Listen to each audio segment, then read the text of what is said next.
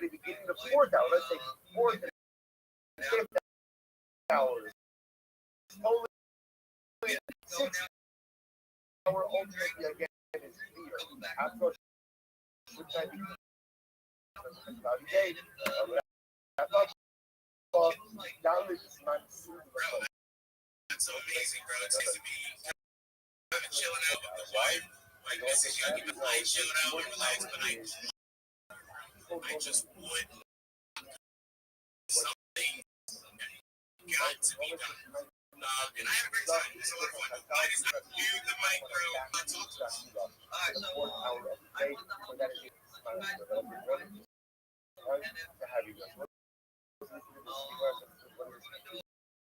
Look at that. She smiles to the like, oh,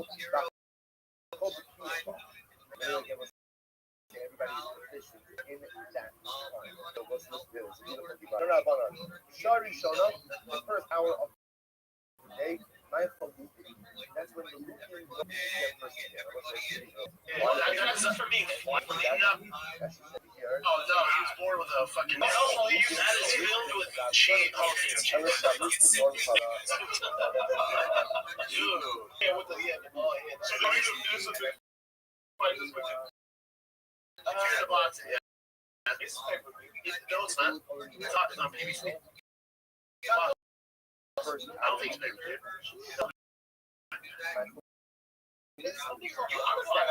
I'm tired because I like it. My girl's meant to fucking choose. Wait, you just say this? Yeah. Get down. Yeah, totally.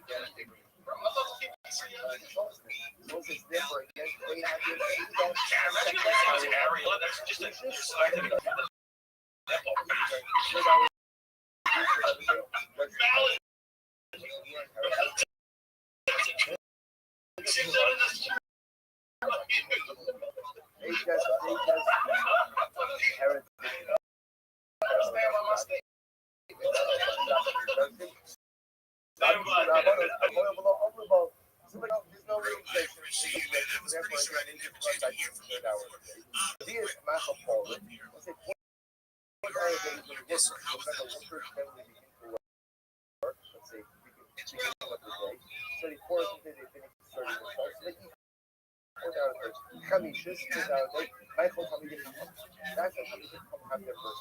She should my phone call on.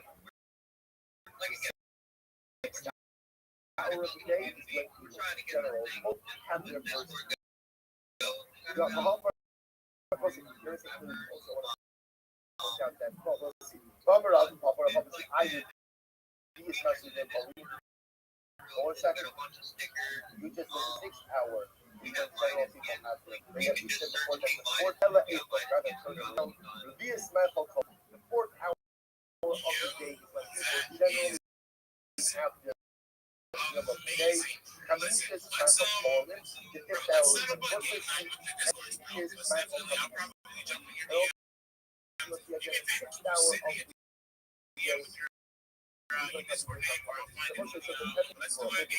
what you think is like determine your secret of the day.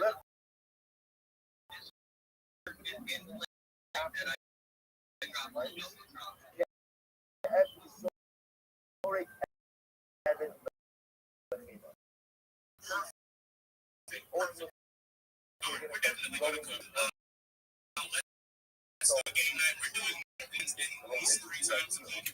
Together, and absolutely love. If you jump in our Discord, which is going to be for some different stuff in the Discord, but also for IO stuff. Things like charity donations and actually help me reaching out to you. This is Yogi Duck. That is your tweet down here. From a get you might follow. We are absolutely we are waiting for 30 going back sheetrock, guys. Sheetrock. However, as we talk about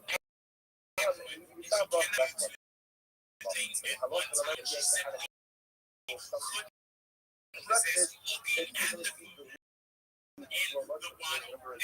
So, you know what? She sacrificed all of us for him. Just like we know. So, shout out to you, 32 Dream. Let's keep moving. Let's move to the very next speaker. Yo, Chaos or CJ. What is good, man? I am tossing you the mic. We're going to take our shows. So we're not finished. But at least now you see, now you see that dealt with again in my book about how these non-participants is really a more fundamental thing that maybe not done. That really first comes about by egos. It focuses on how precise are people.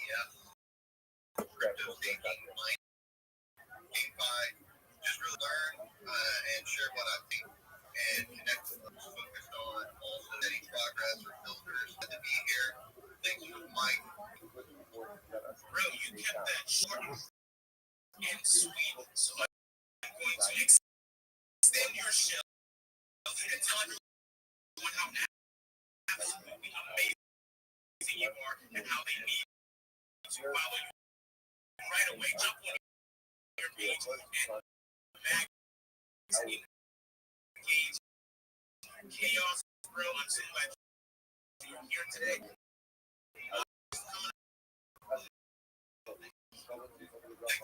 Again, appreciate it, boys. Love the faces. And if anybody needs a little help, and you're not following,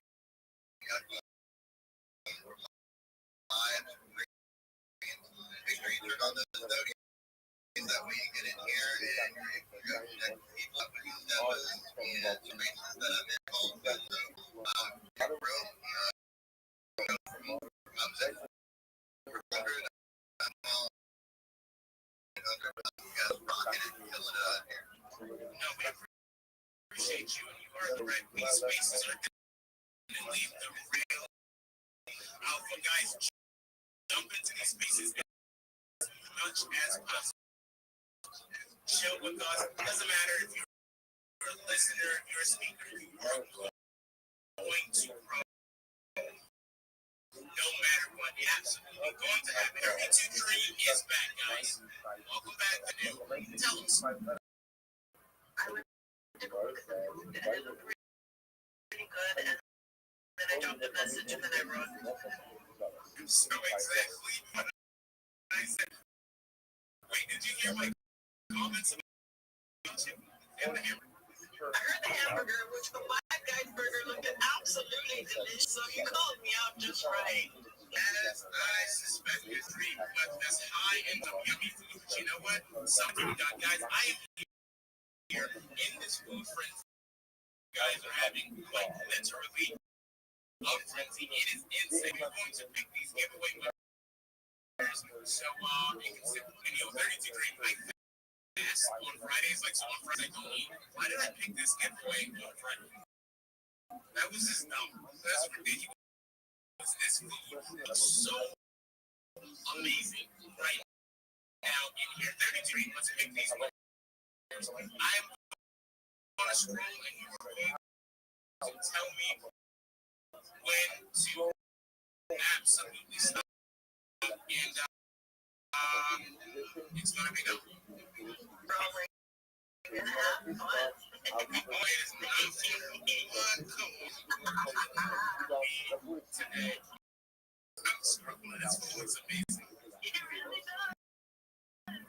It really does. I might take a little bit off it.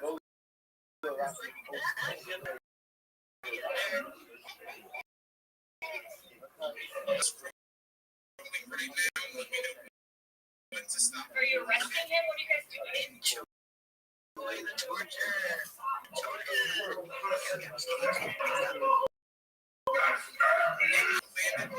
Title chief. You are the winner of this giveaway. Shout out to you.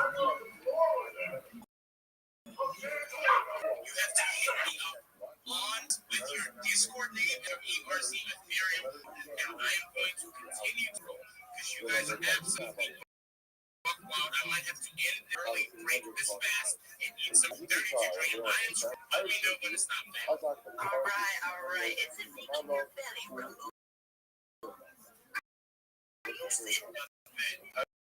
Okay.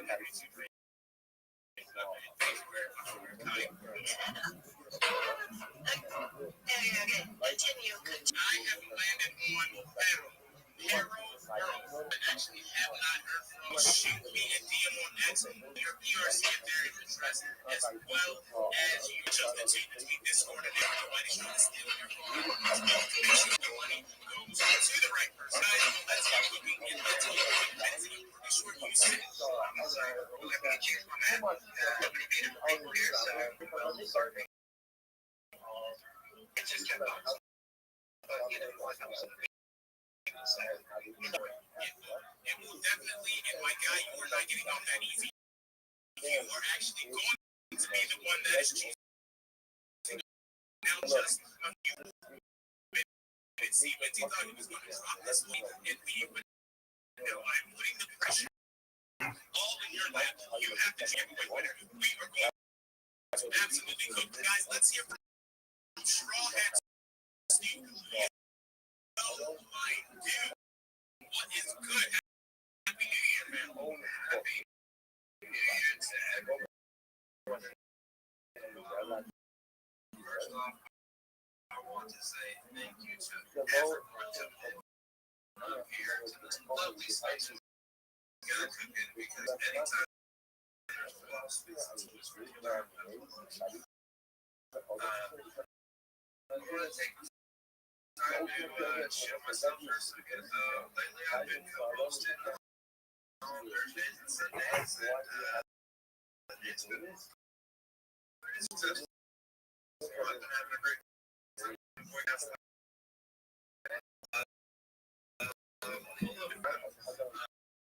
I wanted to say that because I have to give my flowers to big siblings. My man Jacob, Lynch, Mr. Digital, Mr.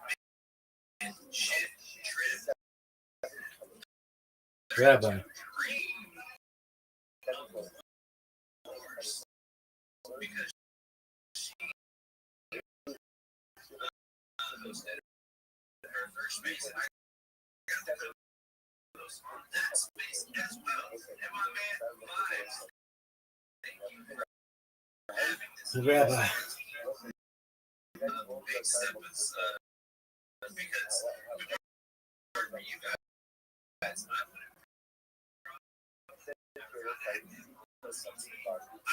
would have stayed doing what I was doing, diving into the trenches, run left and right. But now here I am, getting active in a bunch of different communities. So I just want to give my flowers to the big steppers at the work. You guys, Rabbi. say no more. And from the big steppers, Rabbi.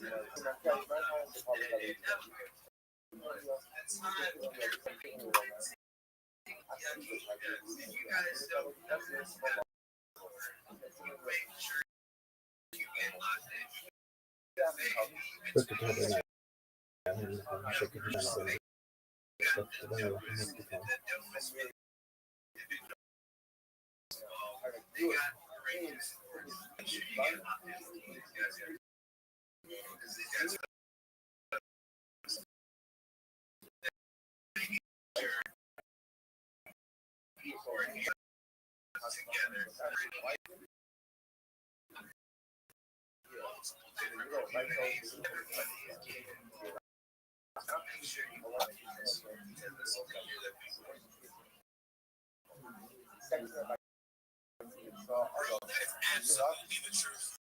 This is the year that we are going to crush it.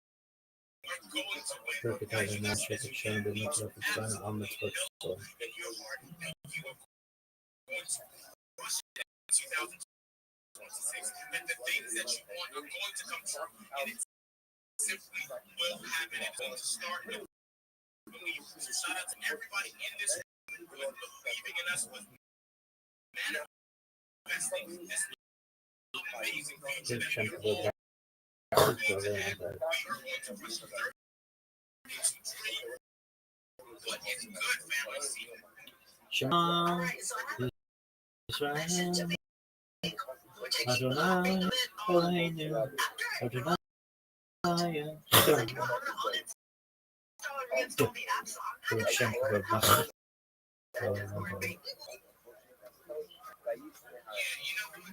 one of the things to be separate, but it is my job to keep the vibes up, to stay positive in this space, even though I can am messaging you some words right now, 32. Guys, that's absolutely not it. Regardless of what we have work to do, we have got to maximally engage in this space. What we have up here, yet to speak. I think everyone is spoken. Speakers up here, we've got to crush it. I am up here right now as we speak, guys. If you're following your host, following, that is how we max engage. That is absolutely how we max engage. So much Yucky Dogs and so big ups everyone as a company as well as everyone. I mean, everything can hear. Big ups everyone. Alright, so this is what I have. Alright, so and then also ensuring like and then also an advanced that's right. Bullshit, yeah. AI there that's basically an idea of taking stuff before right. So basically we want to check it out and use our app. I mean and basically making sure I'm connected with Yoki Ducks. Appreciate and wishing everyone a great year. Amazing year in Broncos spaces. Keep showing up. It is great to have you for doing these spaces all there on my banner picture out tomorrow morning in Saturday spaces. I love Saturday spaces. We get so many push it on the week, max engage and do exactly what needs to be done. Guys, courtesy of Mentality is here in the building. Guys, I have just taken Mentee's info. You have just and I threw it up in the Jumbotron. I need you guys to like bookmark know exactly what needs to be. We are looking for amusing replies. That is the giveaway. You have got to make Mentee really quick. Is it easy to make you smile, bro? Or are you on? I know, prickly, bro. And I'm not prickly. You gotta be small, very easily. Like baby small. Dicey.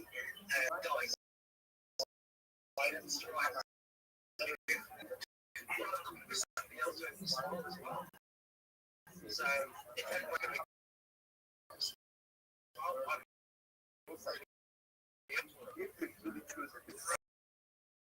that is it. He simply wants to smile. He says he is ready for it, guys. Drop it on. Making something great and have a good time.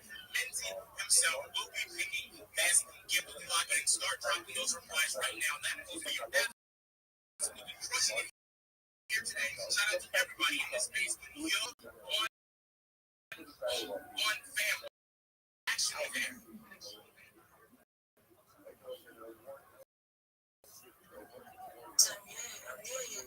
Yes, you are. Good. I'm good. Right. I see it again to the wide. Bring it up, pussy, rise. When you feel so strong, but God says, yeah, me, I swear to be, so I said, girls, what's up, everyone? See more references. And it's Facebook, because it's moderator. I see people that give up and I meet them, maybe millionaire in my country, yes, channel. Yes, YouTube channel. Yes. And Space Host and it's a collaboration of this let me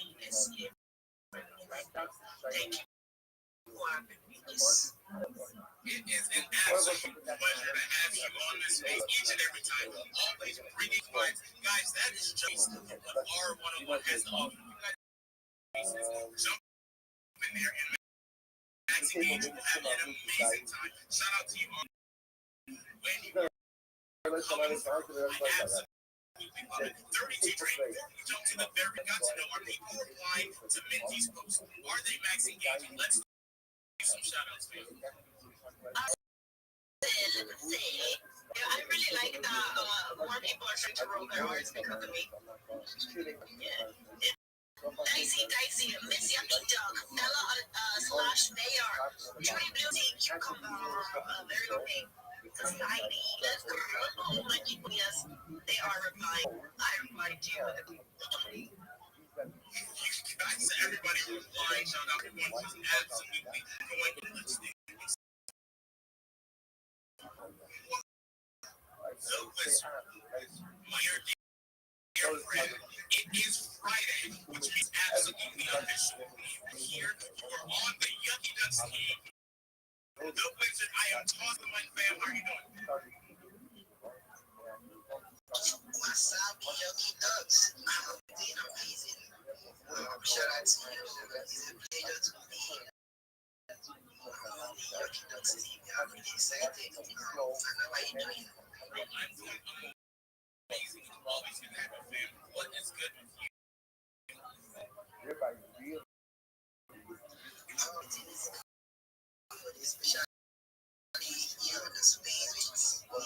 Shout out to my Wasabi, Dating to Dream, and a lot of people showing up. Supporting the Yoki Dog. I'm here to buy my community in the space. And also, as you guys officially part of the Yoki Dog, we are looking at what is coming up this January. So stay locked in, stay tuned, join the world, and don't forget to be a part of this. I got this condition with this person because he loves it. And also, I'm a community builder on this space. I'm a moderator. I'm a reader. I'm a shooter. Yeah, I'm here to Australia for you. This one. And this one is thank you, Yoki Dogs. Bro, thank you for showing up, guys. Everybody knows the Wizard. He is literally everywhere, always showing, always grinding, always locked in. I'm not sure this guy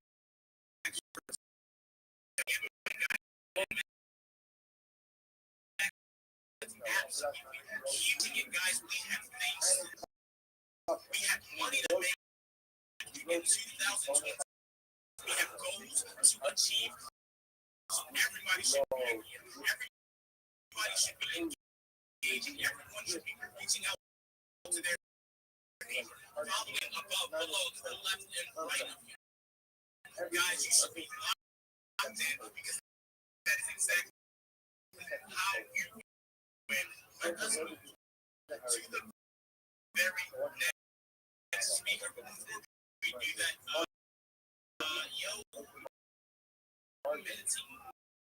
checking out some of these replies, man. Yeah, man. I'm big chicken. Here's me some funny ones. I'm still giving you money for you to wait for a wait here. says, yeah, I'm happy with your family. That's a change. So I'm ready to go to your life. I'm just maybe any great parts. I'm on your comments. I'm for them. I will make my decision on that. Bro, you have heard it jump onto the Jumbotron X engage with all of those posts. Drop that alpha. Do some replies next giveaway. So absolutely stay. Let's jump to our very next speaker. Yo, he up and fell back down. I brought disappeared, but I have pushed again. It seems as though you are actually here, my guy. What is going on? Yo,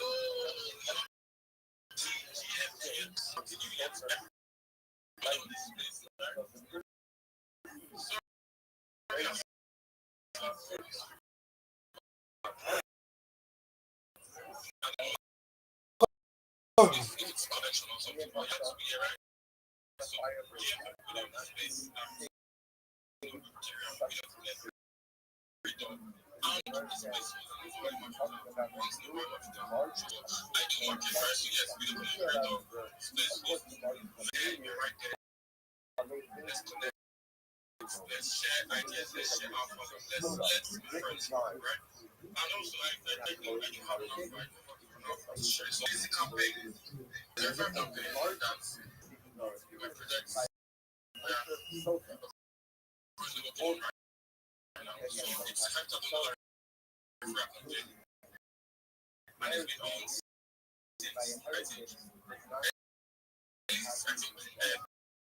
since it's about 29 days.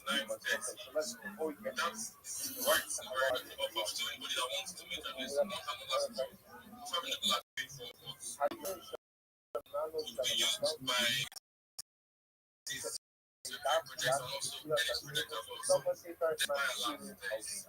It's not like it's not whatever you can upload and you can ask God any question related to that project and it's definitely to give you an answer. So if you are going to make some boxes and this year already so it's be open or send me DM and I'll drop comments to see. Thank you very much, guys.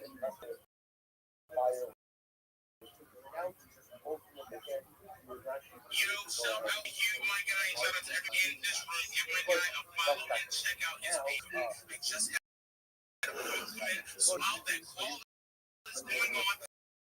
I am tossing the mic to Dicey. Yo, Dicey, what is good, fam?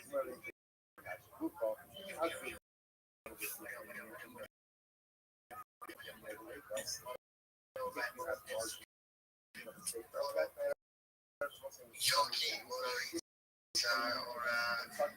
Yogi, community, why you laughing? Jesus Christ, chaos. I can see. I can see everyone. It's not sexual, still has to maybe also for you. I can see. So many people in his house, and one day I wish to be here.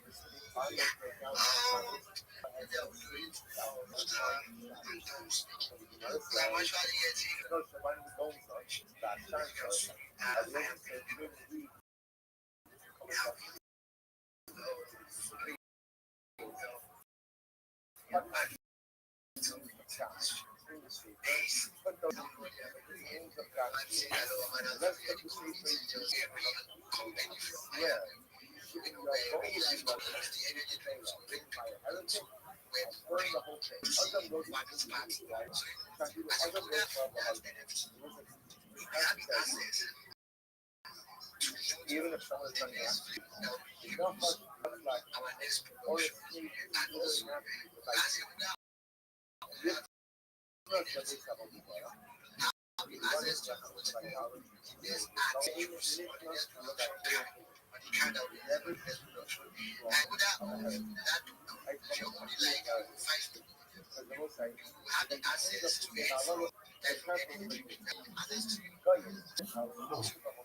this is what they know.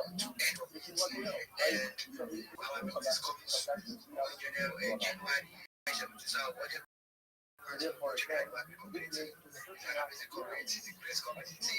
found out the ideas and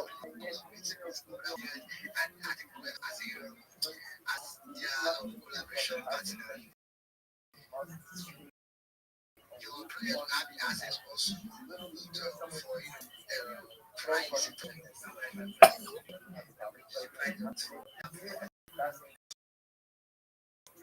And also, I just want to shout out to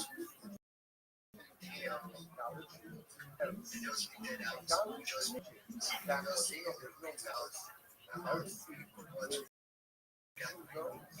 Really quick, I know. What's your yo? Shout out to you. He is grinding and he has this very gaslighting. He is working with Straw Hats and their spaces are apps.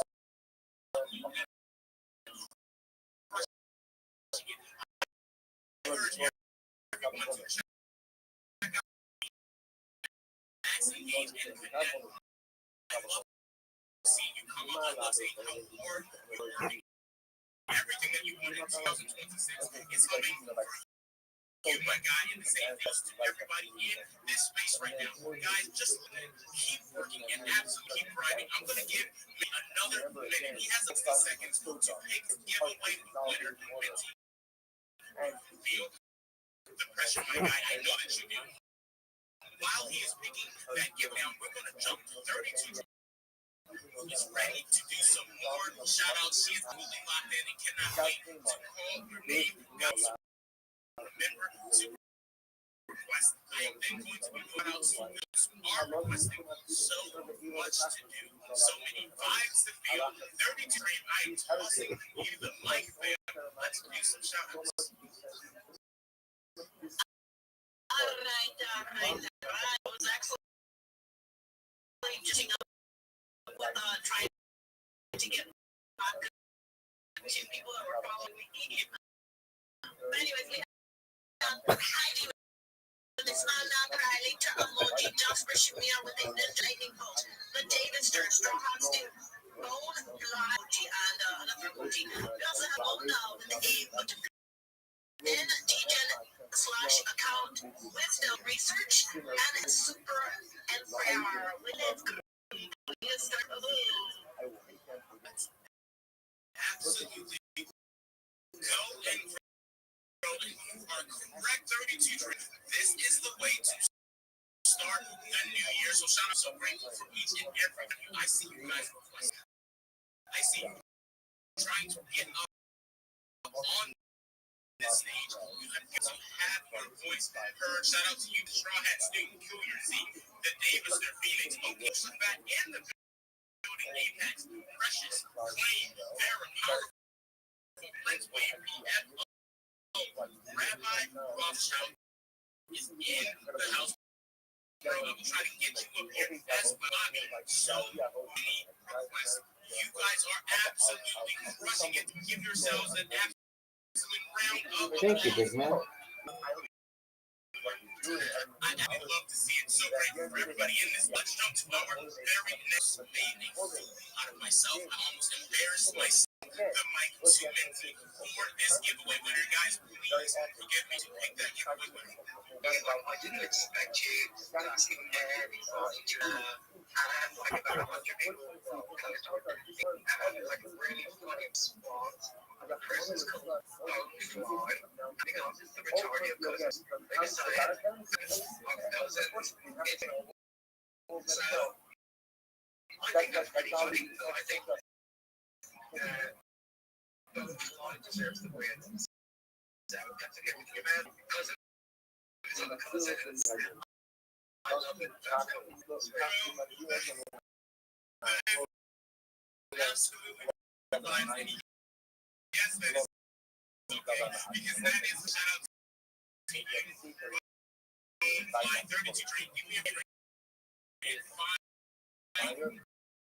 that bone fire. Screenshot that name so I can write down there. Full act. You know the deal. Bone fire shoot me. And the one at ERC. That is your area of address. 20 4 hours. Shout out to everyone who participated. We're just having a good time on this new year Friday. Shout out to all of you. Let's jump to our very next speaker. Toxic Bitcoin researcher. I am tossing you the mic, fam. How are you doing today? Sorry. Possible I have a community. It is Absolutely love this 32 dream so sad. She is so sad right now with that building. Yo, 82, what is going on there? I know you guys are slacking. I have got to bring up more people right now. Give me about 30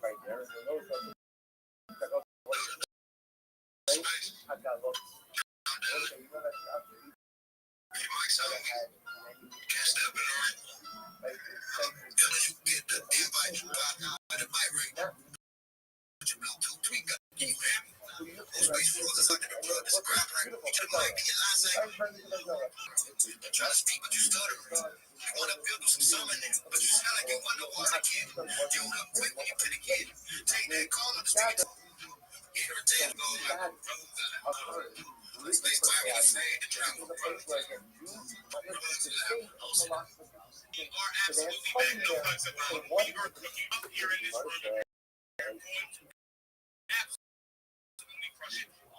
Yo, precious is up. Precious, I am almost great to say your name. Are you here, man? Bro, we are absolutely rocking today, but Dawn Fancy obviously thinks this is hilarious. What is up, bro? How you been, man? Shout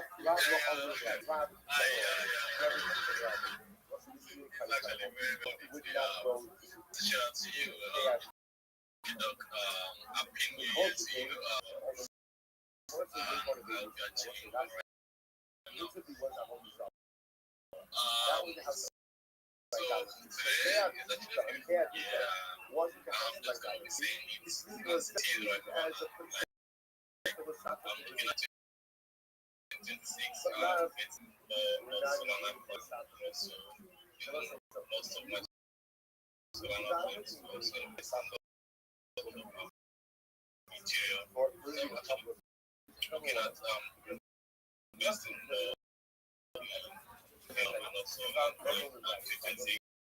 because as I say, it's actually very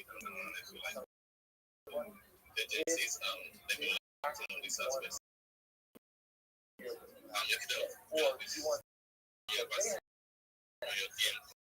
coming in right about now. It's going to be very much better.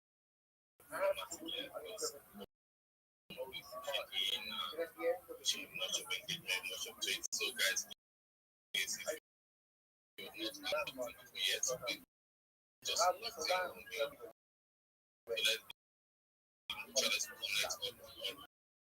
aspect and aspect.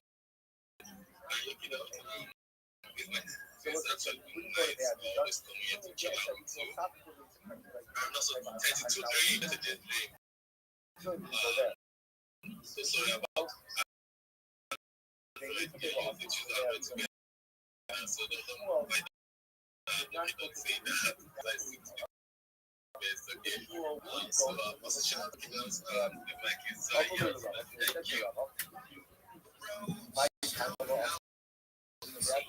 I'm excited to have you here. It is always a pleasure on the DJ, my guy. You are reliable. You have come to bring that energy. And listen, I don't want you to think for a second that I judge you for your poor choices in life with the answer.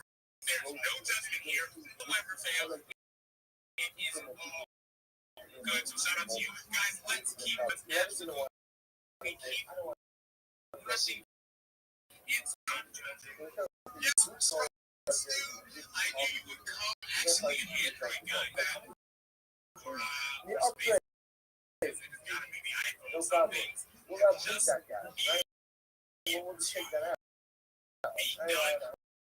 Let's see, I we have a man that hasn't had a chance to speak. There are But some I have a brothers guy who had jumping up and falling back like so my guy was wave throughout this and now space. he It is okay. Not be deterred. Yelling, I just shot you. He followed back on his good name.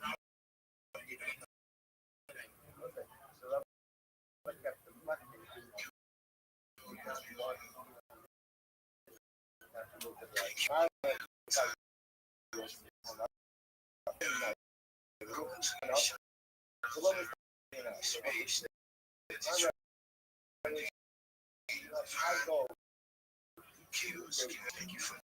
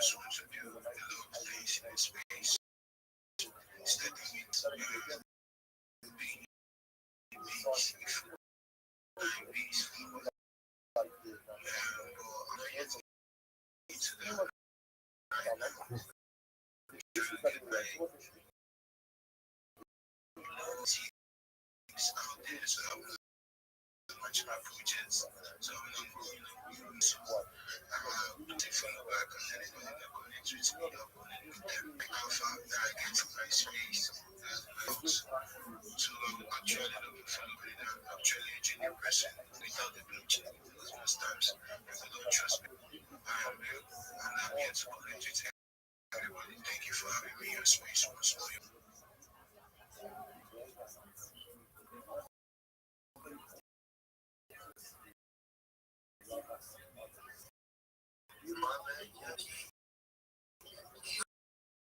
I am here, bro. I am absolutely here. I was dropping so you guys just missed out. I was dropping so much alpha from everybody in this space, guys. Let you guys know the way to have a prosperous life and amazing life. How to make these bags, how to absolutely crush it. But my mic was unfortunately muted. So you guys have definitely missed out. I was do it again. I apologize. 32 Dream, I am tossing you the what's good, man. Yo, and I just want to shout out Nate real quick because I saw him. He's been bombing the freaking emojis because he's trying to grab a mic. I'm like, bro, I'm trying, but it's not working. But I'm glad that you're fighting where you want to speak. So let's go. It really caught my attention, and I typically don't see emojis, but the fact that he was like spamming it so much, I actually saw it on. And now Doesn't see Andrew enough. Listen, guys, shout out to you, Nate. Thank you, guys. Max Engage, my guy, jump on his page like every single thing that you bro. All of us in here want maximum growth. We've got to do it mutual. We have to do it together. That is absolutely how we are going to win. So shout out to each and every one of you. Big wealth, big wealth. That is what I need right now. What do you want, fam? How are you doing?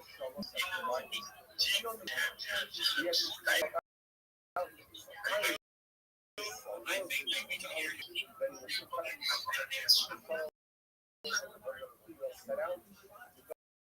Your shit sucks, son. You are struggling, my guy, but that is okay. We can bring up somebody else. Shout out to you, Big Well. Everybody definitely have a follow. 32 Dream, ever since you said the spamming the emojis and trying to get up here to speak. Shout out to you guys, algorithm. And we absolutely love it. Fortune is mad. We're going to try to fortune up here in just a second. Yo, DeFi mode. What's good? Shout out to you. My guy, shout out to 32 million. It's your for the first time, actually went to the project. You get The name of the project is Plastic Hanics. It's NFT that you could like in the website. Like they want to give to them what are you doing? of unique cards, like call them a powder cards, exclusive, and use it. And then like whatever they get 25% of the win, 75%. So I would actually urge you to like to go on the Discord and check the white paper and everything is under within the Discord. Like, thank you very much, everyone.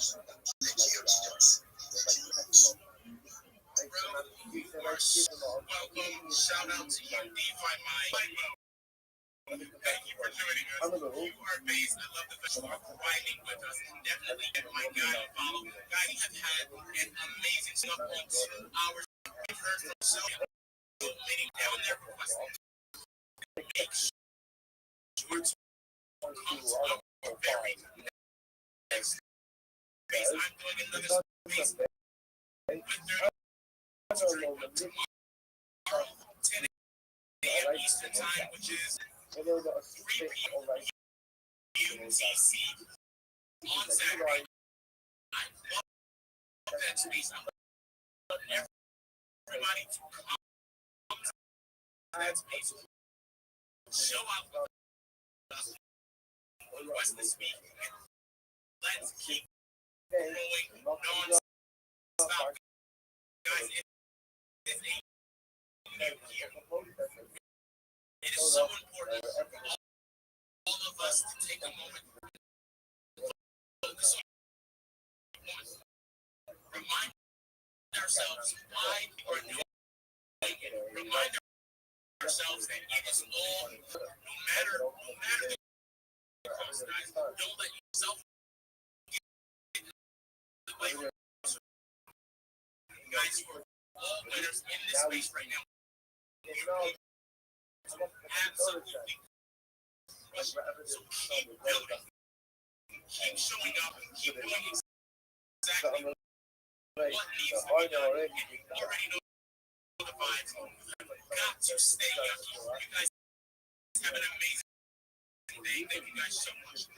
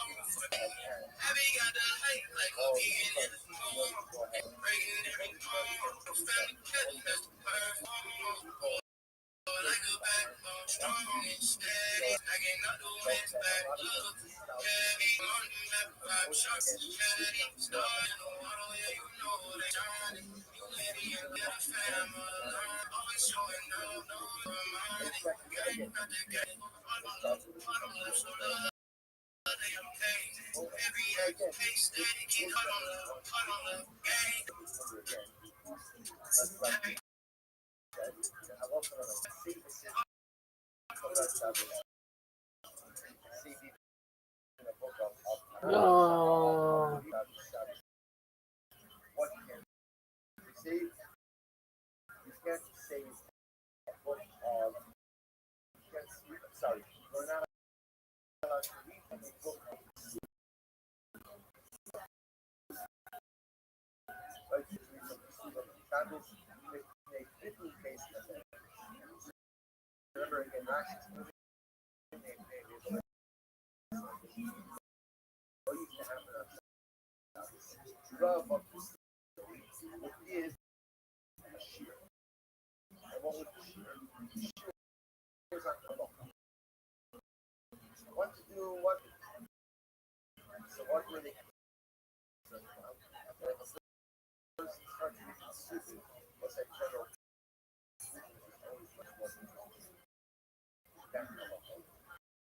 So the first instruction was that you're going to get caught up in everything soup, and you're not going to do it. If you don't go to shear, they're not going to learn halacha.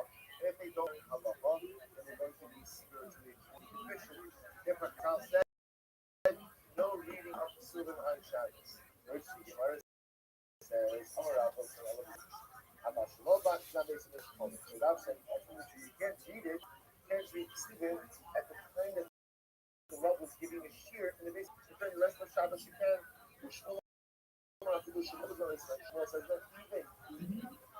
Even at the time the Rav wasn't giving the shirt, you can't read Subin on the Shabbos. You need that stuff. Bahana Ardo, Asu Yeshua, yet Nardo was giving Yeshua, but now God had Pasuk Subin.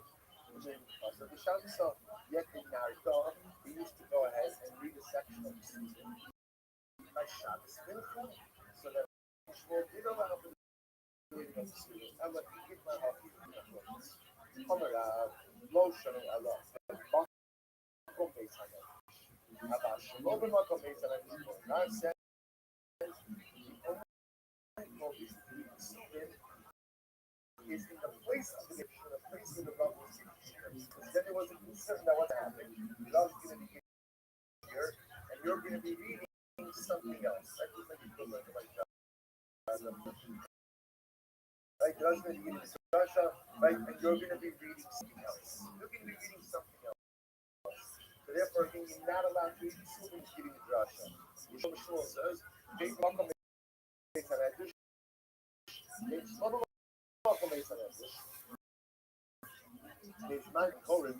Shalom is not Beis Hanafish Kohen. So Shmuel says, no. Geography is not right. It doesn't apply. You can't be no matter if it's Beis Hanafish or if they're at home. We don't want anything that goes, but when it's not well here, then you are permitted to read the Sunnah. But the Shmuel Tame is looking for something in our job. Constantly, to the Sunnah that in process of Shabbos. In our job, by Shabbos. So that's the position of Shmuel. I love myself. You know it. It's only at the time of the year. Of the year, you can't read the Sunnah when you're in the basement. What you're at home. But it's this year. Not showing the only down on the color. Reality, because we said before, we spoke at the Nehemiah, and it's just really here we go. Option is going behind about even though we said read similar Shabbos. However, about showing it will say you learn Russian associated with learning Russian associated with Darshan behind, and again, the learn depth student, Mitzvah, like Pasuk, maybe go about, and ultimately, I think you need a Pasuk from the student. Looking something up, you can look up a Pasuk, it's full of season. And you if they mass on the kissing college in Florida. So we kind of try to check that out. And we see them, in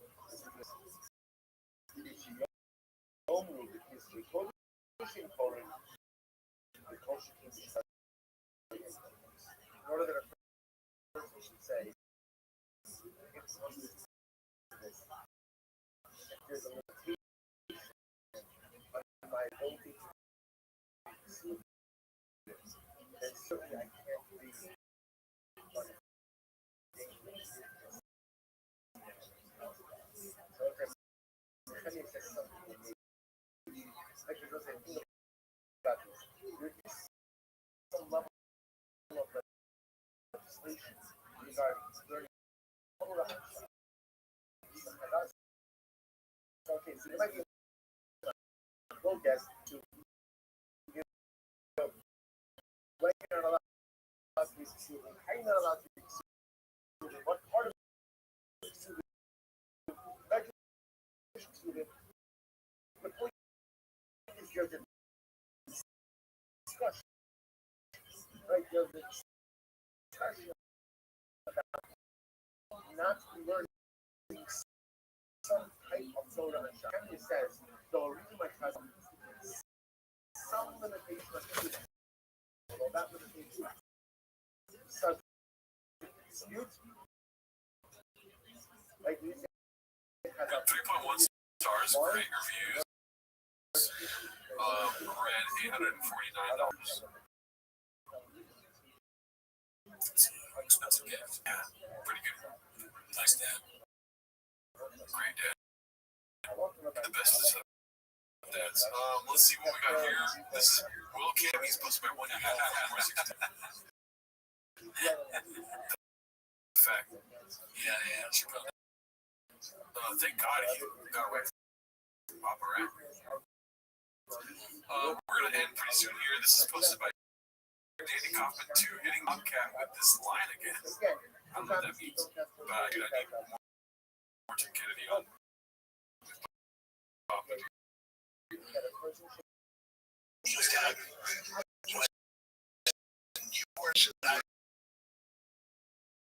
And he's more athletic, bigger, faster, stronger, better. I would pray for it. Hands down, you were not going to beat me. That's it. This is I mean, I really you would have to kill me to stop. You know, you get a little tired and you take a break. You know, there's people like, oh, she's you don't want like really, you're supposed to stop playing baseball. I said, I will kill you guys. Actually, no. And I was carrying a knife. I said, I'm going to cut your neck. Get your throat. If you don't stop, I'm going to miss practice. Look me right in the eyes, and I'm pretty sure you're trying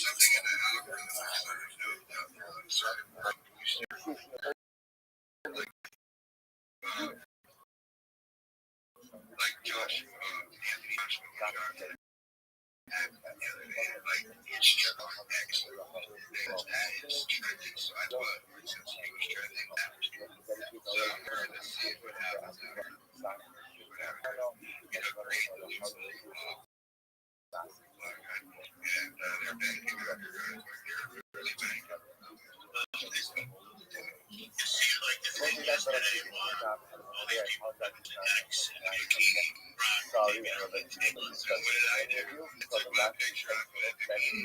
yeah, things like that, think of it on the spot. Talk wide, Really, over.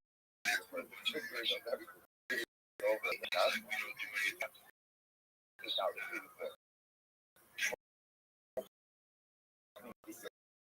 we are thinking on the day or lining up from the bottom. Keeping the contract. Not a few For months. the next month, they should be talking about it. That's talking about part of. I think my folks rather, and that's my folks. Anyway, come on. But you see, the way the part of was effort to show the effort which was literally mountain level area, and we'll call it cuts of eight axis area close to the gut, cuts of axis area for social living lower has right is over that area. That's my focus rather. So again, Rob essentially says that both of them are treating the same way. Both of them are that axis area. And Shmuel says also the devil should have short the one he uses it through both. Shmuel's logic is, I'll just read this one. Shelazet Hashmish of an apple. Ulazet Hashmish of a kasha. The Moldover Shet Hashmanachos. What up? I'll be there in a second. Also, Zed Hashmish of an apple. Again, essentially, Shmuel is one area accessible by two other areas. Right? area is given to the one that I choose that. Remember we had the case where you pick up things, you overturn it, and you go to use full slaughter. It's a good slaughter. Area you haven't had ease of use one, but not ease of use red sea area is a possibility.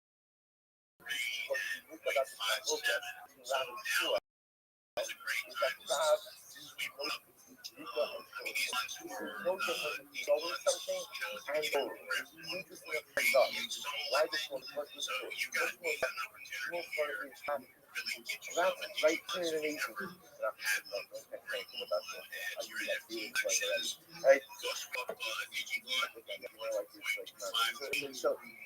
So it's interesting enough to explore this ahead and explore to understand that gravity, by definition, your use, you was on gravity, that's still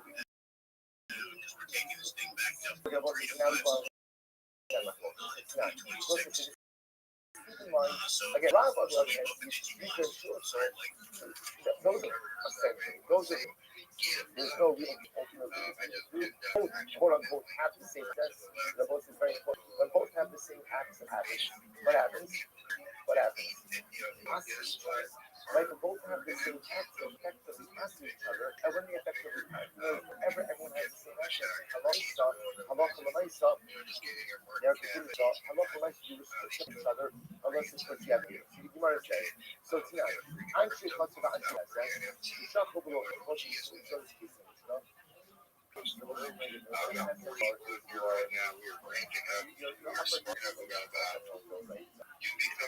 anti culture actually has such a shock to the world.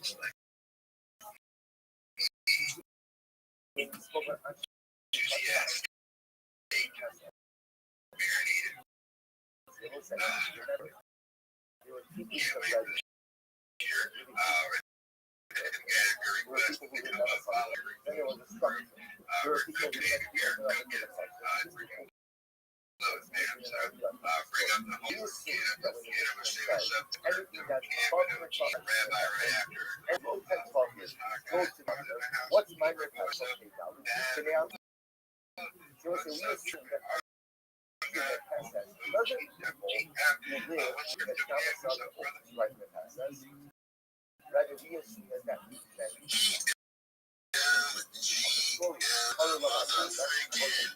It's a Wake Up Late Show. Did you enjoy it? First, hit that producer, real toxic friends and frenemies, and send it to all those group chats you're in. What's up, bruh? What does it say? You have people in the area, people in the how do you decide which part of the country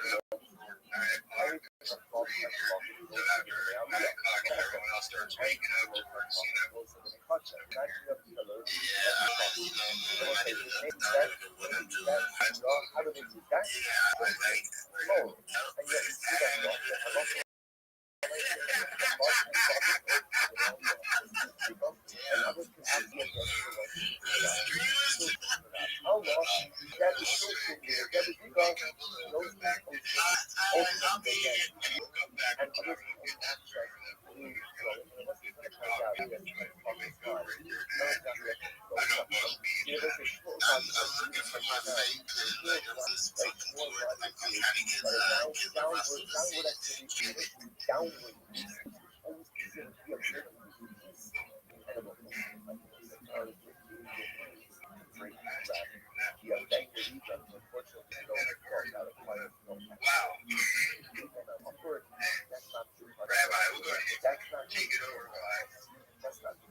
To be here. First of all, I would appreciate a follow up if you can do it. I follow everybody back, so if you follow me on timeline, you can see me in a moment to you live on video. Nobody else is doing that. We are advancing the culture, friends. I'm Rabbi Rothschild. I stream my life 24 hours a day, 10 days a week, 364 for world peace.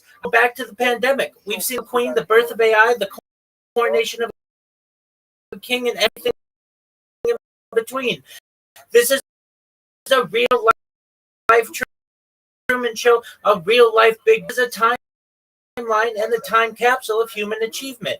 In the 1990s, Bill Gates coined the phrase "content is king," and I'm making it true today. I'm king of the internet. This is the biggest event in global history, and here's why. In 2018, The Economist magazine stated that they were taking petroleum as one resource, and I have more data on the internet than any ever, which is making me very going viral. And when I do, I'm independent if you're not already. I want to ensure that you have generational wealth if you don't already, and I want you to be able to start charities, philanthropic organizations, your own. I'm unlike influencer you're ever going to meet. I'm not live YouTube stream nor two YouTube streams. I'm live on over 20 simultaneous YouTube streams, 24 hours a day. You see degrees. I even have a camera. If you want to view these streams, they're available in profile. Additionally, the link's available in my pinned post. You'll find in my pinned post a link to my link tree. I dare you to look at my link tree. Nobody dares you to look at their link tree, but I do because I have more social media than any person ever. I have more content than any person ever. You'll also find a link to my Discord, discord.me/rabbi. We have over 2,700 people in the community and continue to grow each day. In addition to making you all wealthy and wanting to promote world peace, I want you to know that I want to help end world hunger through the use of technology, such as agriculture drones, floating greenhouses, saltwater houses, hydroponics, vertical farming, cloud seeding. I want to help end world thirst. I'm sponsored by a cryptocurrency that's about $100 million, and one of the things that we do is we build wells and water towers in developing nations for the benefit of the less fortunate. Additionally, I'm an advocate for the Lifestyle program, and most importantly, desalination technology, where we pump Earth seawater onto land and make it drinkable. If you are a reply guy, if you're a Web3 marketer, if you're a reader or a shiller, and you want a mentor, coach, and friend, send me a follow. I will follow you back. Send me a DM. I will respond. I want you all to know that I'm here to support you both personally and professionally. I'm here to be a positive person in your lives. I'm here to have an optimistic view on the future. And most importantly, I want to give people. And with that, I sincerely appreciate the opportunity to share. Bingo. I have a question for Rabbi. Hit me with That you may not be familiar with Judaism. Ensure to say as many normal Orthodox Judaism prayers as I can. I like candles. I certainly say blessed on kosher food. Do everything I can to live as Orthodox a lifestyle while still streaming it. That is awesome. That is awesome. I gave you a follow, and you learned more about you, and that was awesome to have a man in the room here. We appreciate that. Thank you so much for your high praise. I appreciate it.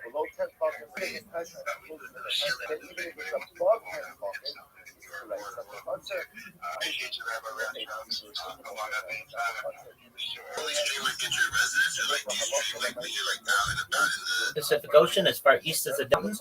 I've streamed to Beverly Hills in Los Angeles, at Disney.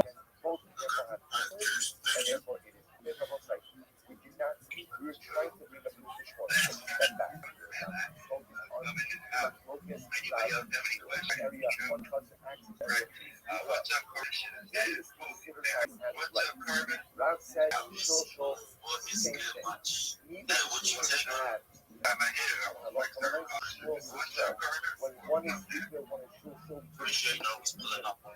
How did you join? You're very nice. Next, now, Julia Sabor Bahasela. Julia Sabor had an area that is the edge of the pit. Julia is the edge of the pit. Are you effing serious?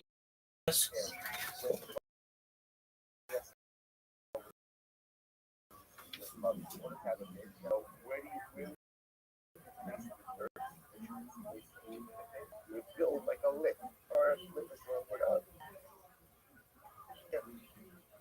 Thank you. And it banking around a bit, thank you. And it's around a bit. That's called Julia Sabor. So again, obviously that's higher than the rest around. What up, you?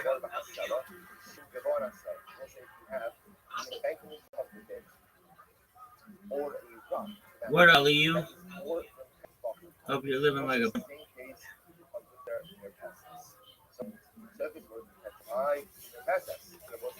Football's good in England. Again, that's all we talk most of the time. If a lot of my say less says and talking right, the concert. Ultimately, reference to the concert. Umaratura, the host observing the process. So the Gemara says the Puna says that Allah so we give everything ultimately again to those who go ahead and dwell within the process. So let's remember again, the Puna is here. And Allah says, remember, this one I think that the process means what? And they are real. It means to the people who do their authority. No. Their process literally means to live under their apartment, their home, open directly onto the process. So again, therefore, I have two groups. People live in the Khazar, people call them group in the process. It's a very simple well. We talked a bit, top of the rock, when I'm more than 10 talking high. Those are considered the domains of the passes. Anything above 10 talking is the domain of the passes.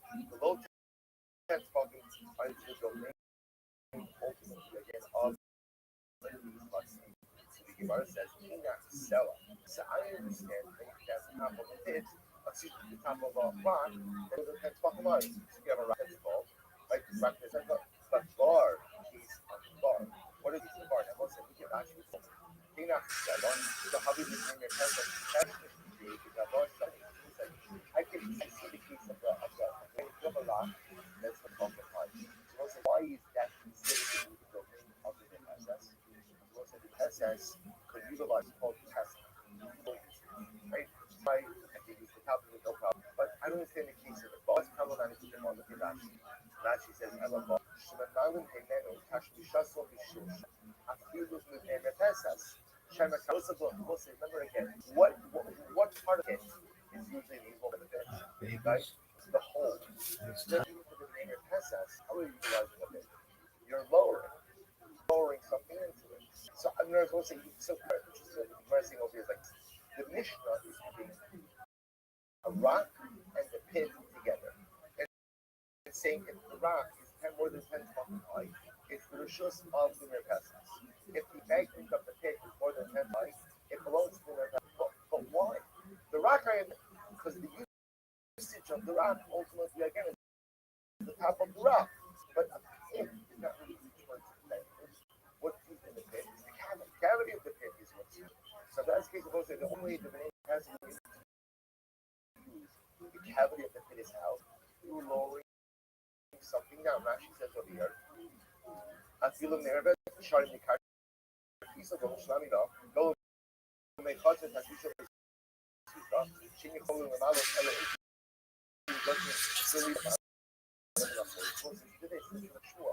Watch this. You have a pit. Thank you. The name of it says, how do they use the pit? How? Right? Given a chaser, how do they use the pit? Bucket or something, and have to throw it over the embankment in order to get it into the cavity. So this is a case of echad b'shulshul, echad tzvika, and yet what does the Mishnah say? We award use of it ultimately to the Merkasas, which is a proof to Shmuel's statement. Using of one area go, using of one using you go, or one give it to the one circles around. God, this fucking fire, dude. And I just wouldn't stop. Eventually it would. And so the Gemara says, Funny thing to say. The other day, the son told me that his son says something. yeah, actually, I'm sorry. My son said, "Let's get ice cream." I said, my son said, "I want to rewatch Game of Thrones from the beginning." So again, that upper area, Here, there is another one that I want from the Tim Kennedy episode, but I think we get enough upvotes. It's a text post. Else from the Bible verse posted by Tony all says heavily into chains, but this is full time. This is our best content ever. I have been watching those as I was trying to put in songs, but I think got this didn't find it. Tales from the Bible verse was so well done that it's created other scenes. Let's see here. Texas Racer B posted it's Love's movies. Nice. I mean, I'll show you that, but we'll see. Andy Kaufman 2, going Kuma, pounding in theaters. let's see. I mean, I'll show you goals for my son this weekend. Like, it's crazy what they can do. Or defenders, all descending. Like, okay, we know who that could. Off another kid's skate 40 scored. So he's like, water, bash. Let's give him some shit. Because he was slump hitting. And he's a smart kid. He goes, one has either Rico or Schultz. and he built on that. He's just constantly trying to, like, the idea of just constantly telling yourself, there's just wait, in comparison to me, you're a bullshit. I know you're not, but you suck. I'm a master at everything. I've mastered it. If you ever put me on me, oh my god. You could add anything to Walmart girls. Dude, I would die if I couldn't have sex at your age. You have to kill me to stop having sex. Yeah, you have to kill me. I was, you don't want to know when I started. So I was a baby. I had sex when I was a baby. Where you at? John, baby. Give me that bullshit. Alright, sorry. I got in there. Oh, and then he goes, yeah, Dad, I'm only throwing you my fastballs. It's not my fastest. You want me to start mixing up like the cutter and the change-up stuff? I go, sure, dude. Not a prep. Oh no, you say that you couldn't use it. Oh really? Oh fuck, not a prayer. You don't speak shocking. I went too fast. Go back up in there. I start the whole clip over. It's even funnier that they can't hit it now. Yes, yeah. Stuff, I go, sure, The reason we dude. brought up the bar, Not a prep. And then he's like, you good? That's awesome. My bad. My back. Actually, that was kind of funny setup that he wasn't able to hit the balls. So what do we But yeah, it could have been funnier. Yeah. Not a prayer. Yeah. Just don't do it in the weird voice. What's more psycho? The fact that Tim Kennedy's willing to share his address to have terrorists possibly come kill him, or the fact that he's sitting in a chair like this. You know, somebody's got to sit in the chair weird with suspenders. Brian usually sits kind of strange, so you know, he's not there, so you got to have another guy doing that. We should have a petition started that we want more Tim Kennedy content. Drag race. Right now, All right, let's see what we got right next. now, The war is on. Try I 594. Where's Backbone? Shout out to the creator of this series, Levon, correct? Yeah. I've tried watching this, I just couldn't get into it. Let's see what it is. Protect the War Part 2. I should say Descript on the back. I think it's with the editing program. John Bonet redact this. Yeah, we're always fine. Yes, sir. Great. Anyone to count. That's fun.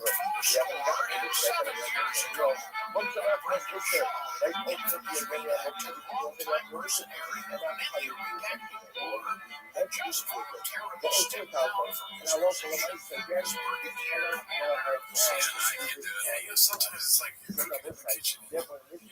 Do taste test. And when the chef tells you a little more salt, That's because yeah, there's something off about it's like somebody that didn't watch Ken Burns, and his baby, yeah, just didn't hit it this time. You know, I'd eat it. And maybe if Levon didn't do what he did, we'd appreciate this. But Levon killed it. Yeah. Shout out to him. We miss you, dude. But I think that's it for this week, dude. Alrighty. Well, we'll see you next week. Take your bye, Vance.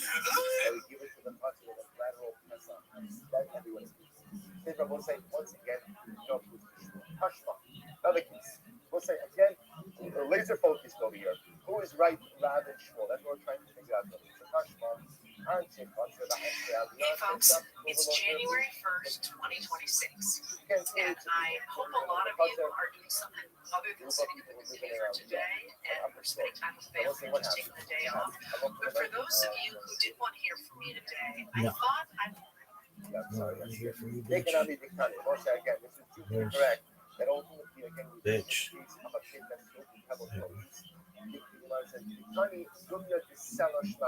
Because also remember again, the Mishnah mentions the case of the stone and the case of the pit together. Just like the stone is muktzah, so too again, what's the case of the pit? It's filled with muktzah items as well, and therefore the level of the pit is not going to be diminished. Hey, what's up? My name Cowbell. The bar case, You know, already know what it is. Gringo Pop right? live Both of stream, these the bottom of the year, and they were telling me that it's Alright, I'm gonna start off the stream real quick. I'm your favorite comedian, Cowbell. You all know me. I've been doing comedy for like 6 years, or actually 6 months of stand up. I did it. I know how to do it. So I'm gonna get right into the bit. Alright, check this out. Some dudes be fucking like this. But you know how Cowbell be fucking like this. Oh shit. What's up? Cowbell's back, bitch. I'm in the house, ready to do some stand up pre-shit before this 24-hour live stream on the Gringo Pop beat, which is why you're here, you know what I'm saying? But you know what I'm saying? You guys missed me, so I'm back. And it's not so good if just because it's above you. You would have wanted to get an access. After all, again, that could become a case of Akadis social, but Akadis legal. Different people, different people. But you are Tashma. Next case, I was still trying to resolve my phone to try to show up. The Tashma, Anchi Hachima Anchi Aliyah, Shishak and Fogel Airboom. You have members of the Hudson, members of the Aliyah, right? Two groups of residents. Some who live in the Hudson, some who live in the Aliyah. What happens? Shishagul Ibn, we'll say they did not make the joint group. So what's that? Anchi Hudson Shtamshin Lashar Takman, we'll define two groups of us, translate the words. So the members of the Hudson, they get to use the lower. Yo, babies, it's day 8 of Kabbalah. It still sucks. So,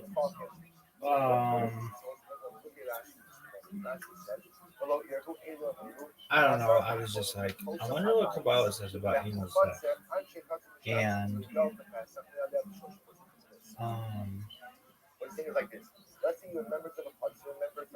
well, then I also want to know what it had to do about rim jobs as well.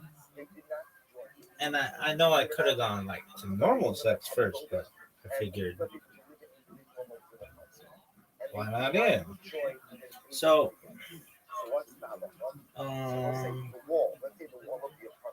Kabbalah does not explicitly discuss anal sex in mystical terms, but Jewish law, halakha, which informs Kabbalistic ethics, addresses it in the context of marital relations. According to classical rabbinic sources, anal intercourse with ejaculation is generally prohibited due to the concept of zera vatala, wasting seed, which is spiritually significant in Kabbalistic thought. However, some medieval authorities, such as cited in the Tosafot and Rabbeinu Asher, permit occasional non-vaginal relations, including anal sex, within marriage if the intent is not to avoid procreation and the act serves to fulfill mutual desire. The Igaret HaKodesh, the Holy Letter, a text attributed to Nachmanides, Ramban, and embraced in Kabbalistic circles, emphasizes that sexual acts between spouses can be holy when performed with proper intention, kavana, elevating physical union to a spiritual level. We gotta continue this talk. In terms of tossing salads, aka rim jobs, in Kabbalistic teachings, the focus is on the spiritual dimension of eating and the sanctity of physical actions when performed with intention and holiness. The concept of tossing a salad as a euphemism for analingus, which I think is a hilarious word, analingus, rimming, is not addressed in Kabbalistic texts.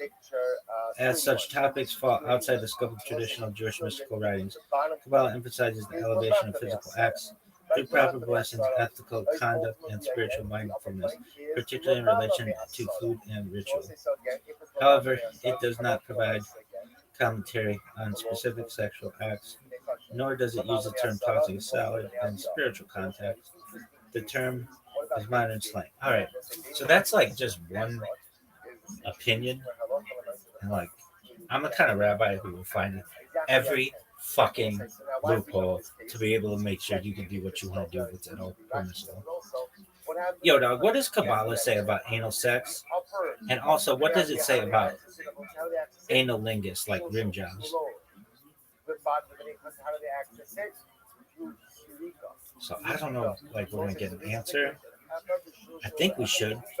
Okay, there's a big picture in Kabbalah. Kabbalah treats sexuality as spiritual, powerful energy. where and how that energy is expressed matters a lot because it's tied to Shefa, divine flow, Tikkun, rectification, and the Sphero, especially Yisod, sexual channeling, anal sex between adults. And we'll have like normal Kabbalah discussions or Kabbalah discussion on normal sex. I figured why not start the back door, baby. Classical Kabbalah is strongly opposed to anal intercourse. Okay. Even between married partners. Main reasons: wrong spiritual channel. Sexual union is meant to channel divine flow, Yesod, Malchut. Anal intercourse is seen as diverting that energy to the Sitra Achra, the other side, i.e., forces of impurity. Seed misuse, Zera Levatala theme. Even when technically not wasted in a halakhic sense, Kabbalah treats emission as a non procreative channel, as spiritually damaging. Association with Klipot. The Zohar associates the re-award direction with judgment, concealment, and blockage, not blessing. Not just discouraged, but harmful. Unlike some halakhic discussions that are more technical, Kabbalah frames this as metaphysically dangerous, not neutral. The bottom line in Kabbalah, anal sex is viewed as a serious spiritual misalignment, not just not ideal. All right, well, hold on. Analingus, rimming. Kabbalah is even more negative here. Why? Mouth is a high sanctity. The mouth is associated with speech, breath, Torah, and divine expression. Hold on here as well. Using it in contact with areas associated with bodily waste is seen as severe inversion of holiness. But what if it's clean? Our extreme crossing of boundaries, Kabbalah places huge importance on spiritual separation of domains. This act collapses those boundaries in the wrong direction, strengthening impurity. The Zohar repeatedly warns against drawing holiness downward into impure realms instead of elevating the physical reward. Bottom line, Kabbalistically, this is viewed as far worse than anal intercourse, spiritually speaking. Calm down, calm down. Important nuance: Kabbalah is not mainstream practice. Many Jews follow halakha without Kabbalistic stringencies. These ideals are mystical, not legal rulings. Rambam, for example, explicitly rejected much of this metaphysical framing. In one sentence, Kabbalah teaches that sexual acts must channel divine energy through its proper spiritual pathway, and therefore views anal sex, and especially analingus, as serious distortions that empower impurity rather than holiness. Uh, so, is that the end? No. Because I'm sure some Rebbitzins out there are saying, maybe I want my salad tossed. And go, well, let me see how we can figure this out. All right. So the halakhic rule on anal sex, if you want to know, is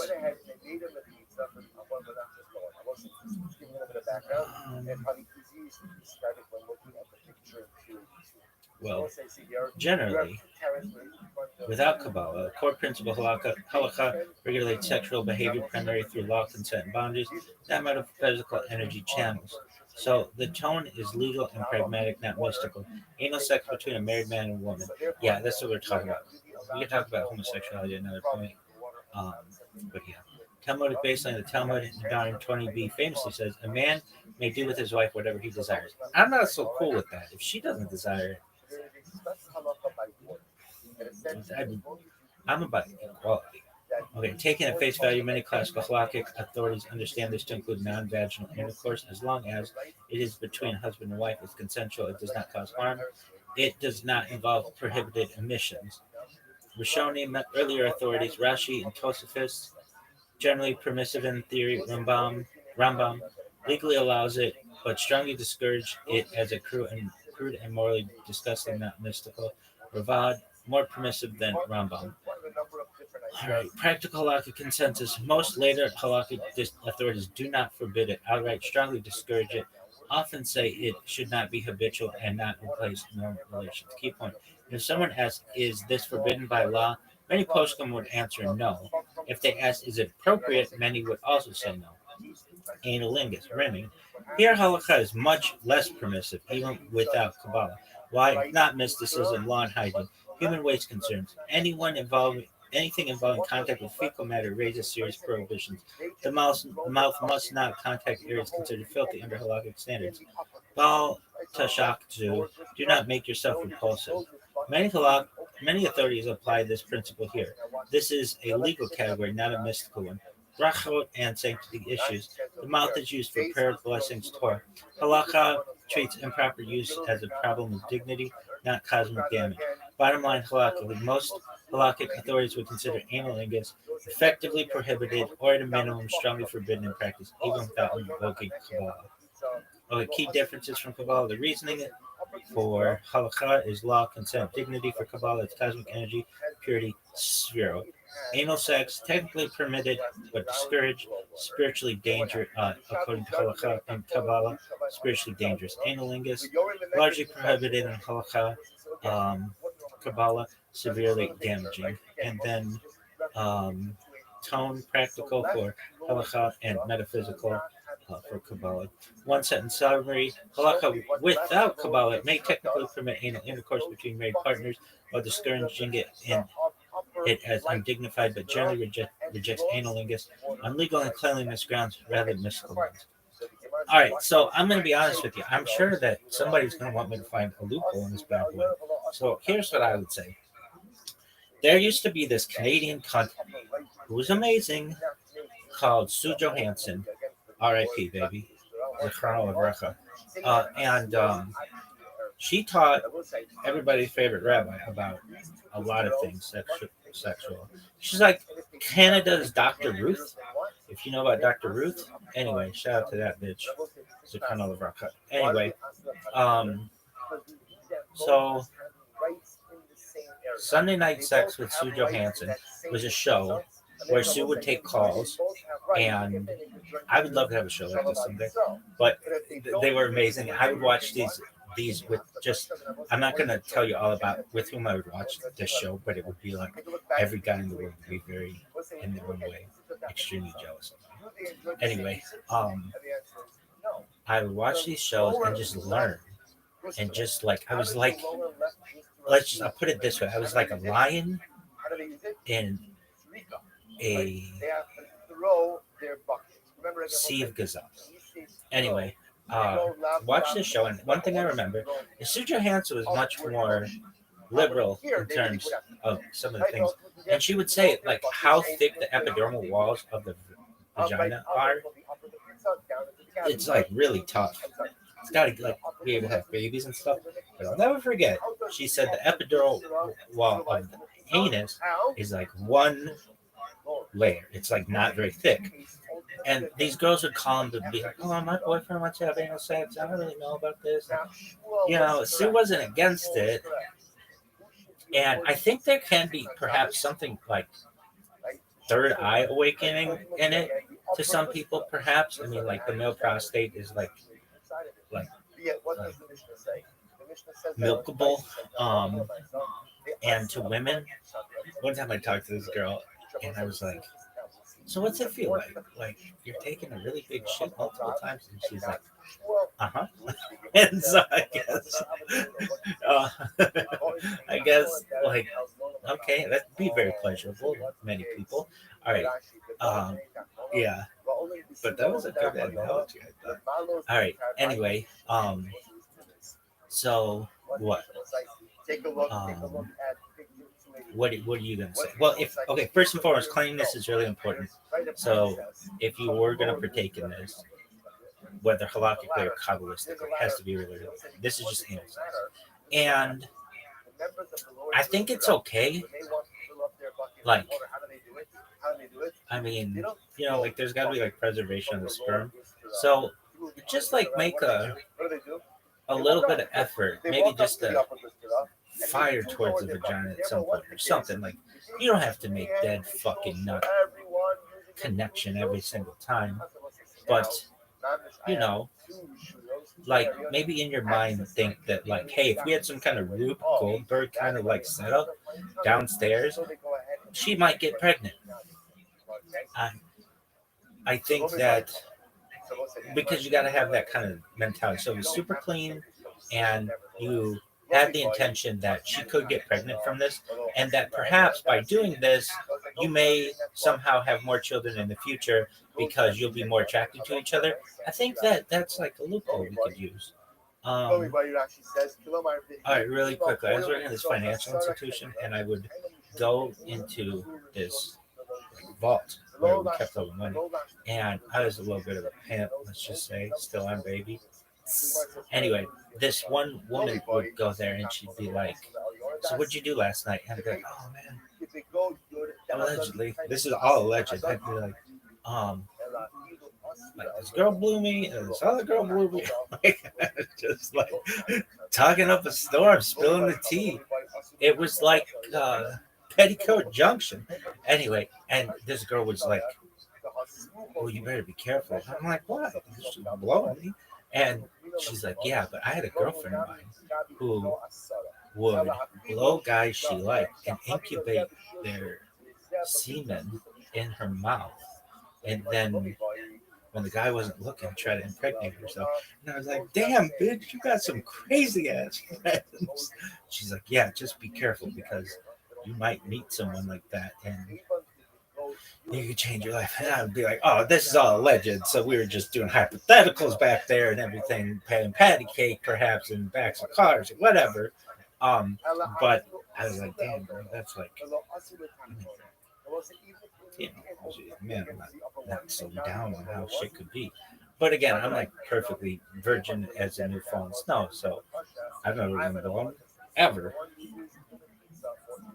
Not like I hold perhaps the world record for most amount of BJ's from hot chicks, but nevertheless, or like that was like I basically made my own fucking religion out of that, kids. But let's not go into it. It had it had religious connotations. We'll just put it that way. Allegedly, perhaps. Why? Who knows? I'm just allegedly. Anyway, back to cunnilingus. No, analingus. Okay, so do you think anal sex is okay? If you did under those circumstances, I think it's better. And I mean, whether it's allowed or not, I mean, it's already allowed. It may not be. Um, it may not be. Um, it may not be like a mainstream thought, but I mean, it is. But I don't know. It's up to you and your partner, really. Look, I say this for all this bullshit. This is like Outback Steakhouse. No rules, just what right. And I don't know, that used to be their saying. And do as thou wilt, just don't fuck up. And I don't think if you did anal sex under these circumstances, I don't think that's too much fucking up. So long as no one gets hurt and it's totally consensual.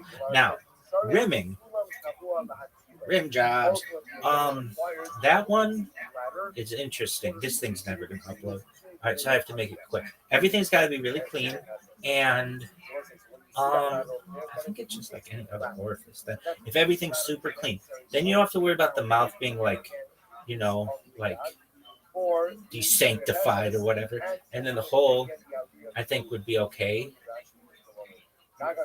And if you really, if you, there was some girl out there who would be like, "Look, if you do this to me, it will allow me to have more children." That's what I'm about. I want Judy's the girl. So with all of this, if you can justify it between you and your partner that, hey, if we do this, we're going to be more sexually attracted to each other and it's going to make things hotter and we're going to reproduce more, then I'm up for it. You're fine. Go fuck yourself.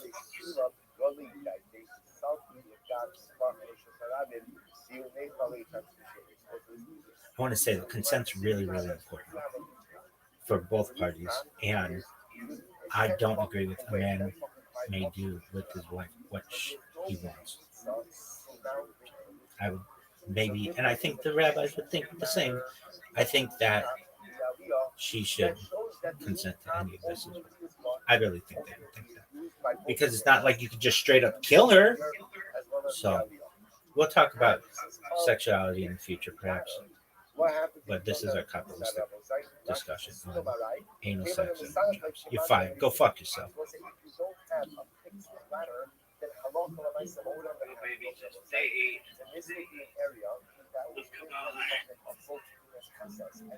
No way. So the Gemara says, Sulam Shavua in, Sulam Araylo, my time. They will say, why is that? Why is it halacha l'maisa? Why is it halacha l'maisa? That only a fixed letter will allow use, but not a temporary letter. Lad should be able to serve Asar the Hadabi Kaini, Asar Hadabi. It must be because it was a single group. Ultimately, the limit is talking about both.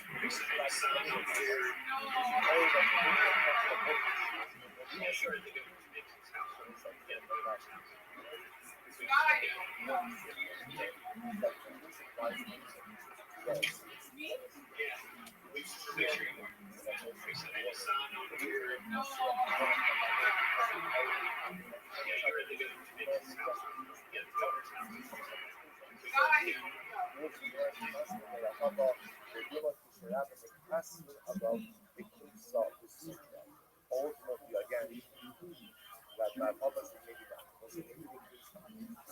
That above two is problematic. Why? Because halacha l'maisa says there's no buffer. People use it.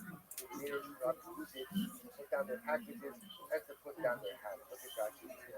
So Sherry Gilim, Muslims, Allah the Pope, nobody in my forest. Hashmish, no kind of ugly room, but have the Muslim cow. This is picture.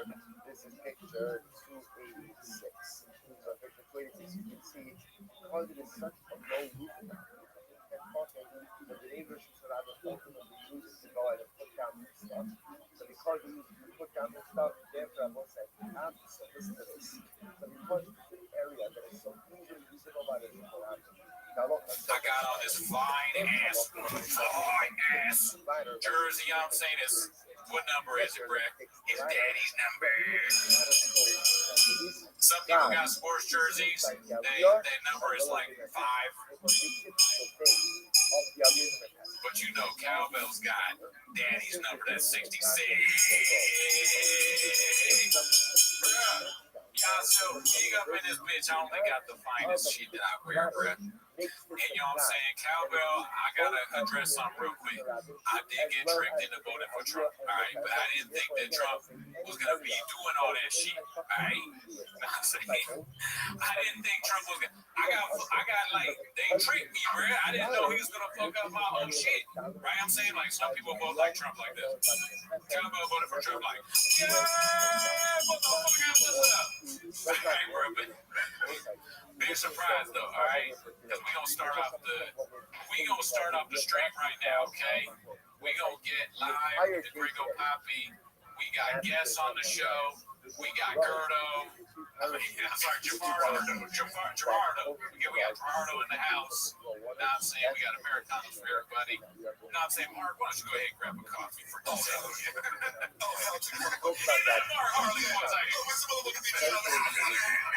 Mark, off camera. No, they're not here. All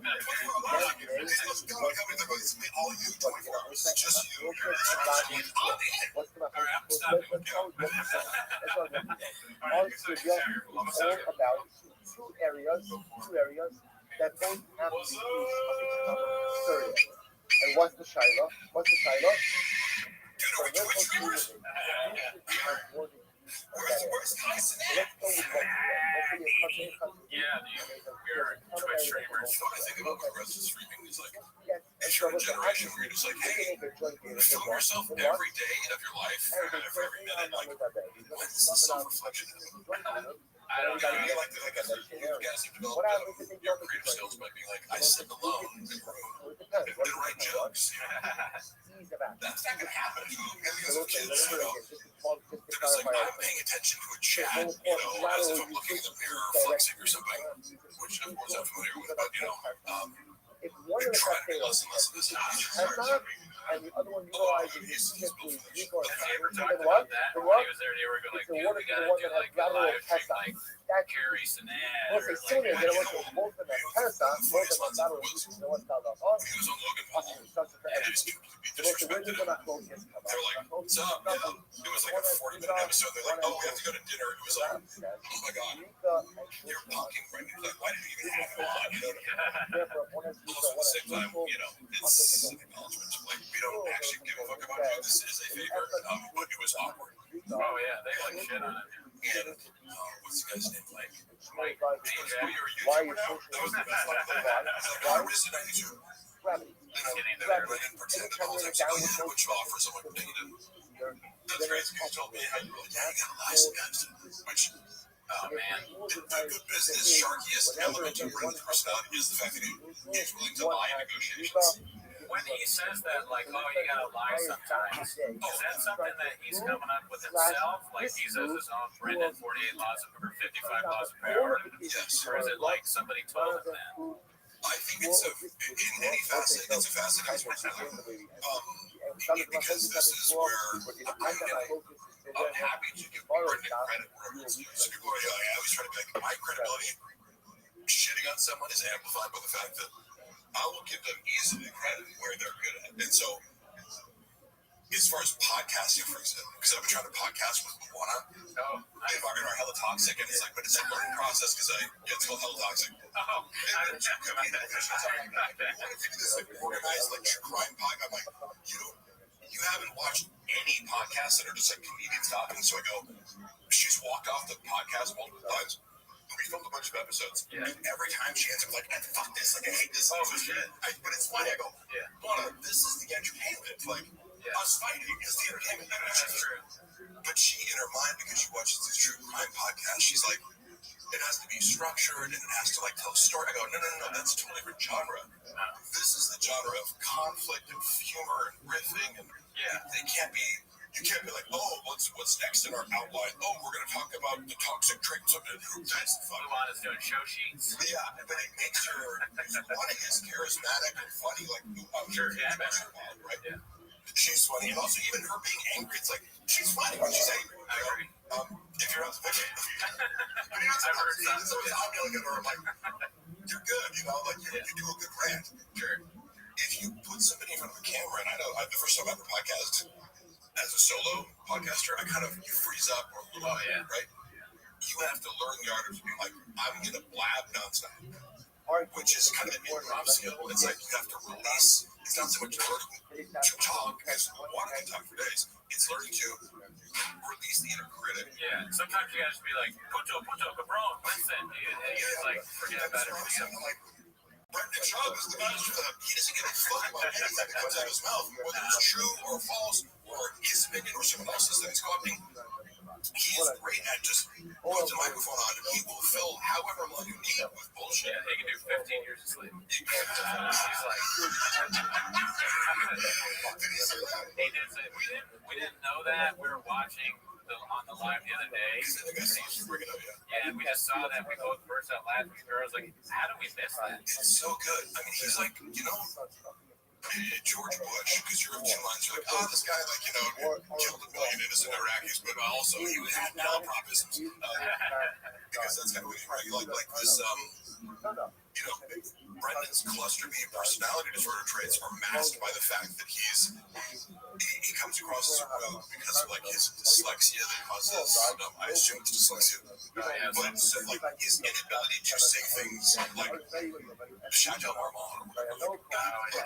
He fucks up everything. The summer could just be, if you were like, hey, you can only post if you're posting videos of shop fucking words up, it would still be just as full of shit. Oh, yeah. Because it happens every day. I just went to bring it up. The Chateau Marmont, never heard of it. I went there the other night. I saw Dolph Lundgren there. Oh, really? Yeah. He's a cool guy. I talked to him. He seemed nice. Yeah, because I say that because I know the whole story of he has a master's in chemistry, so he's a really smart guy, right? Yeah, I hope. And so I'm a big fan of buff guys who are eccentric. Yeah, I always want to go. I'm like, do you know Mark? Because they're both big guys, That is, he's such an iconic guy. But to hear that he has this kind of academic, a serious academic. I think I heard that too. Yeah, he's a real estate guy too. I think. He's just like DSW, Alice Ramsey record. Buy that, dude. And he's our buddy. He's also, Hella Toxic is the podcast. I didn't know you have one. So I'm right now because a little earlier I got a phone call where she's like, I'm deleting all my comments. I'm like, bitch, you are. So I took that and I like private the episode so that you couldn't retaliate against me in an argument. But again, we've shot a lot of episodes. I happen to start putting them out because I'm like, the humor is in the fact I start off every episode and she was so annoyed by this at first. I'm like, you see the joke? Every episode I go, this episode I'm gonna help the first and final episode of Elfox. The second and final episode of Elfox. The third and final episode of Elfox. That's a good bit. Which you didn't get at first. I'm like, no, you just, and then you walked off on the first one. And made us reshoot it and pretend it was the video. The thing that people do on podcasts, and everybody loves when you talk about the craft, but the thing that podcasters talking about podcasting. Yeah, all three of us are black belts, and we've been, I'm on a different level. See, we're civilians, that's fine. I will twist your neck off. And I will twist your fucking head off. Yeah, well, I mean, me and Mark, dude, well, if we're in a row, we'll fuck our way out. Yeah, it's fair. But one thing they do sometimes, like Gerard mentioned this, is like you do a podcast with somebody, ask them a question, and then just go, no. Oh, like, God, yes. Yeah, I don't know. And some people will comment on your podcast like, I know I talk a lot of. If it's an issue for everybody in the chat, you can go ahead and tell me. But I was talking with someone last night because some people were, you guys are very patient with my communication style, but some people aren't. That's fine. That's fine. Nah, you're good. If you want me to fill space, I will talk. It annoys the shit out of some people, and I'm okay with that because I wouldn't want to listen to myself either. So, I mean, I don't want to put this. No, I can't. I don't know. I was going to put a poll in the chat, but I was just reviewing evidence from my board law. So, by the way, I'm like, it's like, oh, Mark, who is this guy? Literally, his legal argument is like, barely knew the guy, didn't work for me. Like, I buy tickets to come on the road. Like fuck around, but I listen. So I was looking at this. I'm like, oh, that's crazy because I have like 12 hours of you taking photos and doing social media stuff, and you text me to do these. So it's like you realize I have the most devastating arguments. But it's like, Brendan, if you're watching this, I don't have anything on you, and keep on your lawyers total bullshit that's gonna lose you. Do you want to be? Have at it, but do you want to be talking about your legal days on the pod? You don't care. How is that going? So fucking stupid. How's that going? I got the settlement hearing for the golden hour. For some reason, that was delayed. They like combined some of them, but I actually, he's a beast. I'm a lawyer. My friend Rob, who I went to college with, shout out Rob Pebble, brilliant attorney, and he's like, I don't see this lightly when I say people are geniuses, Yeah. He's so smart that I can barely understand what he's saying sometimes because I'm like, he'll start going off on how he's using AI to create like a structure, like the whole basically like a service that replaces paralegals, like using AI. And he'll call me from the bar and start going in, and I'm like, I'm not smart enough to understand what you're saying, but I love it. Like if I can get 10% of it, but this is who I have. It's like he's an animal when it comes to legal shit. Just because he's so highly organized, like he created a database for me to upload and categorize every bit of the thousands of pieces of evidence I have to just destroy Brendan Schaub. And it's like he has no idea what's going on because he didn't see Rob before. He was guiding me to file the case in the first place because I went to him. I'm like, hey, just quick advice. Like, am I allowed to ask for the $16K that you owe me? And he's like, ask me a series of questions. He's like, were there pay stubs? Were there wheel breaks? Were there all these normal business records? And I'm like, no. That's hilarious. So he's like, so he's going to owe you a lot more than that if you fill out this paperwork. Oh yeah, he calculated your damages, me. Yeah, and it's like, that's interesting. But it also was a lesson in Brendan doesn't do anything correctly. You open a business, you think, you just go, there's labor laws that you have to, none of it. Yeah, that's right. None of it, but I'm sensitive to that because I go, I'm being berated about, hey, you didn't show up at 11 p.m. on Saturday night for skate through the whole live stream. I'm like, am I an employee or not? Yeah. How are you berating me in front of a group of people and telling me that everyone, including the talent, like Frank Grillo, is upset, which is an actual text message I have where I was like, oh, the talent is mad at me too for leaving 30 minutes early to go ahead.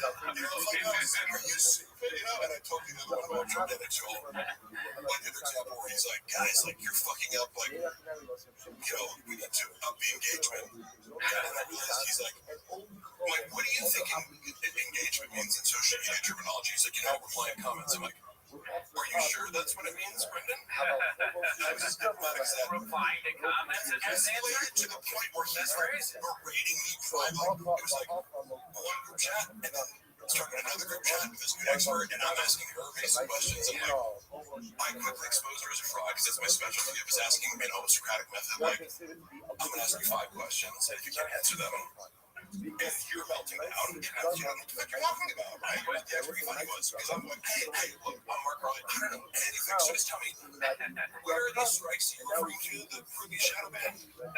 One example. No, I'm sure he's got like a sheet where he's like, no, we got a bunch of strikes here, dude. We got 10 strikes, so that's why we're shadow banned. I looked at the guy locked me out without telling me to give this bitch access to the whole account, and you're claiming that a collaboration with Teddy Swims means that the non-follower engagement has been fixed, but where were the, I looked yesterday at the strikes, he has no strikes, where are these? He had a collaboration with Teddy Swims. I swear to God, so, you know he buys so many bots? The main things I was convinced that he's Teddy Swims frustrating.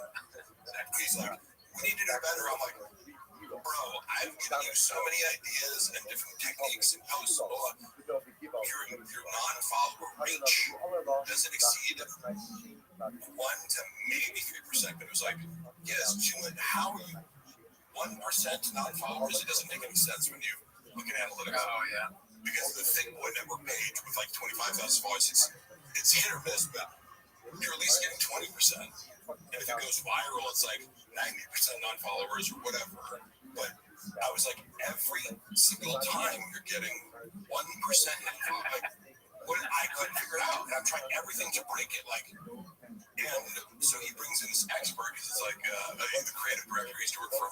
Right. Refer to these people as the magic bean salesman. Like, the magic bean salesman here is, to get Brendan. Another person breaking him, when like a revolving door of like fraudsters. Yeah. And my specialty is kind of being like, without any expertise, I can prove that this person is wrong just by a series of like Socratic questions, which I'm bad at everything but 2 things. Yeah, it's funny that he pushes you out when you're, it sounds kind of like you're giving him advice. You're like in his corner. You're one of his guys. And he's like, no. The magic beans guy wants to tell me about CBD. This helps kids with cirrhosis of the liver.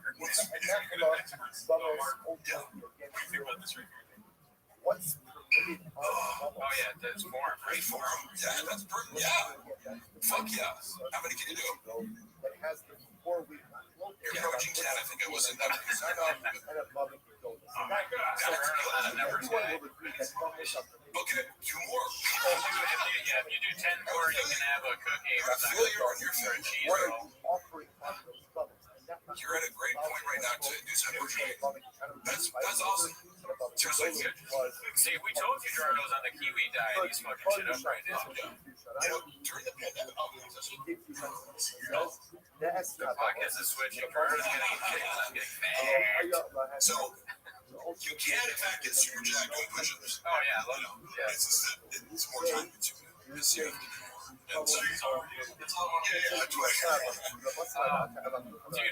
you were mentioning, I have like it reminded me, the Frank Grillo thing reminded me of, I remember that interview where he was, because we watched a bunch of clips from it, and I saw him, I went to this movie premiere that he was in, and he was dressed like very like metro, kind of tight DCV shit. Was he? You said he got mad at you? I was wondering what he was like after that. He didn't get mad at me. I didn't make this up. What's funny is, so this is, again, as I collect my evidence, one of the things is, it's like, I have to prove the hours that I claim, which was like around the clock, is what I really went for. So when they started smearing me privately, like, I'm not super big. You know, like, I just go, look, give me the fucking money, you'll be able to walk away. And the only reason I even started, and I didn't start, like, I didn't leak his DMs, but that was actually somebody else. Somebody who I sent them to, who was an interested party, as like one of his long-term side pieces. But I was like, I did not, I intentionally tried to go, I'm going to focus on Brendan's treatment of me as an employer. That's it. In retaliation for, you didn't pay me like the severance or the additional things that I'm owed. And so now I feel justified in talking about this. People like, Holy Spitter, I didn't want to work there. And one actually gets mad at me. He's like, you weren't fired. We sat in the car and we orchestrated this because he was berating you for like not, like, I told him I couldn't come in the morning. And he like gave me the biggest guilt trip imaginable. And I didn't even realize I've been kicked off the thick boy payroll already. So he's like, because I got paid for everything. And I'm like, wait, I wasn't even on the payroll. I can't, how can I miss work if I'm not employed by you for this show, the shop show? But then also, how did I miss work if at 6 p.m. I'm expected to still be on call and doing work and real? So I didn't respond to him as I'm driving, right? But I'm with one eye, and we talked about it, and I was like, should I just not respond to him? Knowing that if you don't respond to Brendan, he melts down. Like, so he technically fired me, but it's like, one gets mad because she's like, you quit by doing something. I go, well, yes, he fired me, but I put him in a position to fire me. Look like an idiot to the point where he's had like 4 different versions of why he fired me. You know? Yeah, I mean, I saw that he didn't say it in the latest, but he texted me. I heard you texted me that clip. I watched hilarious. Yeah. I go, I no skills. Talking about skills, yeah. But he was saying, he was talking about like all the people or something like that he had hired, and he's like, I hire them all back or something like that. Yeah, dude, that was so. And also, because that's a tactic of, you know, he's not sophisticated enough to mask these narcissistic tendencies, but by pretending that he's still on good terms with Chappelle, Kat, Christian, Malik. Malik despises him. And I usually had a beef with Malik. I don't know if you told me. You told me about it, right? And then I was like, I'm not the kind of guy to be like, oh, you can just come to my page randomly and talk shit. I'm like, I don't fucking think about you, and we got along well. That's the thing. Yeah. So I was like Malik, and I was like, what the fuck, bro? Like, and he was referencing something I said on some super small podcast where he misquoted me, so I was upset about that. I'm like, if you're gonna say, if you're gonna be upset and claim to be upset, at least quote me directly, you know? And you guys watched that. Yeah, because I got him to, I like provoked him into talking to me in my own funny way. Where I'm like, did I need to do that? No, it was entertaining. Yeah, because it's like, if you're gonna publicly comment on my skin, say I suck at skins, That sucks. I'm like, hey, guess what? We can make this real weird. You know? You know what that is, though? It's the sorry, go ahead. Oh, yeah, I was gonna say, to Malik's complete credit, unlike Brendan, because I've taunted Brendan and his responses to make up for different reasons. Like, Brendan's too much of a gigantic pussy to ever say my name. No, but that's true. Like, He didn't like what? logically and also emotionally, he knows that I would do a live podcast with him and go over. He would lose. He would humiliate himself. And even if people go, Shaw would fuck you up, I would fight him. Because the wager is just like, if it's difficult for him in any way, he loses. So, just if he has to like open like a banana or something like that, he's like someone else. What that is, and I remember that vaguely, but I think it's just being in that universe. You're bombarded with bullshit. Like I know I don't want to speak on what Malik's thought process is, but I'm sure he's like Oh, I can tell. just fed up with all the stuff going on. So he sees that and he's like, "Fuck this guy." 100%. He's not really. I'm empathetic to Malik. It was just my issue was being misquoted. But I opened up to saying, yes, I did say something critical about you on a tiny podcast that I get. People are submission because people send me all this shit. I don't watch KFK or whatever the show that he said I don't have any skills on recently. People send me these clips to be like, whoa, you go respond, which I did on a unique channel. But Malik was upset about that in this space where he was blind. Like, Yeah, you got I didn't realize at the time because I just met Brendan and was like, oh, everything he says is true. Why would I think that he's making up an elaborate lie to protect his ego because Malik corrected him about something? Yeah. But that's in fact what happened. Malik is a very nice guy. I remember like years ago, I was talking to him and he had no idea that what he did this. He was like, I told him, he was like, oh really? You do that? And then, but the only thing he knew was flappers. He was just like, I talked to him and he was like, yeah, I see the flapper shit. Yeah, I'm like, how do you see the flapper stuff but you don't know? But it was just funny at the time. We hit Shout that. out to Malik. First time I met him, we hit it off. It's great to see the final thing we said because we kind of went for a sword. I'm like, look, I take accountability for like judging a situation without reaching out to you. But Brendan legitimately painted him as a lunatic. And I understand, like, if I was him, I'd be pissed too because it was like, it was totally unfair. Yeah, I know a little bit about that. Narcissists tend to, narcissists tend to, like, they push you and push you and push you. And so you're like, what the fuck, dude? And then they're like, oh, look at this crazy person. That's exactly what he did. Yeah, In the same night that he's talking shit, he had me and Milana over. The same night he fired Malik. He's on his phone the whole time. We're watching MMA. He's on his phone the whole time, conferring with Chappelle, walking in and out, making this huge rap deal. And I'm trying to keep it light with Milana, like, oh, how much do you think this guy weighs? Oh, what do you think about that guy? Like, who's going to win, the black guy or the white guy?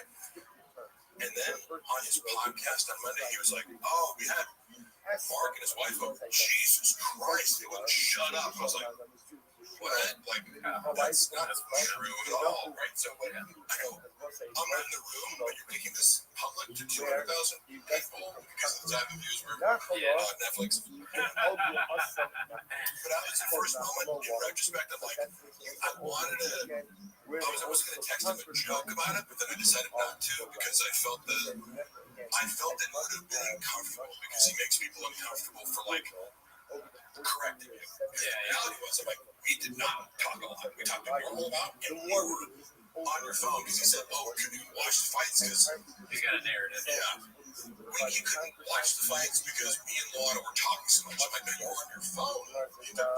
And walking in and out of, what the fuck are you talking about? But how did I dismiss that? You know, it's like, oh, people show you who they are immediately. You just look like, ah, whatever. Yeah, that shit doesn't tell you do the same thing 3 times in a row. But you know, so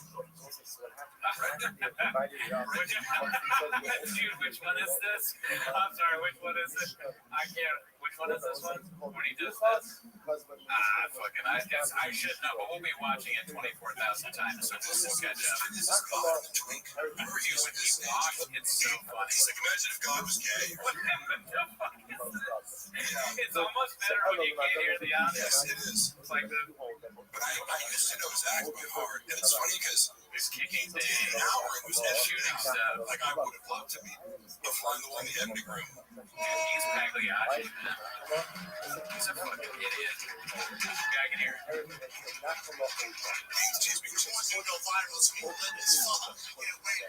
gonna go viral, man. That's crazy. I don't even remember this part now. I've watched it 1,000 times. My girl's like, go to bed. Oh, there it is. Photo, Brown. It's crazy that you can just land on that. Taquitos, bitch. His poor mother-in-law. Who you met? She was nice. And didn't speak That's what he does to people. They're like, she's the sweetest. And I'm like, you're hot. You're gorgeous. You're like, you look like this, just goddess, like, But she's been reduced to this, like, you picture some like little Pueblo dwelling I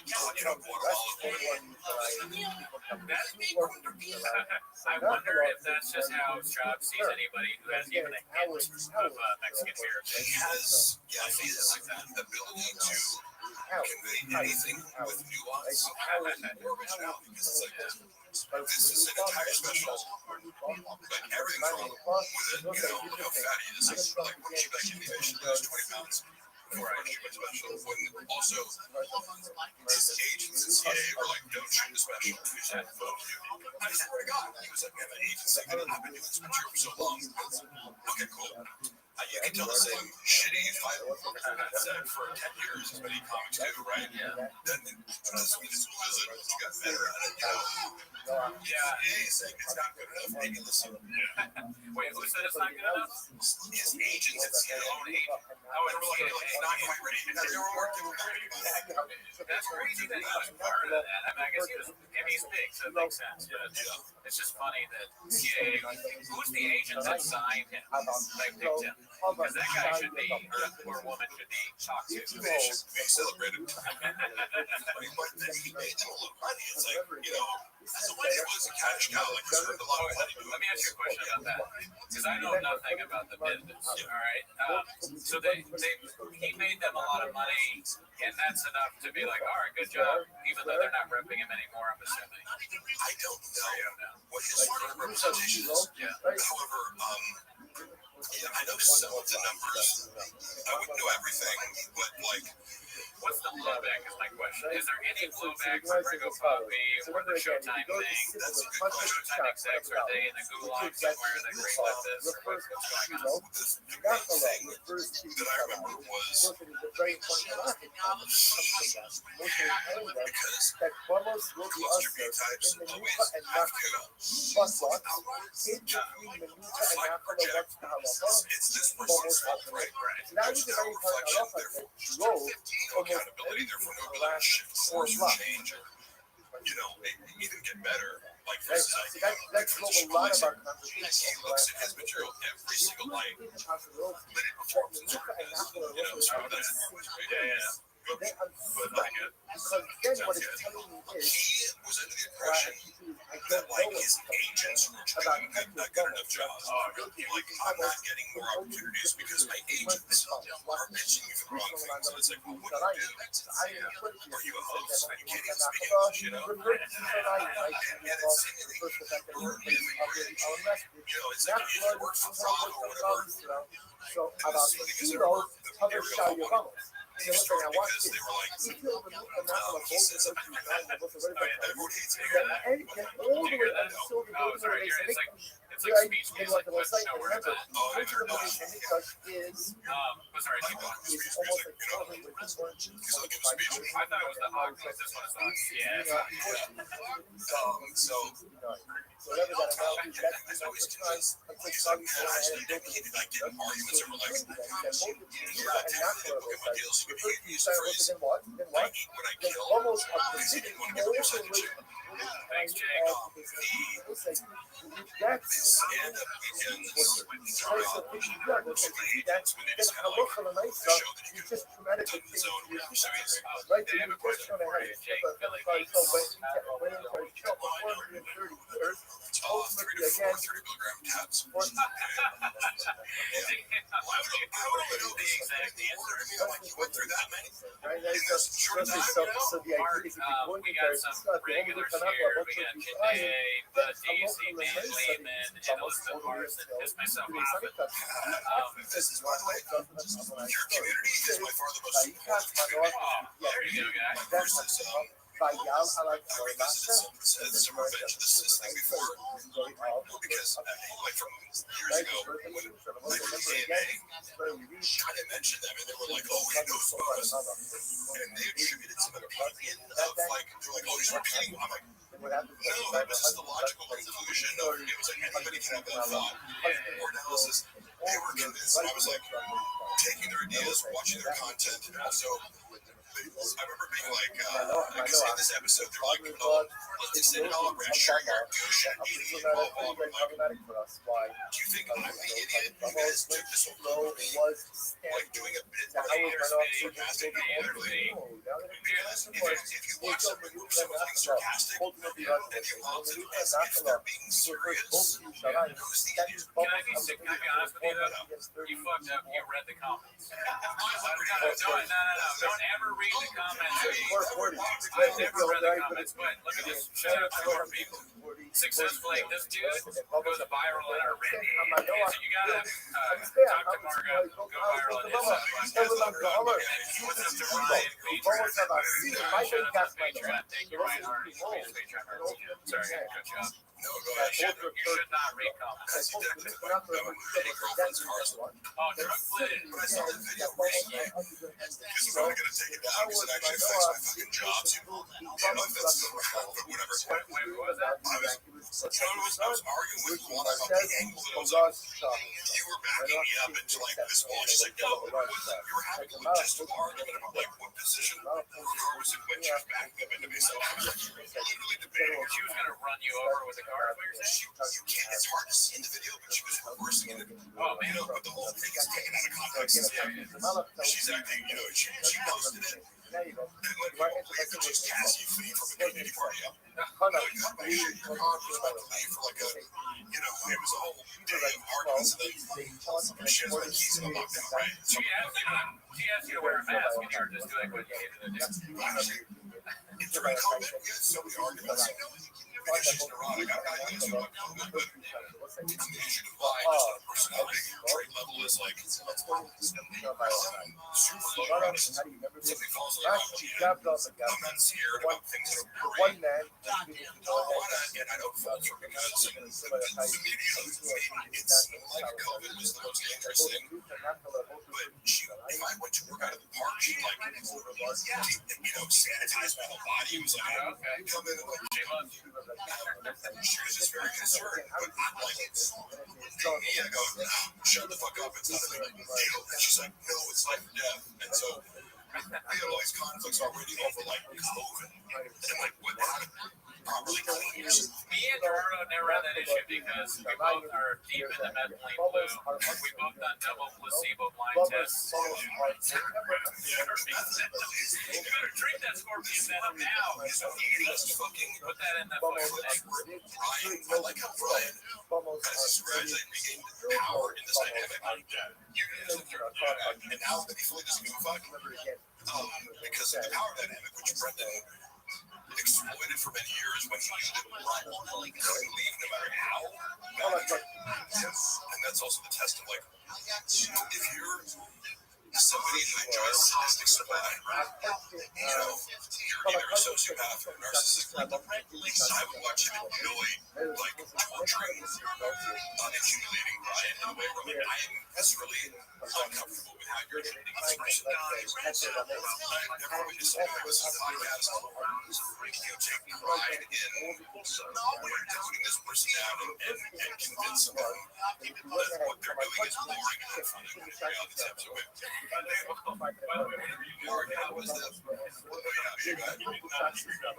sorry, I can't multitask, but that's wild. But I just wanted to do a poll. I'm sorry. I'm a little bit like Shots, even more than Gerardo is. But so now I want to listen to everything you're saying, but I can't multitask. I just did a poll, which is best doctor's advice, methylene blue, scorpion venom, or double blind acidic rain. Literally told the whole job.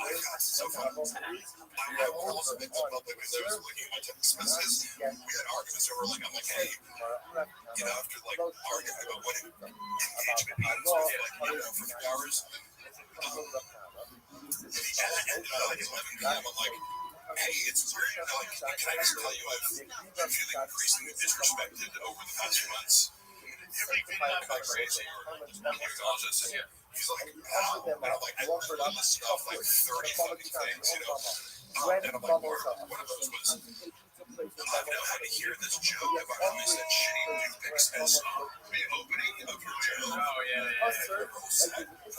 Then you could name anybody's name, but like for some reason it's fine. Just don't. I get it's like locker room talking, close to each other, but I go, I'm not on stage. I can get you back. I can't let you up. Oh, yeah. Yeah, so it's like I'm forced to be in the audience doing social media stuff. So it's like, are you hazing me? Like, what is going on? Or whatever.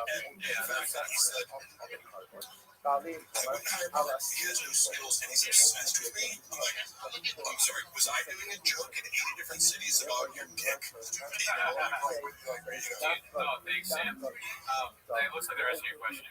Mark, if you were around with Bob, how did you take that loss? I was not around there, but I mean, Brendan's ability to do mental gymnastics is, of course, incredible. However, privately, like, he will front as if something doesn't bother him until he needs to play the victim in order to make you feel bad about setting boundary, right? Which, I have many examples of this, but he likes to pretend that nothing bothers him. First comments about me.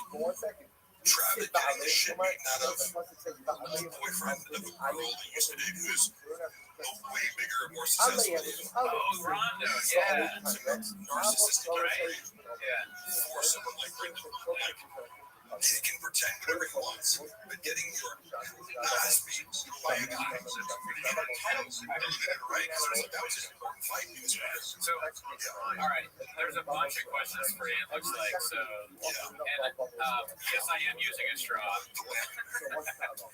need it for the straw. I'm not. The conspiracy theories are entertaining on land booting, but you know what I always think about? I go, there's a moment for why people would think moonlighting, but it seems like a lot of work. But that conspiracy doesn't interest me. Any other? How hard was Patty wrangling? The worst part of the job was Patty wrangling because this was like job in a Brendan. You're dealing with a sex addict who's constantly asking you to be the intermediary of arranging sex acts. It's constant attention and validation. So this is the part of the job I've made it 24/7 was he's constantly texting me any baddies, and you have to go to his Instagram and check shots and then new messages, and then he'd type out instead of because like, look, I can write to bitches, I can dumb it down to sound like Brendan, like I can chat GPT Brendan's voice easily. He says 4 things. He says thank God. Brendan said thank God. Like it's a Native American term. Oh, thank God, Like think like got me thinking. Yeah, kind of like he says notoriously now. It's like the word notorious implies no. Yeah. He says learning lesson. The term lesson implies learning. Yeah. It's just one of these things where he picked up along the way and it's wrong, and he doesn't realize it. It makes him sound like an idiot, but he says it constantly. So I would have to copy and paste these stupid things he would say, then reply to a girl, wait for a response, and reply back. So it was like, it's like move the rock over here, and over here, and over here. So that was the stupidest use of my time. I was expecting to go in order because I already have Instagram on my phone. That's I was messaging Mark all the time. Yeah. That was hours a day. What? Oh, that's not right. That's like English money or something. But thank you. Mark, how much of the Super Bowl commercial bit? Quite a bit so far. Probably like, it's coming in. It was like, for the session, I feel like Madrid was like $10,000 for the week, but then the real pay is residual, so it'll probably be like $100,000 over the course of a year or year and a half. They're counting on me for English money. All right, come on. That was a joke, okay? That was a joke, okay? Bopper. The spot, huh? What's that? Only you see it all. Thank God. Never had a problem. These fucking bitches says I had people always comment on the fact that they say, like, yes, I do. Like, this is how I think it's on. Take it as, I know it's annoying, take it as a sign of sincerity. I'm not trying to be charismatic. I'm aware of this dick. I don't care enough to give it up. If you want to give me a speech about how Mark wants to serve behind me, cheese. Poor joke writing, I would say. As I said before, if Brendan gets a single laugh of a joke, it's cemented as a funny joke, and it's fine. It doesn't evolve. And like I've said before, there are so many different angles that you can explore with the Mexican culture that could be totally different. I had just growing up or working as a substitute teacher in my observations of Latino kids at Latino schools, because you go like one day you're working in some private all-girls Jewish school in Beverly Hills, the next day you're in Point Lab teaching a bunch of Latino kids, and they talk a certain way, right? Yeah. Like they're right, whatever, like you can be I fuck you love the Ringo Pop, whatever, right? I love these kids. They always responded well to me, but I was like, there's, even if you just knew Mexican teenagers, sure. Oh yeah, I mean, he knows nothing. Almost less than nothing. Like, how do you not say no mames? Like, this whole thing. I first learned working at Round Table Pizza as a teenager. You know, I would hear these Mexican guys go, no mames. Don't suck. Well, that's the actual translation. You can dissect that. Don't suck dick out of nowhere. Stop sucking dick, Goody. Beat you away, and they will give it to him. Hilarious. Yes, but that just didn't happen. You don't have to be literal, but it's like, well, you're being not funny and not reflective of reality, and you're transgressing these boundaries. So people push back on you going, this isn't reality. I go, well, none of it is directed towards himself. It's all directed at other people. And it's like character assassinating other humans. You know, if it's stereotypes rather than exploring what they actually are, everyone's dissect like their eccentricities. That made me think of this. Okay, so Gringo Papi, we originally met, we did the whole thing about gentrifying the language, and that was amazing. I think honestly, that is what made me my favorite thing that's ever happened on the show. It was amazing. You did that. That was really good, and you deserve credit for that. No, because I was like, I was colonized. Yeah. I was like, you can't use the word, like, you can't put that together to work. That's very funny. You said you colonize it. Both of you then, it's a very astute observation from Did you ever see the how many eyes work on? I fucking took 8 before I came. Oh shit. What were you? Did you ever see the Crystal Eye special? The one that he dropped? Not recently, but I saw his hour where he talked about being canceled when he first came back. Okay. And I'm gonna give it to Chris. Like, wish you well. When I saw that hour in person, I was like, he crushed it, and I was like, that's a great special. Yeah. I don't know how it translates. I didn't watch it on video because like I've seen it. He has a bit where his dad's all depressed and stuff, and then he goes, oh, this is the latest one. and then he goes, I did that, and he's slamming his shit. Yeah. But okay, my question, the thing I thought of was, that's a whole set. Okay, it's comeback special. Yeah. So what made me think of this? So we talked about the Gringo Papi. That's all about Mexican heritage and Latino culture. It would be much worse. And don't introduce yourself here, fellas, but Asian Papi. Oh, okay. What if he did something like that? That would just be, wouldn't that be more racist? Yeah, I'll cut that part out. All right, we don't need to go this way. The world for him to do stupid stereotypes. You did a little bit of that. And then a little bit. I never saw his first special. Just getting meet someone, you're like, and they're like, well, we had a bunch of crazy shit. And I totally get why, because in normal life, there's a certain percentage of people that project like the absolute worst interpretation of what they look like on my personality. But being associated with Brendan, it was like, oh, he is a narcissist, so everyone perceives me to be equally narcissistic when they don't get that I'm like, I'm more autistic than fucking narcissistic, you know? Like, I'm awkward, I'm not fucking exploitative, I'm not whatever. Sure. I have a million character flaws, not in the same direction that Brenda does. We all have flaws. Yeah. Like, no, I'll come to everything. I'll steel man your argument. And I'm a narcissist, but you would have to rely on taking accept comments. So, I have no too much more Oh, so I want you to ask you guys a question.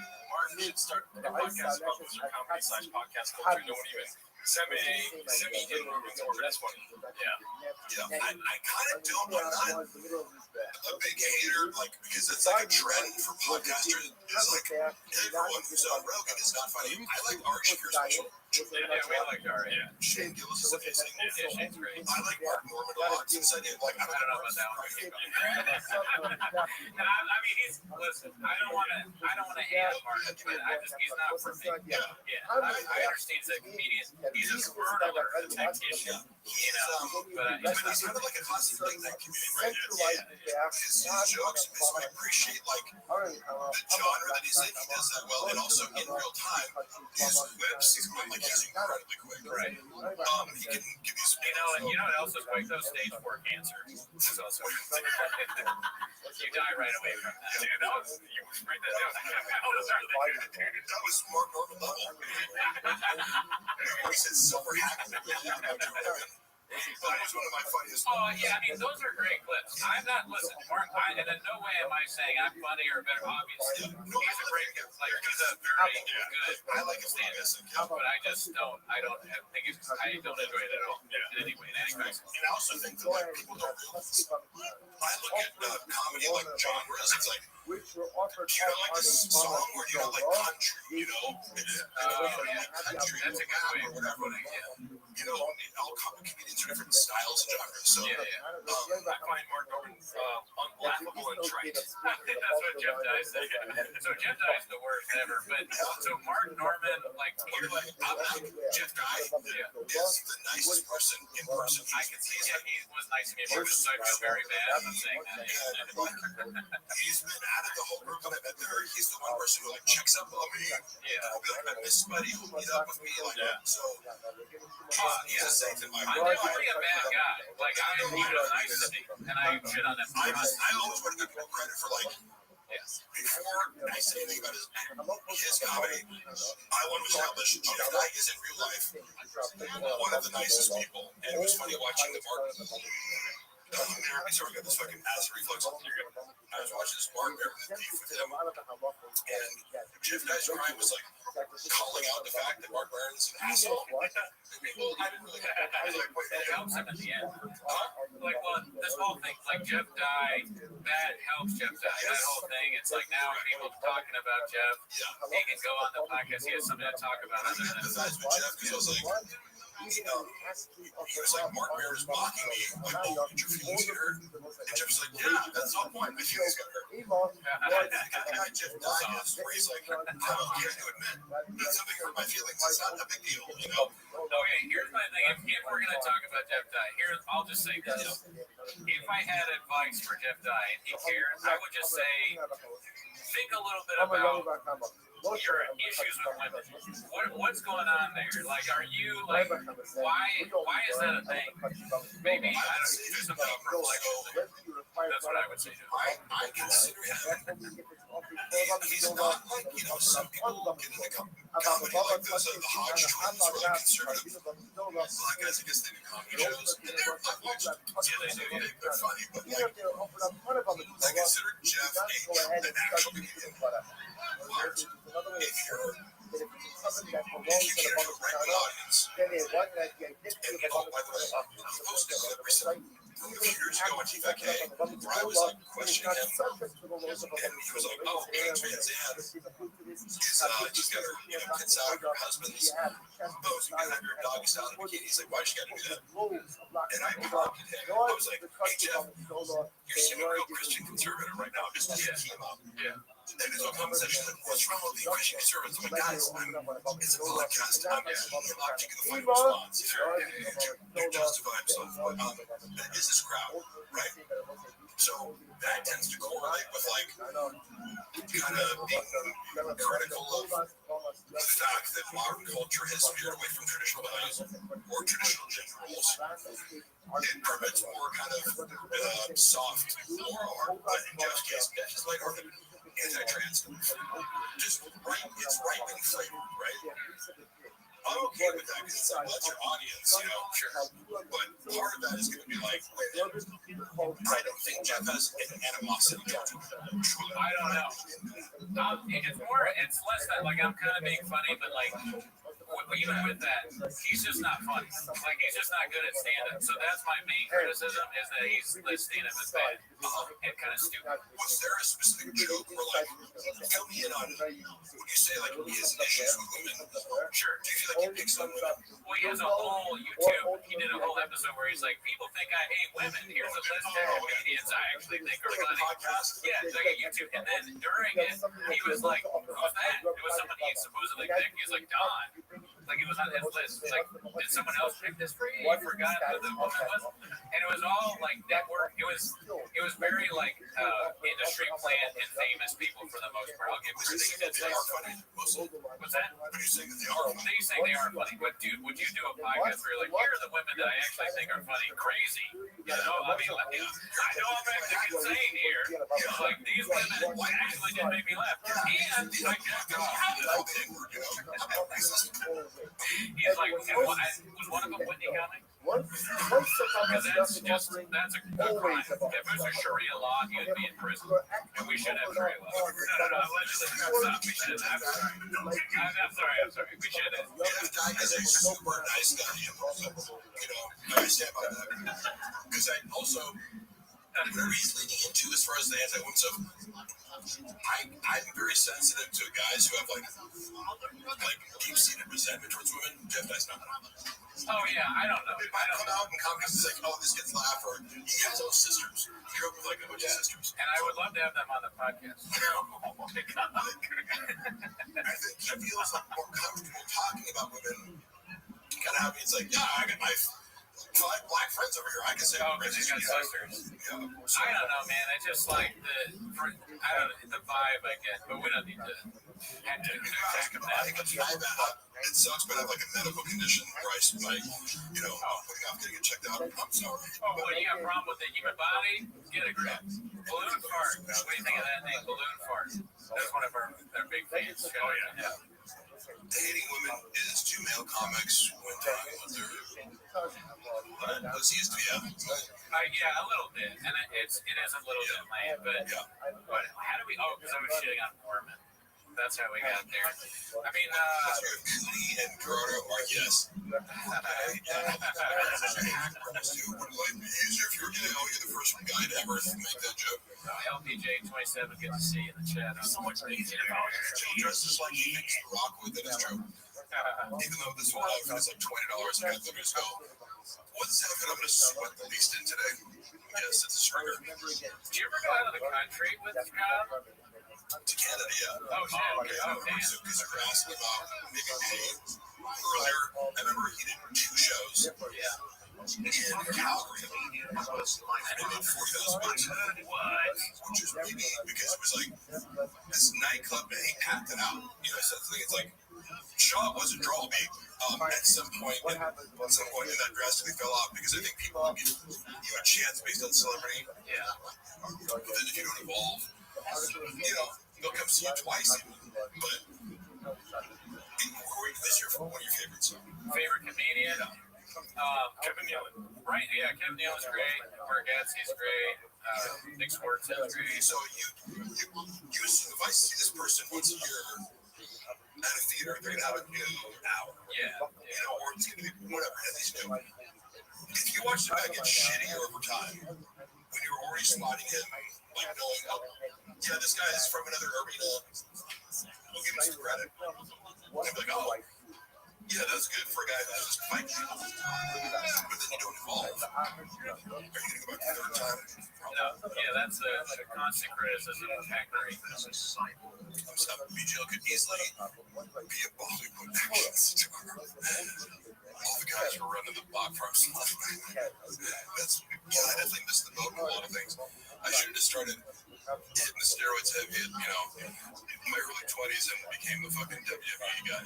Because now I'm doing like commercials where I'm playing pro wrestlers. I'm like, I should have fucking done that the whole time. Oh yeah, dude. I text you about that. You're on a run, man. Yeah, It's awesome. It's been fun, yeah. Very cool to see you on TV. Yeah, do we just have Stashers one? Which one? The Stashers commercial. I've seen them all. Yeah. But were they? Is it fun? That is a question. Is it fun to do that? Love commercial acting. Yeah. Like, some of the days, the first Bosch commercial I did where I played Macho Man, we shot in Canada before the Super Bowl. They hired me for the Super Bowl after this one. It was like a 17-hour day, whatever. It was so packed and like, but it's just my element. I hate doing so many jobs and I've worked so many different shit jobs. Acting, even when you're actually busy and the focus of everything, then I'm standing in a single that's cold outside and I'm it's like it's commercial to be perfect. So it's like that 30 seconds just take the whole day because every single second of it has to be perfect. Like the cinematographer is an Academy Award winner, so but I love doing that shit. It's such great.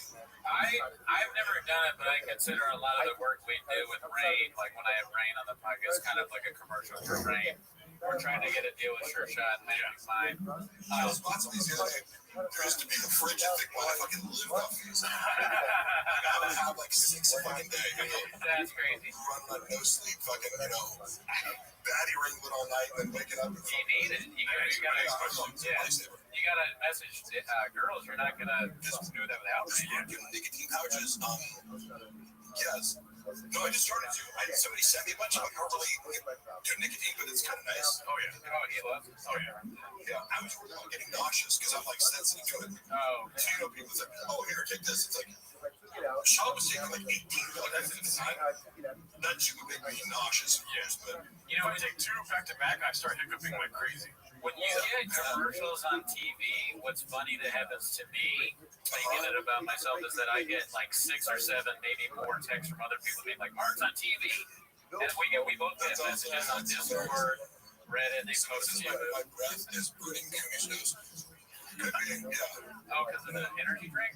Or just that bad breath. I mean, that's a false embarrassing. If you find out you have bad breath, I'm like, oh shit. No, I don't know how this. Cooney won't volunteer this information, but he broke both of his wrists playing basketball once. Oh yeah, do you see the scars? See the scars? Big surgical scars. He got crossed up. Yeah. Kids have crossed him up.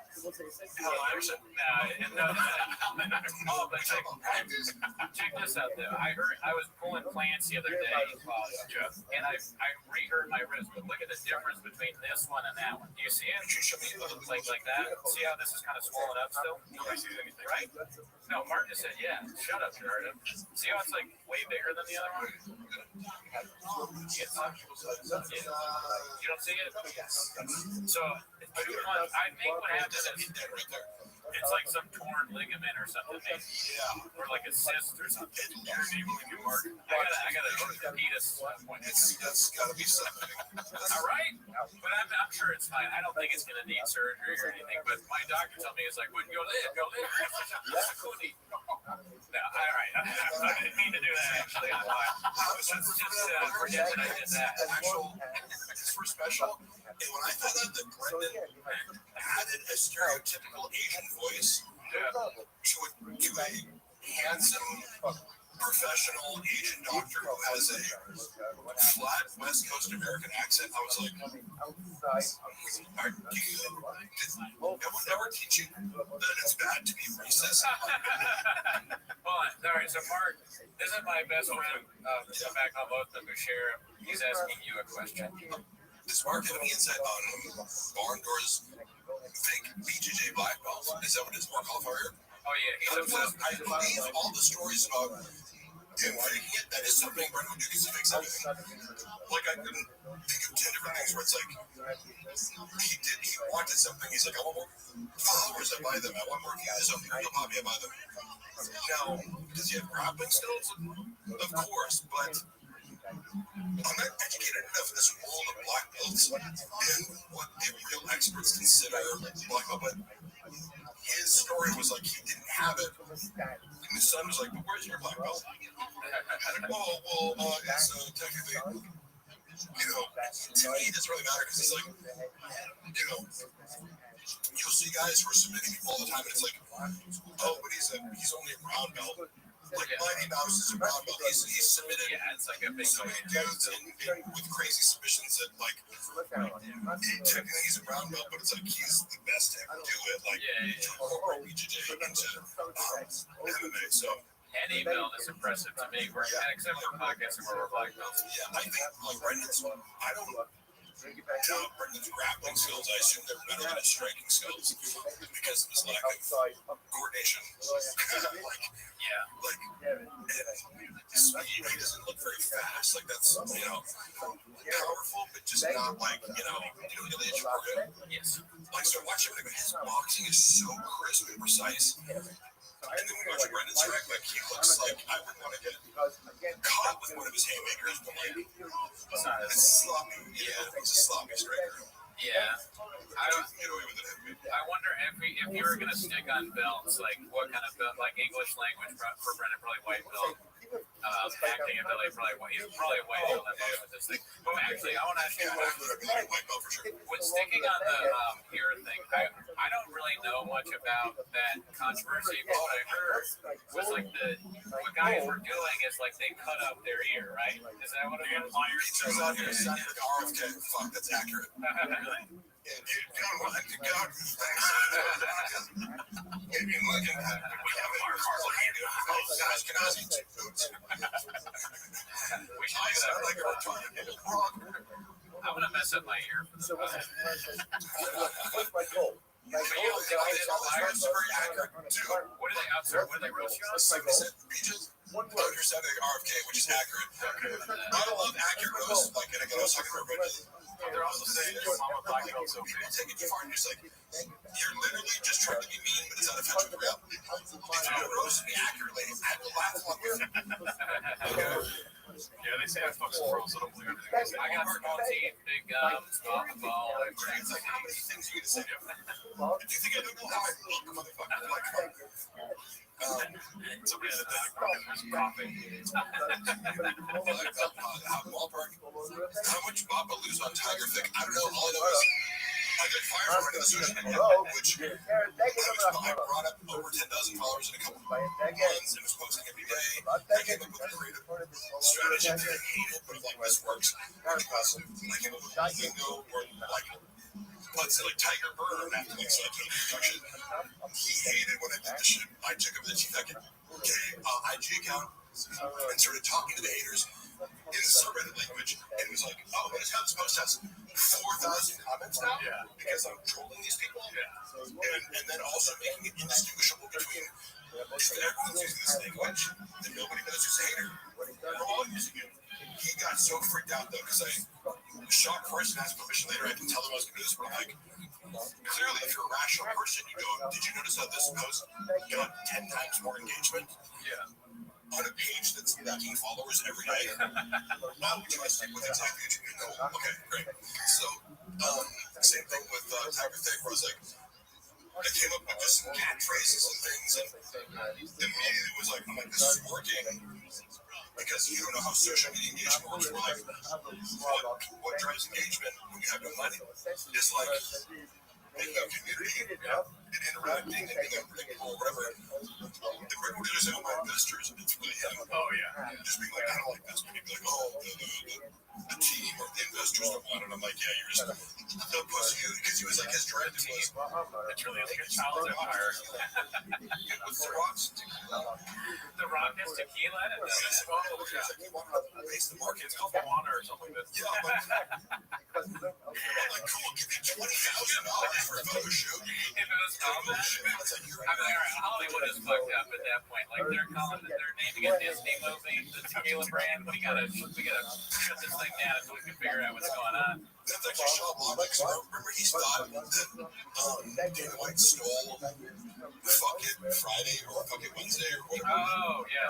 He Hey, this stole my fucking idea for this thing. I'm like, you said it 1 week and rented it. David's been doing the show for the past 3 years, and then you convinced yourself that he stole your idea, like that made a show out of it. It was crazy.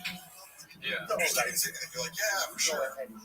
Dana's stealing your ideas. I mean, podcasting is a dangerous thing. My roost isn't working. You have pickups, Gerardo's. Yeah. But dude, honestly, you know who else had hiccups? Fucking George Carlton. Like, calm down, He's Jack. one of the York stars. He's one of the greatest ever, dude. Yeah, what's funny is the only way to fix this is to throw up. We got you covered there. We better throw up thing that we do on the pod. Stick a rating, go throw up. If you want, The most famous person on Mark's phone contacts. I don't know a guy named Antonio Banderas. oh, yeah, dude. I'm with the hot boys for that. Antonio Banderas. He was super cool. But I was like, I FaceTime a lot of them. I was a huge fan, and I was like, hey, first of all, he was super gracious and complimentary. He was like amazing to work with. He's so cool. But I was like, hey, I have a little favor. In full of Macho Man Randy Savage coming. FaceTiming the one, I'm like, hey, what's up, Bob? I've been trying to, guess who's here? And she was like, oh, man. Like, so nice of you. I like that. Don't have to do that shit. Yeah. He's a very cool guy. Desperado. How would a shop say Antonio Banderas? That's a good question. He would fucking up somehow. Banderas. Yeah. Antonio Banderas. Let's drop a syllable. Banderos. Yeah, Banderas is good. He was in that last movie that I saw that he was in was that movie Baby Girl, which kind of sounds like something that shop I would saw say. his performance was amazing. Yeah, that movie. I really like that movie a lot. A lot of food on, and I was like, kind of like doing some of the shit my phone was Oh yeah, it's great. Great film. His performance Never seen it. emotional. We have some more English. Oh, yeah. I'm trying to, I want to chat. No, yeah, read also Chat. Mav got, if I'm saying that wrong, do pronunciation, but On behalf until he runs out of everything and becomes a drug addict. It's he's already been no, it's English. Okay, so I'm curious too. What's your perspective on this? Like, you know, it's the slow train wreck. Yeah. Because he's impervious to like. And by the way, me coming out to like talk shit about him or like my work experience there, that was not an attempt to like cancel them. That was an attempt to preempt the fact that I knew he was going to go on a smear campaign against me, which he did privately. But like I just seen him doing a bunch of other posts, so it's hard to like. You can't ruin his career. He's too established to be like, you know, I mean, if Chris D'Elia can sell out fucking theaters, like not for that controversy. Like there's no controversy that would like end Chop. But the trickle of like the trickle down is the funny part. And what speed is this declining to? But it's not doing stand up because he can sell tickets or rent material. Yeah.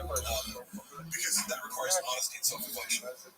Yeah, I mean, that's really not, it's hard for a lot of the Rogan verse to do that, I think, the honesty and self-reflection. Oh, yeah. And I think, I don't know, because I've never had a ton of money, but it may get harder as you, like, if you're able to just go buy a Rolex and fall asleep during the day, it might be harder to do self-reflection. So, as a comic, because I consider comics under this umbrella of like, you didn't get into comedy to be a millionaire. You know, like if that happens, great, right? But I presume that you start out by doing open mics and working your way up. It's because you have a love for the art form, right? That supersedes any materialistic pursuits. Yes, I'm not for that, right? But Brendan had this mentality of materialism kind of validating his craft. It's like, oh, I have a Ferrari, therefore I'm good at stand-up.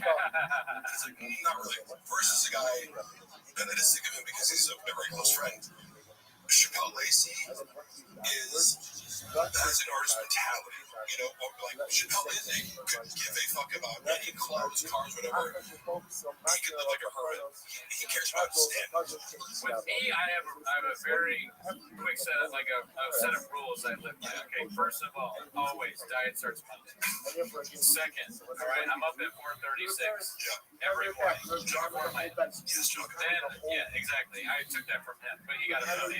Picture of him, alarm clock. Yeah, and then also I never read the comments. No matter what happens, I've never seen anything. What is this, Justin Lang? Never heard of him. Done that with. I don't know, Justin Lang. Hey, I've never in a million years. Oh, we got a Antonio Banderas, yeah. Antoine Jameson. Antoine Jameson. That's a good one. Hey, you're thinking like a writer. That's the thing I like about the Some of these writer's perspective. Writer's perspective. I read about the John Africa thing. Some of the shamanisms I'd seen, and I had no idea where they stem from, and like years later, Anthony Hardaway. Sorry, like John Africa is one of them. I said John Africa. yeah, it's He crazy. said that. Oh my god, The fuck is John Africa? Mike Tyson. John Africa. Imagine Mike, not to insult Mike Tyson's intelligence, but he's the one correcting I it. think Mike Tyson is very intelligent, by the way. Seriously. I don't know. I mean, I think like he's so compelling. He is human. okay. You guys know more than that documentary about him. It came out in 2008. I never saw it in theaters. Yeah. And I brought my girlfriend who wasn't really familiar with his fighting. Getting to see somebody who's never seen Tyson fight, watch his highlights. It's jaw dropping to me. Somebody's never seen Tyson go, look at this guy beat the shit out of him. In a way that humanity has never even seen before.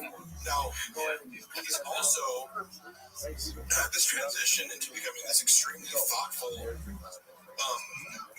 like I would consider him philosophical. Like he reflects and he thinks, and he's just sincere and authentic at all times. And I think that comes that's down what to Brennan presents. Because Brennan hates Mike Tyson. he gets insight. He hates, because also remember when he used to do this show? Mike Tyson used to do this show in Vegas, like a one-man show. Yeah. And it's basically comedy. Like that's what Brendan should have done. I was always like, why don't you talk about the UFC? He's like, no, I don't want to. Like, major mistake. Blind spot. I get it. It's like people do this thing with like, oh, I don't want to talk about the hobby. So I'm like, that is actually your best bet to at least make one special where you involve it. But Mike Tyson's show was funny as fuck. Did you go to it or I not? saw clips of it. I was like, oh, it's good.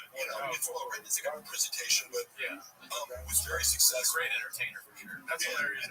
I think part of Brendan's resentment is that, and the fact that he's like, at all times, for better and for worse, he's authentic. If he fucks up or says something silly, it's like he's just authentic and doesn't give a fuck. Yeah, definitely. I mean, he's very fun to watch. What I used to do with my buddies is like we'd be hungover in college and we'd watch Tyson highlights of him just destroying somebody in 30 seconds. Same with Fedor. We did the same. Oh yeah, and I recently got like somebody told me, who's your favorite? Like when I got into fighting, and I kind of Conor McGregor got me back into fighting in 2015, watching pay-per-views. And I asked somebody, who's your favorite fighter? And they're like, Fedor. I'm like, who's that? Because he wasn't in the UFC. And you start watching his fights, you're like, holy shit, this guy's great. Yeah, he was the best. Somebody sent me a clip of Fedor interview with Luke Thomas. Have you ever seen that? It's hilarious because it's like, Luke's like, what's your favorite book? And Fedor says something in Russian, and his translator is like, he only reads Russian. He's like, what's your favorite movie? He's like, he only reads Russian movies. You wouldn't get it. And he's just like, you would not understand. That's funny. Who hated first? Sean or Tyson? Yeah, I read it first. I think Tyson's really open-minded. I don't think Tyson hates anybody. Yeah. I swear to God, because like that's part of his journey. Like you can just tell I don't think he holds animosity towards anybody. I think he's completely evolved as a human being. My favorite fighter is Cody's wife says. Fuck you, Mark. He had a great comment. He said, he thought he'd fuck up Mike Tyson. I think Mike Tyson today could knock out Chop easily. Without question, being like Mark sounded like he's having a stroke. Yeah, so what if I am, bitch? So the fuck? Oh, yeah, I had a stroke before. Do a few hawk noises. We were talking about, one thing we constantly talk about on the pod, because we have to address it, is the violence in my DNA. Check back with the segment's over. Holy shit, this boring. Hey, what are you doing right now, dude? What are you doing? You're fucking. Go watch porn. I don't know which one that was. You're doing a little bit reading of comments. That's a duck noise for you. Just kidding. What are we getting here? Sean disrespectizing, he did. Sean disrespecting for no reason. And it just kind of acted like he was an idiot. He was like, he was on a no carb diet, and it was bad. Who gives a fuck? Mark, how is Chin not had a mental breakdown? I can't believe that. I think about Chin a lot. First of all, he's so much stupider than I ever imagined. Like, he doesn't know that Australia isn't in Europe. He couldn't name the Europe languages, and he goes, Australia? He thought that Australia was in Europe. It's a hilarious first guess. It's a second grade, that's insulting to second graders. That's a preschool level answer, right? Sean has a bunch of issues with Shin revolving what he doesn't do. He works like 3 days a week and doesn't really offer anything creative. He doesn't think outside the box. However, green color. That's a good one. I don't know if you know the bit, but there's a bit, and it's not really a bit because it's just true. Everything that Gerardo owns is kind of small. It started off with the fridge because he had a guy deliver the fridge, and the guy was like laughing to himself, and Gerardo's like, hey, what do you think's funny? And he goes, I used to have a small fridge. Oh, fuck. So this one. But then he kept having other things that were a little small, right? Like, so if I'm like, a single guy living by yourself, dude. It was fine. We would never have known about it had Gerardo not made a big deal about how mad he was at this guy. Like, Gerardo was mad that this guy said that he has a small fridge, and it is small. So we're trying to deal with his anger. Here's the thing, Mark. He came to do one thing and one thing only, okay? See that botched paint job in the corner over there? Trust me. Yeah, thank you, dude. You had to go paint that up there, right? And then I'm like, do you need me to clear? So I'm like, I'm over here. I'm like, do you need me to clear anything out? And I turned to him, and he's staring at my fridge, and he goes, with the, up with the cabrón accent type shit. He was like, oh, you got the small fridge. Yeah, you got a small fridge. This is Gerardo's deodorant. This is too small for the other fridge. What are you supposed to put this in? Mark can eat Gerardo's fridge, yes. Don't touch the Later, Puto! What a fucking idiot, Brendan. Mark, pick up the back of Gelato's fridge that can't drink away. I don't need one right now, but we also have Diet Cokes. And then if you do want food, you can also at any time. Diet Coke make you nuts, dude. Yeah, I will drink a Diet Coke. I think about not getting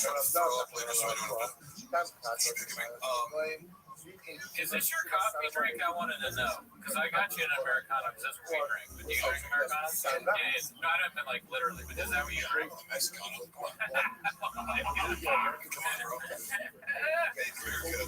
I love them, dude. That's one, I share that with the lead. Imagine being like, I'm a white guy, and I'm just going to make a special about how Mexican people suck.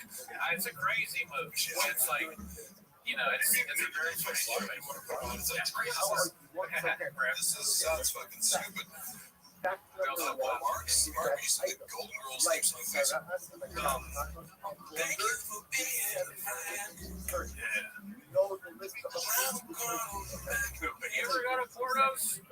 It's like it's a chain here. There's a bunch of different Portos. You're not a baked goods guy, right? Are you a baked goods guy? It's like Porto's is a famous chain here. It's a Cuban bakery. Very it's like not expensive. You can do it all responsive. Yeah, I mean, I wish they sponsor. I love this place. I think it's a great. I will try some. They got potato balls there. It's a great spot. Can you imagine? We need to get a sponsor soon. Because Mark, do you think Brendan offered shit anything monetarily from Austin? I do not. Certainly, I thought about that before. I think he offered him zero. Whereas, when you work for a corporation, people will just be like, oh, here's $15,000. There's no fucking way that Brendan offered anyway. So I'm sorry, but you say he moved on his own, he didn't have to pay. That's my assumption. That's great. It was He didn't have to play to live, maybe. he would justify it as like, well, I already pay you enough. I pay you up $100,000 a year to work 3 days a week. That's just nobody does that. He's like he's alone in that. That like you move and I don't give you any money because like Mark BGL is like Lil Nas X on steroids. Do I look like a gay black dude? Is that what Lil Nas X is? I forget. yeah. Mark, that Akash helped Bob with your puppy. Well, no, I remember meeting Akash. I thought he was super cool. Like we had a pleasant interaction. Here's the thing. Scoop up the bag. Scoop up the bag. That's what Schultz and Akash say. Scoop up the bag. Each other. Get out the mud. Get it 10 toes down. I hope you're 10 toes down when you met us. Must have been if you guys got along. Because if you weren't, I mean, they would just look. I watched a little bit of flavor, but that's how I do that. Because I do find Schultz annoying as well. Because Schultz seems very arrogant to me. Yeah. Oh, yeah. And I'm turned off by that. Akash seemed less so, of course, I don't know, in the context of that show, different than how I perceived him. Bud Easy, sorry. Bud Easy is one of our big fans there. He's a great guy. Never met him. He says, will you tell the Red Bat story? The Red Bar's Red Bat? I assume he meant Red Bar, but Oh, you spelled wrong, Bud Easy? All right, well, you're a guy. they just want to you things are like, they want to come on the show. I wasn't even planning. That's the thing. It's like, again, to address Brendan recently on Patreon, knows about this unique video. He called me obsessed with him. He goes, he's obsessed with me. It's weird. And he goes, bad part because he had no skills. I was like, that's the third fake reason for firing me. Yeah. As I was editing 6 clips in the night, but I have no skills. The Red Bar story, not much more to it than they just reached out. So, people wanted to have me on the show. It's not like I was going, I need to expose this story. People were reaching out to me going, do you want to come on my podcast? And I was just like, I guess. And Red Bar, they are so scared of Red Bar. And I didn't know what to do because it was just one of those things where it's like, oh, stay away from Red Bar. It's like the forbidden clause. Who tells you that when you start? Is that an orientation? It was just this vibe. They knew of Red Bar. It was like, kind of like the Reddit. It's like, stay away from the Reddit. Don't look at the Reddit. But I mean, to me, Red Bar, it's funny and does good content. With that, that's kind of funny to me because that makes me think like I was joking there, but an orientation of some kind where you start at Thick Boy Nation and they're like, here are the few things. Thanks for joining the team. It's like, here's a donut. It's like turns on your shirt. Got you. You're looking at these. What's over the donut? Nothing they say is true. But Red Bar was treated like the boogeyman. I swear to God, I've never got that. I'm like, can't even say his why name. are you guys so scared of this? Like Golden. Yeah. No, it's pretty good. Okay. It was Because we used to be like that too. Oh yeah. We love Red Bar and it's hilarious and he's a controversial figure. But when we first started, we were just like, maybe we shouldn't say anything. what's funny is his fans have been really cool to me. Like that's one of the more supportive communities of people where I came on and a lot of people were like, oh, he was trolling me the whole time. I'm like, I don't give a fuck. Yeah. What his intentions were. We had Mike, he probably wanted a little more out of me and he was trying to press the conversation. But he's being a good broadcaster. It's like Howard Stern is trying to press you to say the most controversial thing. I get that's his imperative. I didn't feel mocked or bullied. But You're in on the bit or you're enjoying it. Because he was holding, he was like, had me on the FaceTime. He was like, maybe going like, oh, this is a little way. Great one. I never met her. Oh, yeah. He was holding me on FaceTime. And people were like, oh, didn't you see what that bar was trolling you the whole time? I'm like, I don't know. If he was, I didn't care. It would be an insult almost if he didn't troll you. Right? Like, who doesn't he troll? Yeah, when he was saying complimentary things to me, I'm like, I don't know. I don't have any reason to doubt he hates me. I don't have any reason to doubt that he's being sincere. Because it was just like, yeah, I used to talk shit about you So then I kind of changed my mind, and I'm like, that's okay. Is he ever sincere? I'm not sure sincere is a part of his, fun of the, he's not, To me, it's unbelievable that you could go from because he did make fun of me on the show.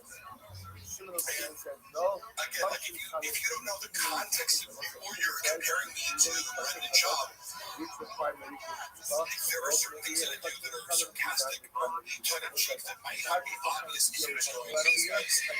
Brendan Schaub's friend, therefore he's as stupid and narcissistic as Brendan Schaub, and therefore if I'm doing doing a little act out where I'm acting more Jim Bro douchey, then you're gonna go, oh, this guy's really an idiot, even though I'm delivering this. Indian Man wants to know if what do you think of Elton Graveyard? oh, yeah, whatever. Amazing, yeah. I'm sorry for calling you the Indian Man. Snap job. But you never told us that to It's amazing because I like content like that where YouTubers instead of daily content, and this I consider you guys this too because you do custom songs. I think you put a lot of effort into podcasts and elevate it, to something. That's two people talking, right? And I think Elevate Graveyard is a good example of this guy puts a lot of effort into the artistic output of the thing. Yeah. I mean, he's a legend.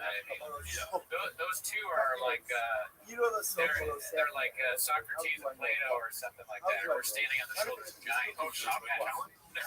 Let's jump about Robert Kelly. Goddamn. It's crazy. Allegedly.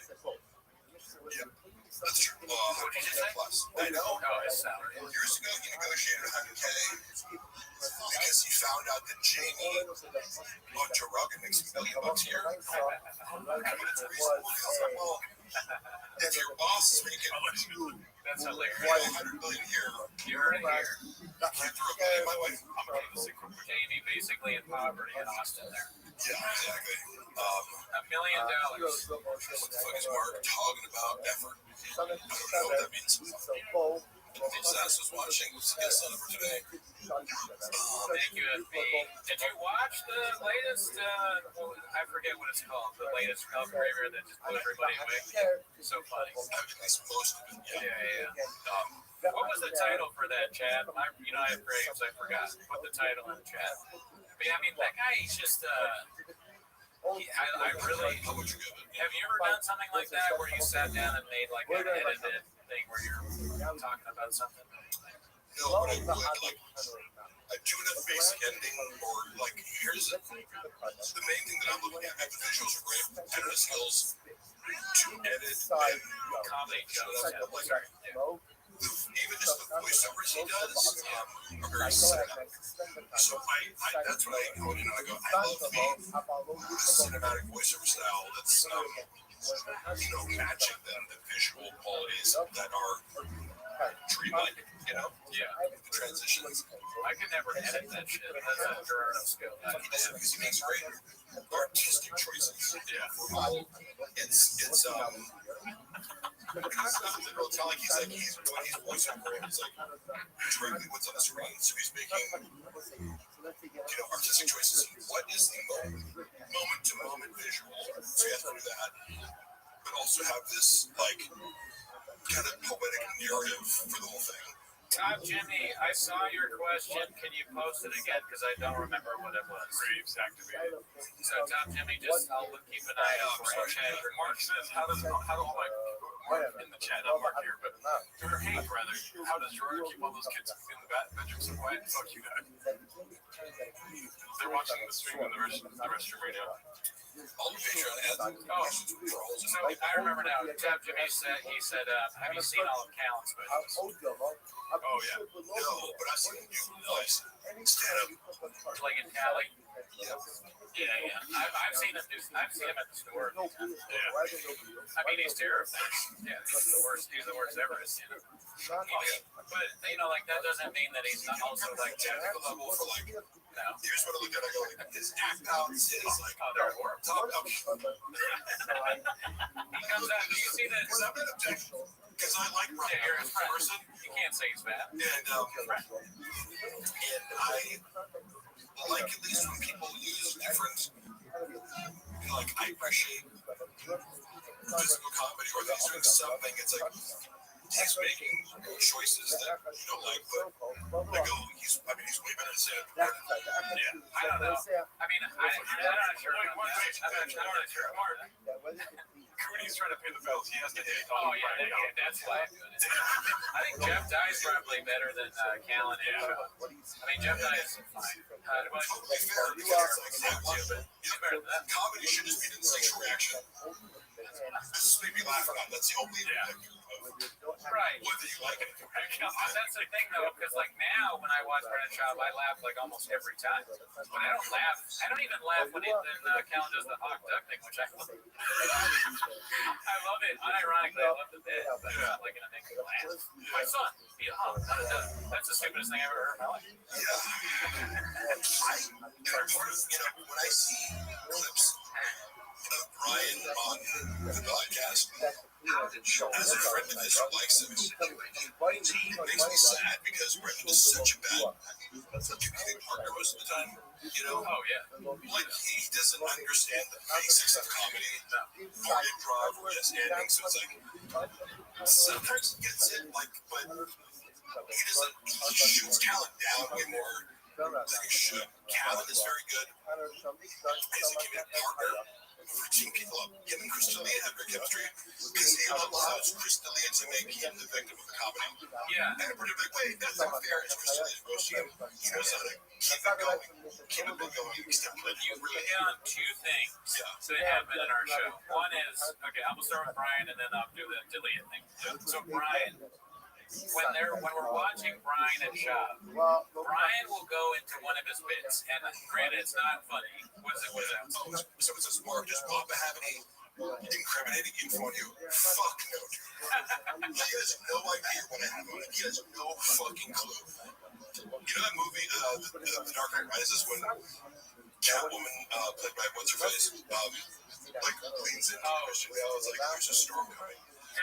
That's literally what I think of when I think of what's coming for Schaub. And I have to keep this under wraps because part of it is my legal case. To put it out on YouTube would be detrimental to my financial bottom line. But it's like he doesn't even know what's coming, and he's too stupid to realize I have everything, Right. He should just nothing. he should just hire a private investigator to go to Luana's house, and Luana owns the private investigator. Oh shit. Well, I mean, she's charming enough to be like, and she knew more about but Luana is skilled at manipulating men. So, but also, she played it very savvy, and I applaud her for that. She was able to get the fact that Brendan Schaub was this guy's employer out of him. When you're not supposed to do that, it's right. And I have, somewhere on my phone, I can show the guy's car, I can show the letter he wrote, and put to our apartment door, not realizing I was living there at the time, you idiot. Yeah. So he's operating in this prison, and I want to call him. He was like, "What's this guy doing out there? Like, did you serve me with some papers or something?" And I was like, "Luana, no, go," because I was no. I say, "Go look at what he wrote. He wrote. I said, no, put a number on there. You're still in the area, so just call him. He's a private investigator. You can say Sean." Because she talks to him. She knows when he's in bed. He goes, "Are you here because?" And she's like, "Who do you work for?" And he's like, "I can't really say." I go, "Oh, is it Brendan Schaub? And does it have to do with a bouquet of flowers that someone sent to his house?" And he's blaming it on Mark. And he's like, "Oh, okay, you know what this is about." And he's like, "Let me tell you the real story." And one of these girls said, he was having a long affair with, who's smarter than the rest. She has an MBA, just a more accomplished professional, and somebody you shouldn't cross. You fuck around with the wrong girl. A lot of these girls, he dates are idiots. But this girl, after he crossed the line with her, having lied to her last time, she sent a bouquet of flowers to Joanna, saying, just outing him for having long relationships. But the note started off with, "This is not Mark." So, it's true, it wasn't Mark. However, it gave them just a funny thing to go, Joanna, obviously it's Mark because it says this is not Mark. Yeah. And then he invented an entire story whereby I somehow went to his house with a bouquet of flowers and a note and knocked over his bed. Like, it was, I'm like, you have security cam footage. Like, I've been in your house. The whole thing is covered by, 8 different cameras. And he said to another side piece, hey, did you talk to Mark recently? I was like, no, what's up? He came by the house when I wasn't there. Like, he's harassing my kids. He's like, no way. And he's like, yeah, I had to get the police involved. Like, I'm on the phone with them right now. I'm like, oh, yeah. The police. Yeah, sounds good, bro. With the security cam footage of a worker from Joanna's favorite florist delivery, Or I just wonder how he gassed her on that, because, like, he's like, oh, he pulled out the fucking camera plugs, He cut the power to the security, because otherwise it'd be like, well, watch the footage. Where am I in this equation? It was just one of the more hilarious things where I go, this willingness to gaslight his wife and family in the craziest way possible, and then hire an investigator. Yeah. Whatever he does, whatever. Lawyers, that's why he lost the unique lawsuit, because it's like, imagine Brendan Chubb's your client, and you have to rely on him to tell you the truth about what's going on. You're fucked. Yeah, I mean, being as lawyer is like being anything. You gotta be like, we have another one if you want another one. Because I bid off that one. But go ahead. Dude, this shit is amazing. I just tried it. It's the first time having a coffee cake from Porto's. Surprising, I know. Cinnamon coffee cake. Wow. I mean, listen, I would fuck my way into the room to get this. Yeah. Yeah, that's not good. No all caps, that's the rules. Mark, you're a drama queen. No, hey, if somebody wants to fucking smear campaign against me to try to ruin my life and make me unemployable or lies publicly about the reason he fired me to make it look like he wasn't a fucking idiot who threw a temper tantrum because I didn't text him back for hours, I get to do whatever the fuck I want for the rest of my life. I got enough dirt on you to murder you.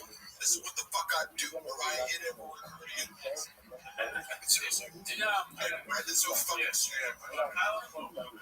Kyle Samuel wants to know, and you probably have already answered this before, but how did Schaub handle the truck block situation behind the scenes? Freak out and handle it terribly.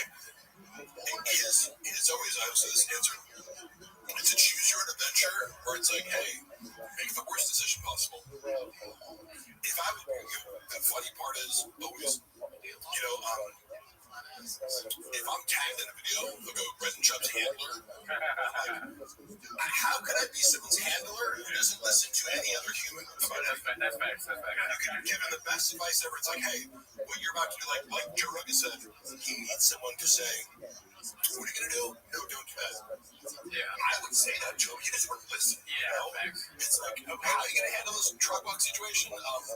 Stutter on fucking, I went through your DMs. You sent a peach emoji to fucking a picture of Andy Letterman's ass. I saw that. But you're like, oh, I would never hit on her. Doesn't make any sense. I mean, I think I'm on this fucking Slayer podcast for stumbling over his words. How do you handle a truck walk situation? Obvious. You text my video, I'm going to kill you.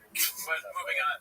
Christian L. Literally, it's like, that's ridiculous is that Mark broke into my house story. It's like, how can I make this the absolute worst out of this universe fucking problem? I'm just being like, yeah, you wear to know you're a cheater. Just admit to it. Just be like, hey, I'm sorry. Yeah, you're right. I misread the situation. So Christian L, we know it's just chatting again. He's only giving $4.99. He's not making very much money. Yeah. But he said, let's see, let's scroll back up. He said, Mark, what is Schaub's most redeeming quality? He must have seen something good in the beginning. Schaub's positive qualities, but you're still under the umbrella of narcissistic personality disorder, which implies many stages of a relationship. He's going to be very generous. So, for example, the first time I ever traveled with him was to Austin, Texas in 2021. I got permission to go from my wife because she was like, why the fuck are you going with job? Like, it was actually her birthday, so I was like, but I'm like, it felt like it was like, dude, I want to go to this school. Like, he invited me, like, come on, like, this is gonna be fun. I hadn't traveled like that much, like during COVID, so like, Chappelle, like, who a lot of loves, is like going with us. So she was like, not okay with me going for no money. And I was like, oh, so I made up a lie. I was like, oh, Brendan's paying me $500. I told Brendan that, just being like, you're into the joke, like, oh, that's how I got into it. But then he gave me $500 to cover my ass, so I could be like, so that was a good deed, right?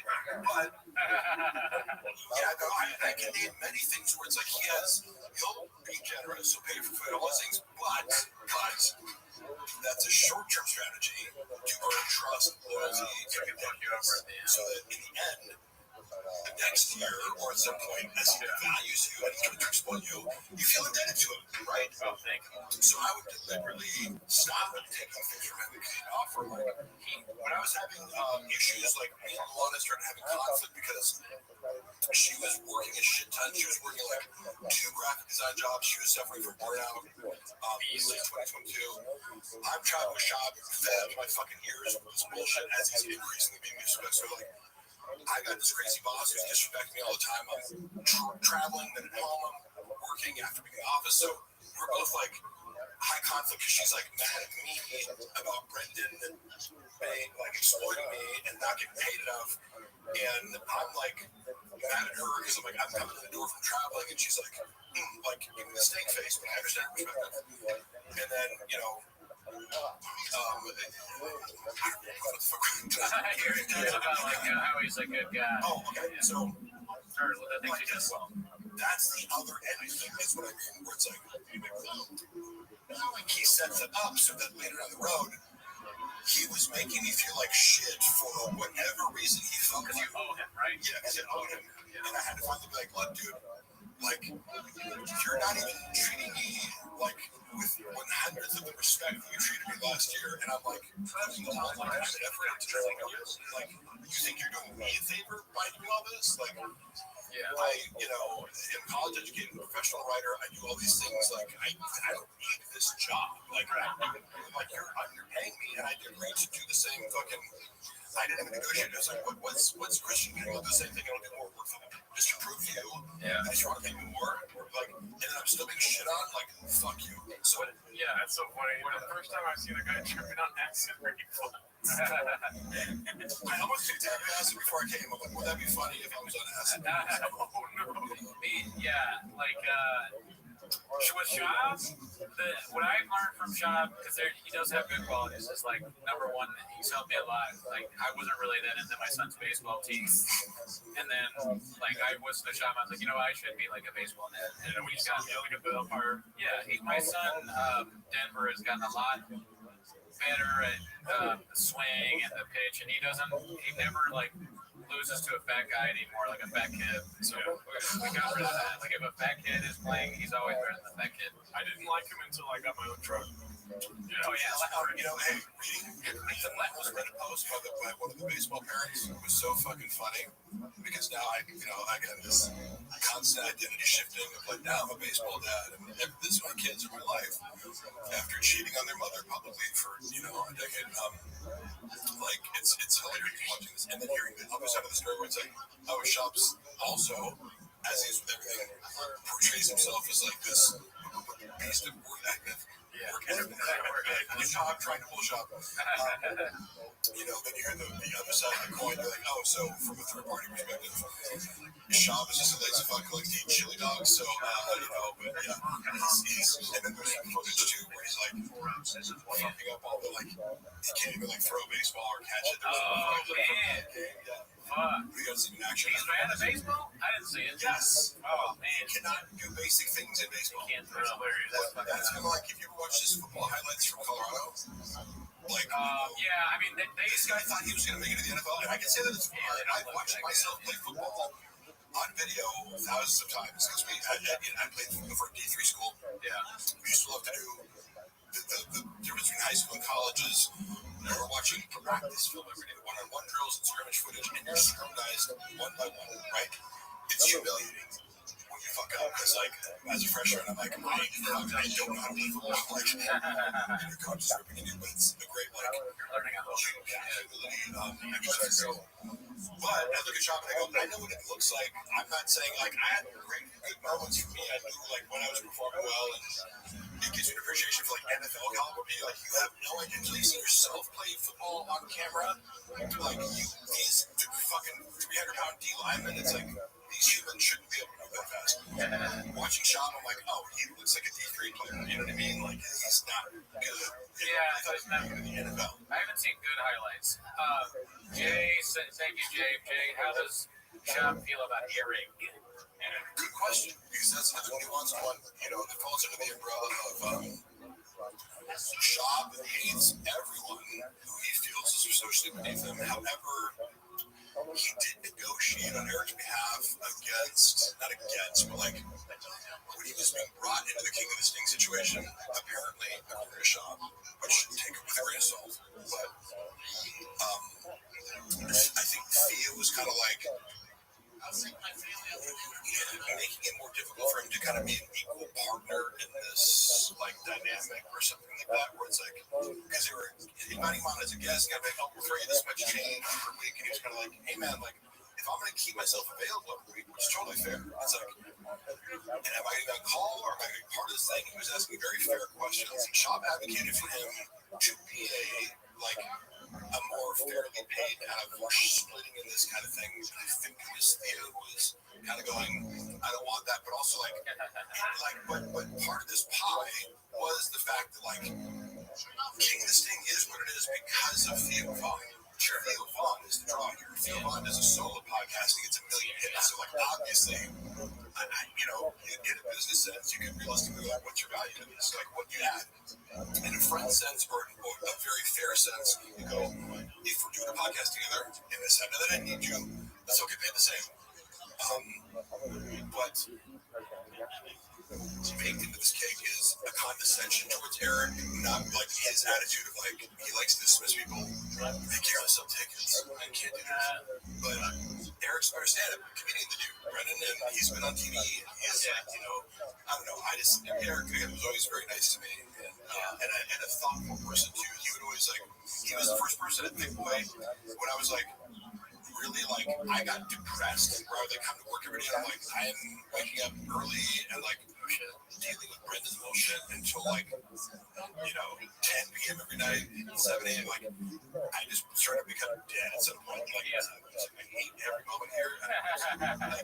And he was the only person to be like, hey man, you all right? And I was like, yeah. And he said, it's okay to not be okay, or something like that. Really? I wouldn't have picked him to be a guy that talks like that. I mean, that's my lawyer, Rob Pebble. That sounds like a good idea for a sitcom, you know? I moved in a house recently. I moved in a new house in LA. Whenever you move in a new house, it's always weird. It's even weirder. Hey, Rob, you're on a live stream right now. Are you okay with that? Oh, sure, yeah. I mean, I'm doing a live stream. There's a lot of people watching, actually. There's the tenants of Shop thing. Funny enough, this is my late Richard Rob Pebble. Hey, Rob. Who's about to destroy Brendan Shop. No, actually, no, he's not. He's totally incompetent and it doesn't do anything. Rob, we're actually having an internal discovery conference right now. Share a concept with you. Yes. So, one of the slapping that we have going on is that I want you to get out for yourself, and I have another potential client who's ring stuff, all that stuff, the doorbell, all the ring security stuff. I'm good. Why not? Of course. So what I want you to do is go through the development process. I want you to think about how do we scale this? Is you see advisors, right? Yes. You can throw like different plaintiffs figure out their cases in situations just like yours, and you're really getting it. Yeah. That's what yours. You're doing the things that you're creator like me, and you are going to teach us where she decides she wants to do this. I'm the lawyer, you keep up all the Robert calls. Right, but I think you guys will open your seats together because I'm going to hear a database too. Also, process. Yes. Thank you. Love you. Robert Pebble, attorney at law. All right. Good luck, Rob. Yeah, so Rob is like, I went to college with him. He's literally one of the smartest people I know. Like I was like, if I get 10% of what he's saying, I'm lucky. But like, he's, I go, oh man, he's just better than Chop Suey. Right. Motion to dismiss. Yeah. Saying random shit out. That's it. So you went to college with this guy? Yeah, we both played football at Pomona College. But I would consider Rob, if he had 150, 160 IQ, I wouldn't be surprised. But he's like extremely intelligent and specifically with organizational systems. I remember when he was like 20 years old. He's like a gym bro like me, so we like connected over lifting. 20 years older than him, so he was a freshman, I was a senior. We connected over like just lifting, you know. And he was like, "Oh, what?" Because I had this policy of like, if you ask me if I'm on juice, like I'll tell you. But if you don't, I'm not gonna talk about it. But he was like, "Oh, if you ever run a cycle," I'm like, "Yeah." And so I was like, "You're the first person who's got audacity to just ask me politely, you know?" Yeah. And I appreciate that, but he's very direct. And when you step into that deposition room, you want to look jacked because you're going to be like imposing your presence on people. Rob is really, it's deceptive because what I like about him is he's a jack, handsome gym bro, but also he's like an autistic savant with organizational systems. So remember when he was 20 years old, he was like making 100K a year running like LA fitness clubs. Like he would like train other people how to like run a more efficient like personal training like architecture for all the clubs in Southern California. Like started as a personal trainer, like quickly they were like, "Oh, you're way too smart to do this." Like so, because he was still going to college, you know, and also making $100,000 a year, like you know, like telling people how to do their jobs. Yeah, and like, you didn't get your lunch by the 5th hour. You went 4 hours without a 10-minute break, dude. You didn't get reimbursed for business expenses. We worked off the clock. Yeah, and he's also very moral too. I don't mean a lot with lawyers, like because some of these guys, you know, whoever's representing Shop, it's like obviously you realize this guy's an idiot, pathological liar who has no case. It's kind of like whoever's representing Blake Lively and Ryan Reynolds. So like, you know, this person has no case whatsoever, and you can charge these clients millions of dollars and draw this process, but you know you're going to lose, right? But Rob Pebble is extremely. Actually, you know what? Now that's a good advertisement. I mean, he's a lawyer doing wage and hour stuff in California, so And he'll fire clients. you can have Rob Pebble. Yeah, if he's like, you have a case or you're misrepresenting something, he'll fire He clients. fired me the other day, trying to sue Gerardo. Had to fire some people. Not enough Diet Cokes. But we fixed that problem, didn't we? You know when I drink a Diet Coke, what happens? Yeah, lawyer doing whatever, working the wrong. No, seriously, Rob is one of the best labor attorneys in the state. There you go. It's hard. It's a hard concept for people to understand that you can have muscles and also be good at a job. But it turns out, you know, Actually, there's exceptions. It helps. Muscles help everything. Yeah, it's nice. Mark is Rob, the sharpest tool in the shed.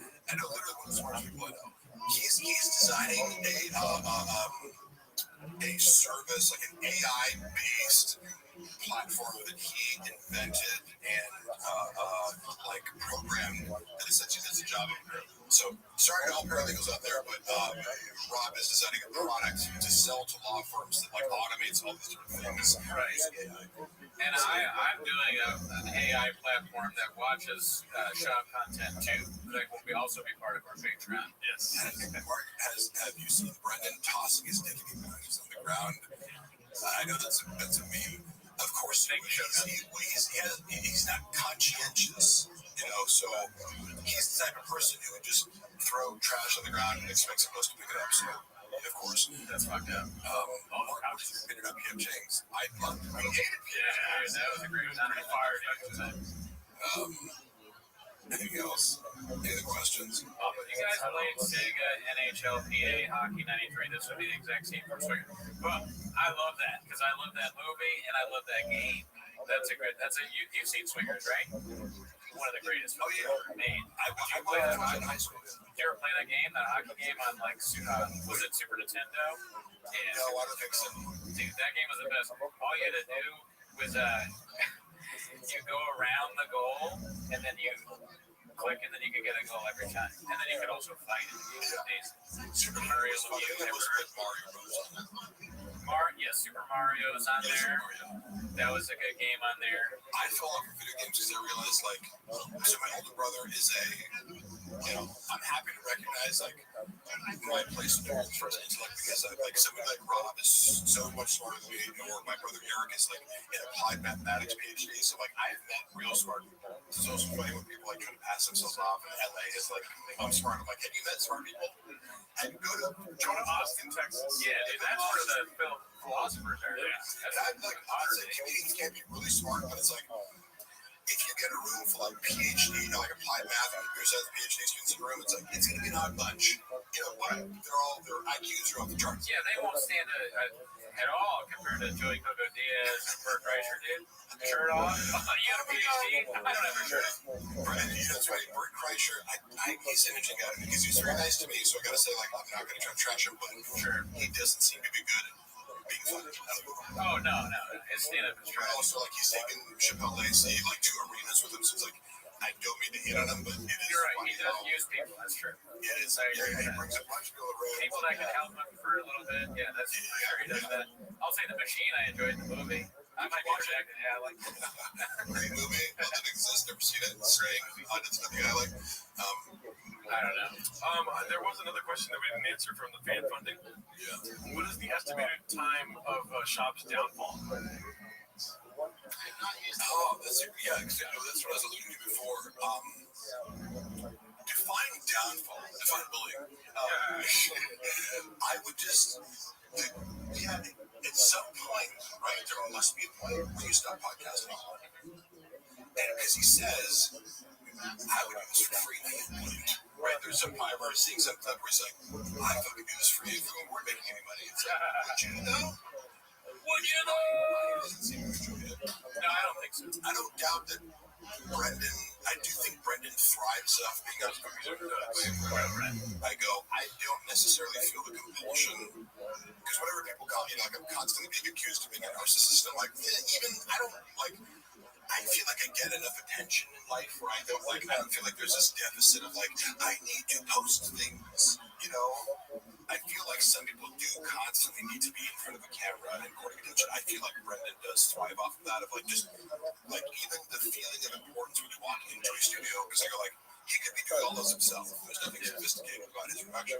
But like, why do you need to pay a guy $100,000? You guys are the performers and the producers. Yeah, I mean, would you rather save $100,000 a year to do yourself? That's a common knock on him. Yeah, I don't know. You know better. Like, why don't you know? Oh, I think that's awesome. But it needs so much production and post production, so it's just funny. The shit that he wastes money on. He's like, there's a bunch of people here, and I'm the center of attention. Let's check. Nope. Okay. It's crazy X. I like the people who like crazy X. Do you think Brendan is a sane person? Hey, how did I get to the show? Did I beg you guys to come on here, or do people seem to be interested in having me talk about Brendan? No, we begged you to come here. If you were like, hey, come on the podcast and talk about fucking lifting weights for an hour, I would. I'll do 10 more push-ups. I'll do 10 more push-ups. Once my wrist is better, I still think it's a funny idea for me and you to go to the gym. Because I want some time to prepare. Because I think I can probably still do 2 plates maybe. Or I was able. If I worked a little bit too, I think I could probably still. I might be able to. But I would need you there to make sure I don't die. Come back quickly. But just kidding. I want to film. I'm saying 1 plate. I'm not even listening 1 plate. Yeah. I can probably do that once my wrist is better. Stop being blockbuster. Yeah, I can do 2 plates 25 times. All the purple shirt next to Jack. Oh, or you know what? Elizabeth Morrison said this earlier.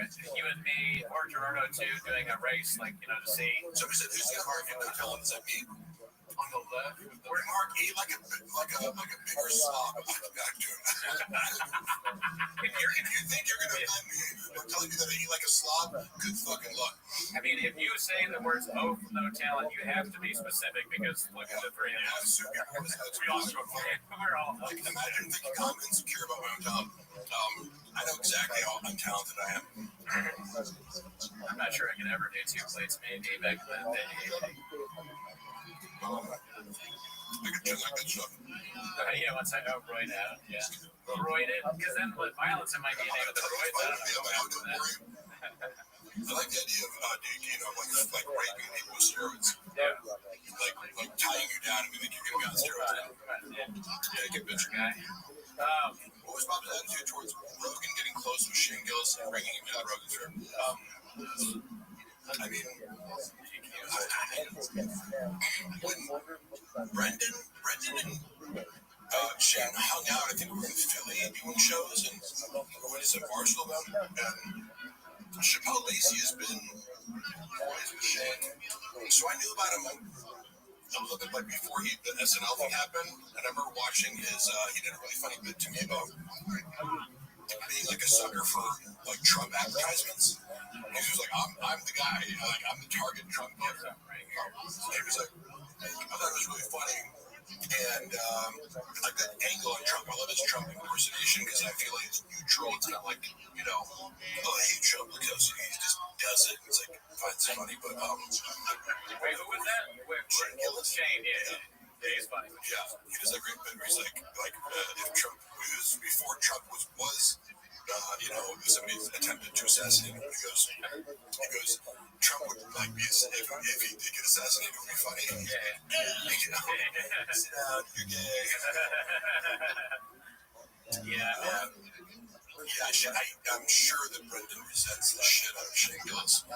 I've said this before. My take on Shane Gillis versus Brendan Schaub's. You know how Brendan Schaub's like cosplaying as like a blue collar guy, like trucks and blue collar and this and that, and like Shane Gillis is like actually that. Like where he's like kind of he's actually kind of a history nerd, and he went to us, but he actually played college football, like was an O-lineman. His level of self-awareness and his level of like he owns 2 pairs of pants and a couple pairs of white New Balance. This is such a hard concept for Brendan to rationalize. He used to look at me and be like, "Oh, you like don't care about materialistic shit?" I'm like, yeah, because I'm not rich. Like, why would I buy expensive shit trying to look like wealthy if I'm not, But it was like, I saw his mind spin. It was like, like how are you not totally obsessed with material wealth? Schaub's girl for sure cheats on him too. LOL. Tim. That's kind of funny to me because it looks like it's maybe his girlfriend's profile and he's commenting from that and clarifying that it's him. Yeah. He's like, on your face, what is this? Bob into his truck. I don't know. Who is I still have Brendan's comment on this. Remember YouTube speak, don't get, spoiler alert. I'm looking, I like to get people raping people. you want to switch real quick? Hey, don't clip that. You're taking it out of context. This is a bit, because I always tell people, like, oh, yeah, for sure. I'm like, yeah, you don't take juice. Well, if it's, if I do it for you and you don't know and you're asleep, then, are you taking steroids? Do you know about it? 100% me. Yeah. I don't even know what you're saying. Let me see here. Mark used to work with Jim Stefani. Yes, I am. Dude, Schaub and Stas. Bro, I cannot give any updates on Snas right now, but holy fuck. Oh, no. Holy fuck. I have been instructed to not say what I know about this for the time being, but Jesus Christ. Jesus Christ. That's all I have to say. Do you have a favorite joke from the Green Puppy? Let me think about that for a second. I was actually trying to answer. Yeah, okay, I thought you were going to No, the special horses, I've heard it so many times, the full hour, that he cut down to 26 minutes, but I thought the worst joke was he would end with getting a, rifle to kill the cougar at the end. Okay, yeah. I was like, as a cat lover, I'm like, why would you just want to murder a mountain lion? It's closer. Yeah, I was disgusted by it. Yeah. Like, I'm kind of low-key, like, when people hate animals, I'm just like, yeah, I want to, get this weapon to go kill a mountain lion that hasn't done anything to my, I get it if it attacks your animals or something, you're a farmer, it's like, I get it. But you're just like a guy who, who thinks mountain lions are just dangerous to, you're in the fucking woodland hills. Yeah. Woodland hills. This is where the cougars live, I thought it was weird and gross and very not funny, and he kept making that, he goes, I don't know if you've seen the joke. Yeah. The mountain lion bit, he keeps doing this callback to go, zoom out there, the dog goes on to this. I was like, this is so ridiculously not funny. And I hate humor that involves references to having a good day. Yeah. I feel the same way, but it's like, when a guy's bragging about having a big dinner meeting, it's like, there's something going on there. Either you have a small dick or your big dicks are it makes me uncomfortable because I'm like, what is this fascination? I made a prediction the other day on the podcast that honestly, Shop would make it so far if whether he is or not. Yes. Oh, for sure. He would be like a huge influencer in the game space. Like, here's some interesting things. Like, Derek Poston and Jim Norton, right, openly like trans female. Yeah. And I'm like, that's so bold. Yeah. To be like, I'm a male comic. Yeah. You wouldn't look at these guys and go, oh, they're gay, or like you would never know this. And they've taken their fetish and sexual preference and just completely de-shaming, right? I follow. And I'm like, that is some of the boldest shit I've ever seen. Yeah. But it's totally authentic for them, apparently, and they have no shame about it. I don't even know if they're posting like the fucking. Yeah. He's into the porn, I guess. Yeah. But I was like, this motherfucker, you know, if a guy says that, I go, I'm willing to take anything else you say at face value because clearly you do not give a single flying fuck respect. Yeah. Yes, there's like, so I always told or would say about Brendan, if you just were more authentic, the whole thing would work. But it's, you know, if you have no real self and you've constructed a false facade to make up for, you know, a wounded self, whatever the NPD thing is, it's like you can't be authentic, unfortunately, because you dig inward and there's only shame, you know. NPD was that? NPD was that? Narcissistic personality disorder, any cluster B personality disorder, sociopathy, borderline personality, histrionic personality disorder, Machiavellianism. Cluster B has a lot of overlap with regards to like a damaged self that allows you to be either self-destructive or destructive of other people. Yeah. In various expressions, like I have a core commonality of like something's wrong with your brain morally. You know. How did you learn about all that stuff? Like, I'm very interested in personality disorder. These terms would be like, oh, that person's bipolar, or like I go, you don't know what bipolar means. I think people who have like mood swings, I go, bipolar means extended periods of mania, extended periods of depression. So these things are fascinating to me. With narcissistic personality disorder, the moment I started to get buff, people would be like, you're a narcissist. I'm like, am I a narcissist? Because I'm like, a little bit down. Mic check. That's good. That's fine. My cable was weak. That's not bad. Deadpool costume. Oh my god, I saw that skin. The Deadpool costume was so raging. But also representative of like, he used to have a team that would do these skits for him, so it was like high production value, but terrible and unfunny. Yeah. Okay, so I like how, so I don't know if you heard, but I asked him a question. I said, what's your favorite bit from the Greek Poppy? And he was like, my least favorite bit. So he says, we get to Mark, you've watched Jordan Peterson podcast. First of all, I have consumed many hours of Jordan Peterson, but like, imagine me learning psychology from Jordan Peterson. That one has, that's his area of expertise. I don't subscribe. Because you show me where he he is an expert. Like, have you listened to Jordan Peterson? Because what he says about psychology is highly accurate. You've been able to get pills in the past, haven't you? I'm sorry, Mark. One look at Jim Norton and I knew, well, good for you. I didn't. But I do, you know, I know a girl I used to date Jim Norton. Here's a funny story about him. So he was dating this string girl, and for either his birthday or her birthday, I forget which one, but they hired a male escort because he wanted to watch this girl get fucked in front of Jim Norton. And like, so I'm sure they got a huge guy, and he's like, face this girl. Oh shit! Oh my god! Throwing up, and Jim Norton couldn't take it. Oh yeah. He thought he wanted to see this, but he couldn't handle it. And like struck off and grabbed this huge conflict. Yeah. You know, because the girl was getting banged by SPD, yes, exactly. That'd be funny. I like Jordan Peterson. Oh, Mark, who provided the 300 pages of evidence. Brendan was, I have repeated this a lot, because people keep asking him, and it's like he can't admit the truth because it unravels his entire identity in order to admit this. But he literally hired hackers to try to take down a fucking subreddit for like $15,000. How could I make that? Right? I mean, it'd be funny, like Jordan Peterson If he wants someone else, Peterson and Greg. Thank you. I like DPT's comment. Does BGL cry like Peterson when talking about men not having sex? Yes. I have no shame in crying. If you don't give me sex for a little while, I might fucking cry. Okay? That's if you want to hurt me, you got me right. Deprive me of sex for a week, and I might get really emotional. Yeah, I mean, Not give me sex. hopefully no one ever tries to Hogan, when they're like, have sex with their wife. Has anyone ever tried to Hogan you? Asking for a friend where they're like, have sex with my wife. I feel like Jordan Peterson might do that. Red Bar once withdrew the sword from the stone. I don't know what that means. Beetle is steamrolling his life. I'm sorry if I'm steamrolling. No, you're good. I'm good. We got 24 hours of this. It's a long time. Don't realize how long we've been at the podcast. 24 hours. I have the benefit of being like, I can leave whenever I want. Yeah. You said they did show it some bread that he does. Hungry. Marcus Diamondis, no, you know what I did take? I took the microdose of mushrooms before it came. I had a coffee, fucking energy drink. Yeah, so he's drinking one of the rain, yeah.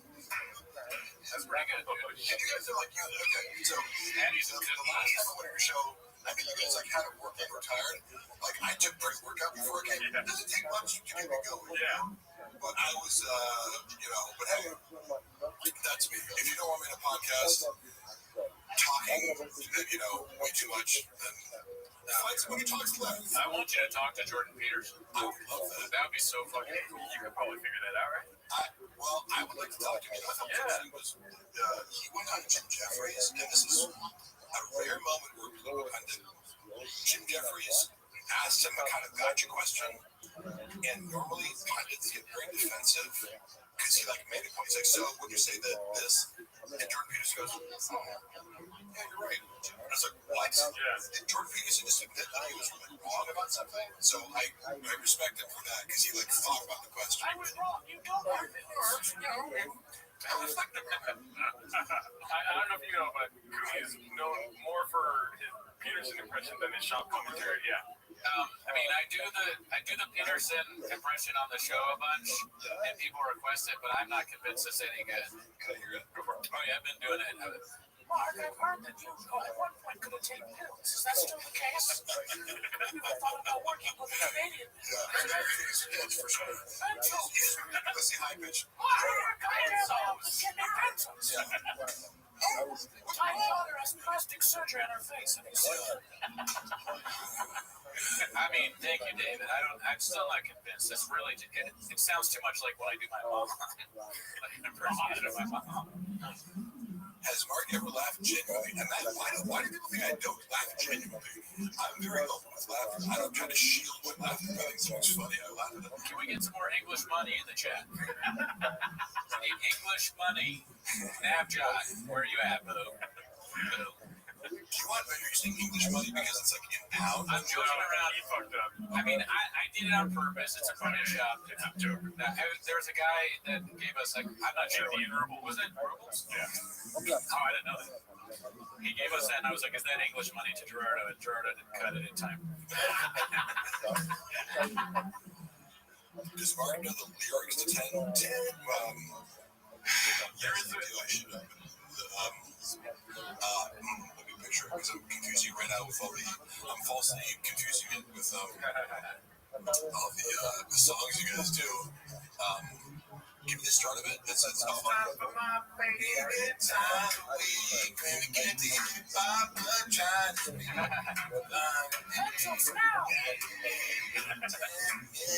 shop." Thank you. I kind of Stuck at Stevie's. Oh man, did I understand? Never heard of it. I want to see BG and Miguel have a race when we get the treat. Do you know Miguel? No, probably not. I've met Miguel. He's our friend. I used to do the show, but he hates the show now. He sounds fat. Wait, no, he sounds fast. Oh, He hates the show. he hates the show. Well, he hates our fans because they were making fun of him a lot. Probably because of what we just said. Yeah. What do people expect to go to live stream that get made fun of? What? Yeah, take that, Miguel. I was on here and everybody's like, look how cool Mark is. I mean, are you guys trolling me? No. Like, did you make a bunch of bots to be like, Oh no, we actually made a decision Thanks for bringing that up, Mark. We made a decision. We don't want any more bots watching this. Yeah, dude. Oh, yeah. I know. That's Flex a bicep. biceps. Yeah, vote on the bicep. Damn, well, you can see a real big horde view right here. Dude, look at that horde. That's for real. No, look at. So wait, actually, you can see it. Is it coming back? Wait, who's that horde coming back? Look that way. No, too much. There, what? Just go like back and forth right there. Oh, can you see it now, though? No, I used to have a horde. Oh, nice. They did Horn Brothers shrug. Yeah. Horn Brothers. Look how cool Marcus. Thank you. Finally. But one thing we do need to be clear about, we get a lot of bots. All of the 100% of the negative comments are bots. We know this. Every time someone criticizes us in any way, it's just another one of those bots. Yeah, we use a lot of bots. We do. Recently, it's like, oh, haters of the bots. It's like, yeah, people are paying for negative comments. What? They're doing that to us. Go ahead and make sure they get. What is your favorite TV show that hates these bots? Well, actually, my favorite TV show might be Barry on HBO. Here's some English lollipop. Oh, thank him, Tom Jimmy. Appreciate it. You're not a bot. That would require athletic power. I can tell when someone's a bot because if they say something negative, it's a bot. 100%. Want to be shirtless, so you would not be professional. Hey, Mark, what happens to his drug giveaway? I don't really know how giveaways work. Like, I've been trying to follow that story, but I just like, I assume whatever shop is doing is fraudulent. Like, obviously, but that's my presumption is if you tell me that it looks fraudulent, you know more about giveaways than I do. I believe it because why would Chop do anything that doesn't benefit him financially or involve some sort of misrepresentation of reality in order to benefit him? The only giveaways I do are facts. I saw Brendan piss in the sink literally every day. And the creative director at the time pulled him aside and was like, I have one request. Could you just not piss in the sink? Holy shit. And Brendan, I think, agreed. He's like, oh, yeah. What a stupid thing to ask for. I would never ask somebody for that because I just assume they're gonna piss in the sink. It's like, why would you ask about that? It's like, duh. If someone comes to your house, it makes sense for them to piss in the sink if they have to piss.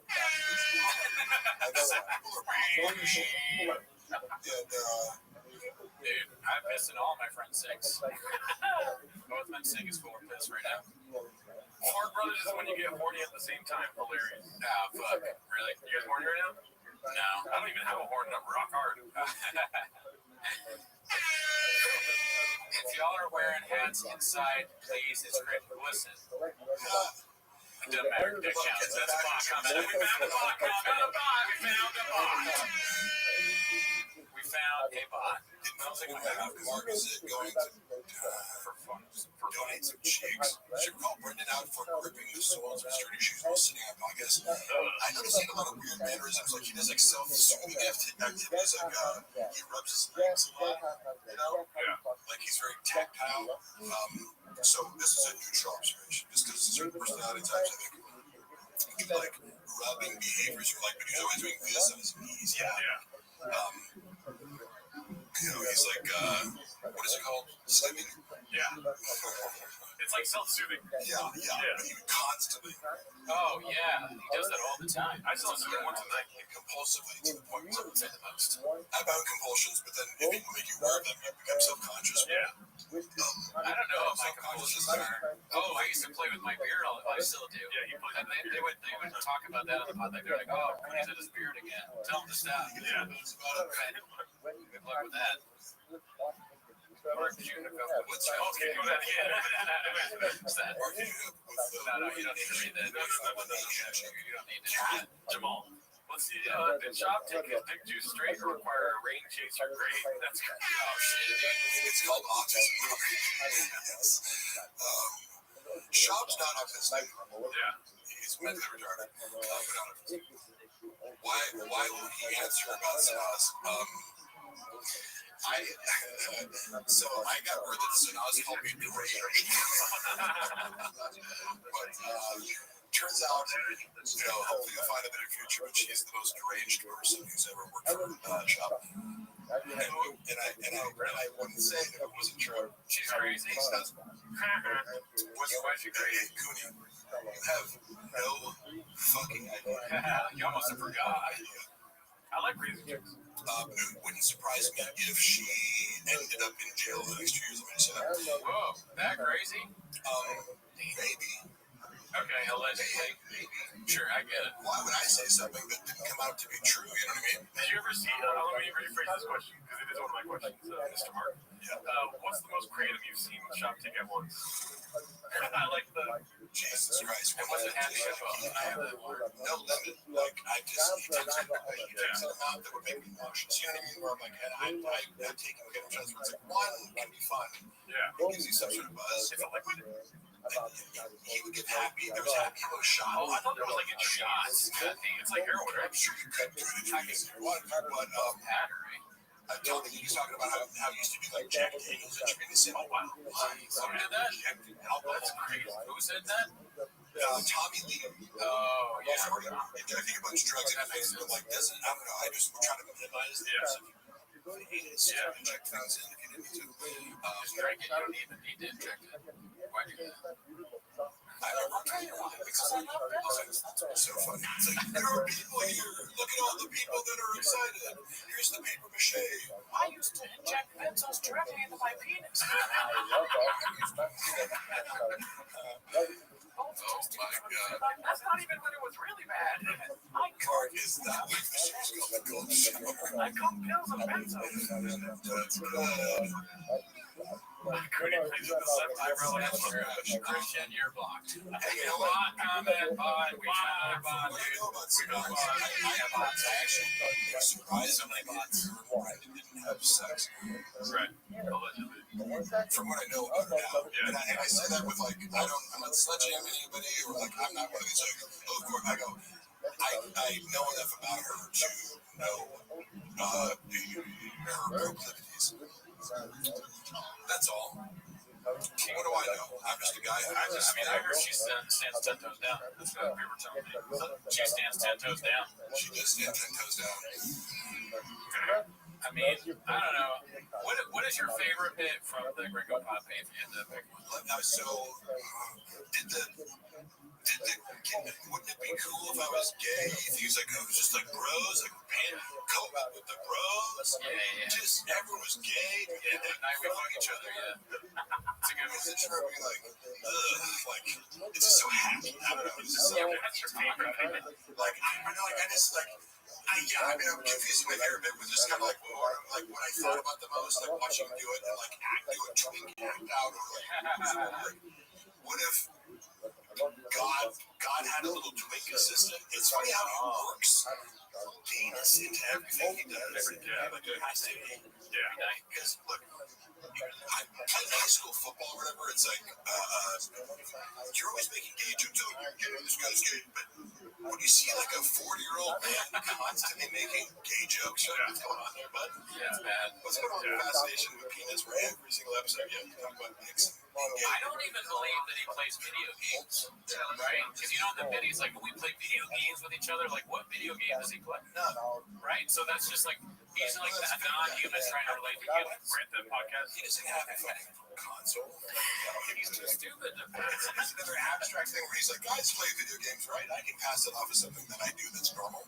He's probably bad at every single video game. Video games. Yeah, because video games are. I get up video games when I realized how much better my friends were than me. I'm like, oh, you're actually good at Tony Hawk. And it would take 3 years of playing it every day until I could just get as good as you. Yeah. And I would still just be a guy who's good at video games. I really just played Tony Hawk for the music, if I'm being honest. We're not doing all caps, y'all. No. But you actually like all right. So no, because it's just like attention grabbing, and and it's also like if they're not here all the time, it's like I'm not gonna. Yeah, they're taking away time from tough Jimmy and Ryan Hardy. They have Palestine jokes all the time. Brendan Schaub does. Someone's accusing you of being gay. Well, listen, you think I'm Antoine Jameson too? So someone said happy, sure, but Mark would be one of the bros in the scenario. I certainly would be. Why would you expect me? You guys fucking love me. All caps, no doubt. If we do any kind of gay joke, it's ironic. Gay community is some of my biggest supporters. I'll be back. Gotta piss in this thing. I'm pissing like a I got madman. mad love for gay dudes. Oh yeah. I mean, pissing in the sink. I mean, I do it every night, every day. Yeah, 7 days a week. Only game Papa's good at is NASCAR. All caps, no gas. Can you do me a favor? Adam is one of our loyal supporters. He has a wife named Ellie. Can you say, what's up, Adam and Ellie? Make sure to cuddle tonight, something like that. You know? Hey, what's up? Wait. What's up, Adam and Ellie? Make sure you cuddle. Yeah! Motherfucking grow one. We need some little animals. Let him have them cheeks, dog. Dude, if Ellie is not turned on by that, then I don't know what else to do, Adam.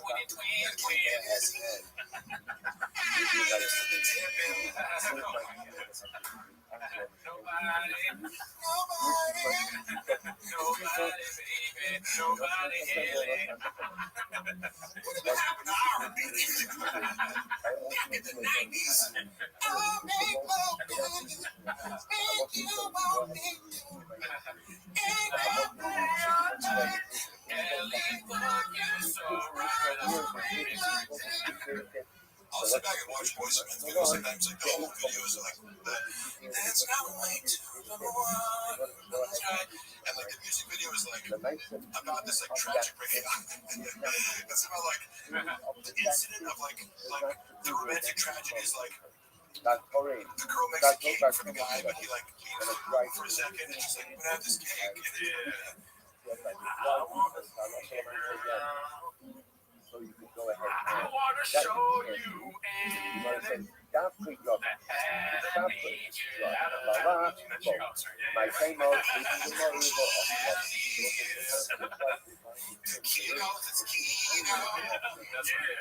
My baby is right there. I just showed up a cool girl. What if it were gay?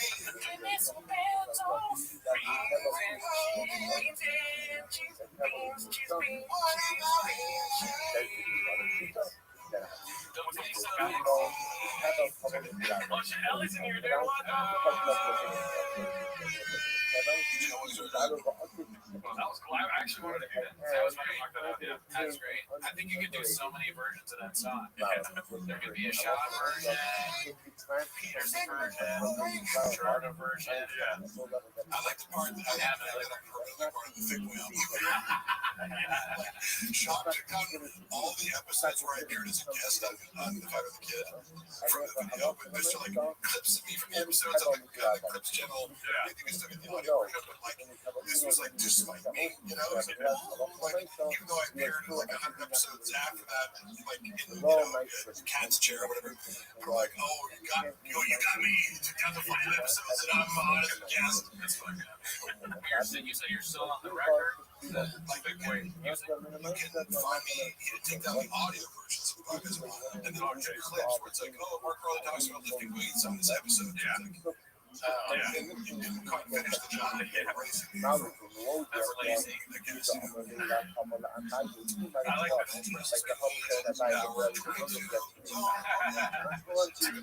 two S words. That's great. Called out more for saying maybe NFL. I feel like it does get called out a lot, but it's insane. That is an insane line. Can we just become more brothers?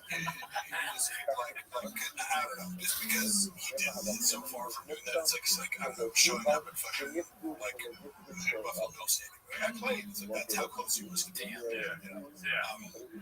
It's like having a courtside seats at a Lakers game and say that you played so wrong. It's like throwing up the press game 25 or 46 times. I was there when there's multiple, the truth of the compulsive repeats saying that so say this Joe Rogan, for example, he said it so many times, and I love it, but compulsive players repeat themselves. He said he did it. Okay, in reality, we were in zoo culture when we're having into the dead at the convention and blah, blah, blah. Now, for the record, I did it 33 times as a 19-year-old in college, so it's like, this isn't that impressive, right? And doing that 33 times, it's an NFL little number. However, you also have to, like, if you're a linebacker and you bench press 225 33 times, you also have to run a 4.6. You also have to have a fucking, 38-inch vertical. You also have all these other things that be super difficult. So bench press is really not relevant to what we do. Yeah, you want to know, right? Yeah, that's right. Yeah, there's a few struggling. No, first of all, this time was referred to would turn into 40 reps because he kept repeating this. Sometimes he'd say 42 or whatever. Right. I was there. You did 30 reps, which is impressive for strong bench. 30 reps is very good. However, plates take culture. And I have photographic evidence of this. They don't weigh 45 pounds. Everybody knows that.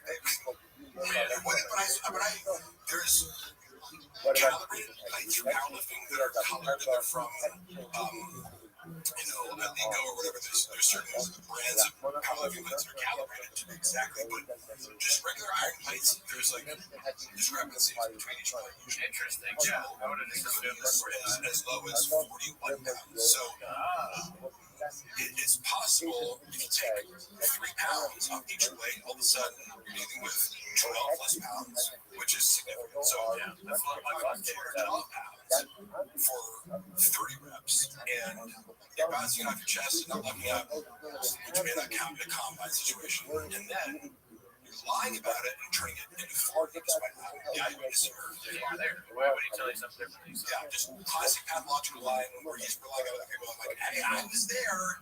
I didn't do 40 to 30. And then because he kept saying it, like, and Rogan's impressed by it because he wasn't there, so why would you lie about it?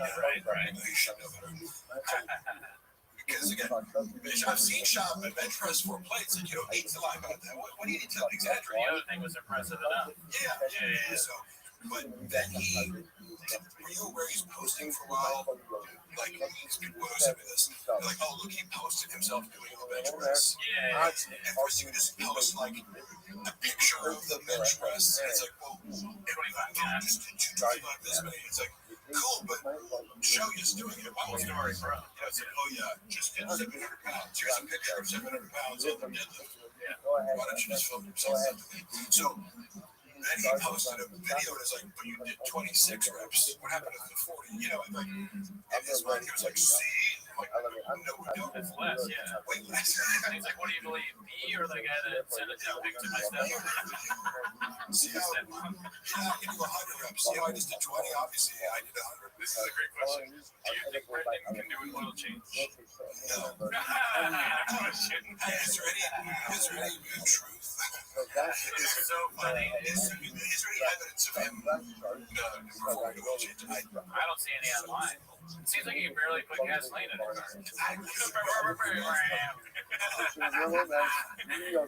a Diet Coke talk back. 6'5", bench pressing 225 dunk count. Yeah. Okay, so what? The dunk count that was really funny because I've been looking, and I think I maybe present this video most recruit events, but I showed a video, and maybe it was Brian's opener. Is this really buff guy? Oh yeah, that guy is a cool guy. I think I like because we were referencing this. I was like, dude, Shop's so ridiculous. Probably trying to block you. Yeah, he's got a short arm.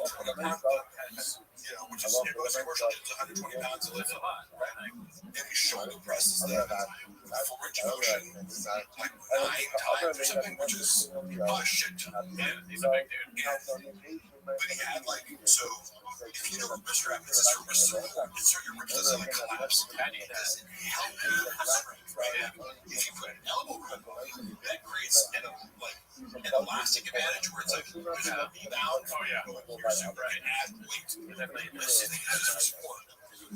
Shop looks at it and goes, he's wearing wrist wraps. It doesn't count. It's like what? It doesn't help you lift more weight. It helps your wrist. He probably doesn't either is lying or he doesn't know it. But it was his logic for everything is, what's the thing I can use to dismiss the person who's doing better? Yeah. Because you can, so he has to say, it doesn't even count. What do wrist straps do exactly? They help you lift more weights? I don't know. He hates anybody that does anything. When the question it's true, can you either say, can Shop do a oil change, and then someone else, I think it was Mark Bear said, can Shop change a tire? The real question is, can Shop change a light bulb? How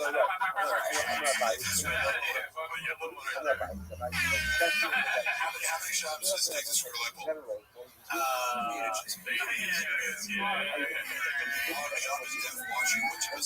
Funny thing is, I'm just scared to watch. He's a man who's scared of,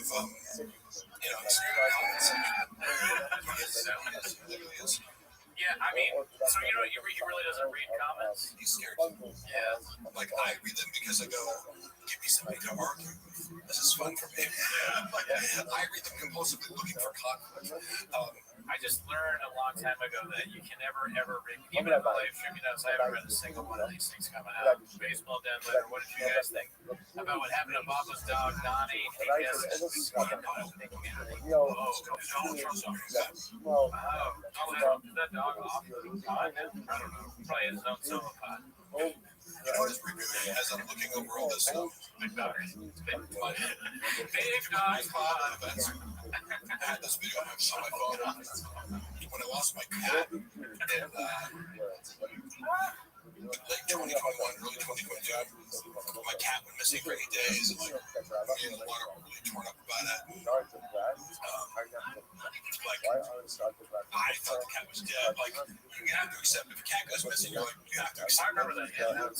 And I sent to him privately, like him and Charles video, like of us. We just found the cat, and you're sleepless. Like, you haven't slept if you lose your cat. You have to stay up at night, like take shifts. And, like, it fucks with you mentally so much. And I'm super into my animals, so it's like this is all you can think of. Sure, yeah, you're good.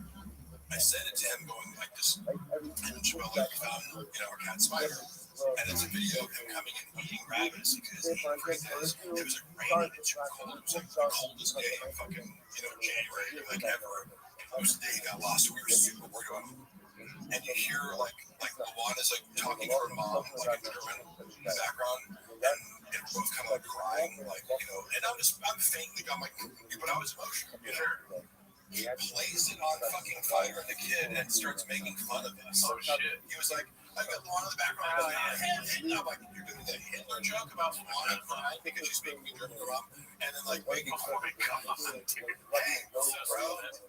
Like, but it's now I don't take offense to it. It just tells me like you have no empathy. No, probably not. And you don't understand people's relationship with pets. I know that too because we lost the cat Rogan and Shorty by our cat.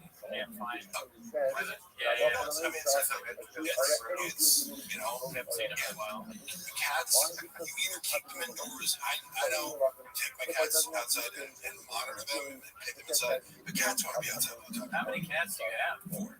Oh shit! And I walk them. Really? With like a leash? I don't walk right walk. They like to play in the corner of our apartment complex, and they just like to smell shit and be outside as much. But if a cat had its way, it would be outside most of the day. I like cats, but I have a dog. I like the dogs too. Yeah. Do you have a Cats are easier. Like if you're looking at That's why I Shredded cat daddy. What's that?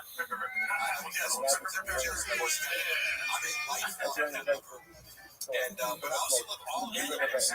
There doesn't have to be the dog cat, dichotomy here. I also love dogs too. It's just dogs are higher maintenance, Yeah, you can't really like leave with the dog. You have to make all these plans. Dogs are like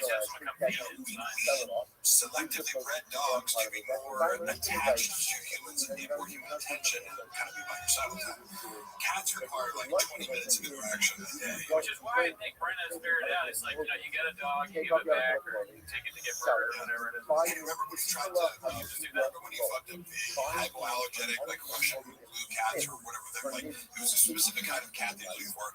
I was the person who he tasked with helping him find this breeder. It's very hard to find hypoallergenic cats. There's like a bunch of stands for like breeding cats. He got scammed first, maybe after this, but like it's a difficult landscape to navigate if you're not savvy. There's probably a lot more dog breeders out there. Cats that are like don't trigger allergies and like that. It's a couple breeds, and you're either going to get a hairless cat or just one kind of cat. And I connected them with these people who were legit. And he goes on his podcast after like a security deal. I'm like, you're gonna go pick him up this week. Yeah. And he talks shit about the cats. He's like, stupid fucking cats and the owners of like, and somebody from the Reddit forwards him. I think his wife, like someone clipped it and was like, you can easily, because like there's one breeder of these certain kinds of cats in LA, so they sent it to her, and I saw this like recently screenshot of this hostile message with him. It's like, but also fairly, it's like I'm glad your husband like outed himself and like for being like we saved us the trouble of like giving one of our cats to a horrible. Yes, what would be a horrible pet owner? Thank you, man. But he couldn't even. I was like, okay, you can't like you could possibly talk shit about so many things in your life that you don't even realize. Like you just paid me, work 20 hours to find these cats, and you're just like couldn't keep your mouth shut long enough for one fucking podcast episode to not talk shit about a stranger when you're about to do business with and fuck up your whole opportunity. I mean, Shab is so stupid. I like how you bring up how he keeps getting scammed. Because I think we should try to scam him. He is the biggest. But I'm down to our I mentioned before how the former creative director would talk about the magic beans. The magic beans. Like, Shab, you need alien insurance. Yeah, it's like, oh, here's your social media. Yeah. He used to run this scam where he would get more followers. There's an automated process that you could do where, okay, let's say you're slumming, right? There's an automated thing that likes random people's stories. Yeah. Because if you're like, oh, really? Check mark and a million followers, and somebody sees and you like your story, it drives traffic to your page, and then they follow you. So actually does work. Yeah. But at the time, he was being counterbalanced by the fact that he had fucked with Bobby Lee, and so people were just like unfollowing him by the thousands. Yeah. Like, you can't make up for this. Like, it would have worked if you had a net neutral following, but some engagement. I was just going through all these screenshots of people being like, oh, hey, thanks for liking my story, Brendan. Like, because I'd be sending it to him. It's like, he hired this guy, I remember, and like sniffed him in the final month. He's like, allegedly. Yeah, it was like $5,000 a month, like on this thing. He's like, you're not getting the results. I'm like, well, it is. It's just, if you look at how many followers you're getting, it's just being drowned out by the unfollowers because of your own actions. Crazy. It's crazy because when you hit that hundreds of dollars, millions, it's like you don't see the unfollowing rate, really. Yeah. But just someone who didn't play other content. LOL, yeah, exactly. The delusion. Somebody says, Mark, you know how hard it is to play NFL, but somehow someone who didn't play on their college team is playing in NFL. Wait, is that a reference to current players? Because if so, I don't know. I don't follow NFL currently. Guys, can we let PG help on me? He has got a person. Guys, stop. Let me talk. Jesus. Having so much fun here.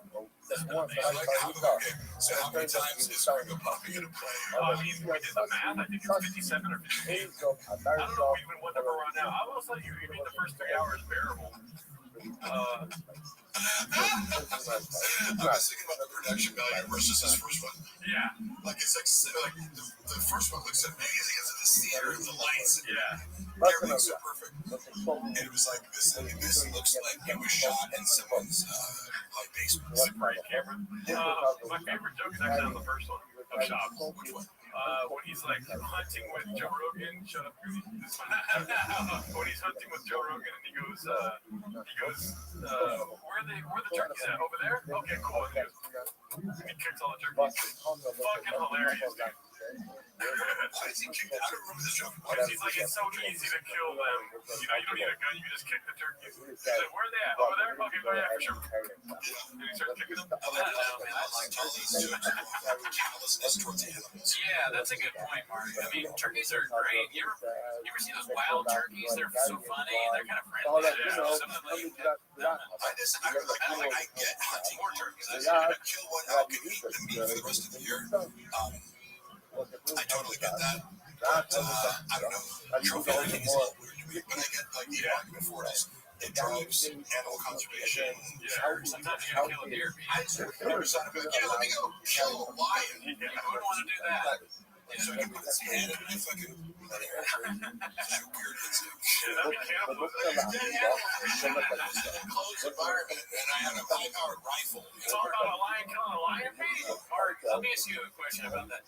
Do you feel any kinship to lions now? That's a ridiculous question. You always have? I remember as a child, I saw this guy, an article about a guy who somehow had he had a pet lion, but there was some he might have been South Africa, he lived in a place where there would be more an actual lion in the wild, but he befriended a large cat, and there are these people you can see on the internet where they like this with him South African guy he kind of has his herd of lions, and he also does it with hyenas, but he knows other predators. You can own a tiger and develop a friendship with tigers are much more solo, they get in nature, they have their own territory, they go solo, but lions are highly social, they're the most social big cats, right? So I've always thought it would be so cool to fucking have a big cat, because they act just like regular cats. And instead of scratch my arm, it's like dead, but this question I wanted to ask you next right here. I think you got lost in the sauce here. Well, we're already on another take of the Green Book. Damn, dude, not enough, man. Did he delete it? That was a great question. Oh, here we go. This is it right here. Do you think Brendan has ever read an entire book without pictures? Such a quick note. He only reads picture books. He hasn't read Hemingway or Josh Shakespeare. Do you guys remember I say this? There was a lot of people who was also but I have a little Tim Kennedy's story. In New York, he was on the Food Truck Diaries when I was working there, and he came in together. Tim was very gracious to me. I also get that he seems to have lots of ridiculous sociopathic lies that, what the fuck, again, isn't it enough to be a great brain who, was a great MMA fighter? Yeah, you had to, invent, that you didn't put arms in order to see it. And no one's checking that for you. They're like, hey, you got an idea, buddy. Who's surrounding you? What was your upbringing like? There's this deficit of attention. Did you have a bad childhood with the Vita Vice? Yeah. Tim Kenny's like, I was in Glendale the other day and I was just shooting all these Armenians. Because he was looking at it.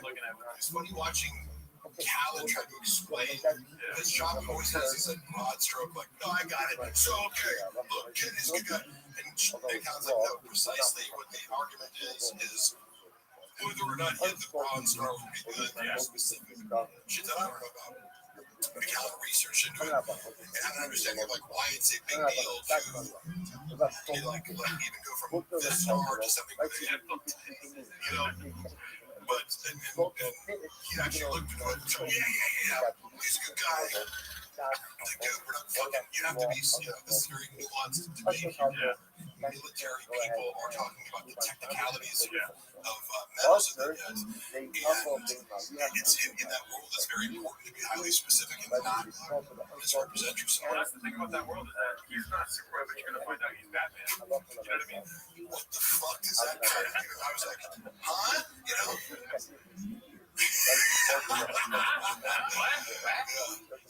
I like his absent physical, because we're just watching that physical component of this, but what he perceives as this is gonna be fun, and I like that. Well, I'm glad that we have a line in here with the game funds. That's a good idea. Hey, was your ball doing that or not? I'm just like, it's good usually. Well, I'm a guy with this fucking squirrel device, so my main question was Kennedy, by the way, was the morning that Tim Kennedy was coming out. He's promoting his book. Yeah. Guess what? I texted him in the morning. Hey, could you read the book real quick and like give me some notes? Oh my That is just the whole thing. But I had to like scan. I had to download the book and read them and like find like a few. It's like give me like a book report like an hour. So I had to like feed Sean questions so that he could pretend as if he read it. That's why. Right? And I'm like, why not just say you didn't read it? Who gives a fuck? Nobody thinks you're a reader. Yeah. And then you go, so I didn't read the book, but tell me about it. Yeah. And allow Tim to talk. Right? He can tell you. Why does everything have to be predicated on a lie? Make yourself, because that worked. Because like he asked the questions that I told him to set up because it was just thematic. It was like, oh, so you're talking about this in the book, and Tim perfectly. Just if he'd asked one follow up, it's like, oh, like, did you remember the chapter about this? And he'd be like, yeah, the thing, and then he said, he had Tim ask one follow up question. Okay, have some cards. Your ability to assess risk. What What the fuck is Chilean.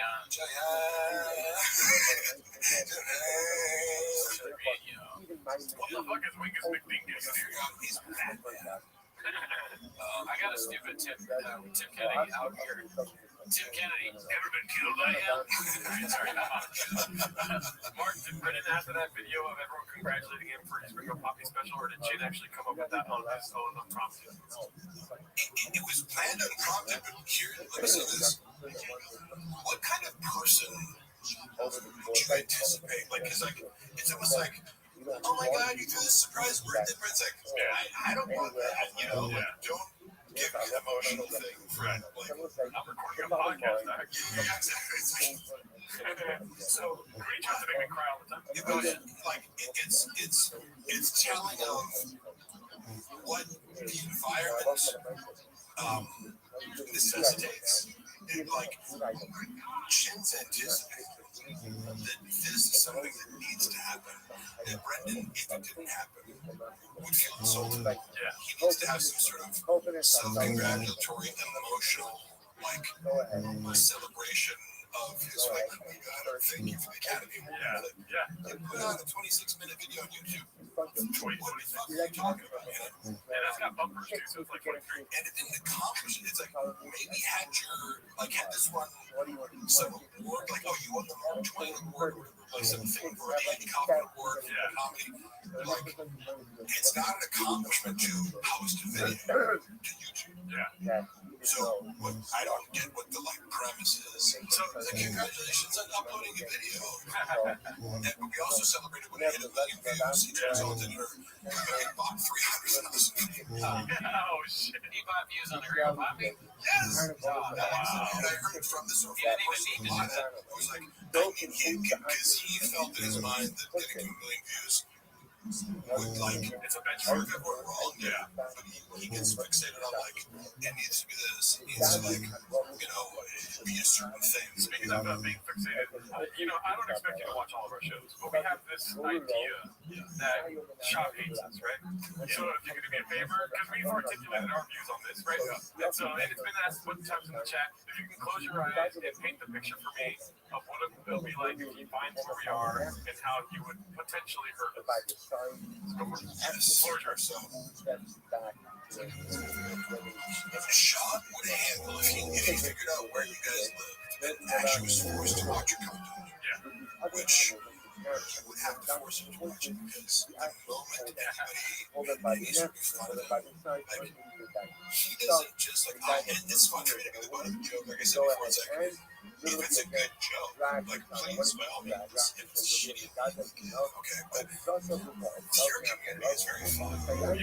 You're not like, you're not vicious. You leave unscathed when you're here, is what you're saying. Like, I mean, like, out of all the places that, like make shop content, you guys are very fair.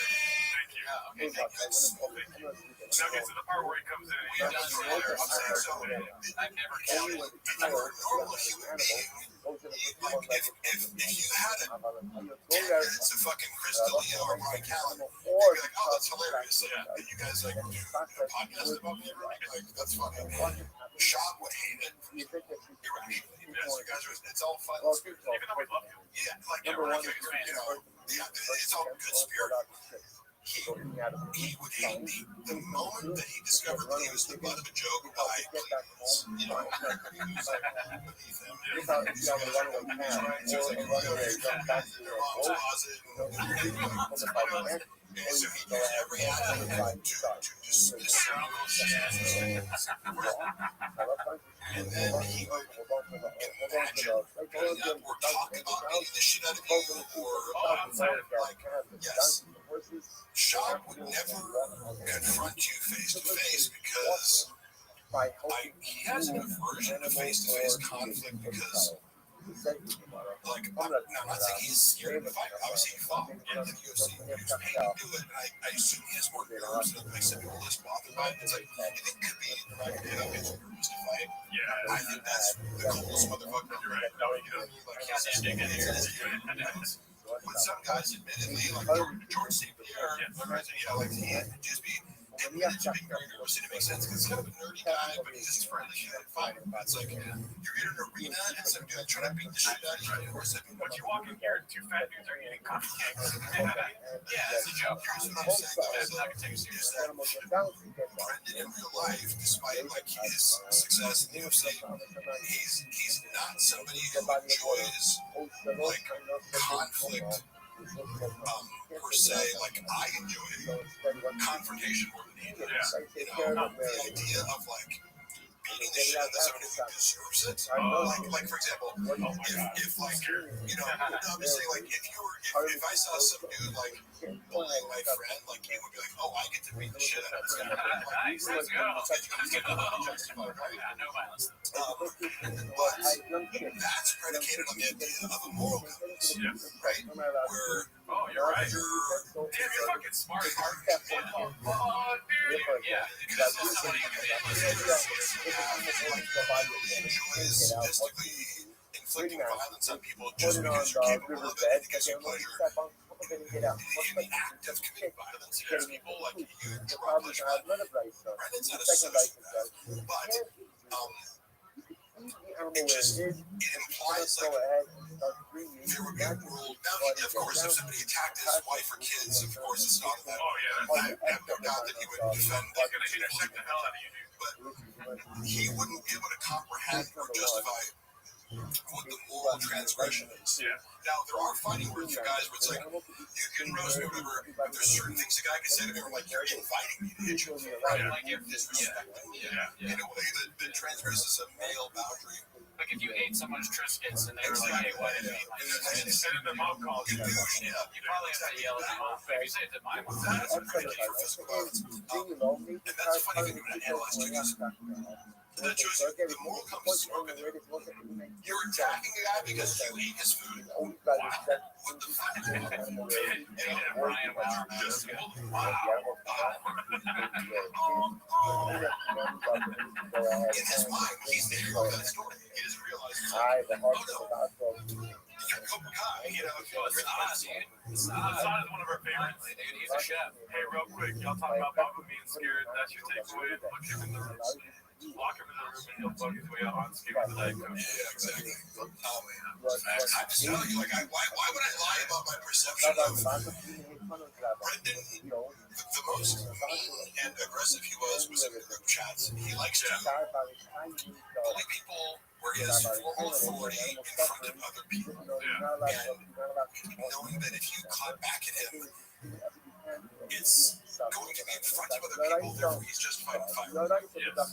I would be far more like, I could say things to him in text message that he's probably never heard before verbally, but it's just me going coldly, like, you're wrong. Like, I'm sorry, Brendan, I'll be diplomatic, but I'm like, let me analyze this for you and tell you why you're incorrect and be coherent. And he, like, it scrambled his brain because he's like, employees are stop arguing. I'm like, but I'm right. And you're just totally wrong to the point of, like, if I tell you that you're right, I'm actually, like, harming your business, you know? And then in person, we have these conflicts of text, and let's talk tomorrow. Anyway, hey, what's up, brother? Like, he's very reconciliatory.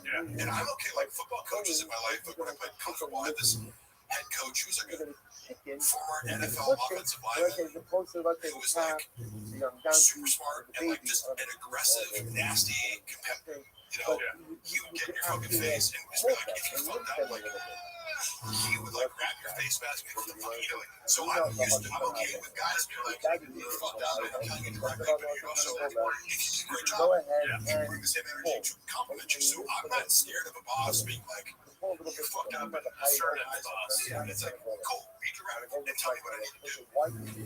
But Shab is like, he'll be a dick to you in a text message group chat, but then see you in person and be like, hey man, so we had to tone it down and be a little, I'm like, okay. You want me to say yes man more? Is that what you're saying? You know? You want me to not point out that you're a fucking idiot to the group chat? You want me to tell you what we think will happen? Yeah. You know, you're very diplomatic. I mean, we're more on your side now where we don't think they'll actually hurt us. You know what I mean? But we used to have two big red chairs.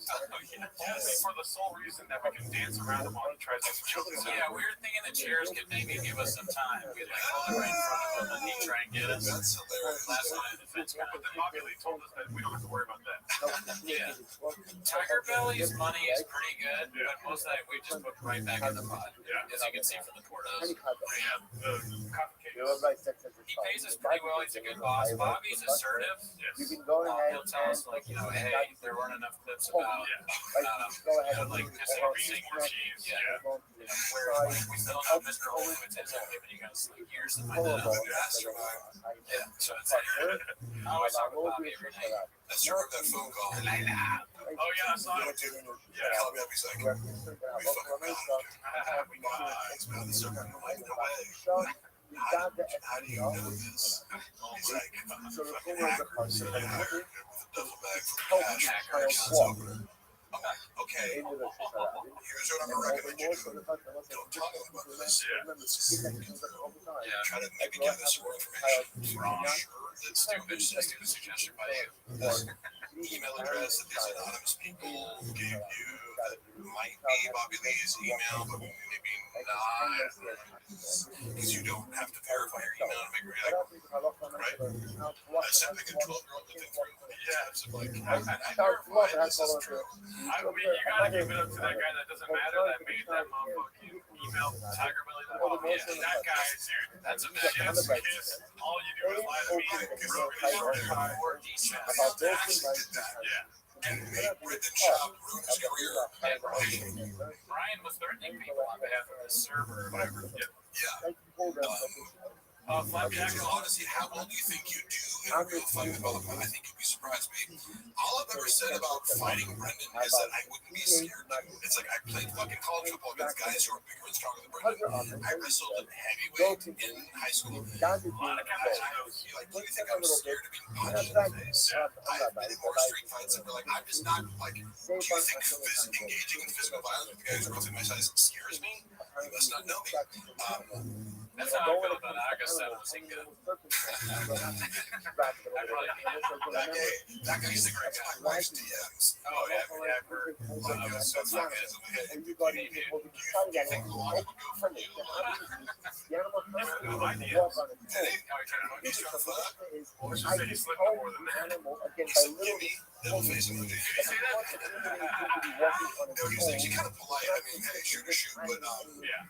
he was like, you know, hey, if you're ever in London, like, come through. Well, it was polite, but like he was making it. If you have a London blog, come on through. We said, Joe, you didn't give him this comment. What the fuck are you talking about? Crash out. When did I crash out? When my wife was typing my. I crashed that every I night. was in Sequoia National Forest after locking down the barber house. Truck flip asked this a little earlier. Has Brian taken loans or something from Bob Buzz? He was like, oh, he needs money for alimony to Mark. When Brendan was drinking, how much alcohol was down? A lot. Because I remember keeping track of this. And I remember I've been looking through some of the photos that I have on my phone that I take a chop show at 9 a.m. Yeah. Fucking large, like at 9 in the morning, and then he just keeps drinking. You can't see his face, you know? Yeah. He looks bloated. It's like, well, you're drinking whiskey all through the day. Cheeked up from the chin up. And then he would do, I remember I tried to can calculate how much whiskey he was drinking based on like he would take a large like a glass this big, where we do at the comedy clubs, serve like a Diet Coke in. Yeah. With whiskey and ice, and I was trying to be like, okay, you need about like 6 shots, like to fill this up with ice. You have one of those, maybe more. So he was drinking at least 12 shots of whiskey at night over the course of 2 shows. And then Little less than good. I was like, he was at least drinking 30 drinks of whiskey a weekend. It was a lot. And then voted money. So I mean, is that alcoholism? I'm like, I don't know the definition of it, but I don't know if it is or not, but at least have a very high tolerance. Where those part of his act, he's like sipping a giant glass of whiskey on tasting and finish by the end of the show. And for somebody who struggles to pronounce words, it's not a great look. it's By the end of the show, you'd be like, he sounded drunk on top of yeah, yellow thing he was drinking on the where he dips up, looks like a banana. He drank out of it. He had the weird face. Oh, that was the Shui. Okay, yeah. Celebration of Taito Melissa. That I think drinking that even one time makes you an alcoholic person. How dumb were the baddies that hooked up with Bob during his comedy days? Were they just naivers? A lot of them were, but a couple of them were very intelligent and like. Now it's women are have to understand that like the draw of status is enormous for most even sophisticated women. It's like, yeah, you're famous. He's also, tall, good-looking athlete, right? Like, is it surprising that the job can, as women offer themselves to them? A lot of them are done, but a few are more sophisticated. And they just see through his bullshit. He gaslights everyone he's with on the side to be like, he does this like future faking where he's like, I'm gonna make my wife for you. I'm like, oh my god. He's like, poor old me, like, I don't even sleep with my wife anymore. It's just like a staged marriage. Like, yes, with kids. And because I've seen him to my friends, multiple of my other friends. He's like, this chick that I work out with Zoo Culture, like, who he pursues this. I've seen him pursue so many women that, like, I knew before him. And sort of the realty of, like, his approach is identical. It's like, Daddy's, Daddy. He's the most socials. He is incapable of not being the same things over. It's used the same story, which involves, like, I'm super sympathetic. My wife is actually sad at home because I have sex with my wife, so this is really cheating. Yeah. Or the one that I'm going to leave my wife for in certain family. Yeah, he does like a 60-year-old in the middle class.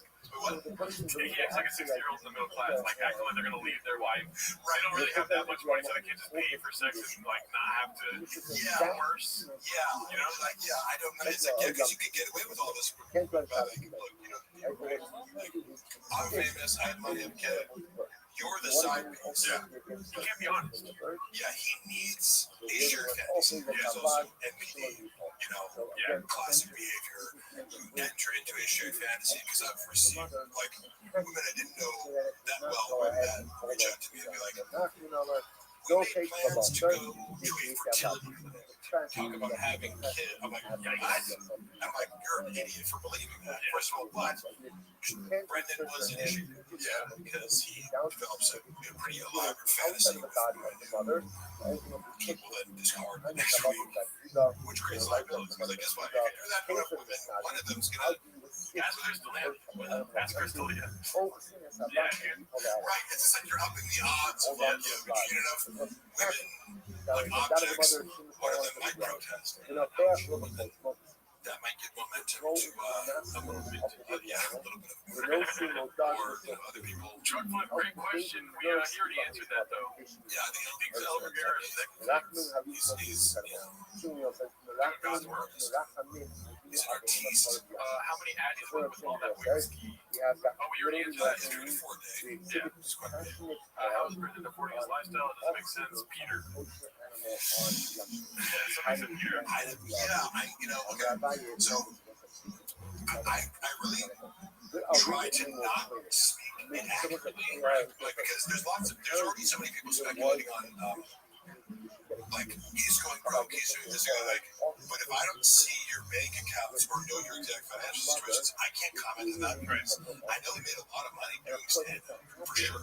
He made a lot of money doing podcasts. So, like, if you have any sort of financial intelligence, you can tap some of that way. And I think he doesn't keep it a secret that it lives outside his means. Like, he talks about that he just bought a Corvette because he got put in the UFC or whatever. Right. I mean, that's the main thing is like a guy like me, if you give me a bunch of money, I'd be like, I'd buy a functional car and like I don't know, live in a tiny island. I just be like, the comfort would be having a bunch of money as security to kind of do what I want, not have to worry about it. It doesn't make sense to me to be like, I got a bunch of money, I can look like I'm more rich. Like, what? Yes. But the appearance of wealth is very important to me. As you know, many people know, they read that I'm sad. Yeah, for sure. They're in Austin now, though, and they do. You know, one thing we're laughing about with that, with the expensive thing, he's whining all the time about Austin now. And one of the first things he said was they don't have an Erewhon out here. Oh, yes, I wanted to ask. Yeah, what do you think about that? That's a crazy thing to say. Oh, yeah. Also, you guys have been to Erewhon. Oh, I actually shop there, had it up and for shop. Because it's like, I hate, because I feel like, as a bodybuilder, you're like, you cook your own food. I eat steak and rice and chicken right now. I don't eat fancy shit. Right? So I'm already cooking for myself. So I'm like, wait, so this like $10 steak that I can get from Costco, that's amazing. Like the equivalent of that at Erewhon would be like $80 from the phone. You know, I just remember going there and being like, wait, how about a drink and like a plate of food that had like meat and a side dish, and it's like $40. You know, half. You know, Yeah, they're hot bar different. And it's now the food is very good, but it's like going to Erewhon is part of the whole like I'm rich, I can afford it. You like to be seen at Erewhon because everything's so expensive, it prices out all the roadhouse. Yeah, Erewhon's like fucking Costco with a beach too. Again, by helping the blood, It's funny I can eat McDonald's. Shout out to CR Guitar, dude. What the fuck? Shit, dude. CR Guitar. CR Guitar is a guy that made our theme song. Oh, he's in Canada. He's great. He's a great follow on Instagram. You know, on my mom's side, her mother is Irish heritage. Mary Evelyn Ruane, We're all Irish heritage. Dude, hit up CR Guitar. She was the most Irishest. What's an Erewhon? Erewhon is like EREWHON. It's like more expensive Whole Foods. The hot, it's like a grocery store where everything is like 3 times the price of a normal grocery store. It's like, oh, here's this small thing of sour strawberries. It's $18. Why not? I've never bought food. Well, I've never a grocery shop there. I have gotten a souvenir too. It's expensive. It's like $30.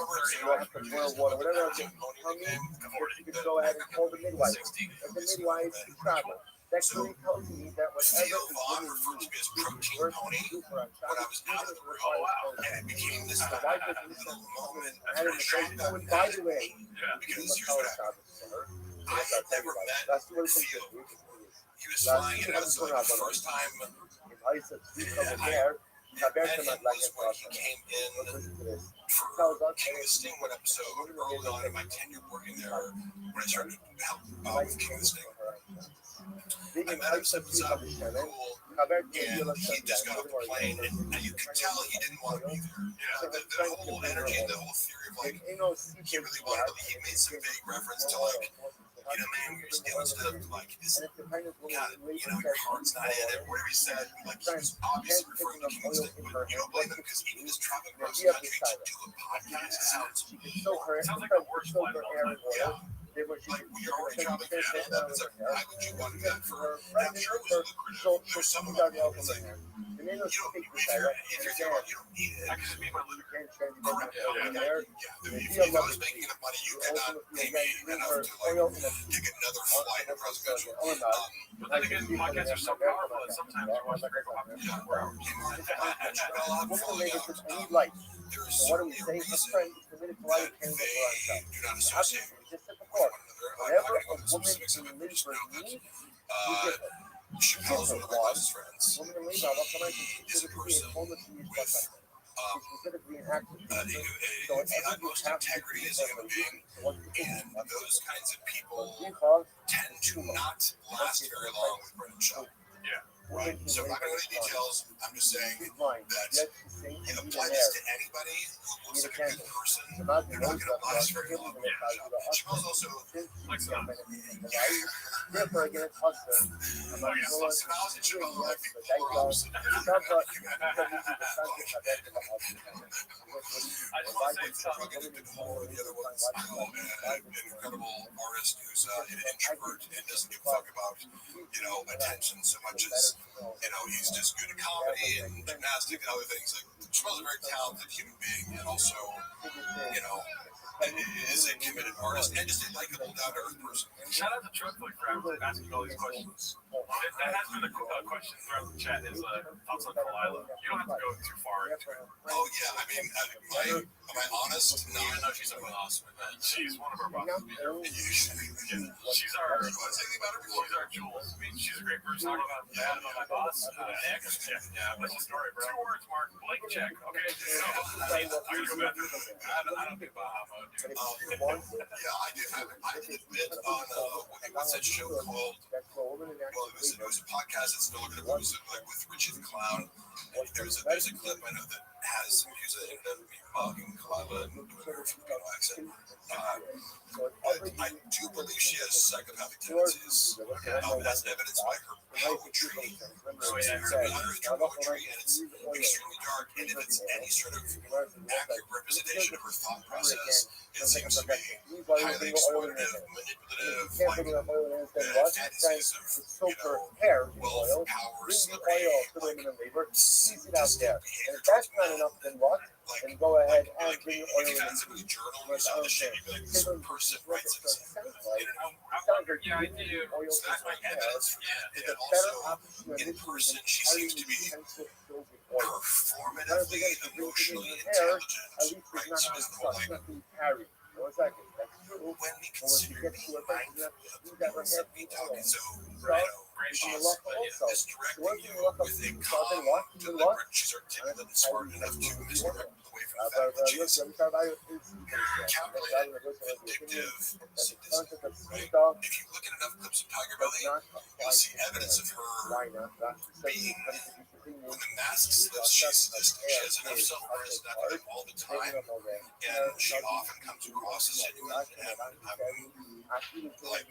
believe that she is very close to Bobby, but I have to assume she is very calculated in her pursuit of Bobby, and she's highly incentivized to make the relationship seem as legitimate as possible and her love legitimate, even though I would assign very ulterior, calculated motives for her to pursue Bobby and become and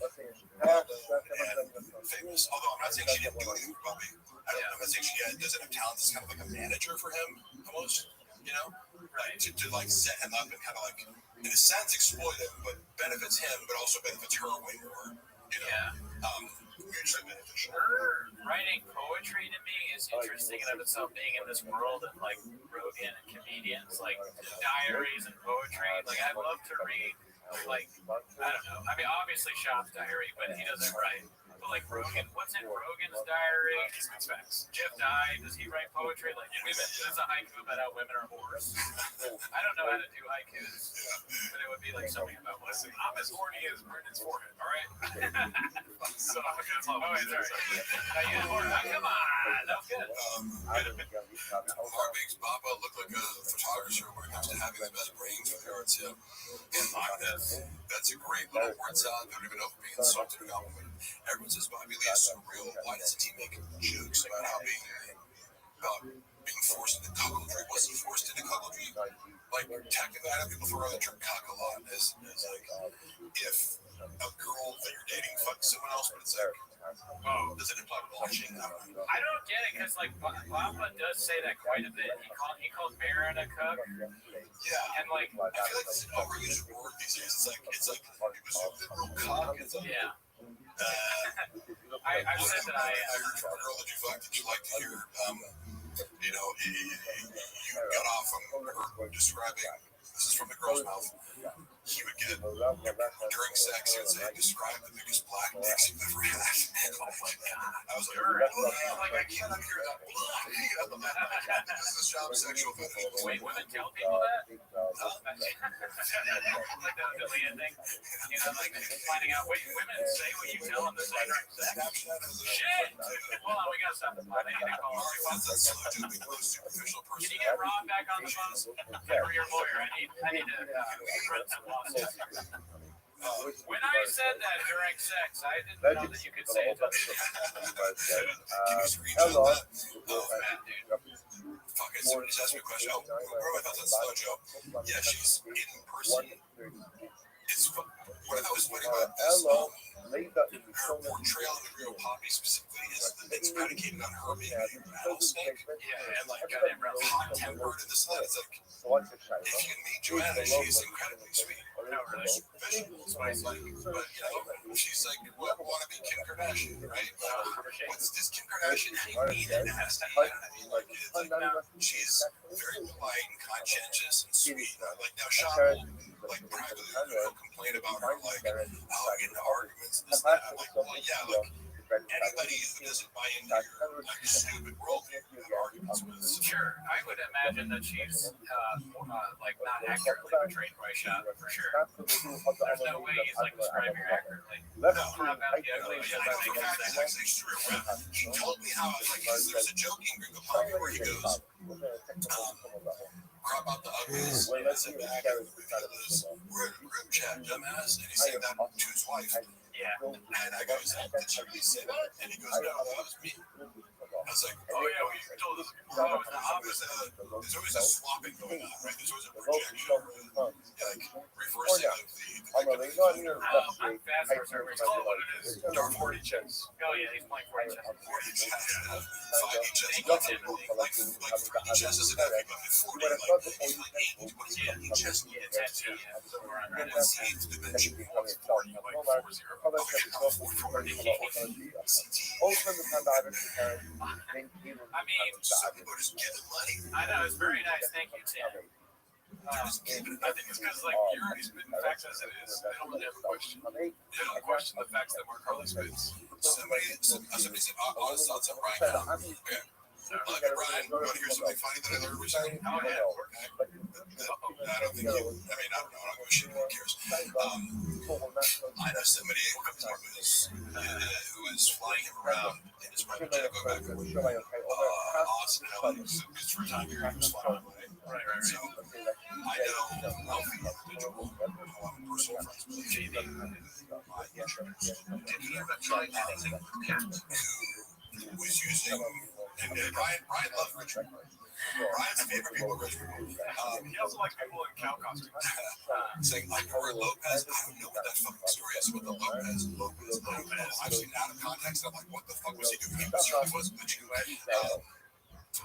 this guy who's ushering Callan back and forth, he told me some stories about how he is the most ridiculously and astoundingly unpunctual person I've ever heard of. Damn. He, like, him and time, and now he would sometimes come late. I remember Brendan being annoyed by him because he'd be like, oh, I'm running late to the studio with a lot of traffic. And we'd like check the traffic, like race cover. There's no fucking traffic. But it's like, oh, big deal. You're like, 30 minutes late for your podcast. He would do it 800 million times. Like, who cares? But, right. And I know Brendan did seem annoyed by it, fairly so, because, like, for the most part, Brendan's on time and kind of considers that, like, his big win that it's like, I just show up. It's like, okay, you suck at your job. Yes, you did technically come on time. Brian apparently has a more difficult relationship with time, and I get that as like an ADD symptom,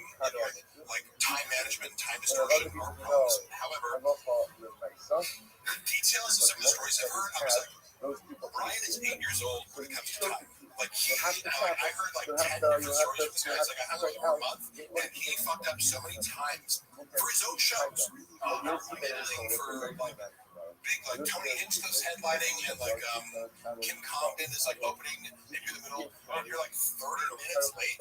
Like, not even like when you're supposed to be just for the show. So like some guys to come on and like kill. It was like not 2 minutes or whatever. You know, it's not Joel was just standing like. You counted it on like 30 extra minutes. I felt like I go, oh my god, just settle up. But then it was like, we have dinner. It's like, oh, hey, let's meet for dinner at 7. And it's like, hey, I'm outside the restaurant. And they don't come till 9 p.m. or something like that. It's like, so these restaurants are like, that is like, so it's a representation of, he's talked about it before, his entitlement. You know, remember he was like, I used to think of myself as like one of the chosen ones. He's self-aware of his own entitlement. Doesn't mean it fixes it, just makes it but he's references, so that's why I feel safe kind of like saying that it's no secret. Like, when he feels entitled, just be late for shit. Or he'd be like, oh, come over at 6, we're having dinner. And the guy would show up and it's like, I'm here at 6. He's like, oh, we're still at the grocery store getting the ingredients for the dinner, motherfucker. Like, what are you doing? Like, why would you do that? Just forget about shit. We're just like, it's to such an area where he goes, I literally have to stop hanging out with him because he's like so late. It's annoying. I really hate that shit. My friend Cutter Honier is a piece of shit. He's late to everything. He's a director. He's just like, why would you want to work with someone like that? He sucks ass. Yeah. Do you know people like that? They're disrespectful. Well, no, not to that extreme, but you can get away with it more. The more status you have, like, because you have celebrities with, like, you know, for example, I don't know if you're following Blake Lively, just about Lenny Lawsuit, but like, you hear a lot about, like, actors and shit on set, like, The Rock and Vin Diesel, like, they're talking about, like, Vin Diesel will, like, hold up production. If you're an A-list actor and you want to have a temper tantrum, there's not much you can do to, like, force Vin Diesel out of his trailer for this much. Right. It's going to cost money, but what are you going to do, fire him? Like, there's no, like, mechanism in place to, like, punish you for not showing up on time. Yeah, what are you going to do, blind punch me? I know there's something there. I was like, what did he say? Thank God. 3 hits. I'll figure it out. Chuck wants to know Tony Hinchcliffe. Oh, yeah. Tony Hinchcliffe. Did you guys have thoughts on Tony Hinchcliffe? Oh, yeah, we did. Go for it. He's terrible. Really? Oh, No, I don't watch him. He's absolutely horrendous in stand-up.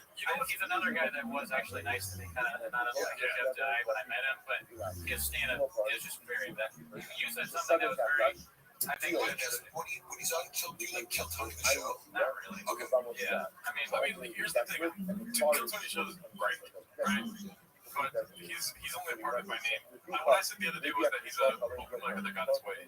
Like the fantasies of an open micer, Tony Hinchcliffe for some reason can just achieve all those. And without really the talent. To corroborate that, because I also met him. So it has me my funny joke about me. He called me like half man, half centaur, or some funny joke. I was like, oh, that's funny. Not funny roast, you know. And it wasn't mean. And my buddy is a comic in LA.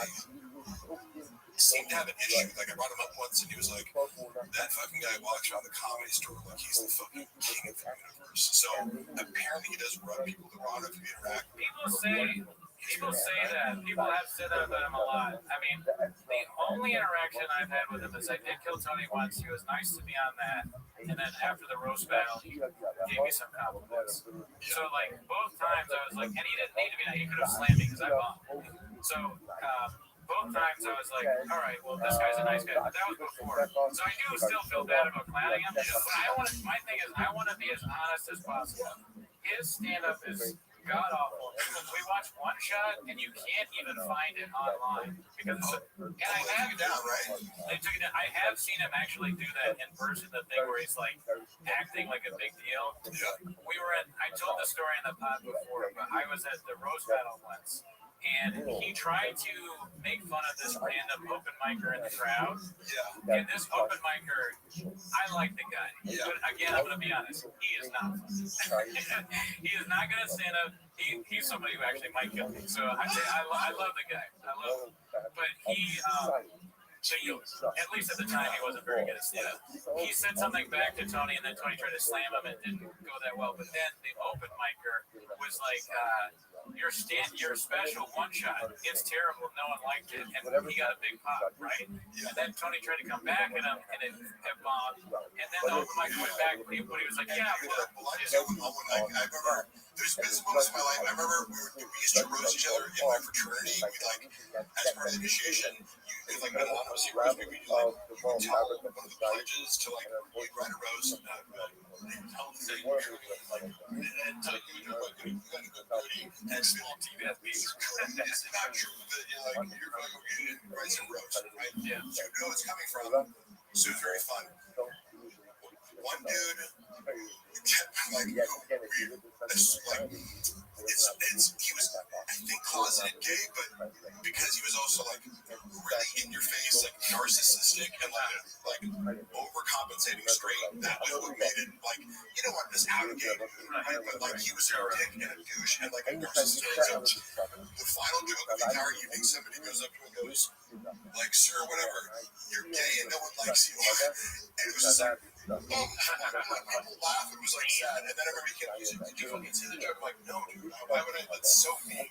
That's a great, you can feel it. It's one of those things that brands like this just go, like, saying you're special sucks. Yeah. And it's like, if it did, and you just have to say that, and it gets a laugh, like, what are you going to do? Yeah, it was so much worse. It was so much worse than that because he kept trying, like, Oh, yeah, and then you're trying to one up it. yeah. And it's not It got worse and worse, and the crowd started chanting the open micer's name and like, Coney sucks, Coney sucks. Yeah, it was insane. I said this on the podcast, and two people messaged, or actually more than two people, they messaged me about it, about other times that exact same thing happened. So this has happened to Tony 3 times at least. Yeah. Random open mic. Somebody said, Marsha set up for Kill Tony, and if he gets pulled, do some shit up with him. That's actually a fucking brilliant idea. I would go up and do my own dick joke that he did about me, where I send terrible dick pics out. Like, Oh, yeah, you should. like, confront them. I'm like, hey, could you, like, maybe, I didn't say something not to do. I'm like, you understand how people might perceive that as being disrespectful, right?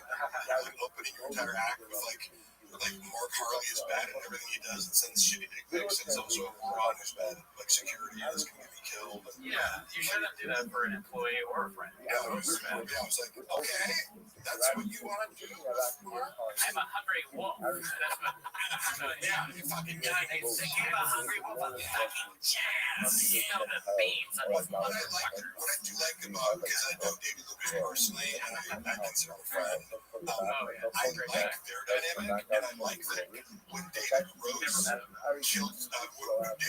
Tony Hinchcliffe, Tony laughs about it, like he is very open to like David's roast. I like their dynamic. You ever make you think, like that you thinking and all?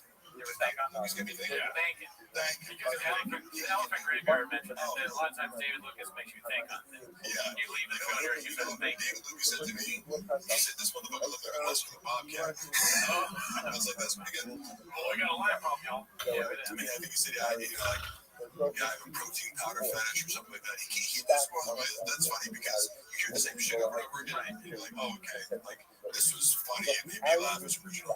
Their dynamic to me and Gerardo often do this, but it's just like, David's like, man, you gay, though. And then Tony's like, well, you're fat and black. You're fat and black. You take that black. Gay, though. You're gay as hell, bro. You helped shit out with current events. What was funny was, we discussed, I hate to be repetitive, but I did try to help shit with current events because the way they were doing it is like, are you reading newspaper articles as current events? Like, that's not how the world works. Get a fucking YouTube and a viral clip. Like, why are you responding to like, yeah, a girl was kidnapped, and then she was reading it out loud. And I remember I was like, Jesus Christ, this is like the worst part of the show. It was current events. Yeah, I mean, this is not. The world has evolved and left news articles, but so I was like, what's hot right now? Andrew Tate, and like they loved the first one. The first couple ones I brought in, they're like, oh, that's hilarious. It was just, it's easy because it's like a YouTube short. It's all the internet. He's hot, so you get to react to what he's saying, and he's like, Andrew Tate's delivery is funny, brash and funny. And then he did this. The next time around, so he's like, oh, this is working. He goes like that. I'll do another one next week. Yeah. And he does this joke where he goes, I was reading an article the other day. Some kid drinks pie in human places. That's great. But how the fuck are you supposed to get laid reciting pie to a hoe? And that's right, you guys laugh. It's like the verbiage. How are you supposed to get laid in a club reciting pie hi to a hoe. And I was like, that's just funny. It's a funny little phrase. That's funny line. And also, Yeah, you bring up which has a funny, because is that no, it's somebody that just people ask about interaction. David's funniest joke is when he said Tony buys baby carrots just to suck on. I don't know if actually I got some. Oh yeah, he said it was the worst interaction you had as a T-Fat Kickers. Oh, that's a good one. Fuck, there's no real bad interactions. I would say, but on Food Truck Diaries, Jamal Hill was like high as fuck and super awkward, and like we were talking about skits before he like I was kind of like the liaison for Food Truck Diaries for the MMA players. So like when they weren't involved in the shot, I was on task with like talking to them. Yeah. So I had a lot of great conversations with guys like Alexander Volkanovski, who's super smart, and Michael Chandler's easy to talk to. So I said, like, really easy to talk to him. Jamal Hill, like, comes out the car, like, having just smoked a blunt, and was like, super, like, awkward and not gonna get. He was like, this is kind of weird because he's like high and like paranoid and like whispering. But before the episode shot, we're like, oh, I see you do like skits online. He was like, voiceovers and this and that. We're talking skits, and then like I asked him to like shoot a skit afterwards for like the Oak and Stone Clothing Company, and like, and by the way, a bunch of people have done this for me. I was like, oh, like it was the I hate that I blank out her name of this. She's super gorgeous, the female commentator for the UFC. No, what's her name? I know. Shit. I hate that Olivia. Olivia is a singer on the under. She's super gorgeous in private. I was like, you see her, it's like, this woman is beyond gorgeous in person. And she like agreed to do like this little like walks, like I'm doing an Oak and Stone bitch, and she like walks by and says one thing.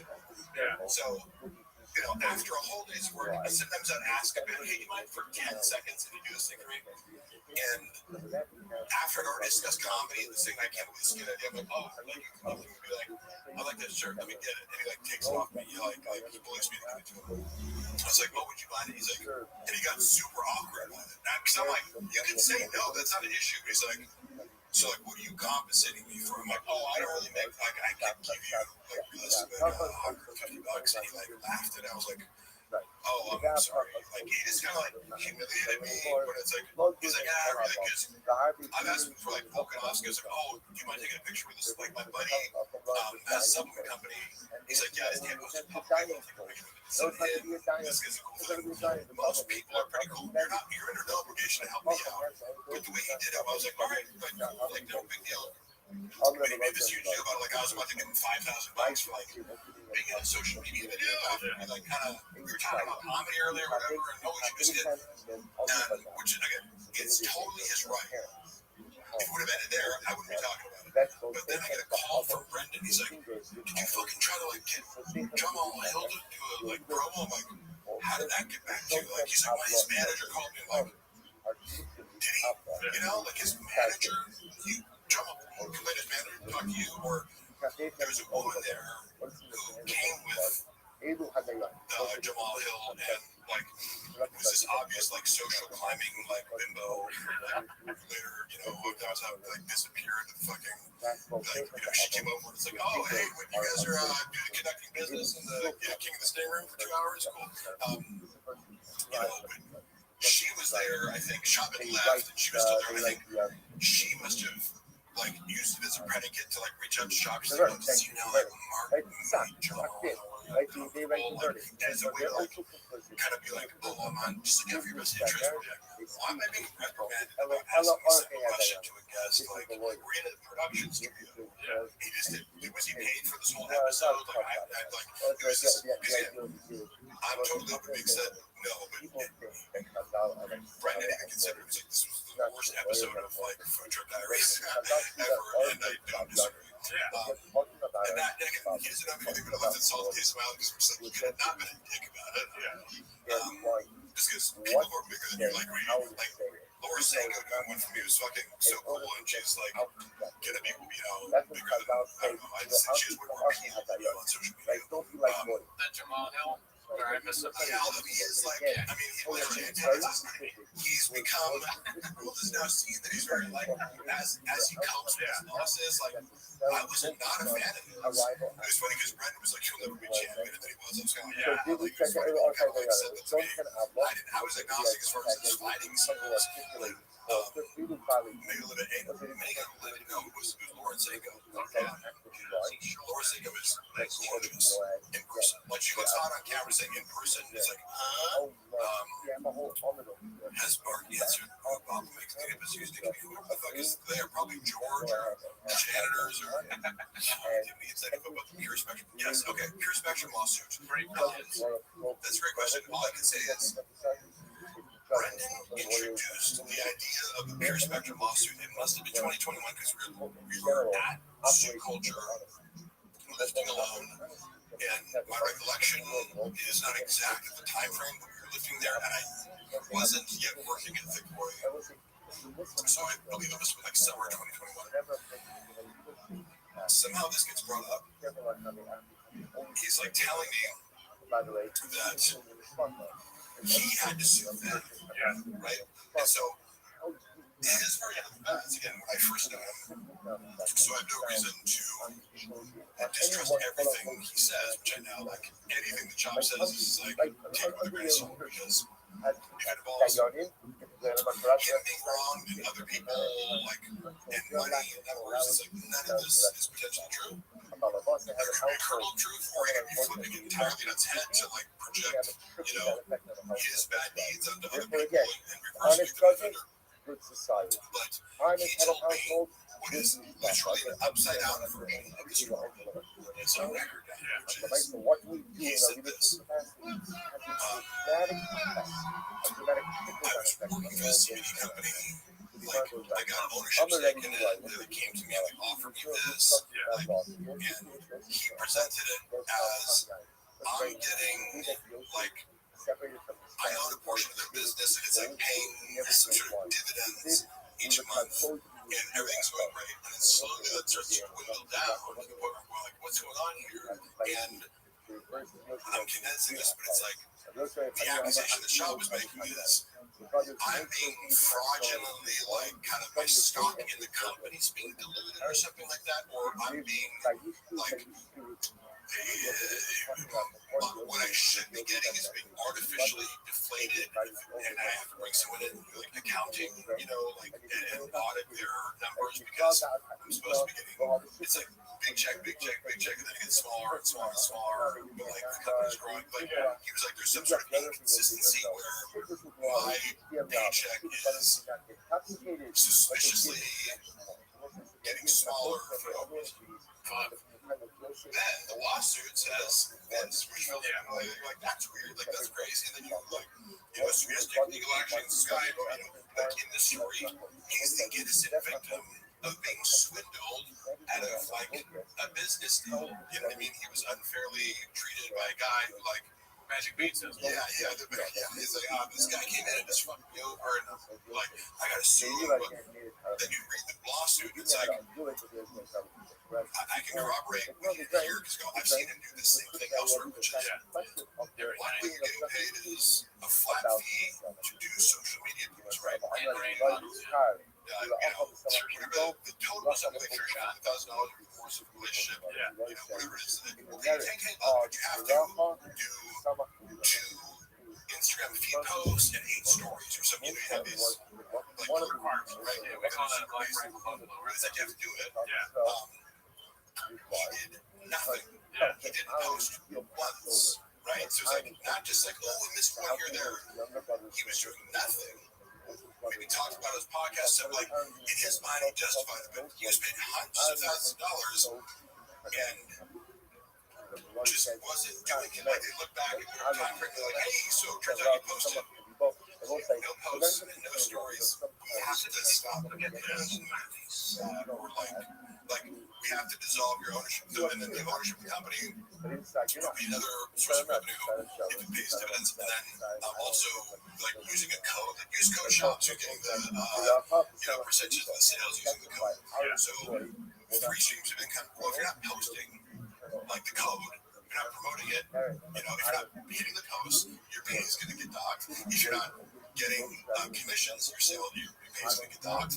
And then the ownership stake, I think, was negotiated because they were like, well, instead of us suing you for the $300,000 that we gave you to do nothing, how about you just give us back the 10% of the company? Yeah. And that's where the point of contention is whether or not he had the 10% ownership is the company, which he claimed to have in some sort of legal document that does or does not exist. This is the whole lawsuit over that. But it's alleged that he took $100,000 after dissolving his ownership stake to pretend that he still had the or claim legally that he still had the ownership stake. Took $100K cash from these KGB guys in order to oust me as CEO, like in a hostile takeover, because it's like it would be like, oh, these guys own 45%, but ad shots 10%, now you have majority stake, and they can oust you. That's like, it's like, oh, that's kind of the opposite of what you told me. Which one's true? Gee, wonder who's telling the truth. Sad, because at the end of the day, that whole CBD thing was about the kids. Giving CBD to kids for their type 1 diabetes. I think he justified it. I know he justified it in some way. Probably him crying about it on a podcast once. It was like, I did the promotion. I'm talking about CBD and how it cured my kids' seizures. Yeah. I am God now and give me $500,000. When I see a kid, I'm just like, I see 20 CBD, like I take my Jack 9, I'm like, hey, also Magic 9, if you want some Magic 9, I give it to kids all the time. This guy's a real narcissist. The boys get tired. You know what? I'm autistic, bitch. Hey, no, I was going to ask him about the CBD thing too. We want to talk about CBD, and you know what? If you have a problem with that, that's your problem. Why don't you go back to I love it. If you allege me of being a narcissist, why don't you use the diagnostic criteria? Oh, you don't know what the fuck you're talking about? There's 9 of them. Can you name them? Can you go into theory? Do you want Sam Vagnin lecture on narcissistic personality disorder, borderline personality disorder? Oh, you almost have forgotten. You almost have pencils. accused me of being a narcissist. I know fuck nothing about narcissism or any form of personality disorder. Sounds like somebody's not watching the YouTube. Oh, give me 1 second here. We got a guest coming in. Oh, shit. We got a motherfucker zooming in. Oh, shit. Is that Danny? Oh, I don't think he's there. Okay, he's not there yet. Wait, let's not. Oh, shit. Is that Brendan? What's Brendan? You got Brendan. Talk about Brendan. Another Brendan. What's up? What's up, Walsh? Dicey. Wait, you're unmuted, dude. Unmute. You're mute. I'm gonna text him. You're mute. How about these in 5 markets? Oh, there you go. Dicey. What's up, Walsh? How do you make it big? How can I hear him? Oh, your headphones kind of fucked up or something? Oh, yeah. No, your headphones. No, it's like this. Brendan,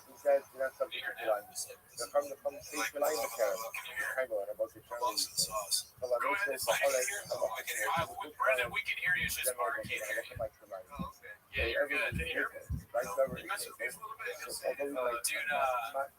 so Walsh, what's up, man? We've been watching the 24-hour Gringo Poppy with Mark Harley. Sorry, he couldn't be at the beginning. What are you up to? You can't hear. Yeah, I'm gonna take these. Okay, I'm gonna get my headphones. Yeah, it's all crazy here. Sorry. Yeah, now I can't. No.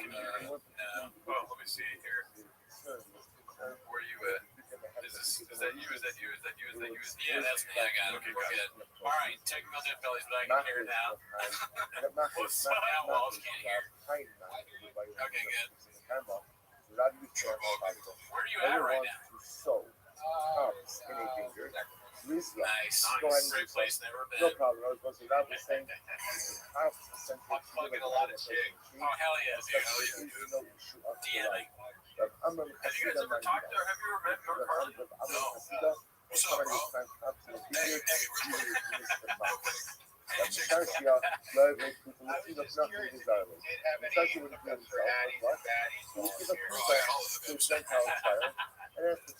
have friends in dark web places.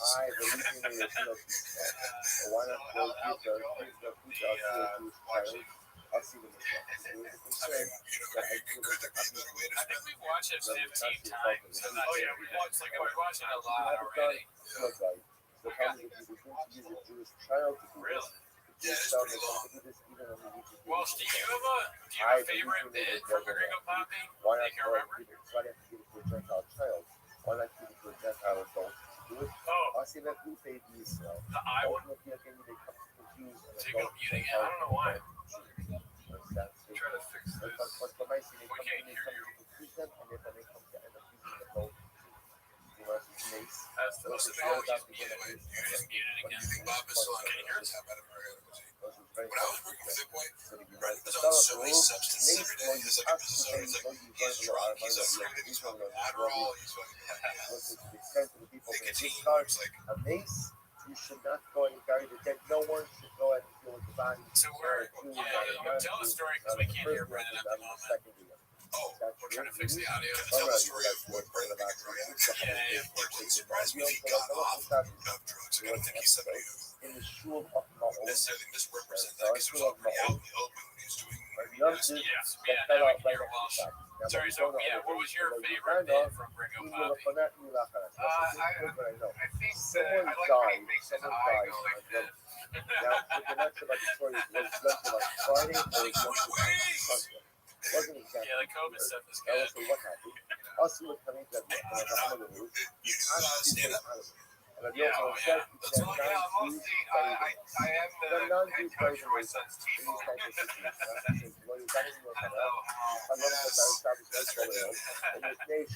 Is that why you're in Sacramento? You're doing some T-ball stuff there? Again, what we're not sure about is travel. what you have to fill out. Oh man, that's brutal, dude. You gotta do a lot of time with travel. I'm surprised you can do this. Thank you. Go ahead Well, it is funny. I mean, I texted you this morning, but it's like it is weird, you know, like reading. I dip in and out of the Reddit. I feel like it is an unhealthy. don't allow you to burial, but we allow Get the fuck out of here. I do have the empathy too, where I'm like, God, can you imagine? Like, put yourself in his shoes. Like, imagine you stumble across a Reddit board where people are just picking apart every second of your life. And I think I felt like that because I didn't know what it was. And then the first time I ever appeared on TVK, barely knowing Brendan or his history or the Reddit or anything, all of a sudden the next day I appear and I'm like, they bring me out as like a guy to talk about lifting weights and anabolics and dieting and stuff. So I'm like giving what I would consider benign advice to people. And then the next day, like, I'm being bombarded with like, you fucking ugly loser, you're the worst act. Like, at that time I only had like acting videos on my YouTube, and it was like thousands of comments like, you're the worst looking actor ever. I'm like, what the fuck is this? What did I do to these people? You know, and having no concept, but then Brendan was also like, did you get a bunch of hate? I just want to let you know. So I'm like, I immediately dismissed the entire Reddit as being full of crazy people. But you have to, so I was like, oh, okay, yeah, there's lunatics. But then you can go back and go, well, Brendan has been, a public narcissist who, compulsively lies on air for like a decade before this. So, there's a reason for it, because repeatedly makes these mistakes, even just, crowns your words. He's a lolcow. But yes, it would be scary. However, if I was him, like my best advice would be like, if you could go back and have him, lean the fuck into it. Like, own the community or participate, or if it bothers you deeply, pretend like it doesn't. Otherwise, it's going to get bigger and eat your life. Well, I'm just curious how he does process all of this. Gentiles can go in and come to the burial. Yom Kippur, Yeah. second year, even Jews can come to the burial. They want to the same thing. Everything in his go-to cope mechanism is anyone who's criticizing me is coming from a place of jealousy, which dismisses any criticism as legitimate because you're going, I'm scared, Over 100,000 people consistently. And honestly, it's illogical.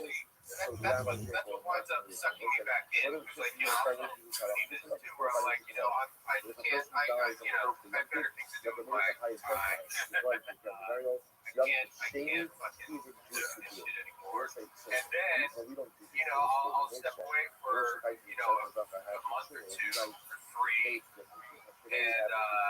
And it'll just, it'll just be one of those things. Like late at night, I'm fucking, everybody's in bed, I go through sleep. My girl, that's the thing too. My name's Brendan. I'm a failed comedian. I'm a failed black pastor. Sometimes because it's like, look, the wife's name is Johanna. She's like, is it really? Taco Bell. She's not Taco Bell Mexican. Right. I mean, you can relate. That's part of what brings it. See, the thing, what I would say, you asked, like, how tough is it to be in Brendan's shoes? But if you're in Brendan's shoes, your feet are going to be wet, remember? He drinks out of his shoes, so you can't do that. It is. That's what sucks me back in though, because it'll be late at night or whatever. For whatever reason, I'll be online, just fucking wasting time. And I'll be like, I'll just. I'll click on I'll go seek out because I muted the T-Fact K Reddit, so I don't even get any suggestions, so I don't even know. But you go on Reddit, because again, I think Reddit's amazing, you know what I mean, for a lot of like, as a social media. But I was away from it, and then I did it for a second, and then it's like, the guy, it's just non-stop hits, like, I'm like, what? One time when I left, and I came back, and it's when he got the fucking Chompy tattoo. Oh, yeah. And I'm just like, It's no, as you say, he keeps on doing himself. and then I started scrolling back, and I started making references of shit where I'm like, well, wait, what does that even mean? Yeah, Right. Out there, and then you go to find another channel. Yeah. I remember finding out Best Brains for the Arts. Yeah. The clip was him attempting to discredit a group of black MMA commentators. Yeah. And you're just like, oh my god, you're like openly racist. Yeah, that was just legitimately a racist thing to say. It didn't make no sense. And it didn't make Oh, sense. I didn't even know what that. I didn't know where Best Brains came from. He was like, come on, these aren't the best brains. You could do like a black panel. Yeah, it was like Cormier, I think, and somebody else is like, we get what you're doing. We get it. We get it. Yeah, he was It's like, all we black. get it, we get it. You're trying to do like the diversity hire thing. And it was just like, you hear the words in a community mouth. Like, I mean, he said, we were laughing about this today while she said, I just saw that movie 15 Years a Slave. And we hadn't heard that before. We're like, God damn, dude. but Trump is legitimately racist. Oh, for Like, sure. I know you privately, I'm not going to say like the exact ways in which I feel comfortable saying. I don't believe it. Yeah, no way. Like the high So why would I guy. have to I've seen various shades of racism expressed, like, depending on the circumstance. If we're completely alone and there's no one around, he's going to express racism in a certain way and more subtly in other ways, and it kind of slips out, even when he's on fucking camera and he knows everyone's watching him, he still can't help but be racist, but there's some sort of, I mean, yeah, symptoms to racists, right, but like, I always feel like, like, when you raised in this way, like, is your dad racist? Because again, empathy turns people go, look, if you were raised with certain terminology or attitudes towards other races because your father or parent, like, or your community acted that way, and it's normalized, like, I think from South Africa, sometimes we're like, the way that they talk about black people, I'm like, that sounds really racist in America. Harold Shaw was he was born in South Africa. Well, I got a question for you. So with the Reddit time, is it like in the house? Is it like Daddy's doing his Reddit time, or they're just already asleep? Like don't disturb. I don't do anything until everybody's in bed. Generally, otherwise they're smoking weird or shit.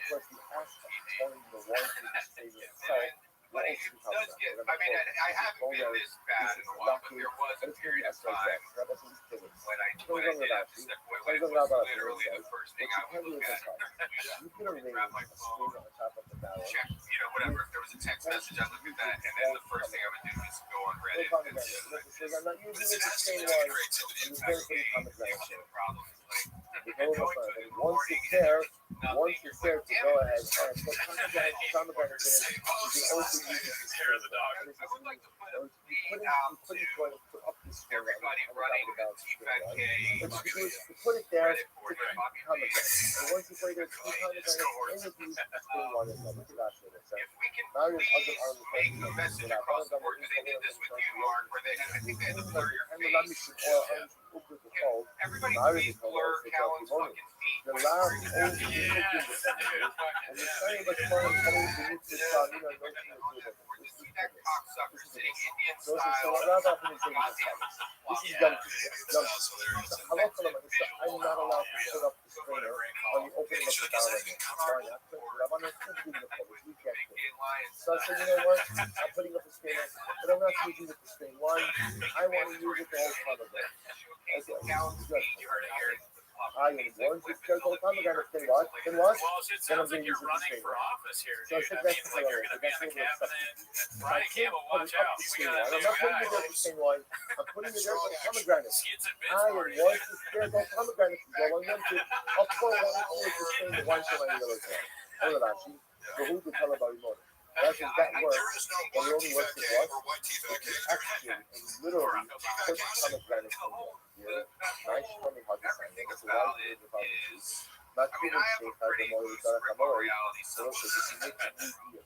And So I will say, the act of making it fear really is a does very, kind of fuck with my reality where I'm like, I can't even understand how it's real. I don't understand how, because like I said, you know, like I podcast and shit, all of us here are less successful than Shaw. Yeah, no, that's for true. No, I'm very. Have you seen my Ferrari, bro? I think I'm gonna rent that. So what happens? I want to make more fear on the I have to watch this to my feelings the lower job I have. So that's a unique fear on the sake of that. But again, if you want to make fear for every young kid, that's effort one of the efforts or you make it date here, party here, I thought not in the person of the Sounds like it's crazy. but if you're going to make fear. This really does baffle me, like how, because it's like, okay, you know, people shit on their, because I guess, you know, they used to get hundreds of thousands of listeners. As long as I was like looking back, it was the average was like 250 cans around. the way people are understanding is that I love for the nice stuff. There was a lot. I don't have to, Those are bone zone numbers right there. I don't have And to the have people to will be drink from the shitting beer. on it, They're like, you know, oh, okay, it only has like 30,000 listeners. Or viewers, or whatever the counts are. That's so But huge. even that is hard for me. I'm like, on the barrel. it really is. And Rabbi actually said to actually come I'm like, if you're a contest, this is the truth. fans of this show, It sounds like you're as long as I can drink from the beer, and it's just from a fascination standpoint. I mean, that's where all my interest in this is. Like, I don't even revel in, like, you know, Hustle my mocking book, him, you must be or sure that I don't I take any know pleasure in, you know, his failures or whatever. I mean, it's truly like a Jane Goodall style. everything is I'm always just about completely fascinated with this, and I can't wrap my head around if the fact that any of it is real on any what's level. the Like narrative going to have? So you know, and I do vacillate from you want to think it thinking like, you know, not, I mean, I you know what's can't like give again it that's a drink that people drink all the time consumers. So this again, much someone credit, sees it but I mean, because I do try to look at the, not only you know, positive. calamite, I don't know. I want life to be nice and amazing. Therefore,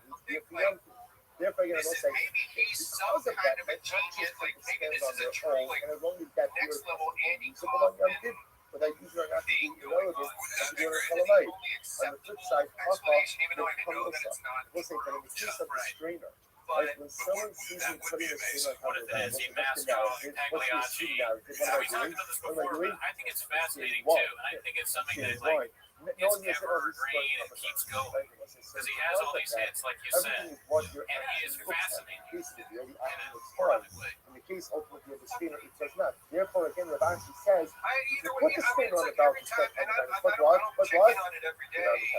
Now, One of the funniest things he said recently was that I I don't have know no about souls, which is like Because so he's not, I ridiculous. couldn't I was like, have what? about It's like,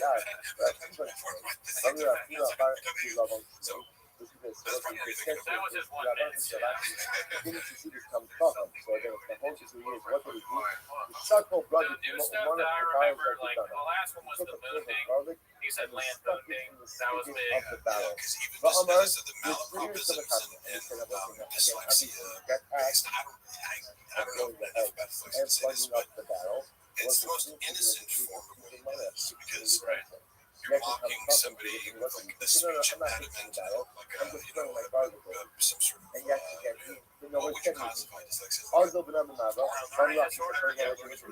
So, Travis, but like he decided to take a nap on the sometimes people boat. will stop at that and go, oh, that's not Even funny. though It is funny, but it's like you could be like, don't be a bully. But That it's was like, all wait, I got stuff. The CFA watch this guy further and start to understand that he's You actually want to a go to the other narcissistic side of the river bully. to check out And then you have a whole world of nap on like the boat. things to Even justify though on you really really hard. hard, going to go to the other side of the river. And he said, I'm gonna make them come out. No, the main one all I have in mind is to do is take a nap. So listen, so again, these are cases where it's going to have to do something. So like, clearly when he puts the people there, The chat. I just wanted to check in go on the ahead viewers, and and I asked him because Walsh was talking about the hair of the dog checking the chains in we'll the stop morning. here. We'll pick How up and long we'll you have a spend lot on chains, and the winner is 8 inches. tomorrow. Classic. Looking at the Reddit board, this is another thing that blows my fucking mind. Because like when he sees the like, if he is in fact looking at this, right? I feel like if he is any level of a human being, he would have to like this. If this was happening to me, I would just have to stop. Like just make believe it doesn't exist. I don't know how else you can cope with it. But if he is checking in on it, because like one of the clips up top here is him shoving those fucking nicotine pouches down the cushion of his chair. And that's the thing, is like anytime you try to find a shred of humanity in this guy and have some kind of empathy, all you have to do is open up the Reddit board and within 2 seconds you're like, never mind, fuck this dude. Like, it's just like that. Because it's a basic feedback mechanism. If you had even 100 people in a subreddit commenting on the things you did, I would be curious enough to go like, is what they're saying true? Like, should I be ashamed of things like, people will make fun of me for saying blank, which I do. Not enough for me to really try consciously to expunge the word like as from my book, but it makes me self-conscious and makes me think about, should I try, but there's none of them, because he is very scared. He does not visit the subreddit because criticism is very threatening to people of a certain personality. So is he just, I mean, he obviously was raised in a certain way. I have some insight into that I thought was interesting. And if you want to hear Any criticism or so, that? one story sticks in my mind that I think you could extrapolate a lot from. And he tells the story because he's like moments of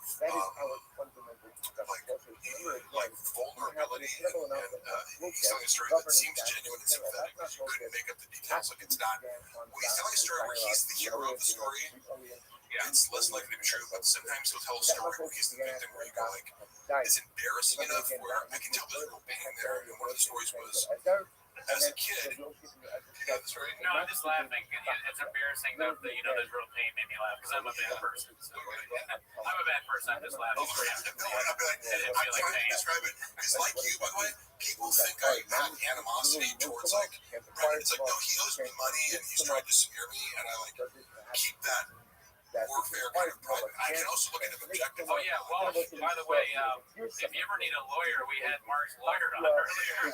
I know you have Frank Cum. They might rival Frank Cum though. This guy Rob, what's his name? Rob Pebble. Rob. It sounds basic. It doesn't sound real. You would have like a crazy. Sean has no fucking idea. His name is Danny San Francisco. Sean is banking like, because I did a settlement conference that went totally sideways because they were like, oh, here's the like on paper you're owed $150,000. We'll offer you 2.5K. I was like, suck my fucking dick, bitch. Like, but my lawyer wasn't there, so they think I'm like, I don't have a lawyer, and I hear like basically what their defense is going to be because I heard the lawyers regurgitate what Brendan told them. I'm like, oh my god, like, you have no idea that he can't back up anything that he's saying here. But go ahead, believe that. I'm sorry, I derailed. The story I was going to say is, as a child, let's say he was between 10 and 13 or something, he starts out by saying, I used to love strawberry ice cream, that people And respect if there was a gallon of Neapolitan ice cream, I would dig out all the strawberry ice cream. So it's fresh, like, Yeah, I hate to See, say buddy, this, look, but I'm familiar once with they this. say that, but that got me into his childhood trauma because my parents, like, right, I can list off any flaws or whatever, but I go, to shame me about eating, that's something that would happen never, even if I was fat. Like saying you fat fuck or something, whatever his dad said, because he comes home and he's like, Brendan, did you eat all the fucking strawberry ice cream? Which is a stupid thing to do, but it's a kid thing to do. But like, clearly, Brendan has always been self-absorbed. And he's like, I know, I'll just eat all my dad's fucking ice cream. Like, eat the small one part of the ice cream to myself. And my dad would also do this. And just goes, did you know fucking strawberry ice cream? He's like, yeah. He's like, fat pig or some fat fuck or fat pig or something. And his response to it was, he's like, oh, fuck, it's like a dagger through my heart. So that was the moment where I'm like, oh, your dad hurt you. And Well, that, I mean, trauma aside, though, is the fact that he has managed to go this far in life with just, never really learning anything. I mean, I assume his dad is pretty, like, his dad funds everything he does. Like, he doesn't, like, this. his dad made actual success. Like actually made Then, like, a championship or something like that. he did something where it was The diamond mines are pretty profitable. The emerald. He says the Emerald Empire. he actually built a business, rather than CD for cat. I mean, I think some. I'm surprised that there hasn't been like an actual. I mean, I guess there's like the, those YouTube channels like the Beige Frequency and Hell's Graveyard and shit. But I mean, he's such a fascinating guy. Like to have a real true documentary made about this guy. But I guess you can't really keep up with it because by the time you're done editing, they're going to be like, he did 70,000 fucking crazy things. That's right. That's right. So there has to be like an ongoing like reality show. Like I don't know. Like a reality show would just be like a fucking. That's such a good idea. Because I was in hive minding. It's like, I was going to watch this shit and like find the footage that Max isn't contradicting himself and previous things. I never watched that Beige Frequency documentary or whatever it was where it exposed all like the lies in his, like before I met him. Because I met him, I was like, oh, this is a guy Chappelle Lacey opens for. Like, I had a clean slate as far as meeting him, so he just seemed pretty normal to me. And I didn't have any incentive. Once the subreddit like attacked me for like appearing in his world, I was like, oh, these are crazy people. So why would I seek out more information about this person when I feel unfairly attacked? I think, And then later, watch a page, like, oh my god, this lies about everything is a lie. by the way, the chat is saying that you guys are on Baja Boat. I think that you guys have a great idea with the reality show. I would watch that, but my thing has always been documentary on specifically the Gringo Pop, because that is like the most important aspect of his work.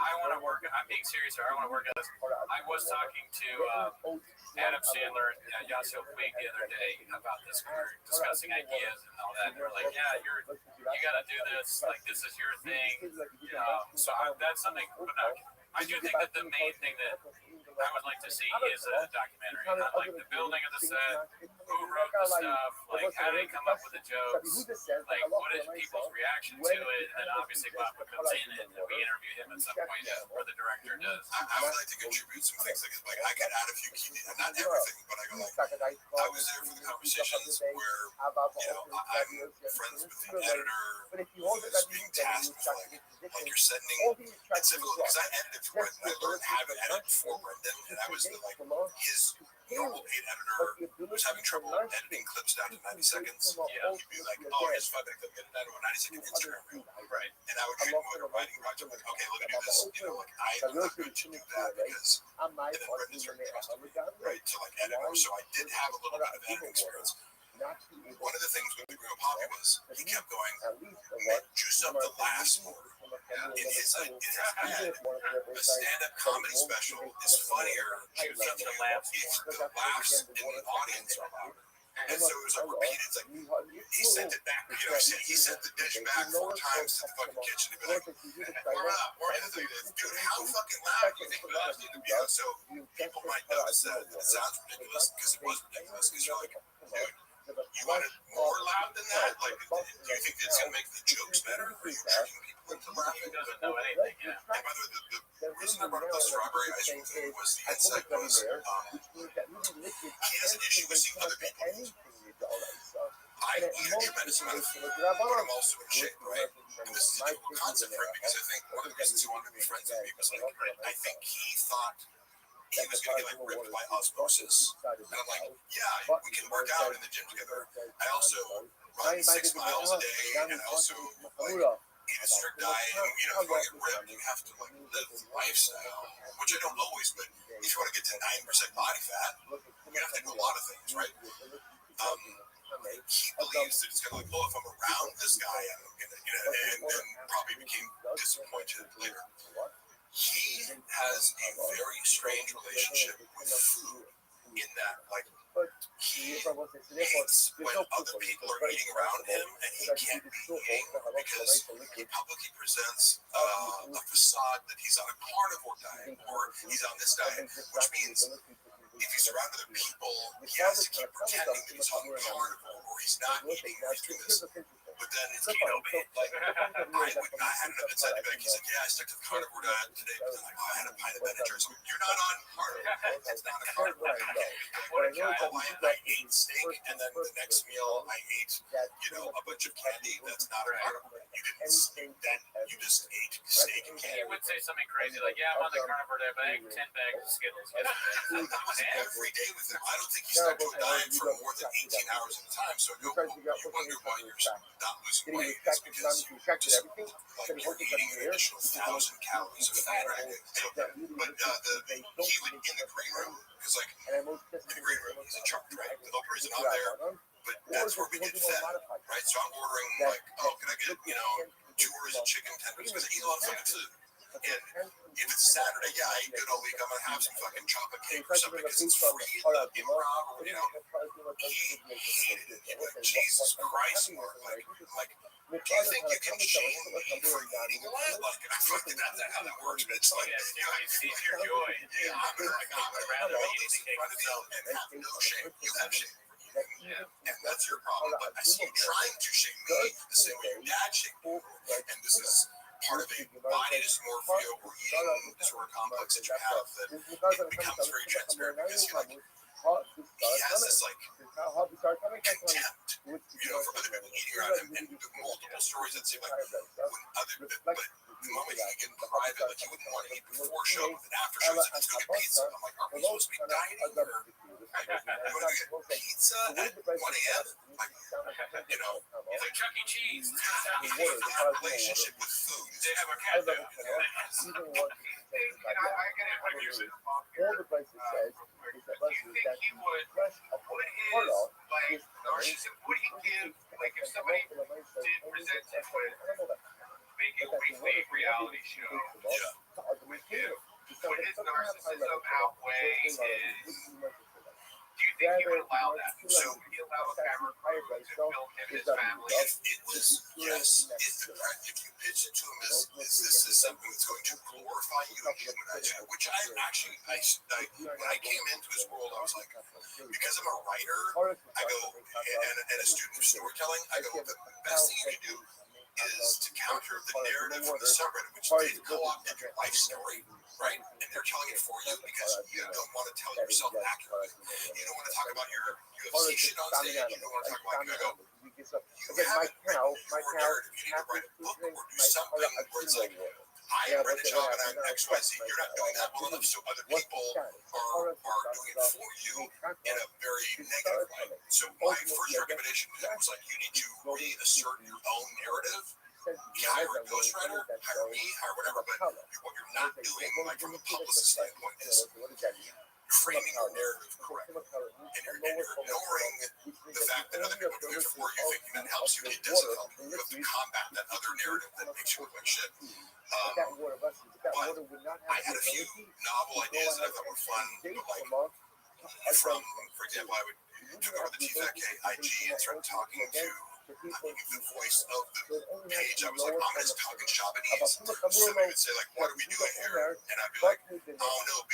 Or so, like, I would respond. And it drove the people commenting nuts. They keep commenting, like, what the fuck is this? Because it broke the mold. And all of a sudden, oh, you can't do this. I'm like, oh, yeah, I can't, bitch. I didn't tell Brendan that I was going to do this. It was an experiment. And I go, and I thought that he'd be able to see, like, hey, do you see how I 10x the engagement by, like, co-opting the Reddit speak? And then it also blunts the force of, like, the haters come to the page and they plant their seed by going dicey dicey.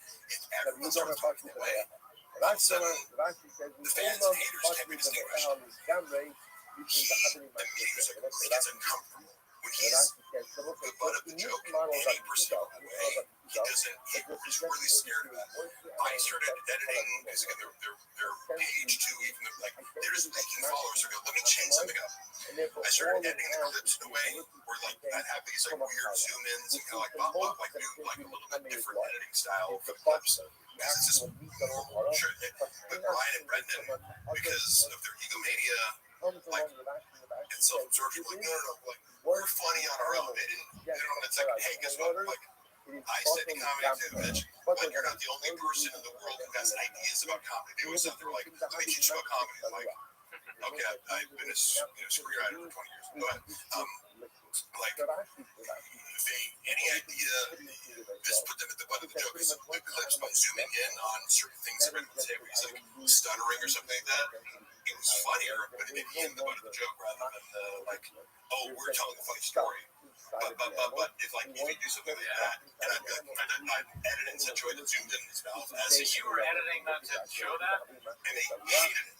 And I'm like, oh, I have a couple examples of what I did that I can show. Like, there's probably still up there. They're right. They also, again, I was taking Brendan and Brian, and the creative director at the time, because creative director, no, this guy, he's actually very talented. Right. He quit, and I heard the conversation. I was the only person in the studio, and the next day Brendan goes, I had to fire this guy. And I'm like, you didn't fire him, he quit. I told you that you were the worst boss he ever had. Like, I was, what? Like, I was there, I heard the phone call. Like, how are you instantly turning this into something that's the complete opposite of what happened? But he had to explain to Brendan, because he tells me, he's like, Brendan's like upset about the reels when you're editing him. And he doesn't understand that, like, you're open to feedback and just trying things, and that this is a style, like an artistic style that you're experimenting with. And Brendan thought that I was, like, going to be too sensitive to I'm like, oh, I can edit it. This is harder. So, like, if I'm going to edit it the easy way, sure, I can give you 3 normal shitty reels, but these ones are getting more engagement because it's weirder and more kind of, like, watchable, you know. But they hate anything that makes them about a joke. So any novel idea I had, like you're proposing, of like a reality show. Well, yeah, if the reality show, if he knew that it would end up being something that was reliant on his stupidity and errors being the source of comedy, rather than him being just a funny person who's telling funny stories and roasting other people. Like, if it was like, watch Shop roast his kids and his family and his loved ones, and like, he's the only normal sane person, you know, in the household, that's his style.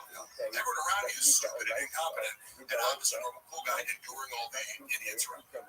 That's how he perceives, like, his role in his comic universe. The moment Brendan's the butt of the joke as a bumbling retard, he's out.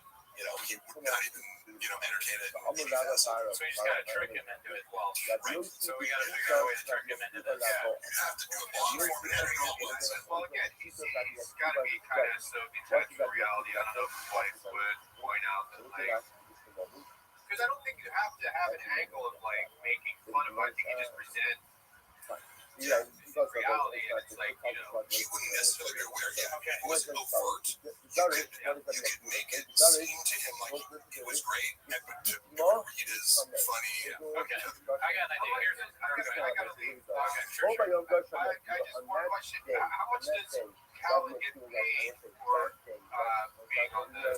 My understanding from Brendan, which you can take with a grain of salt, but also it sounds about reasonable, is that because Brendan takes a fluctuating percentage based on like T-Fac gave me running Thick Boy Studios and kind of taking care of the ads. We had Callan shows up, does his job, he gets 25K. That's why I'm 25K more. Go by your See, none of this makes sense. Words to me, I go, how do you have a podcast at $40,000 for you? Split is, it's like $1 per listener, you know, I don't know how they get that much money. I mean, Harold must pay Ryan that money straight out of the bank account from that. Yeah, it could be exaggerated for everything. I don't know. Brendan Walsh, I just want to let you know somebody has posted Jersey the Real Dog on the Fighter in the Kitchen subreddit. Request blur all future posts of Brian's feet.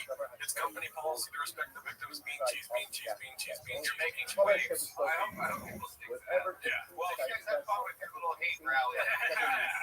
All right. Well, you and me, we're gonna do Windy City Heat 2 with Brendan Chopper. Okay.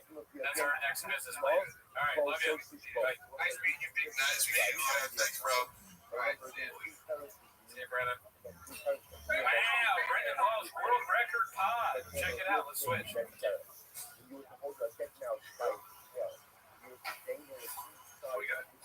my gosh.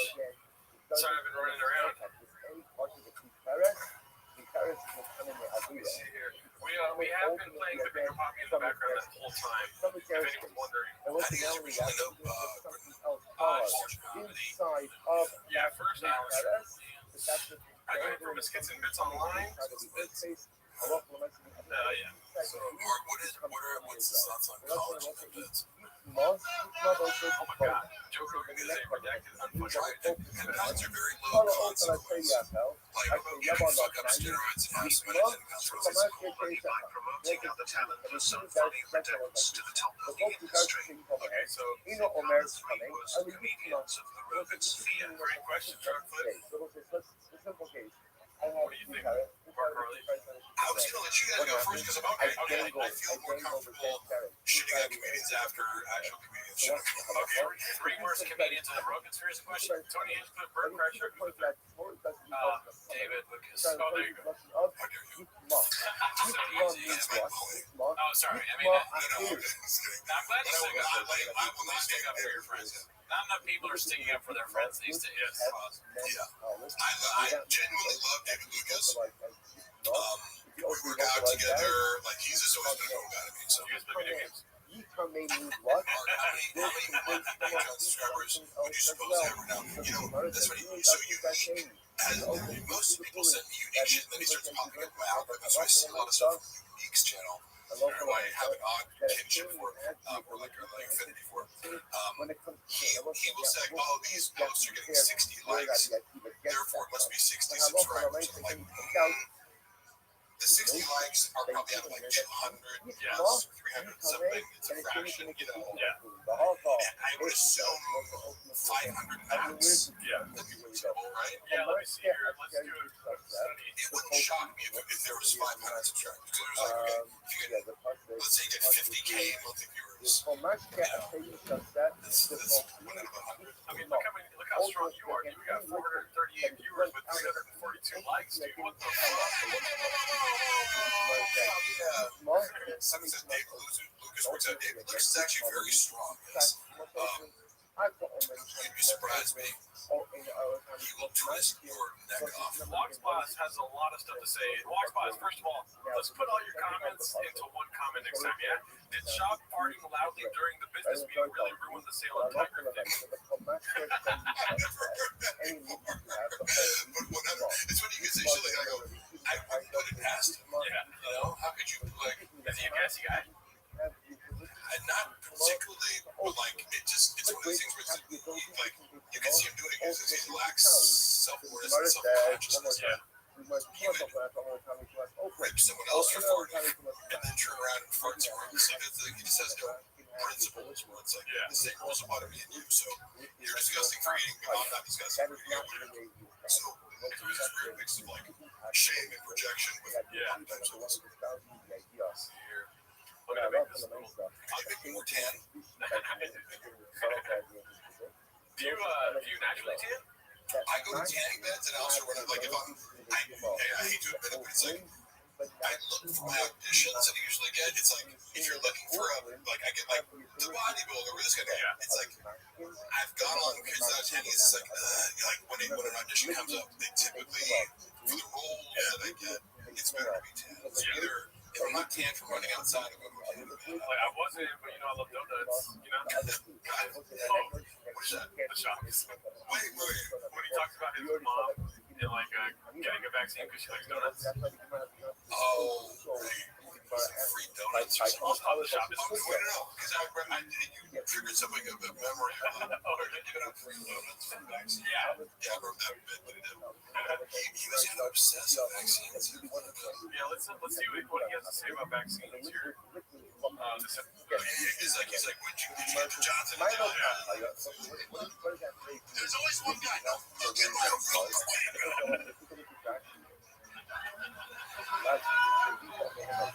It's like that's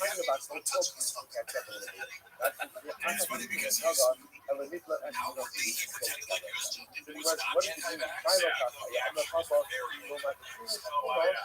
And I'm agnostic. I got the vaccine just because I was paranoid about it. But I'm like, I don't give a fuck either way. But it was funny watching somebody have this, cognitive dissonance of like, you feel like you have to tell people that you're not like against vaccines, but then every time you're alone, you're like, look at that. Well, these questions actually. Are you asleep? Right, where he talks about vax. And autism, yeah. Oh, you're asleep. And it's funny because it's like, that's a conversation. Like, I've read RFK's books just because I'll be like, when someone's like, this guy's a lunatic, and then I hear him talk, and I'm like, if you can get past his bullfrog voice, that I was imitating earlier as a joke, because I go, this guy's coherent, and clearly he has an encyclopedic knowledge of certain things, so I go, I'll read his books and hear him out. Like, I'm not. And I realize it's polarizing. So I've read the arguments about the connection between vaccines and autism, and I don't know enough to actually, I didn't dive deeper into it, but I'm aware of the arguments. But somebody like Brendan Schaub should not make sense. That's not your place to discuss. Thank you for having me on the fire and the It's talking about you built your own health. I fought 5 squirrels last night. The night we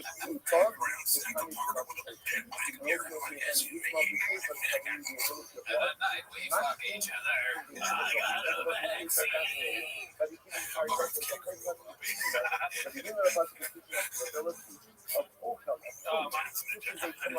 I transferred the comments over to here just so we can have a Oh, nice. It's good. BGL is like Bradley Martin with the beach. Oh, man. Bradley Martin is funny. People know about Bradley Martin and Brendan Schaub's dynamic. What's their dynamic? I know that he won money. Yeah, like, it was just funny because when they first started talking, it was like, I got to witness them first hanging out, and it was always funny because I think, like, had I not been with Brendan, Bradley's so sensitive to like social status, he would have completely ignored me. All he cares about is like, are you in your 20s and like a rising social media star that I can take advantage of? And he is she.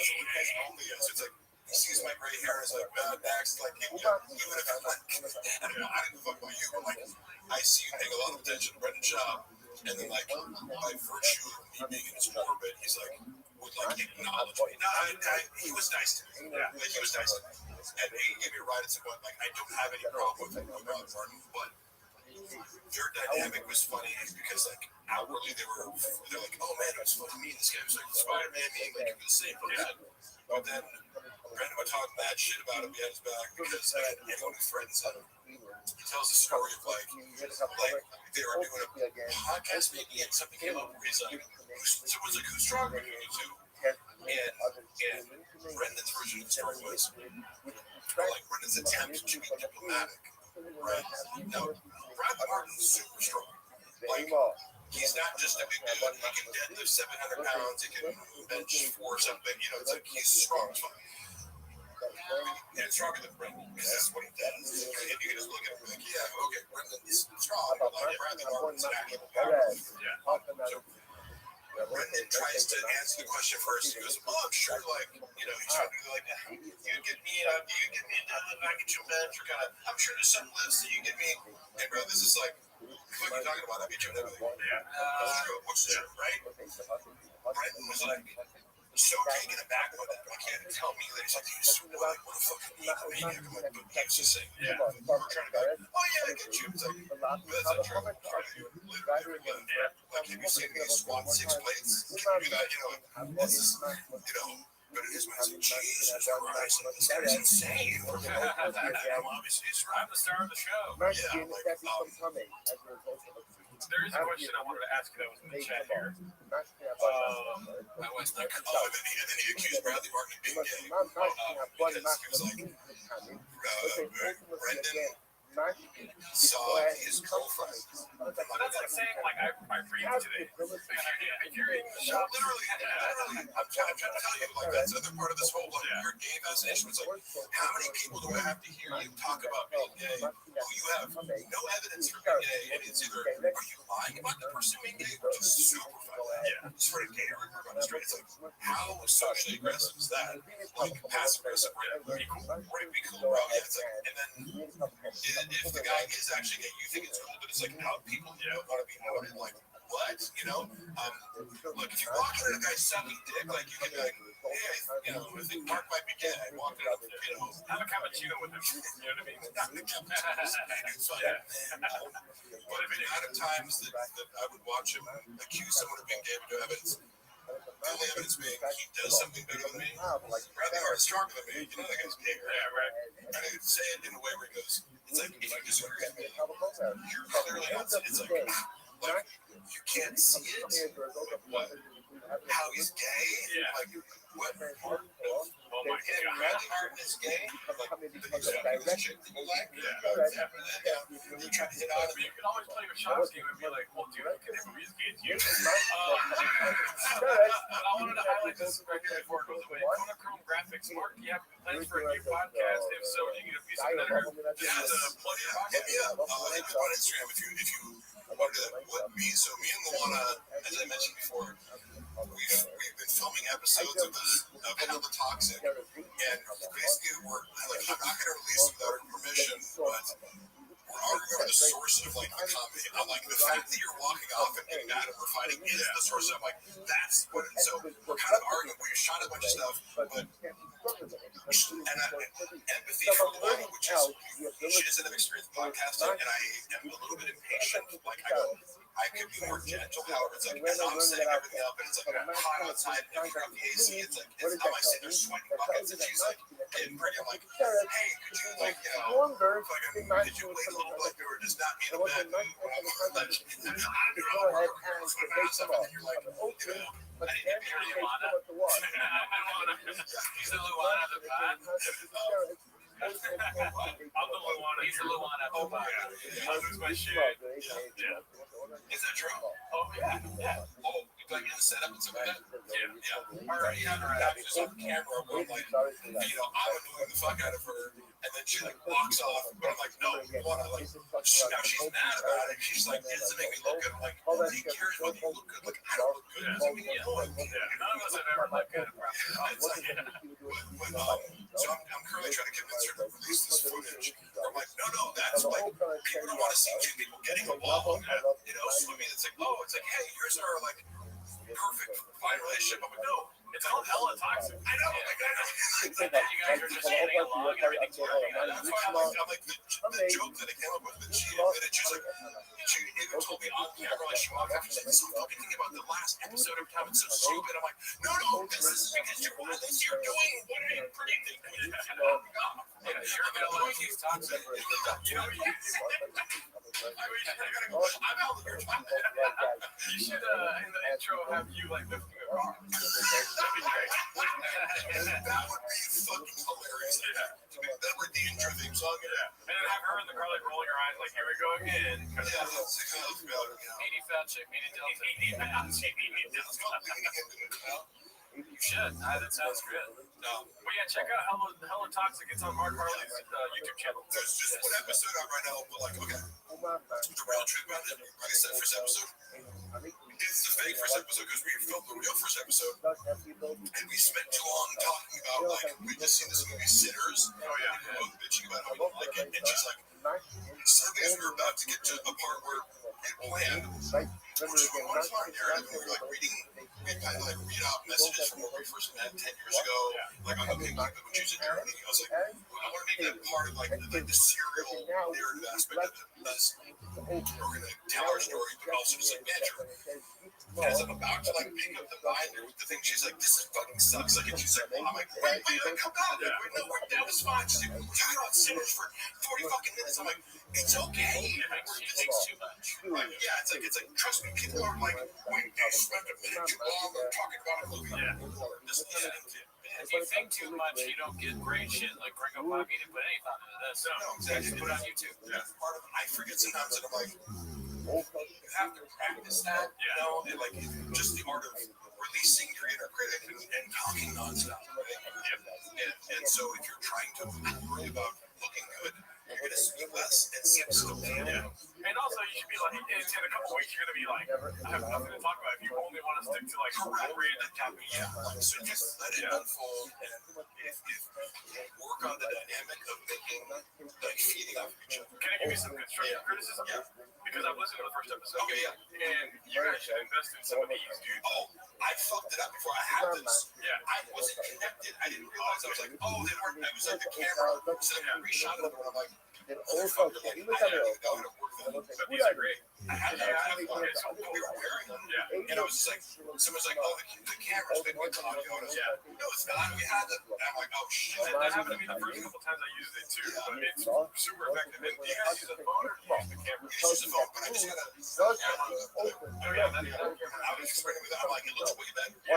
Yeah, even with the phone, it has a nice little hookup. But if you guys have good audio, I'm sure you guys are going to take off. Yeah. Well, my only point of doing this was like, we filmed the first episode on our 10th anniversary, so like, look, we can wait to like do the perfect fucking setup and everything. Like, but that's gonna happen in a year from now. Like, okay, when we have $5,000, just put the camera up, put it in fucking living room, and just fucking let it rip one angle, whatever. Because that's also like, there's no editing where it's like to make you look good. Again, this is just it.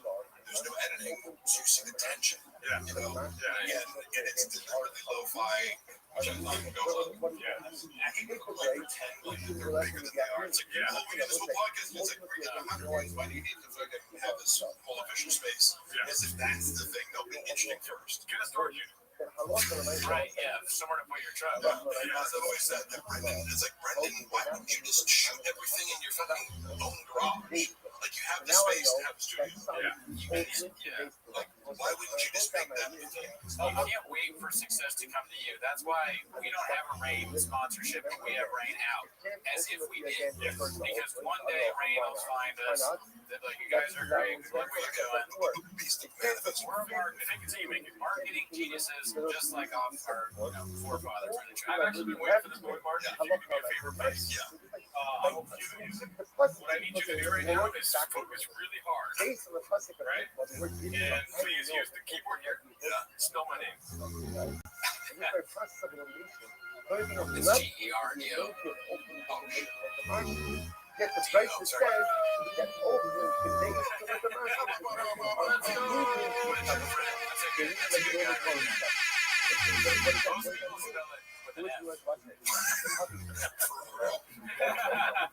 I was saying Jafardo. That was great. I That's about the rap. That's one of those things, kind of like chill, not knowing that Australia isn't in Europe. You go, how did you like figure out how to feed yourself? You know, how did you like make this trip? Okay, get me some They're all trying to tell you how to spell it. You got it right, y'all. Gerardo, just Tosto.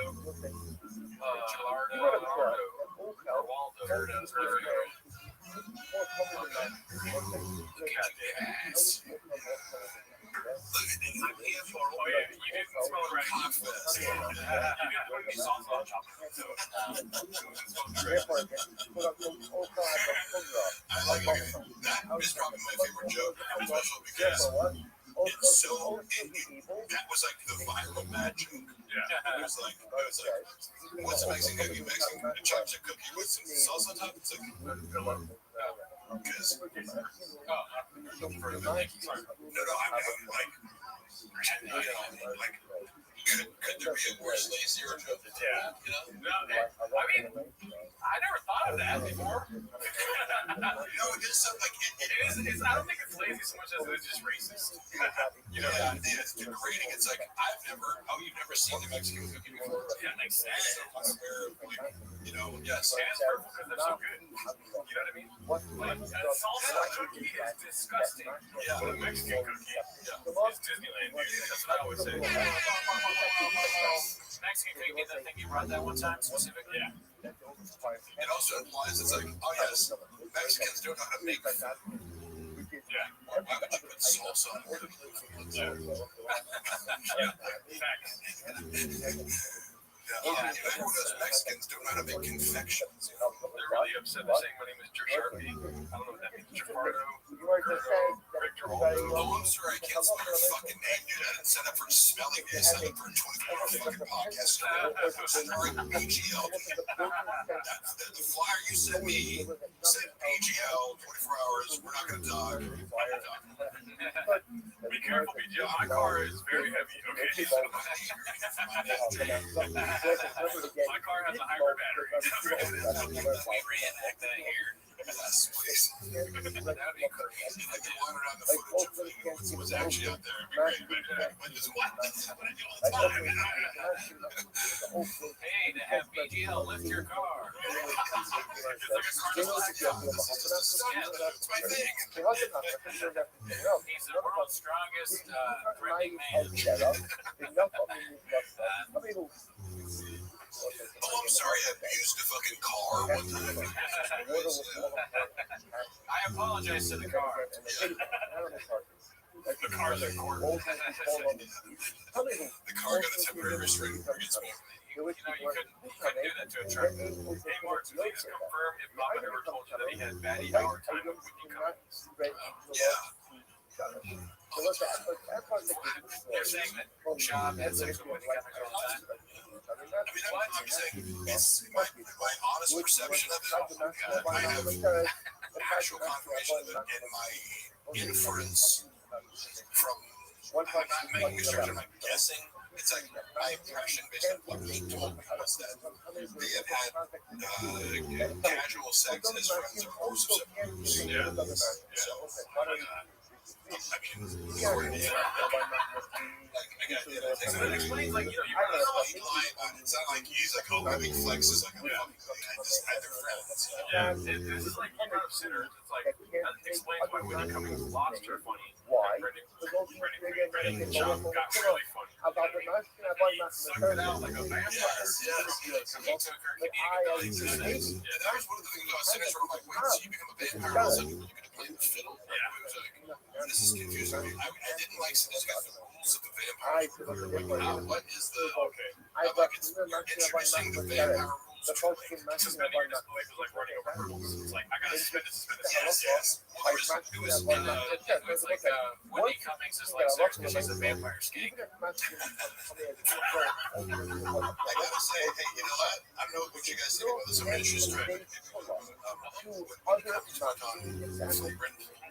this episode kind of became, I think, a little bit viral for the fact that, like, my perception, I think other people's perceptions here was they were like kind of I was watching it, I try to not go out of my way, women and your bullying. It's like, hey, if you're not going to fucking hang. It was like, are you guys going? It seemed like they're going out of their way to like be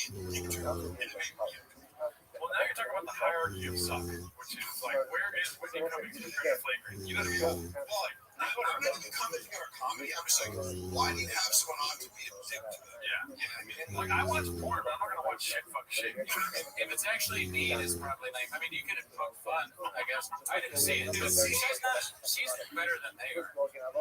I'm gonna say this: Whitney Cummings funnier.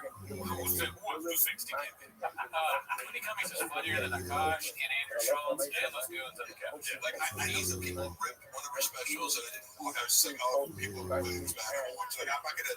People like, oh, Burn the World sucks. I don't really feel the need to watch shitty stand-up specials. Yeah, but like, do you watch it every week? like I've seen what. There was one where she had like an AI robot, and I was like, oh, that's special. So I like specials. Jones is one of the I'm just saying, I don't think of Whitney Cummings as a bad. Like I know maybe some stuff she's put out wasn't but I've seen enough to go like, yeah, she can write jokes. She's better than Brendan, whatever. But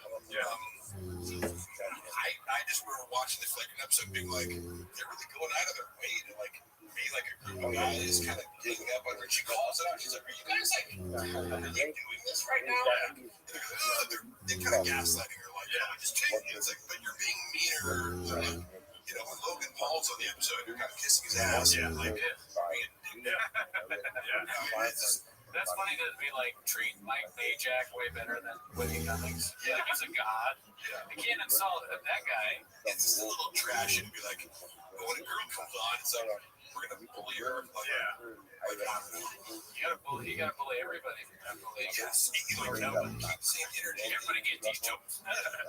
Yeah, it's just weird, like crank it up, like in a, not because it's not one-on-one, which I would get if you're like, okay, I'm gonna interview a girl a little bit differently, or maybe add some tension vibe to it one-on-one. But it's like, there's 6 dudes here. It's like a couch full of guys, like all trying to like take their shot at like, you know, like roasting Whitney Cummings. She's horrifically bad at comedy, but so are they. So it's not fair. All that aside, I'm just on a human level, like I feel bad for her. Yeah, I kind of feel bad for her too. Sometimes I watch her, not just on that episode, just in general. I feel like she's a confused person. She's constantly under attack. That is her. It does seem like even when she's not being horrendous online, she's being attacked. When she's just being normal, kind of. So she has a target on her back. It seems like.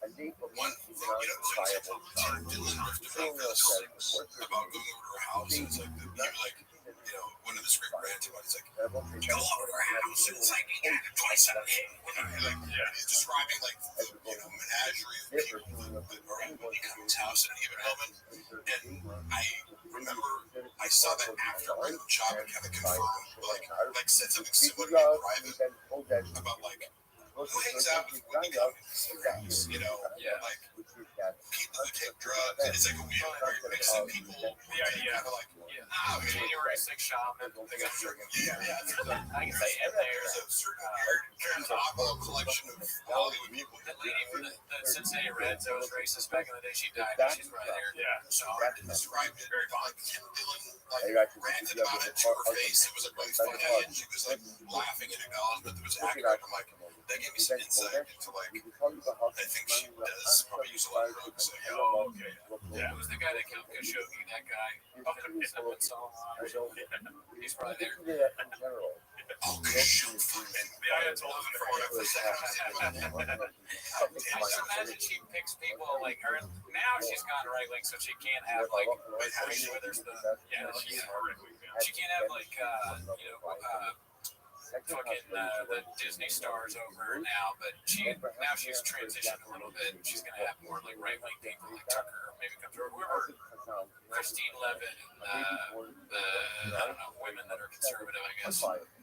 Tim Dillon. Women that are conservative, and Tim Dillon. I mean, I think she's somebody that just doesn't, she's not authentic. She's struggling with her thoughts. So she just asks herself, what do people think? And then she does that. And so that's what you get. Oh, what's cool? She's a constant. Is this cool? Yeah. What's cool right now? Okay, that's what, wow, Matt Rice's not cool anymore.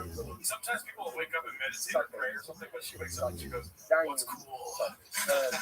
Yeah, she checks TikTok like Wall Street's right. Do you guys watch TikTok?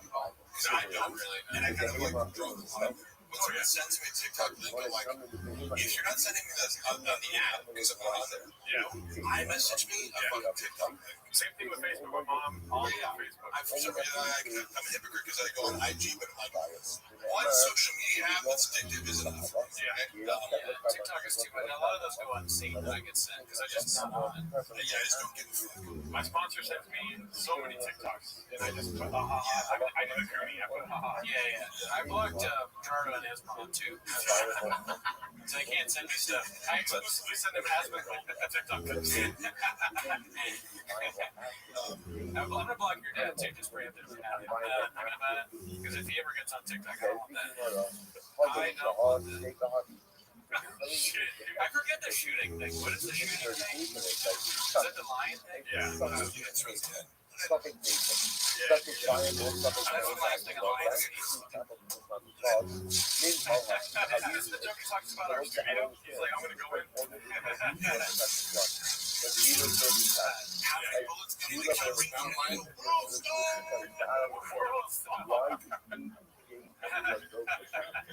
Every is okay. Yeah. This is such a bad joke. Yeah. Someone say this first. I heard that he wears those night vision goggles, but they're not on, so he's just blind. Dude, could you imagine? Could you imagine going to his house and he has those? They're like artista goggles. We're wearing them. They're not on there. Does he really have goggles? You know? It would seem like his guns. It's also like he was claiming that I like broke into his house. I'm like, why would I visit my ex-boss who like has AK-47s in his house? You know what I'm saying? Like, wait, it's like, why would I go harass like a UFC heavyweight fighter who has an arsenal of weapons? And who's like, father-in-law is like a LAPD officer. Yeah. I'm like, oh, it was agreed that if you're reading this, you're redacted. Almost cat. Yeah, eat this, almost cat. Catch this, you blockbuster. He's definitely come to press at some point. I'll fight to the death. It's a matter of when as opposed to if. I remember because it's funny, like when you chose to, I would love to. Earlier you asked about caution. And one of the things I want to comment on was, how do you get notes on somebody on a stand, especially if it's already been filmed? Yeah. You shot it with a fucker. It's like, hey, can you give me script notes on the movie? It's like, well, that would be the script stage. You have to watch somebody's set and get the feedback, right? So he was doing a lot of like, can I get feedback on this? On his finished product? It's like, well, unless I have access to all the footage and angles and notes you took out, I can't, like, unless I have raw footage, how can I get somebody an editor? And that would take away, So I remember he was just like thirsting for, like, is this good? Hey, Rogan, is this good? And just get back to her. He says, oh, yeah, I'm proud of you. Later, he said, he didn't watch it. That's watch it. He's like, well, clearly, he didn't fucking watch it. He's just like, yeah, good job, buddy. I'm doing 8 3-hour podcasts. There is precedent for that, though, because I think it was Joe DeRosa just did his special, and he said that he had already filmed it. I keep thinking that's whatever it is, he did the ones of Dallas. Anyways, that's our donation. But Joe DeRosa filmed the special, right?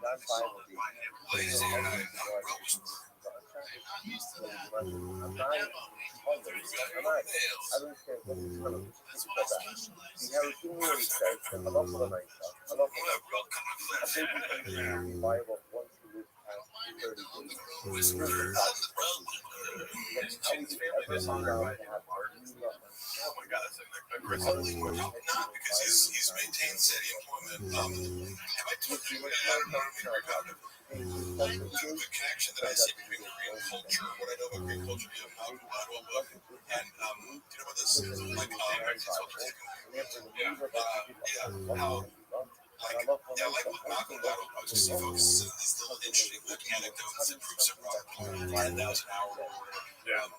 One of his books talks about how Korean Airlines had a disproportionate number of crashes, and they try to trace it back to like, basically the communication between the pilot and co-pilot was stunted or stifled in Korean culture, hierarchy is so important to every aspect of how things are done socially. Like, you don't, if you're above me socially, you can't drink tea before me. Like, it's very strict.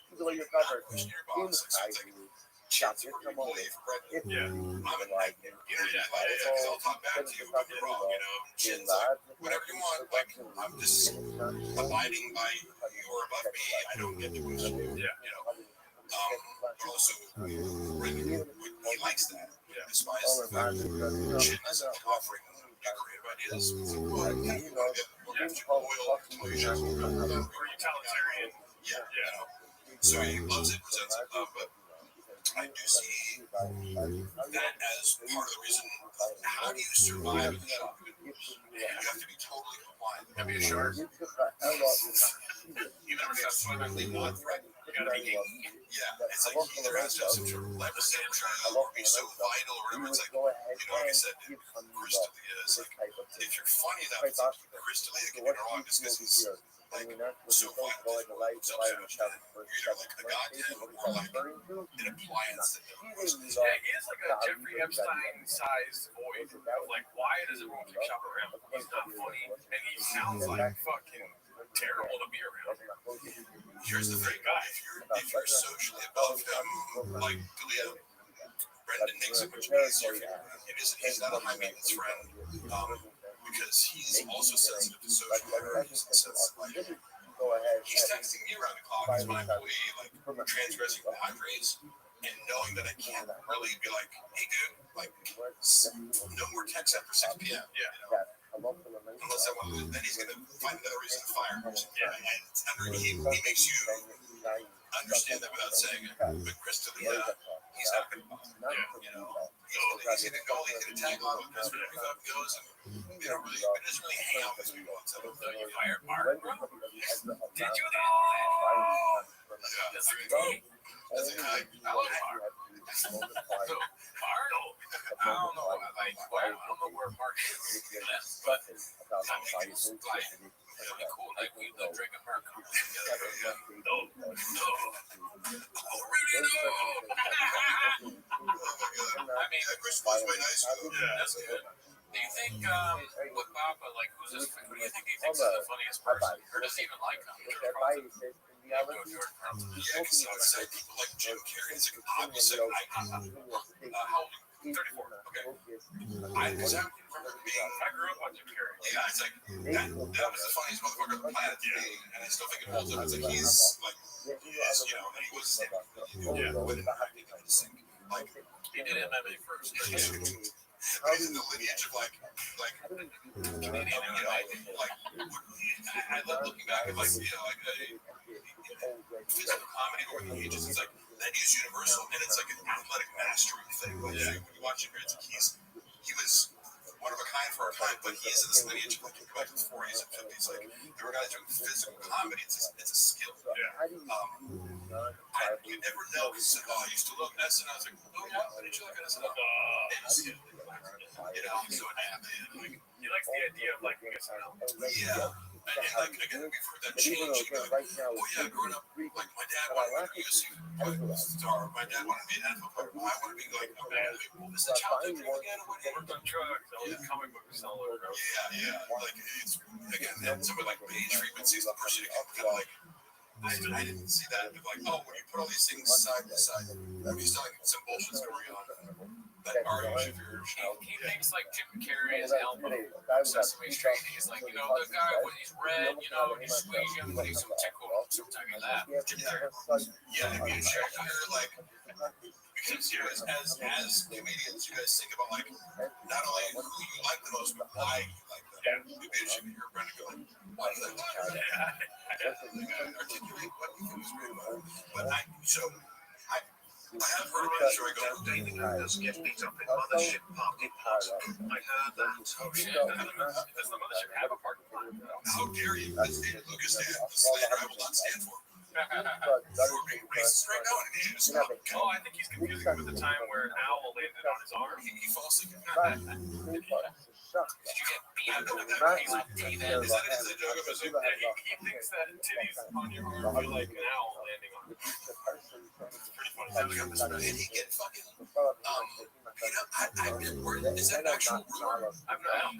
This is the first I heard some trend foot narrative. I heard some stuff about him at the comedy store. I'm not sure about the mothership. Yeah, I think I heard that, but I forgot it. Does that surprise anyone? Great. No, like the David Lucas party of rage is kind of like being, it got conquered by rage. Yeah, no, rage is the fourth Reich in his brain. You know what I mean? What's the rage? No, that's, it kind of does sound like a nickname for a my brain disease. It's like, it's not a big deal. But That's ironic. never heard of it. Yes. But I take the allegation. Yeah, and yes, exactly. Dude, this guy's a doctor. Wow. I mean, listen, he knows his stuff. That's what he was talking about yesterday. And like, and Philip Memphis is like, you can be more of an expert in certain specific niches. Like, I know way more about compounds within your body versus teaching. You roughly know vaccines. Sometimes I go to like a checkup and they're like, you're taking too much testosterone. Like, okay, like you should take 50 milligrams of way up for sure. How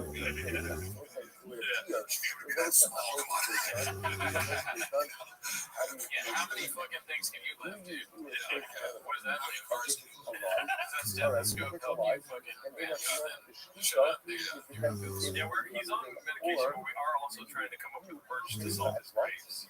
I know, if we could just get a few more Patreon subs, I think I might be able to cover it. Wait, you guys do cover? I mean, how many Patreon subs you guys have? We have like How 400. do you Yeah. I was going to say, like yes, for Chief came to 500. Okay, yeah. That gives this segment 5 big moments. Once we said that the Rizzler is a national socialist. Man, this is my favorite special. I'm so glad we could get together and watch it. 85 times, such a big deal to me. Yeah, it's good. I can't believe I took part in this. It was like such a big team effort celebration. The documentary has to be a docu-series, and one episode has to be called Mark with a G. And it's like, it has like AC/DC music playing, like a silly like This is a joke of yours, but like I can actually. no, this is not a joke. No, this is not a joke. I'm being 100% serious. I'm sorry, Herbert. No, I like because I like the idea also of like books, for example, as oral histories have like different it's like the story told of different perspectives about that. Exactly. So The Last Dance is about the sixth championship. In that, Yes. they go back and Watch that. I want to watch it. Yeah, I would love it.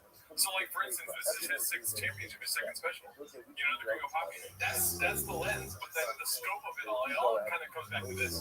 You're part of it. The whole history with you will be an episode, and it goes back to like I don't know how to make a documentary about the special. It's not like a joke he told or whatever. Yeah. Oh my God. But it would be like Brendan Shaw would need to be involved because Michael Jordan was involved. And then this is like, dude, he would make a shot for shot remake. It's just like there's a way to everything shot for Like Brendan Walsh was alluding to earlier, like to get him involved. I agree with you. Yeah, but you could do without him. 2 words, dude. 100 million. Are you taking this thing more than that? Of course not. Yeah. This guy came in and fraud for $100,000. Exactly. He already got like 2 words. Actually, for you guys, we are rich. Dude, could you imagine? I know that. Come on, just stay with me. We do a shot-for-shot remake. The part where Michael Jordan's like, and for some reason I took that person. Yeah, it's Sean on the laptop, but he's watching Sesame Street again. You know, another. And so for some reason I said giraffe. You know. North Korea with a beach. I'm trying to think of what shops I took that person would be. Like Bobby Lee. That's your perspective. Yeah. That's your documentary gets all these different perspectives. Andy Letterman. Yeah, that could be that. Oh, God, yeah. Who's Scottie Pippen? Brian Calvin. Are you sure about that? No. Don't do that. The thing is, like, his openers are better, you know? Like, whether it's whoever he brought up. We go lineup of the Chicago Bulls. Like, who's Scotty Kukoc? Who's fucking BJ Anderson? Or Tony Kukoc? Scotty, dude. We know we have a senior Say with me. From what I understand, was Franklin, by the way, Maybe Scotty let's have Michael 30 Jordan days was so open. intense to like Fire. bet on like the size of their son's penises or something. Oh my, it was like crazy. Like we're, I don't know if it's gonna win now. It's conceivable because these guys are like egomaniac competitors. Kind of. Mark, can I ask you though, did you read that online or is that a Tiger fact?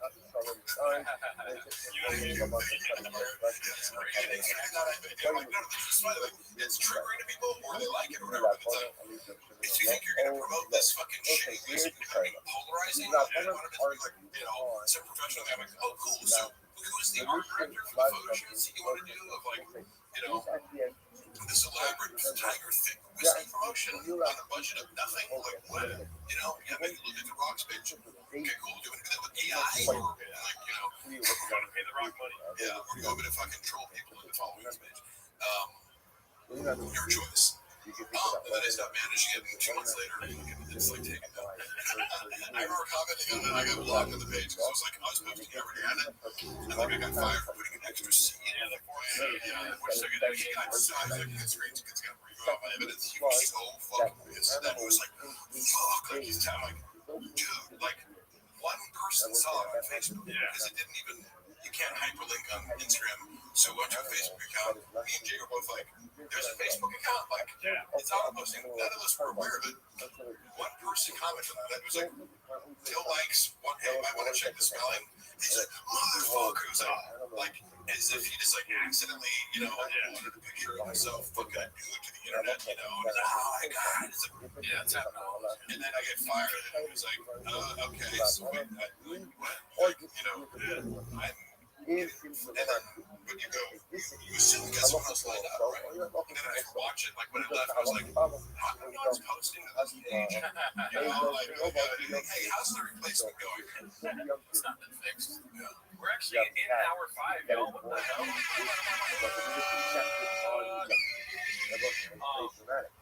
Yeah, we got more guests coming through, y'all. Luana saying, I wish you'd come home right now. And I said, okay, we'll up and down side. Okay, sweet. Dude, Mark. No, I'm not gonna like suddenly exit. I'm just telling her yes. It's the wind down. It's the Mark wind down. Right. Listen, I'm gonna leave in 5. We do have to address the bots later, so yeah, like all the negative comments, it's just, I don't know why they, Yeah, anybody's saying like, it's so funny that so many like we're paying for so many negative comments about me. It's like, fucking get life. You're telling me, I don't know who pays for it, where they come from, but I just, you know, it might be an inside job. I did text Bobby, he did not respond. All these bots. Mark gotta go to sleep for 18 hours. Fucking I know, right? Right. No, not us. He thought your replacement, he certainly did. I do think so. What's the Allegedly. They're like, yeah, why do you she's think texting me saying outfit pics. I will say, dude, every time you come through, I am. I don't even know what I expected beforehand. You know what I mean? And then you rip off your jammies and you fucking meet my expectations. You know what I mean? Right? Oh, every time. Let Mark like ramble on forever. What you got? I appreciate you. People are like, are you guys gonna get food? I'm like, Mark is cooking. Not a police, You totally want to do like living the magic. Because sometimes, like, so, okay, Luana's personality, here's where we conflict is like, 30 days.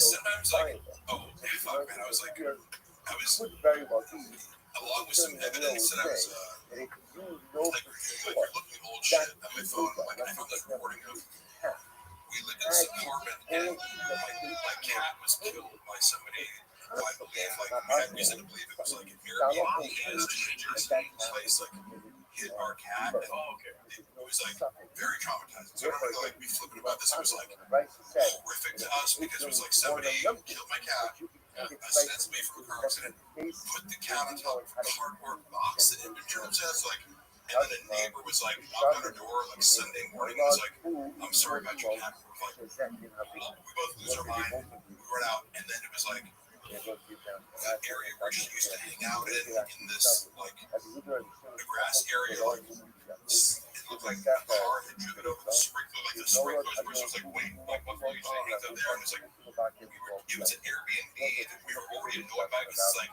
you try to swerve into an Airbnb, and now people are coming in left and right, and they don't understand the situation. Playing music all walk. And I was just trying to get answers and closure from the person who runs it. So I was like, I got a hold of this guy, ran it, and I was like, well, first of all, that's what they're contacting. I was like, hey, do you have your boss number? I just want to know, like, we just want to know what happened.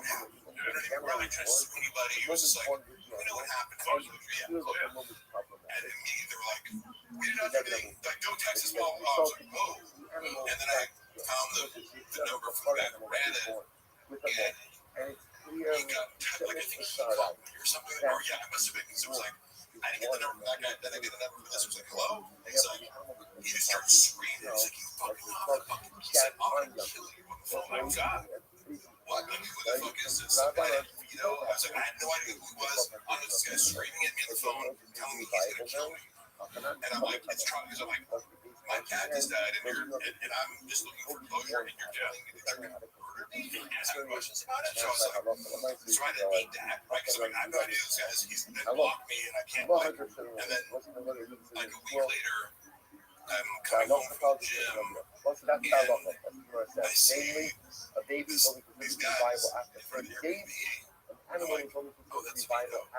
He's like this small, Asian, Filipino, like gay man. Like, I didn't know what feed. I was like, I'm assuming this is some Italian dude or something. But I figured I'm like, oh, because they're like looking around and like looking, oh, we gotta like. So I presumed I go, like I walk, I go, hey, you guys run this Airbnb?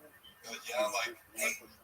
On the phone, like I get up and say something, say, you said you wanted to murder me? I go, why don't you do that? And I busted his house, right? I was like, in his house, like, hey, so I wanted to give you that chance. He's like, fucking touch me. I'm like, no, you said you wanted to murder me. So I'm going to give you that opportunity right now. Right? And it's like, the whole point was like, I'm going to make this person feel small and tell him, like, he's like, I'm going to call the cops. Like, go ahead and call the cops. I'm going to say that until you attempt to murder me. Listen, like, you know, and like, again, it's a hate crime if it touches like I wouldn't beat him up when I go, I just want to make sure you know that, like, you made a mistake and trying to tell me this, and I'm just like, go, hey, like, see what's good. One comes in and starts talking, like, you really the fuck, I'm like, what? Ruining my intimidation. I am trying to make this person feel very small with the silence that's created when I said I'm getting you the opportunity to murder me, and he has to say nothing. Yeah. Because he can't, you know, and I'm going to say cops. So I'm like, somebody's like, hey, look, when I'm done, you can yell at him. So I'm like, now I'm arguing with one, and then he is arguing with her, and I'm like, oh, like, so I'm recording that because I'm in my phone, and I'm like, listen to this. If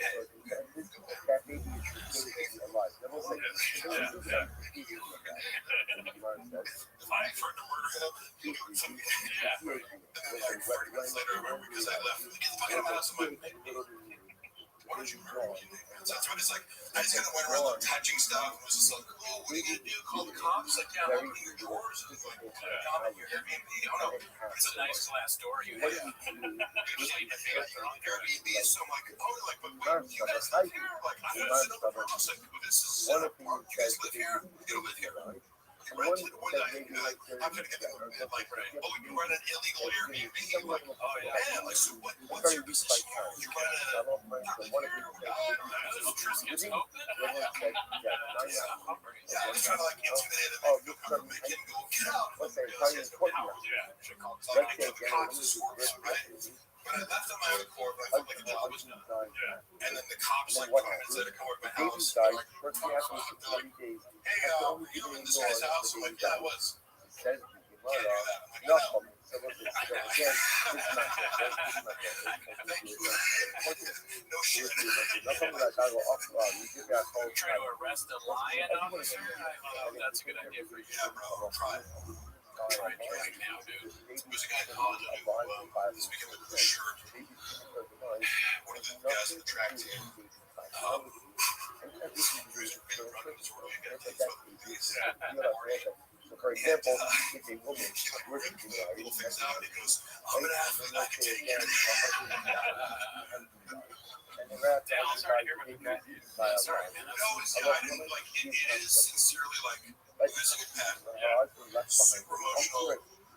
If I wanted to go there and think about glossing over my emotions about it right now, but it was to get to the point of like, you know, the humor of like, when you want to be a tough guy and then your wife's like nagging you, it's like, stop right now, like, I'm, you know, because that'll happen with a strong personality, like, Luana. It's like, hey, have your turn in a second. Wait, no, I mean, or a cat. speaking of which, what is Meet happening? for them, I mean, listen, Okay, yeah. the mama de Shiva. What's a Okay. Eat something, not sure if I can, I'm gonna sauce it for this. Yummy. And they said to Would you like him, milk or something? That's what I told my right hand that night. What thing is this? Dylan was like, Brendan Chefs. But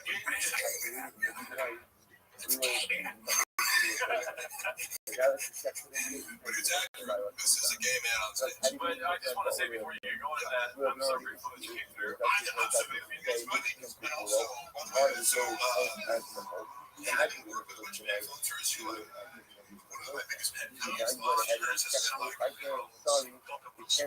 so, yeah, I hope so. So, influencers do this. Hey, can you shoot right now? I'm like, motherfucker, what? Like, can you give me any warning whatsoever? So right off the top of it, being like, hey, like a month from now, shoot. And then give me like every like appropriate update to anything possible. Like, I do need that. Yeah. No, yeah, I read this today. Yeah. that's when it has and I mean, if they should content is this everyone out there should remember that. We're trying to get people to actually show up for shit. You'll be like, hey, can't come to the world right now. I shoot a skin. Yeah. I'm in Seattle, man. For what? Fucking TikTok? Yeah, I'm hanging out with Antoine Davis. The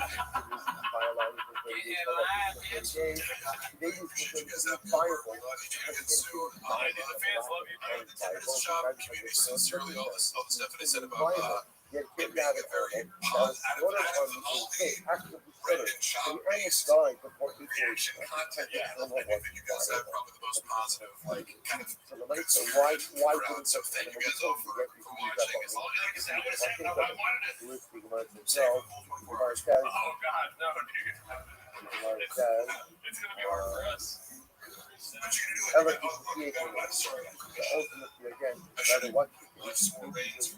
Oh, no, you're good. That's my favorite flavor. they are told me. I'll let Jesus take the wheel. There you go. Have fun.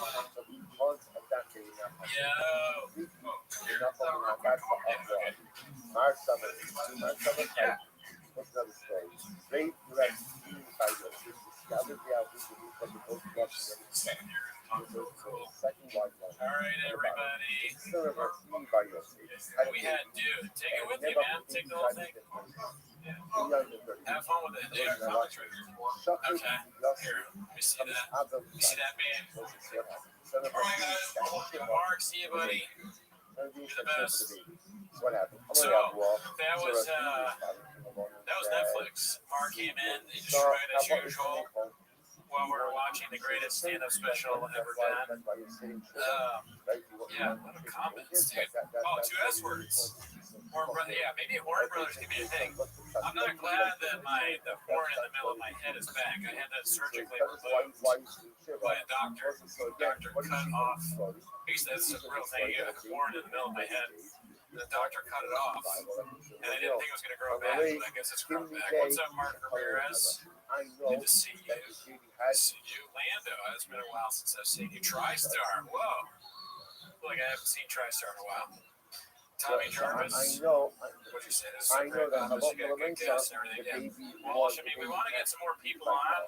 It's been tricky to kind of like coordinate with everybody, but I think later on it doesn't matter. The podcast is going to be on with us. Potentially, we got to reach out to a few other people. One big guest, obviously. Well, they're all big guests. Potentially, we're hoping to have Brian Campbell, our CEO, but he's very busy on presidential stuff. But maybe him, maybe Sean. Counter Lamps. You have the son of the Is wall strumming? We already had wall shot, dude. You missed it, but it's on the show, so you can watch it after. Did we reach out to Chan? No. I thought about that. I actually grasped at somebody pretty big, and I was promptly turned down. But I won't say who. But I was turned down. Oh yeah, Pandora says, when is AZ coming? I'd like to have AZ on the podcast. I think maybe in the Raccoon Tweeties episode, somebody tell him to message me. I think that would be funny. Chip guy, no. TriStar, you should know better. We'll never. Nick is not. We're not down with Nick. He's not welcome here. Chin is welcome. Nick, not so much. No, I didn't reach out to Joe Rogan. That's a stupid question. Bobby Lee. I mean, I haven't had the balls to reach out to Bobby Lee just yet. Plus, he's my boss, so it's kind of awkward to ask your boss for stuff. Have you ever had a job? Never heard of it. Mark Ramirez, you're close. I'm coming for you. Your life is almost over. Oh, you know what? The idea about racing is funny. Maybe we'll do that. I want to do more like bits where we're doing stuff outside. So lifting, racing, selling trucks, maybe for truck type diary thing. Timothy Wendell, thank you. Yeah, that was kind of weird. I mean, I think most people like Sinners. I honestly, I haven't heard a single person say that it's bad yet, but everybody has their own opinion, you know. So, okay, cool. Oh my goodness. My bad. Water.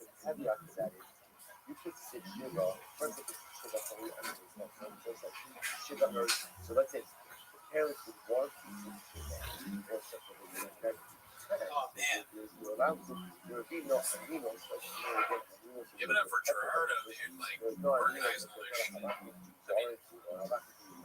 How do you even film in this thing? Got chairs everywhere, different setups. I think we're probably gonna move back to the couch soon. So we can, because most of the guests are gonna be Zoom. For them, I got people show up in person. Forward. Oh boy, for we don't matter. We don't count. All right. Linolia guys, give it up for Shark Park. Get him back on the street. Oh, unique. Yeah, I don't know about unique. I don't think so. I wish him the best, and he's funny, but I don't think I want to deal with all that. That's a little too much. This woman really talks a lot. Shout out to Marco. Shout out to you guys. We got a lot of people in here, dude. Cody and Quail, shout out to King Car. Hilarious. King Car. Somebody from the beginning. Cody. What's up, dude? Thanks for watching that long. You guys are fun. I did. It's over. I did have it. Estamos viendo los $100. Todavía se me lo da. I'm not sure where my phone is. Oh, it's over there. It's over there. MHS no. Molesta. MHS. No, check on that. Yeah. That's your response. I don't think. Not yet. Oh my god, that was a lot, y'all. She got I think that's the longest we ever streamed. Definitely the longest we ever streamed.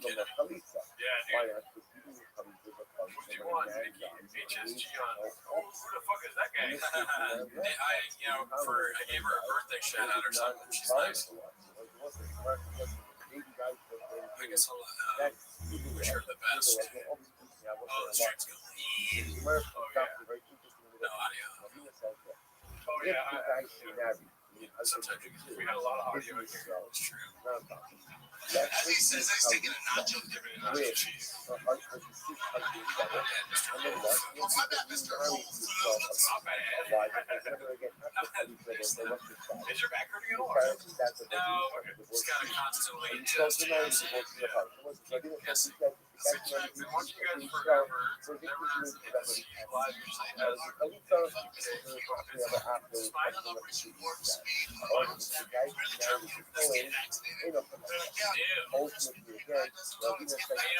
am struggling. I won't lie to you because I probably have undiagnosed sleep apnea. Probably the brain kind. But I'm fine. I'm not gonna fall asleep, but my head hurts. I got Advil. I want it. Okay. Oh yeah, thank you. Oh, that's good. I'll take the whole bottle. When I walk out, push number 2. Okay. But for now, when I walk out, she thinks I'm on the okay. Will I be able to do it? All right, dude. Oh, so just me. Mark gave us all Graves. Does anybody else? Am I the only person with Graves' disease? Does anyone else have any thyroid issues?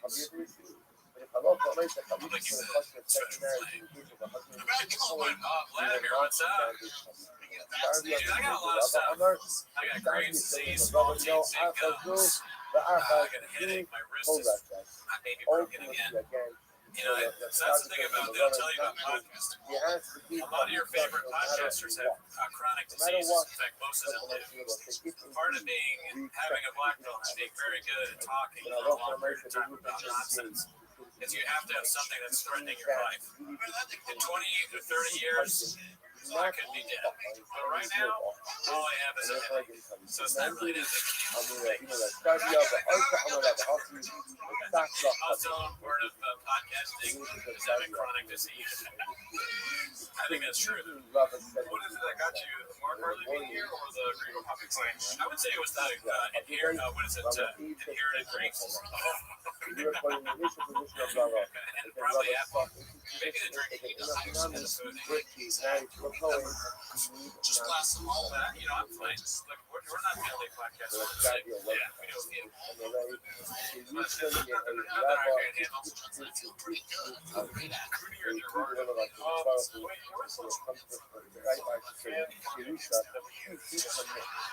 Holy shit.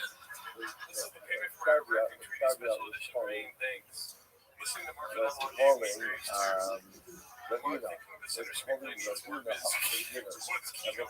I don't know, but I was like, I just assumed that meant dicey. I read it. Oh, yeah, it's like everybody likes that movie. I've not talked to anybody who doesn't like it.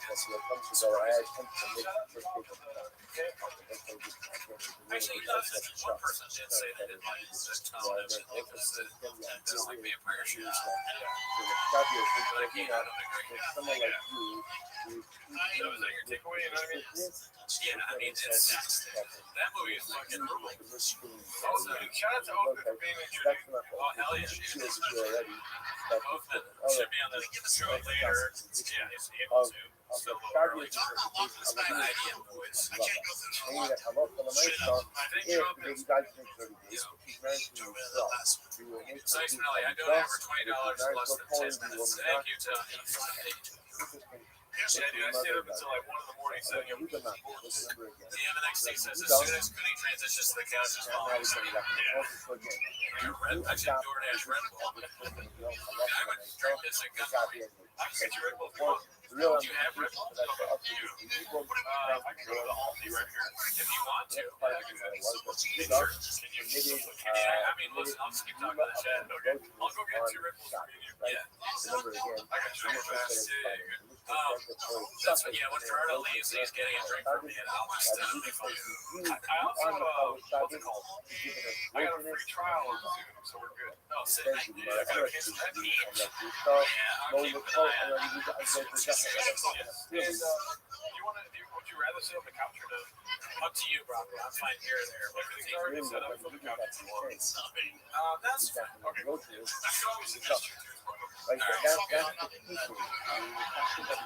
dude, I mean, Red Bull Run seems healthier than what my original suggestion was to order DoorDash pizza. Every time we have pizza on the stream, it goes really bad. So I think I'm just going to live off Bacon. Earlier, when we were like planning this shit for the stream, it was kind of, you know, we've been telling you all about this for weeks, but I'm not going to lie to you. I won't sugarcoat it for you. I won't put sugar all over your dicks and vaginas and tell you it's delicious. Didn't really plan a lot. I would say, like, we're just reaching out to people like, can you be on? Can you be on? They were like, we need Diet Coke. So Gerardo got Diet Coke. And I was like, what kind of food should we have? So streaming for so long. So, this is my girl. What bakeries are open? It's Diet Coffee. not listen, drugs, LA's, like, I was gonna get donuts. I wasn't. I don't Chocolate know donuts. So I got a bunch of bacon. I'm so tired. I forgot where I was going. Just check back in the chat. Ryan Hardy, where did you get the Wheat jersey, Annie? Okay, I got the Wheat jersey on. What is that site where you? It's like I've never used it before. Where you bid on things. That's how crazy. I got on that site where you bid on stuff. I wasn't sure about jersey sizes, so I had to ChatGPT what is large jersey size. If you don't know, 48, eBay. That's it. See, you asked the question, you knew the answer already. That's the kind of fan we want. Thank you for helping. I got on an eBay. I bid a little bit under, and I won immediately. And I was like, damn, I should have bid way less. But it wasn't that expensive, and it came. And then like yesterday, I got a little surprise for Gerardo, and he was like, "Oh, I think I already know what it is." I had forgotten that I texted him. Gerardo's calling me. I'm gonna put on speaker. All right, you're on speaker. You know I want sugar free. Don't ask me stupid questions. I'm kidding. Thank you. I appreciate it. I'm sorry. Unstated, right? Dude. An anonymous. Would you guys are sugar-free people, I'm assuming, right? I mean, is it? I'm glad that he asked, but sometimes you aren't. I gotta. But anyways, I ordered the. I was talking to Gerardo, and he's like, "I think I know what it is." I'm like, "What do you mean?" He's like, "The Yasel Quake thing." Apparently, I didn't text that to her, and I forgot. Just I mean, the grapes is really recently. I just don't remember. I might have even just said that twice. I'm not really sure. So I'm not gonna Yeah, dude. I mean, all sugar-free soda is pretty good. So I think it's all right. Everybody Yeah, but would have been cool if you guys could have gotten Tom. I don't have any. Listen, I don't have any connection to Tom. I think he's funny. Sure, it'd be great to have one, but I don't know anyone that knows Tom. So if you all know Tom, you can tell him to come on our show if he has the time. We'd love to have him. That guy, he cracks me up. Originally, I was sort of like, I don't know about this guy, but now I think he's just different. Cursor. Cooney doesn't put sugar all over his Red Bull until you. That's exactly right. Couldn't have said it better myself. Thank you, FB. Appreciate it. Thank you. Is the light count good? I haven't looked at it. To be honest with you, I don't even know how to check. Gerardo does the checking. I'll just trust her word for it. But yeah, definitely like the video. Definitive Zafar. We got Only Zafar. Patreon content. We just watched Kill Tony. We watched Short Jets' new stand-up special. Short Jets is funny. She like jumping. We enjoyed it. Pretty good. Pretty good stuff. We watched on the Patreon. We watched specials. Never heard of it. Synthetic sweeteners get you cancer. I'd rather F up my teeth. Listen, Ski Popeye. I mean, you could just drink neither one. Don't F up your teeth. You gotta make sure you got a dentist meeting. You don't want to end up. Gerardo's got all sorts of teeth problems. I just have small teeth, but I don't have any cavities. Gerardo's getting like a root canal soon. I don't want that. And that's true. TriStar puts a good point. Everything gives you cancer. Fuck it. I'm gonna turn back on the special now. Listen, they fucking agree with Bobby for like cancer than anything else. Thank you for the food, but I don't. Field trippers, you're wrong. Is singing his ass? Hard disagree. He's got a good voice. I mean, he sings well. The real deal Holyfield. This shit is flat asses. Just never worked out. Never worked out. This one, boys goes hit 2 when Gerardo walks in. It's already. I think probably 4. But Gerardo, I should hit 4. Should I hit 4? Spicy. Spicy. Thank you, dude. That's fun. Oh shit, dude. Dude, when we first got introduced to authentic Mexican food, what flavors are they? White gummy. White gummy bears is a strange choice. Why white gummy bears? That's so weird. Rain is like racist or something. What is the question? Gerardo trusts me so little with like streaming that he's doing a poll with 3 energy drinks in his hand. If I let you do it, the computer will break. White gummy bear. White gummy bear. See that? I fucked it up already, dude. Was he not a shortstop for the Dodgers? I haven't had a Red Bull in like 5 or 6 years, dude. Something pretty good. I'll do it for the stream. Anything for you all. We aren't sponsored by Red Bull. Rain is we have loyalty to Rain. However, I will not drink it because it is poison. Shout out to YouTube in the window. Oh my god, it's so good. I missed this. I will regret this in 30 minutes. Dude, let me ask you, oh shit, it's a tough question. Let me ask y'all a question. Anybody ever remember 5-hour energy drinks? I mean, I used to like to drink those and watch Scarab Bobby Solo. But no, dude, those are like Sal Volcano. We watched him on the Patreon. And the one thing I agree with him about is the feeling you get from having a 5-hour energy is indescribable. Yeah. It is not a good feeling. Yeah. The second you drink it, you're like, oh my god, why did I do this? What kind of job is this? That I need 5-hour energy to do it. That was when I had the most hourly of hourly jobs. Bookstore, restaurant, smoothie guy. I was like slamming 5-hour energies, making smoothies with apple stickers. Hey, mine is a sticker in it. What's the guy making it? Oh, I'm sorry. I accidentally left the sticker on the apple. I apologize. Dude, give me cheese. Oh, I forgot. Dude, give me cheese. What the hell, man? Carb all year round? We're going to tail off the carbs? That's the game plan? Sorry. All right. They're like, they go, wait, Paul Pierce is going to be on the show? No. The truth.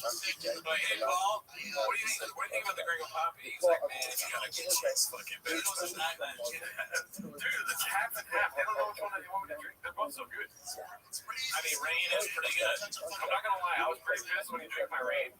Because they don't even have that flavor.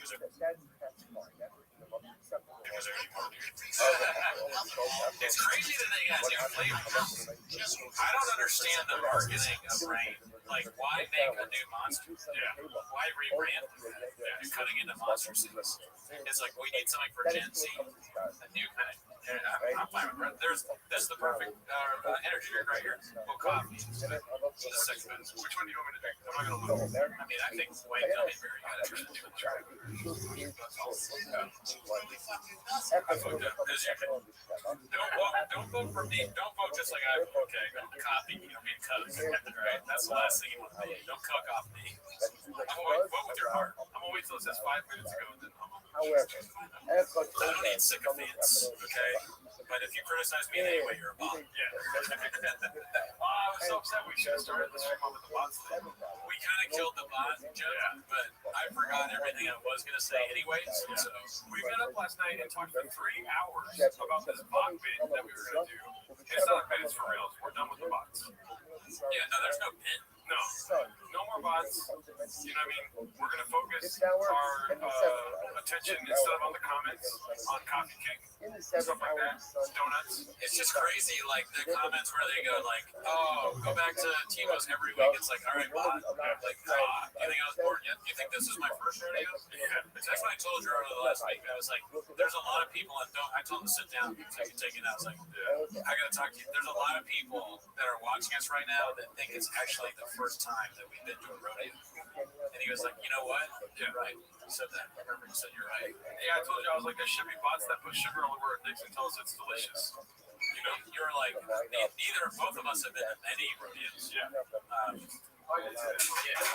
We talked a lot about rodeos after that bull riding. Yeah.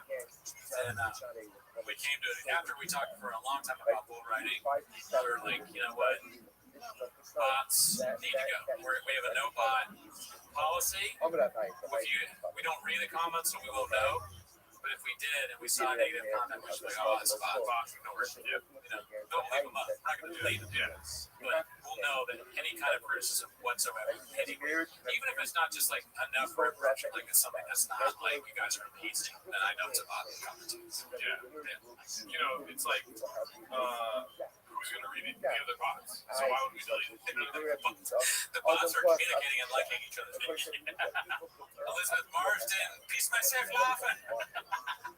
What up, Ireland? What up, Irish bot? What's up? Yeah, I feel like a Schultz thing. What's up, fam? In Ireland, bro? What's up, my fucking home country? I saw some Irish comments, so I was happy to see the Irish flag. And, you know, I went to I went to see Swell Season last night at the Great Theater. Shout out to Irish people. I don't know if any of you are fans of Swell Season in the chat, but it was pretty good. Never heard of the movie once. Never heard of it. Never take this broken boat. All right, it looks like White Gummy Bear won for that poll. So let's go ahead and fridge up the other one. Couldn't go get sleep study, please. I agree, dude. I think Othman was right. I don't know if I mentioned that earlier. Othman's the one that told me. I probably, because he's got it, but it affects his small. His brain is so small. Yeah. That's why his sleep apnea, because the brain, they measured his brain is very small. The bots are blowing each other. It's another bot telling us what's happening in the locker room. I know. I mean, for all I know, bots can have sex with each other. I have no idea. Check this out, dude. Are you ready for this? Oh, I've been at Belfast. Belfast. Truck flap at Belfast. I'm really missing. But I have been. You ready for this sweet, sweet sound? Yeah, that rain, that drink. People are exact. That's crazy. Try not to buzz, dude. Truck flip time about Black Cab Tour. I've been on it. Not good. Damn, that's some for you. It's way too sweet, dude. How good the Oh, it's really sweet. No. Okay. No. Absolutely not. Now you dig your own grave. Get that away from me. You're right, just smell it. Oh, dude. The crash from the energy drinks probably. The last time I had Red Bull might have been more than 6 years ago. I think it was. Because it was I was hanging out with my old roommate from Philly, and they were drinking. And he goes, hey, I got your Red Bull. And I was like, Pretty much. How does it come? She's off by half hour because we got 3.5 hours later. The height is coming. I was pissed off. I don't want to drink Red Bull. Cheers. What happened? You guys got a lot of bots in the spot. And therefore, they can quite positive. You shite the lot. Either cocaine Off by hour. No. Look at that. Check this out. The second screen over there. Watch this. Oh, dude, have you ever seen someone looking like that more fun in your life? Rain fucking. Yeah, it's just so good, dude. It's such a good front. They care. They do a lot of volunteer work and charity and shit. Rain, there's a Rain charity where they give sour gummy worm to like mothers in need when they're pregnant. Yeah. It just, I'm gonna get emotional talking about it, but I just, they're a great company and it means a lot to us that they support. I told you off for this podcast, but my kid was having seizures. I gave him rain. That's so stupid. I'm so sorry. And that's hilarious. Fucking Rain, yeah, the Rain treating seizures. Yeah. Oh my God, Justin's having a seizure. Quick, and they open his mouth. You pour in sour gummy wormer and cherry limeade. Cherry limeade's that's Sonic, I think. Gee, you play music at Minchin singing his ass. I'll do it for $3 for sure. Yep. They really get off by a little bit. Man, Shout out to Lucas Cicero. He said, just turned on the stream, 19 hours to go, praying for y'all. Pray oh, on, dude, dude. I haven't seen enough Mary Poppins yet. No, me either. I'm just trying to get more in, you know. Oh, I did have a fun bit that we don't have to do it now. We'll do it a little later. Okay. We're still waiting on some motherfucking He's off by a little bit. So that's a little bit. Bro, that's what I was like. When I saw him with the second coffee cake. It was amazing. I cannot believe I've never had a Portos coffee cake before. That might be the best That might be the best coffee cake I've ever had in my life. Don't see that. How does it? Well, it's easy to get. It's cheap. We'll go there after. But listen, how does it? Coffee cake with icing on it? Whoa! What the fuck? I didn't know it had icing on it until I took a bite. I didn't see the icing. I was like, oh my god! I didn't even think about this. There's a cookie left. There's lava cheese roll. That donut is disgusting. Don't really. It's horrible. Look, you can eat it with cookies. If the donut's not from Portland, so I won't say, oh, it's not from Antigua. I went into Antigua and I was like, I don't know what you got going on here, but I don't like what I see. Yeah, so I mean, it's Lucas's birthday yesterday, so let's just say, happy birthday, Lucas. Happy birthday, Lucas. From all of us over here at Timos and RT, dude. Yeah, dude, that's so funny. I can listen to you talking about coffee cakes literally for 24 hours. Oh, thank you. The next 24 hours. I just love because when you, so I'll give you another thing. Thanks, MXC. I mean, to let you in behind the curtain, when I came here, Jordan was asleep. I told him when we were recording. I mean, we both agreed on when we were recording. I told him when I'd be here. Jordan was asleep. I called him a few times, and then I was like, you know what? He's asleep. I'm gonna get more bacons. I tried to get coffee cake, but I was like, I'm not gonna drive far away, so I went to another coffee shop and a bakery. And then I came back and he's still asleep. So I honked my horn. And then I went behind his window and he's charging his car through his window. So I started screaming his name and then I called him again. And that all happened. Yeah. And I woke up at 6 a.m. and I was like, who's gonna be here for a couple weeks? I had like deep pause. I woke up, but I knew I wasn't gonna have time for shit. So, you know, I mopped the floors all night. It's very nice. I cleaned all the floors. I took out my trash for the first time this year. It's pretty nice, dude. It smells good. Last time you came in, it smelled like, and you have bad smell too. Yeah, I really bad smell. It smelled like a cat's kitty litter. Truly, a lot of things are wrong with me. I mean, I forgot about the bad. I can't smell. Like, God. And then we had a gas leak. My old roommate, he was like, "You smell the gas thing?" I was like, "No." And then we called over the gas people. We had a gas leak. He was like, "It's not good. They can smell the gas." That's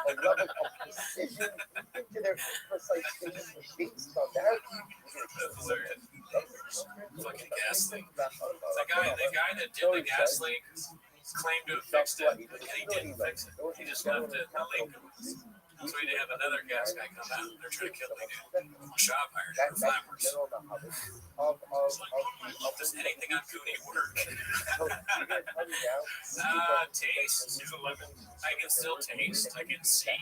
My eyesight's okay. That's one of the things that goes with grades. Eyesight. So Mark has been a sprinter for 20 years. Everyone was a good contributor to that statement. Writer for 20 years. Everyone was comfortable with the truthiness of that statement. Listen, you don't come here for the truth. You come here for the facts, right?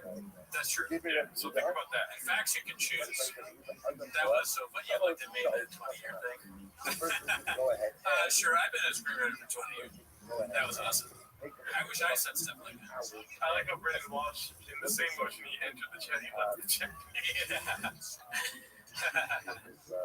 He was like, all right, I gotta go. See you later. No, listen, you don't have to tell the truth when you're spitting facts, right? Yeah. That's what I say. You have no sense of smell and you have no sense of humor. Comedy, ever heard of it? Come on, dude. That's a bot. That's a bot, dude. Oh, that's a bot. Yeah. That is a fucking bot and a half. Oh, shout out to the subscribers, too, dude. We got a shit ton of subscribers today, dude. Oh, we just hit 10,700. Hell yeah. Oh, hell yeah.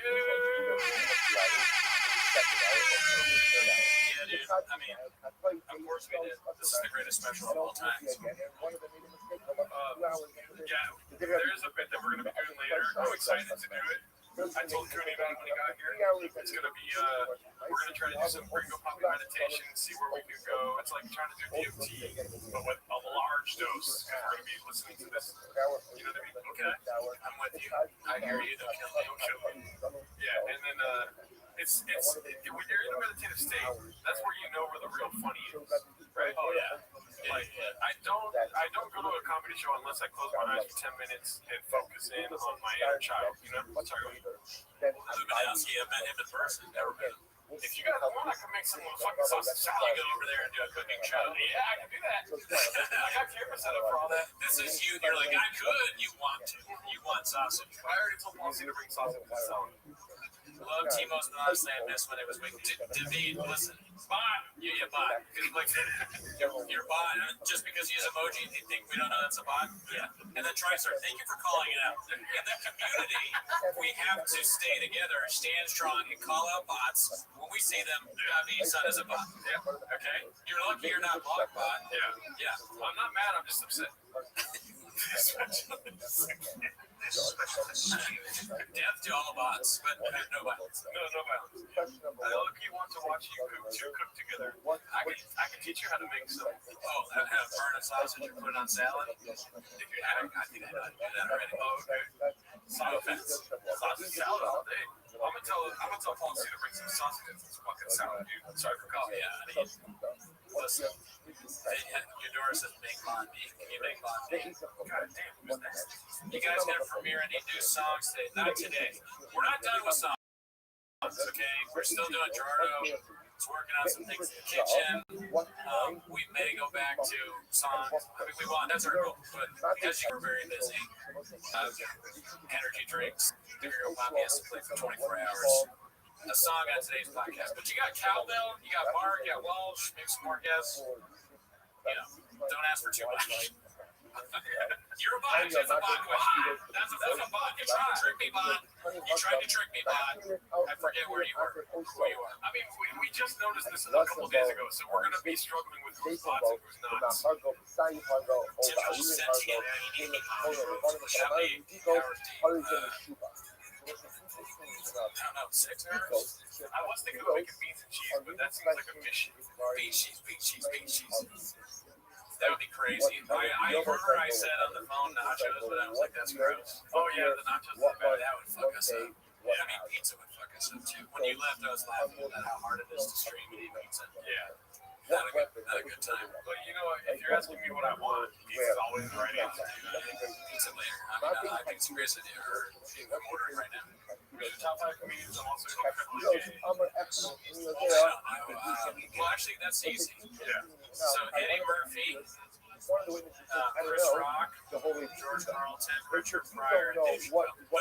Nice. Easiest thing I've ever had to do. I mean, you know, the wild card. Which one's that? Oh, Hannah Gadsby. Well, that's my top. That's my top. Yeah. Hannah Gadsby is the best. What was I gonna say though? Oh, can you watch the first part of the special, or will the stream be reduced?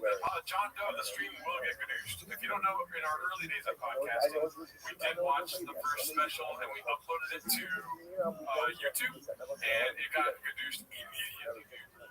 What was that? The first special. Oh yeah. Dude, look at that. Should we do that for a bit until later? Yeah. Okay.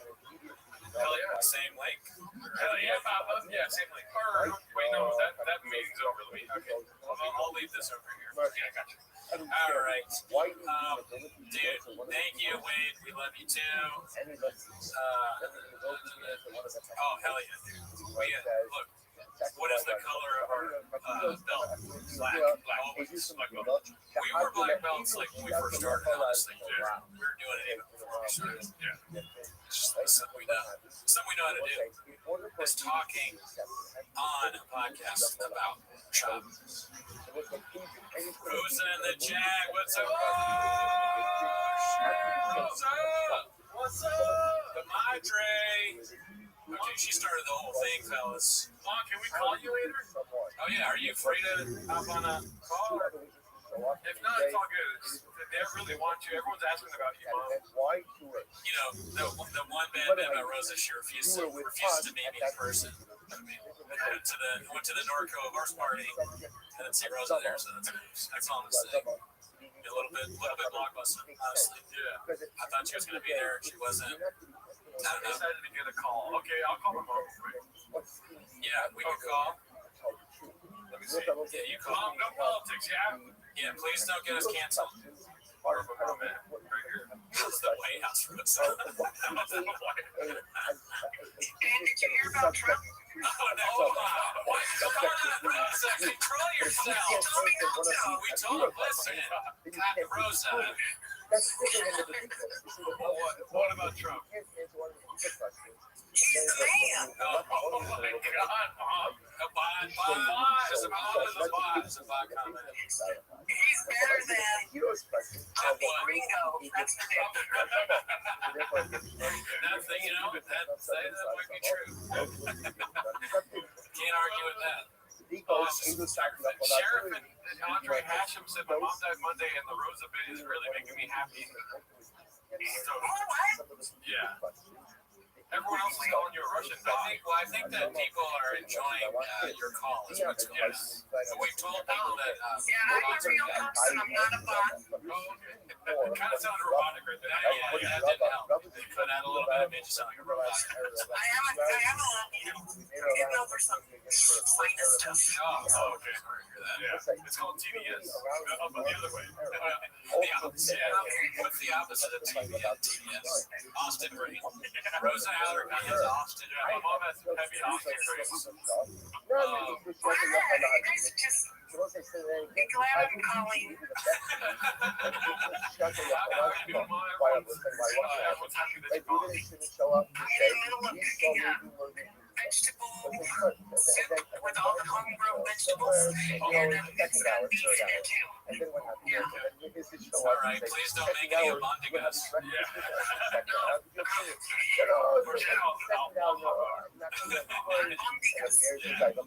Say it right. That's right, I apologize. I have no fucking clue. Basically, Greenwich Chavez. How's your day going so far? Nice little Saturday? Great. I got up late, went and got some stuff at the store, and I came back and started cooking. Nice. Can you tell the people how often you cook beans and cheese? Every day. Does it go with every meal? Of course. There you go. Yeah, I mean, it kind of depends. That's your love. Extra cheese. Oh, okay. Yeah. You're lactose intolerant. Yeah. Also, how often do you have tater tots? Never. There you go. I mean, that's a white person handout. I thought you were a shortstop for the Dodgers. What? Oh, sorry. Grab tater tots. Never had tater There's no such thing in our house. We Okay. do potatoes, but we don't do tater tots. But here's the thing, like, I know that you're Mexican, right? Yes. You guys have a lot of mayonnaise, right?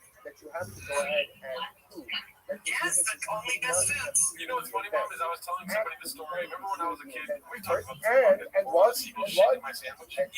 Yeah. Oh my God, yes. Somebody told me that the seagull ate a bugbear buster in my sandwich. Rosa goes, she goes, oh my God, yes, you probably bother her with the story constantly. I do. It's her phone every day. Just to live with the guilt. I'm guilt-free. So you got beef, you got some vegetables, you just like, it's steamy in the kitchen right now. Yeah. I have some dead fruit and I saw the carrots. They were like red carrots, orange carrots, white carrot, all the different colors. Yeah. But they look so pretty. I'm like, I want to make a soup for that. Yeah. So here I am. Nice. Nice. Well, thank you for talking to us. I know that you have no interest in watching Minecraft Puppies. Never seen it, right? No, he's an idiot. Why do you guys even give him so much glory? Oh my God. Thank you. I appreciate that you think that what we do is glory or something like that. Glorify this fool. That's true. Did you see the guy that I had in my apartment earlier? Big muscle guy? Mark? Big muscle guy? His name is Mark, but we call him BTL for short. And the 6th hour, I I missed it. I missed the early part. Yeah. No, I haven't been doing it much. Oh, okay. You would have had skeptical watch had you seen him on here. Yeah, But thank you, Mom. I'll call you later. Maybe tomorrow. We have another guest chime in here. hours than what? All right, then go ahead. First All right, hour, good night, Rosa. Not as important as your next guest. Actually, you're the most important. I love you. I hope the moms haven't taken you too long. I Hello. love you. Mama, the night, go Tony. Oh shit! Look who it is. We got It's fucking W, dude. Live from the beach in North Korea.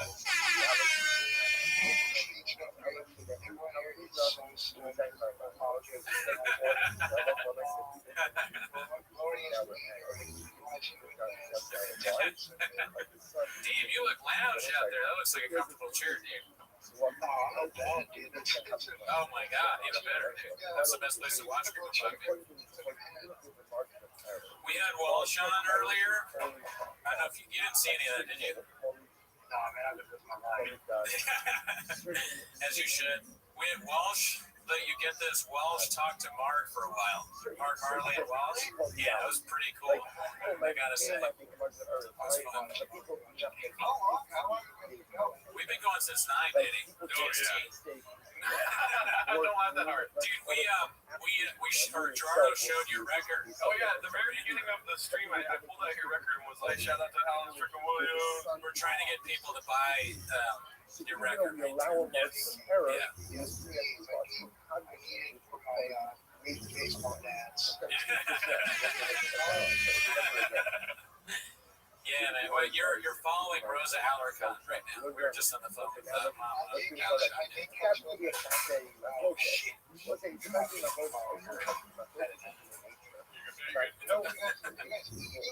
We were earlier. We got some Portos. Yeah. We were trying to do a Gringo Poppy fast, but that didn't last long.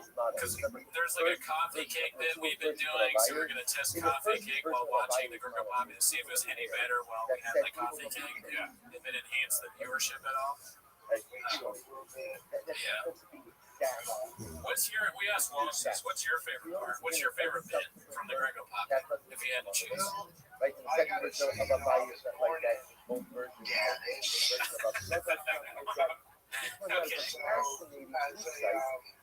As a Dallas boy, I think his one version of a value is yes, but everyone else no. And then the Charlotte just becomes here we go.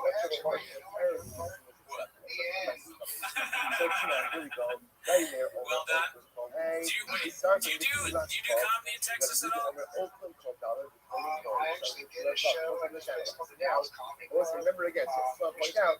So remember, it was very very we love. We had this whole bunch of right. What is at the core of your marriage? What's the core of it? So it was like I had to come What forward. is But people often are not Oh, people have a okay. margin of error. What the yeah, I think I've only ever done. I think I've only done Austin and Dallas. So, do you find the observations that Shab made about doing comedy in Texas to be true? Remember, what do we see? Is it better? That he who says, Yeah. It's definitely better. It's just that it's he strong. says, They don't make you wear a mask and all that shit. Like, you don't gotta be woke and all that shit. and you can It's different. It's definitely different. It's different. Yeah. I think that is. When we talked about No. That's the first one. Yeah. You'd be surprised. You'd be surprised. Jamal, the Asian Jamal. I think my favorite joke is North Korea with the beach. On Gringo Poppy. That is a pretty good one. That I think that might be mine. I like Mr. Whole Foods a lot. That sticks out to me personally. And I'm glad that we can celebrate the special itself on a glorious day like this Saturday. Dude, Alan, you gotta, if I could be so bold as to give you advice, I think you gotta do that as an improv. Yeah. I think you gotta do that, dude. I just book, right they now, hold I'm issues. just trying to focus on my kid. According to the first version of a bite, like the bite, and a bite is the first version of there, old issues of it, right? People were making mistakes. So let's remember again, according to the mayor, when Ruben says, I saw the murder at Howard. I mean, and also, I know you know about the double placebo blind studies that have ever done, First so you're version all of a bite, how do we interpret it? And Ruben was saying what? The end of hours number two, and Shimon was saying the beginning of hours number two. They were saying the same time. Saying the same thing, just like You can get the first version. Did you see the thing that Moses Storm did when he did that as an improv, the IG story? No, I don't think so. Oh, I should have asked him if he wanted it. I didn't think about that. But Moses, he had a show at the As an Improv, and he posted this really funny video of how honored he was to be doing it, and he edited in clips of the most offensive Shabbos. He sort of pretending to cry, and then at the end he put us in it. And I was like, holy shit! And that's how you get our favor. It's just including us in the English. That's how we know you're not a bot. If you want to not be a bot, you have to be on the Patreon or be friends with us. Otherwise, you're a bot.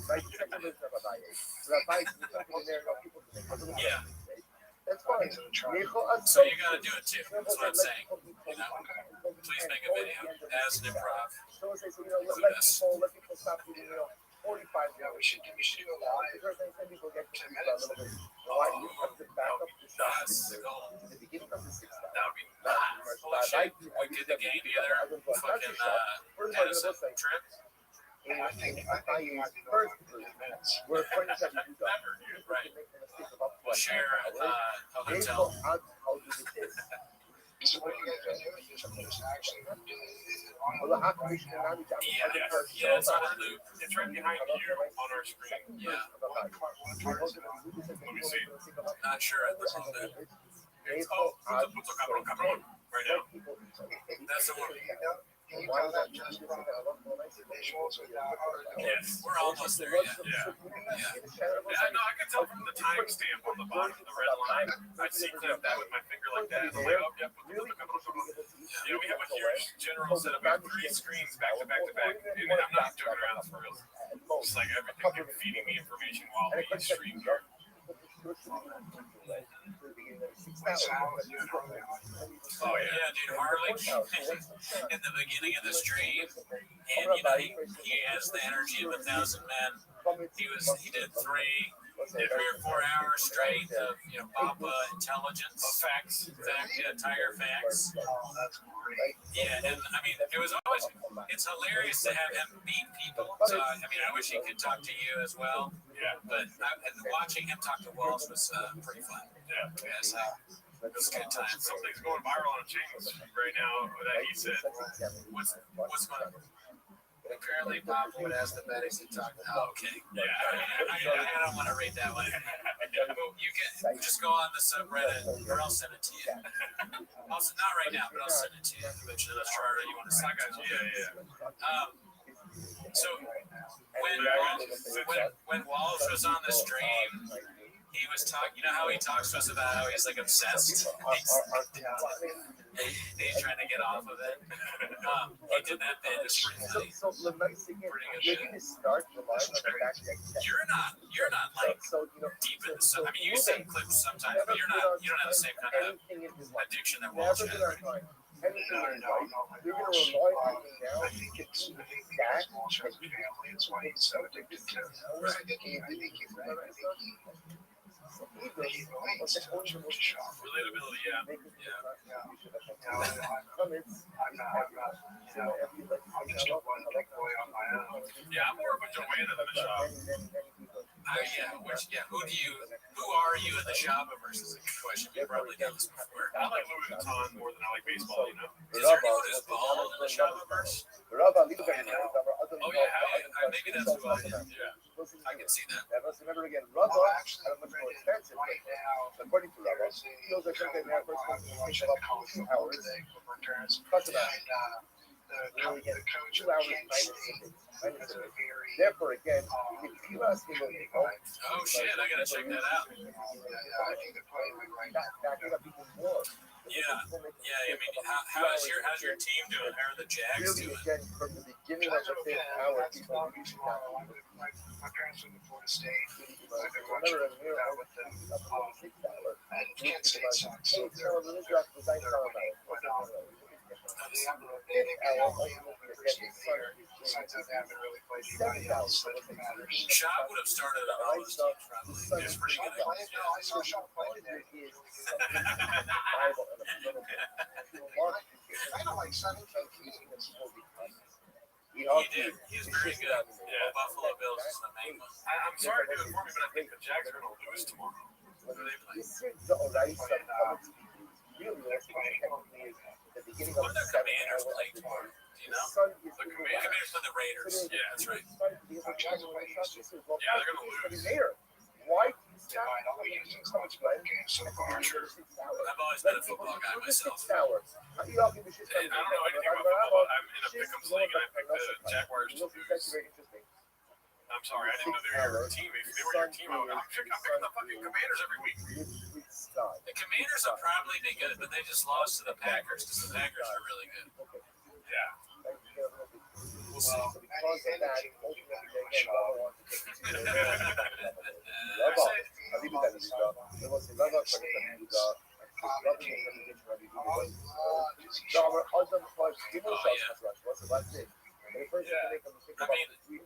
Shaw talking about that I think is awesome. We were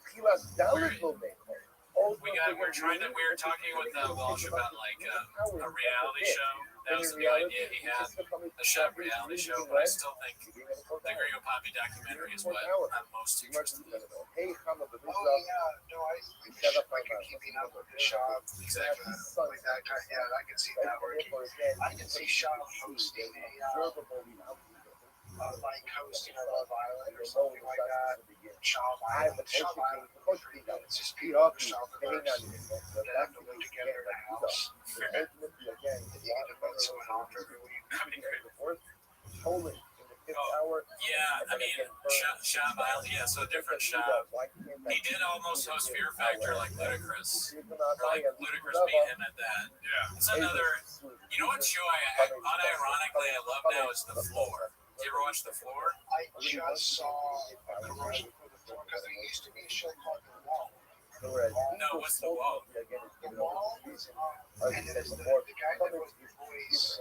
He used to be one of the men that ran. He still is, right? He played announcer to a lot of things. We don't know, like, and here comes The Wall. And then it was like,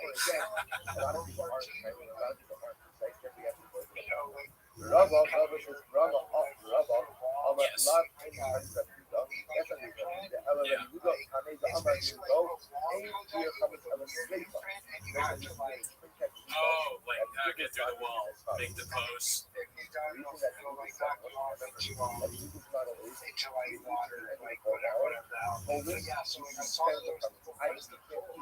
Okay, so yeah, The Floor is totally different from that. What you just described sounds like a show that Simon Gibson would host. But this show, The Floor, is a little more intellectual.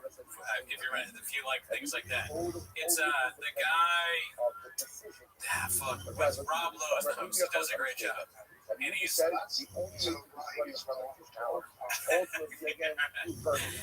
It's so all these people on the floor, and they are experts in different categories. And there's a randomizer that picks one or two people, and they battle against each other. So it's like a picture of like whatever, like let's say it's history and R&B artists. So like if it's R&B, the history guy go against the R&B, and it'll show a picture of like Brian McKnight, and they go back and forth. If you get the answer wrong, you lose time. It does a timer, and it goes. And so it has all these categories. It's fucking. I'm not doing it justice, but it's a great show.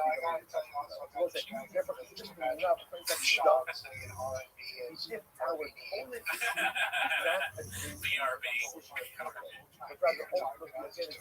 He's like, I love Usher. BRB, dude. It's my favorite kind of music. Oh, what's that shit? Oh, man. But yeah, the Floor, the new season's coming out. It's hosted by Brendan Schaub. Check it out. Yes. It's going to be pretty good, dude. Oh, yeah. I mean, what What other shows could he Fine host? to assemble other your game fireworks. shows? Yeah, he'd say Ravino the Rubs. I mean, Brian would be good. Only Masai, And he would like, lo Shakiro, about the Shakiro, Hashbasa, the Baba. he says the thing out, someone gets it There right. was another He thing goes, that ultimately he says, He doubts, yeah. Masai, ultimately, when do I say, the actual answer is like, I mean, Yeah, not yet.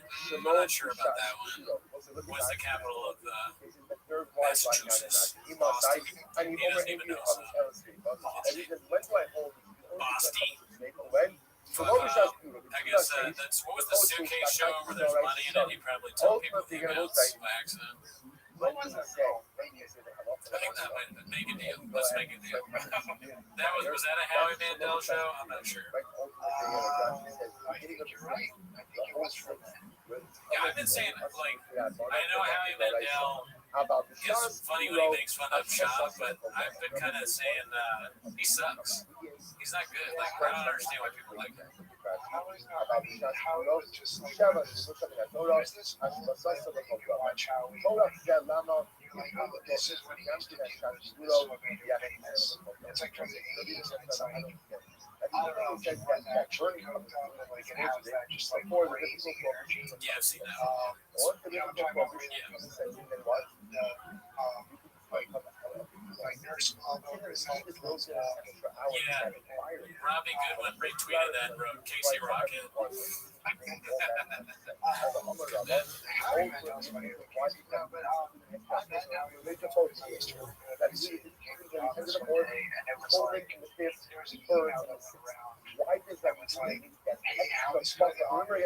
We already have a buffer hour. What's the buffer hour?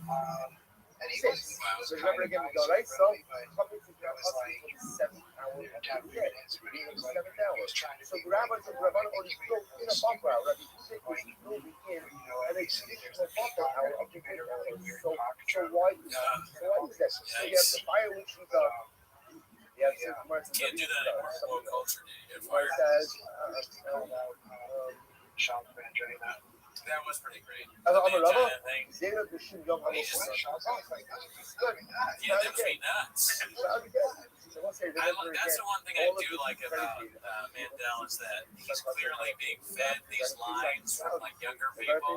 So like when they're like Gen Z staffers are like, okay, here's the subreddit. They say he pisses in the sink, he has a mangina, and Mandel's like, say less, I got this fan. And then he goes in there every night. Oh, yeah, we are. Sorry, I'm dealing with a lot of stuff right here. Oh, yeah. 6 Wheeling hour and dealing.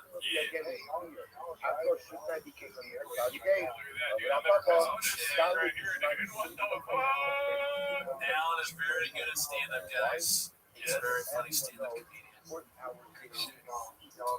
As you've seen on Conan O'Brien, ever heard of it? There you go. Central, that used to be a channel. Hey, Paul C, fuck you, dude. Guess it'll fit in my fridge. We're doing this bit now where, like, anytime somebody says something negative, we call them a bot. Yeah. If it's not referential enough or reverential, then we say that they're a bot. And there's a lot of bots in the chat. Yeah, a lot of bots, dude. We don't know how to get rid of them. Showed up the first hour of the day. What do you do with bots? That's when the losing go ahead and why the losing comments? Big mistake. That's just says over here. Yeah. That's just says losing the listing of certainty. Ella shall list the more of my life. I gotta tell you, being on stream this long, easiest thing I've ever done. No, I'm about to die. It's very hard. People keep commenting like Cooney seems sick. Cooney's tired. He'll fall asleep. You know? Second hour. I know. Oh my God! Why are you trying to make us think about? Are you the numbers guy? Yeah, you don't want a numbers guy. Numbers guy is here right now, dude. Are you a bot? Yeah, bot. Second hour of Lucius, I think yeah. It's 4 o'clock right now, right? 4:30. Yeah, we have a lot of time left. Those are Listen, people we'll see how long the devices work. They You know what I'm just, saying? they just 17 hours. inherited this incredible amount of money. I mean, because like things happen on the Lot of street. people You now, know, like sometimes devices, about sometimes people unplug things on purpose. You never know.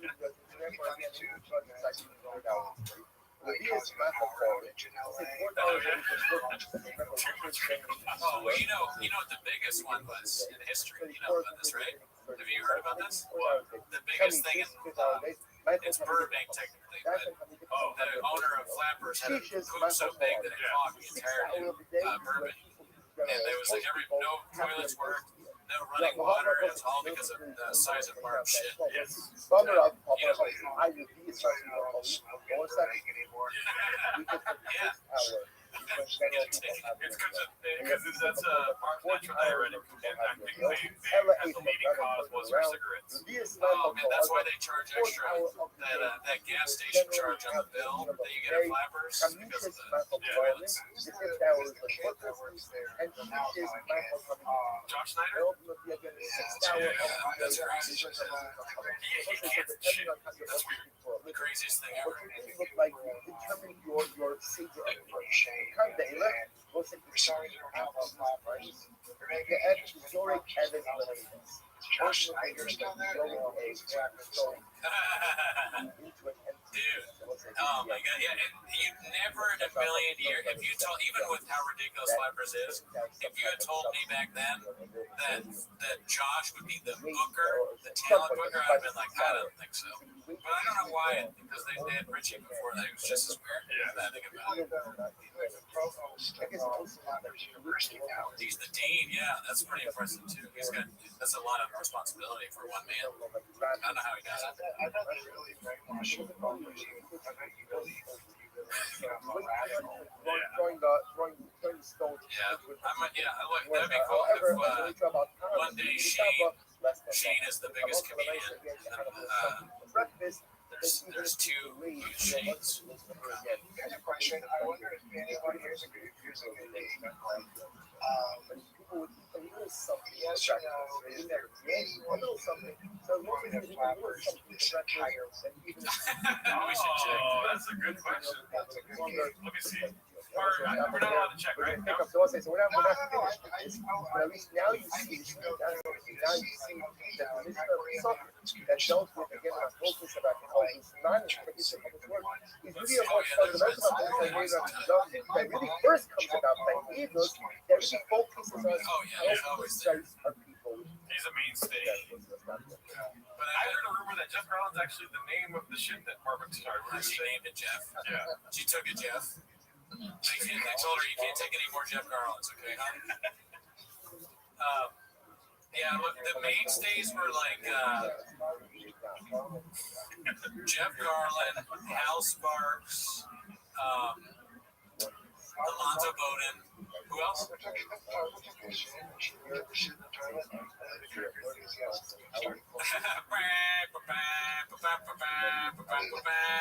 Alonzo Bowden's like, what's that smell?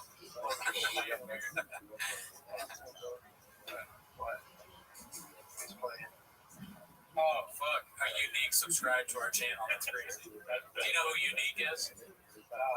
So Unique is like this, Natalie's our fan, and I have to watch my works. Yeah. But what He's the famous YouTuber that got sued by Shop. Yeah, he got sued by Shop for like showing a video where Shop gives a piece of paper with a phone number on it to a cheating the baddie. Yeah. Shout out to Unique. Yeah. Post is crazy, by the way. I looked at that Jordan. That's nice. Oh yeah. Yeah. Oh yeah. That checks out. You know the shops. Probably. I mean, who knows? He's a wild guy. You know? Apparently it's 8 inches. You know, he always says that. Yeah, but I'm just saying that. We oh jeez. Oh my God. We shit on Jeff Dye a lot at the beginning. You know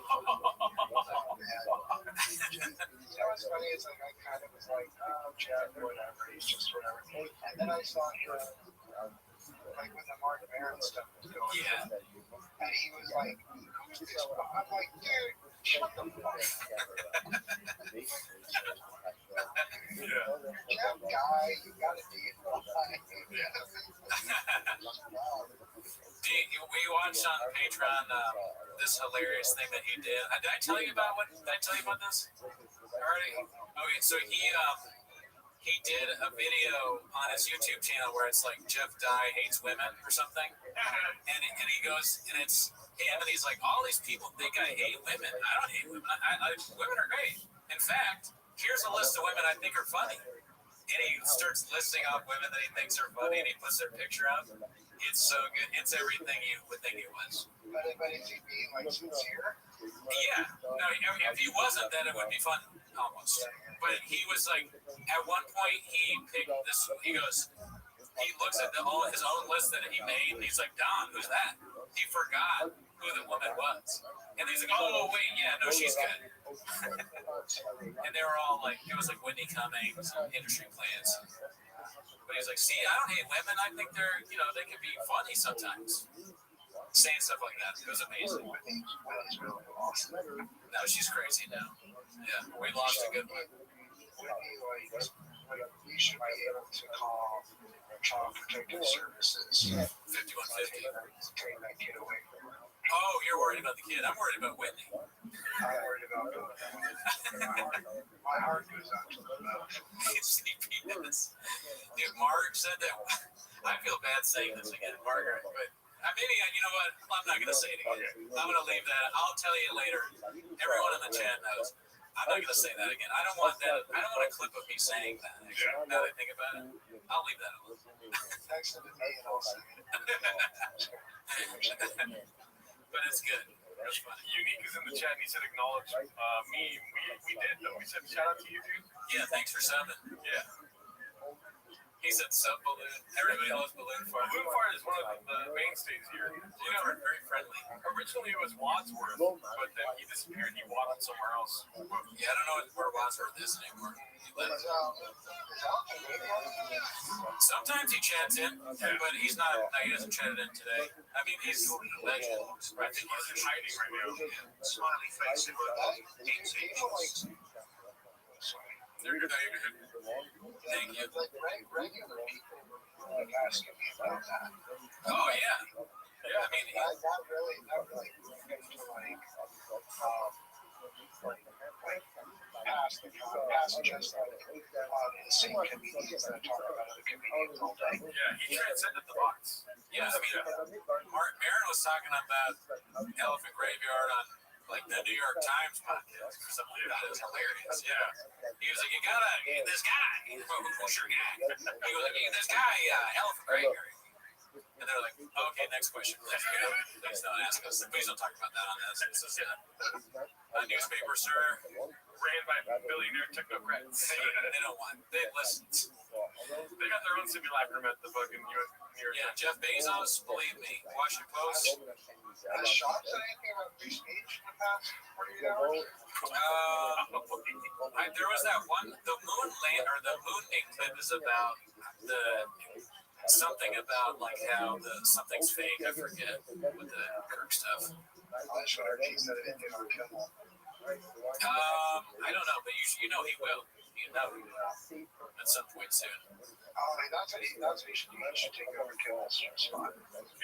Yeah. Brendan Schaub should take over Kimmel. How have I not thought of it? Do you know?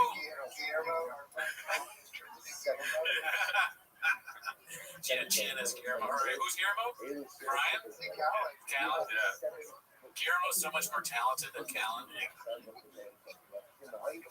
Nice. Al, do you know the band The Swell Season? Or the movie Once? You heard of that? That's like a musical Irish thing. Yeah. I saw them. I wish, Eddie. I saw them last night at the Greek, and the guy, he said that they were supposed to be on Kimmel. Can you believe that? Yeah, they came to LA. Yeah.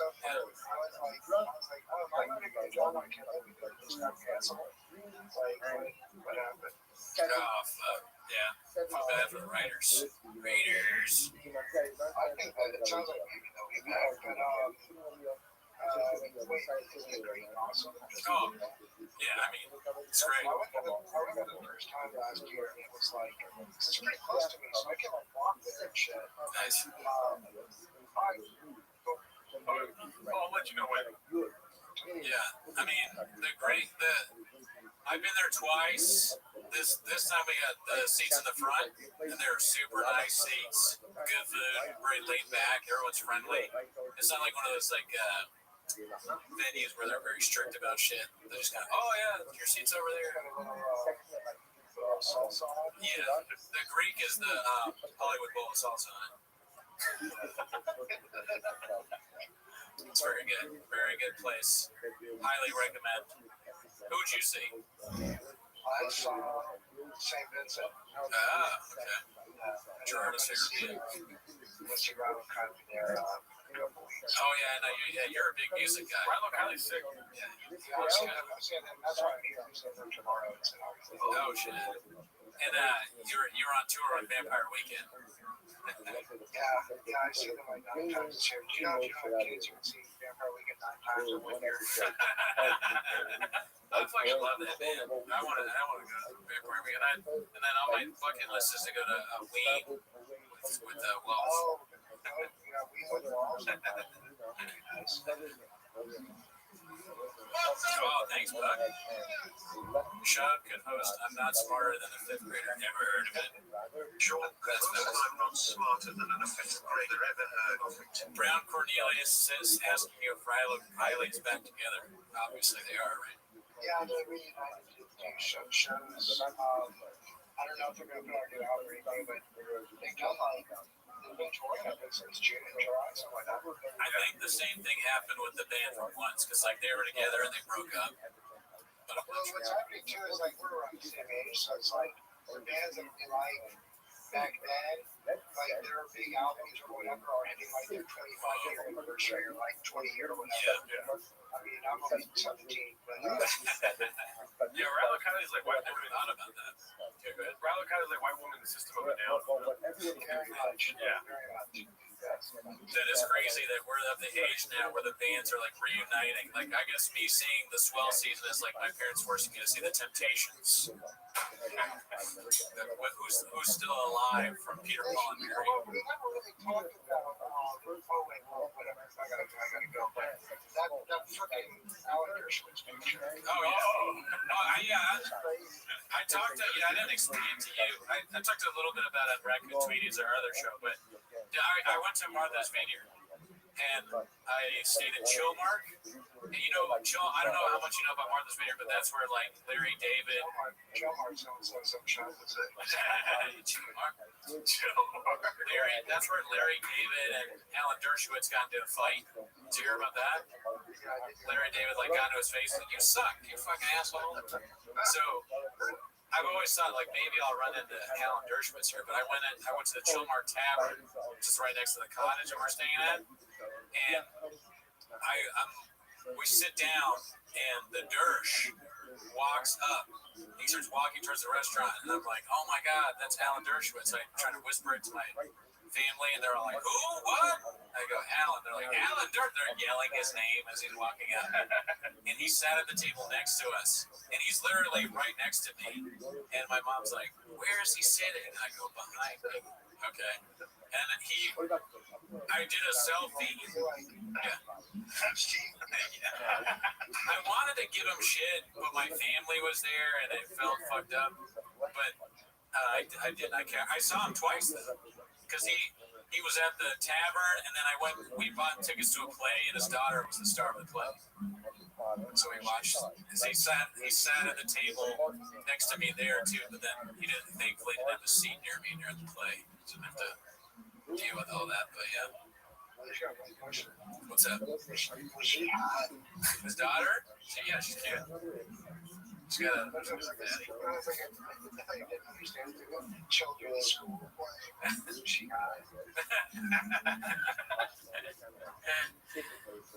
she the place sucked ass, and she kind of sucked, but she's cute.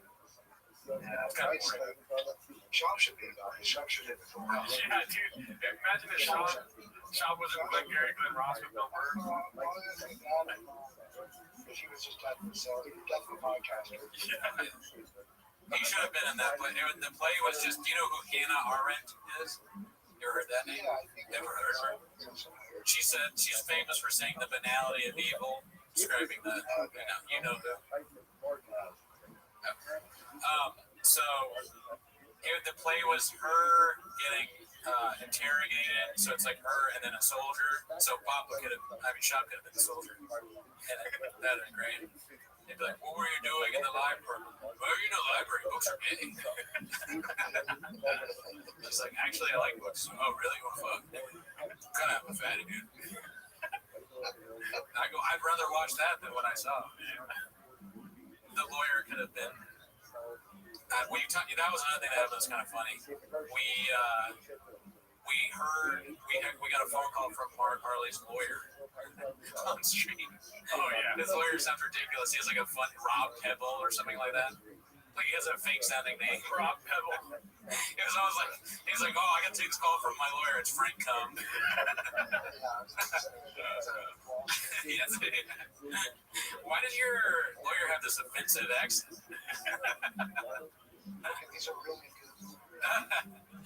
The lawyer calls it a bomb threat. "Hey, this is an old Wall Street. Hey, what's going on?" "My name is Bobby Pebbles. How can I be of service?" "Yeah, I'm Bobby Pebbles. I'm gonna get you off." "What do you mean you're gonna? I'm suing for wage and hour violations." "Yeah, I'll get you off." "Yeah, you're gonna come." I'm Frank Cum, actually. Rob Pebble. Yeah. But easy. Bobby Pebbles, attorney at law. At laws. He sounded hilarious on the phone, too. He was like, "Here's what I want you to do, Mark."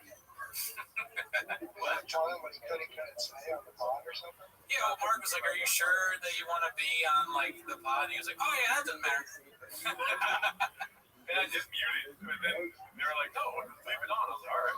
Attorney-client privilege exists even if you're on a podcast with 400 people listening. If you didn't know that. He just gets a bunch of clients from the stream. Oh, they should. He's the best lawyer around. That's what I heard.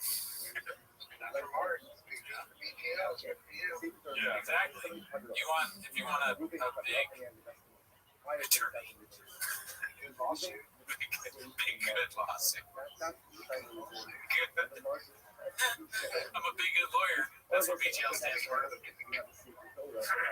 What are your qualifications? I went to Yale. Never heard of it.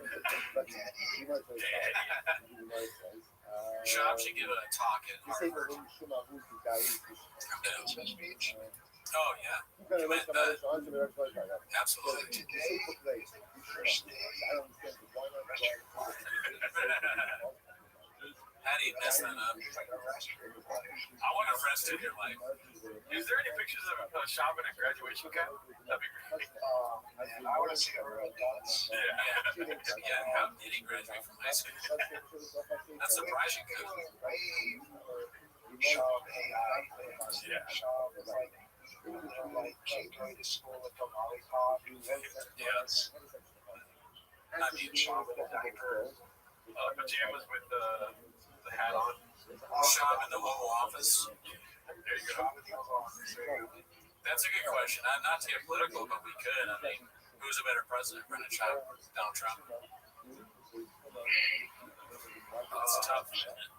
Yeah, I think Schaub too. Schaub's first term was better than Trump's second. Trump's first term was better than Schaub's. Oh, okay, yeah. That's right. Yeah, and I can't remember either term because I have Graves' disease. Yeah. So he graduated because he played sports and was at Easton High School, so the coaches make sure they pass by telling their teachers to pass them. That's probably true, Squab. He graduated because he sold some comic books on his con when he was a kid. Yeah, this man. He got a Special comic books. right. Exactly. He got a degree with the marketing. What is it called? Device. Yeah. Yep. Well, yeah, you got one of those like those young. What is the young business thing? The YJCs or something like that. Something like that. They were big with Shop because of the comic book sold. Shop was a major podcaster in America growing up. Yes. Yeah, that too. Because he always wanted to be a comedian even back. It's too bad he never had to live out his SNL dreams. Yeah. He's a little old for that now. Sean him down. That's as far as I got now. That's as far as I got now. Well, thank you, ASW, for coming through, dude. Yeah, we love you, man. Brother, we gotta get back. We got some business to do, dude. We gotta watch some Gringo Pop. Yeah, we gotta get back on it. You know what I mean? Later on, Trent. Alrighty. Where were we, dude? Oh, we're back on, dude. Let's go. Oh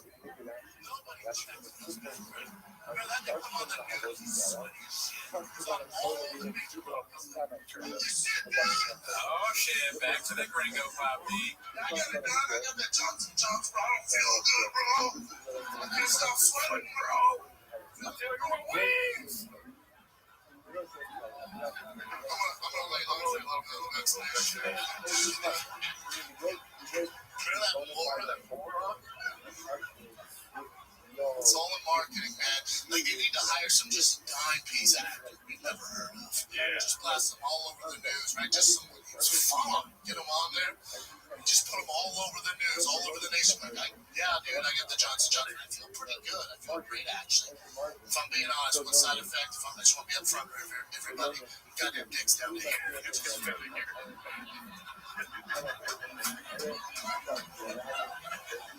You know, the line of bros at CVS just like, Trying to do my part, bro.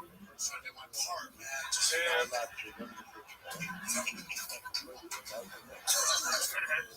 it's good to be in Dallas, man. You guys doing it? That's a rough cut, right?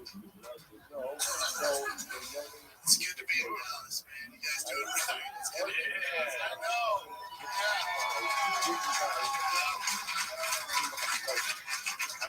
There's a reason I decided to shoot my special here, man. You guys just give me so much love. I absolutely love Texas. Yeah, thank you. I've been touching ass since I touched down. It's fantastic. LA is not like this, y'all. LA is North Korea beach. That's so good. One of the greatest tracks ever written. Yeah. How did you even think of that? Yeah. You know? North Korea, the beach, dude. But they give us Wi-Fi, so that's cool. What's the over-under on him writing that bit? 0%. Zero. I would never take credit for it, though. The writers, it's funny. It's like no writers ever take credit for anything. But you know, some of those were a lot of Robbie, yeah, Walsh was on, like, I've lost track of time now. Maybe an hour ago, 2 hours ago. Yeah, he was on it. It was like noon or something.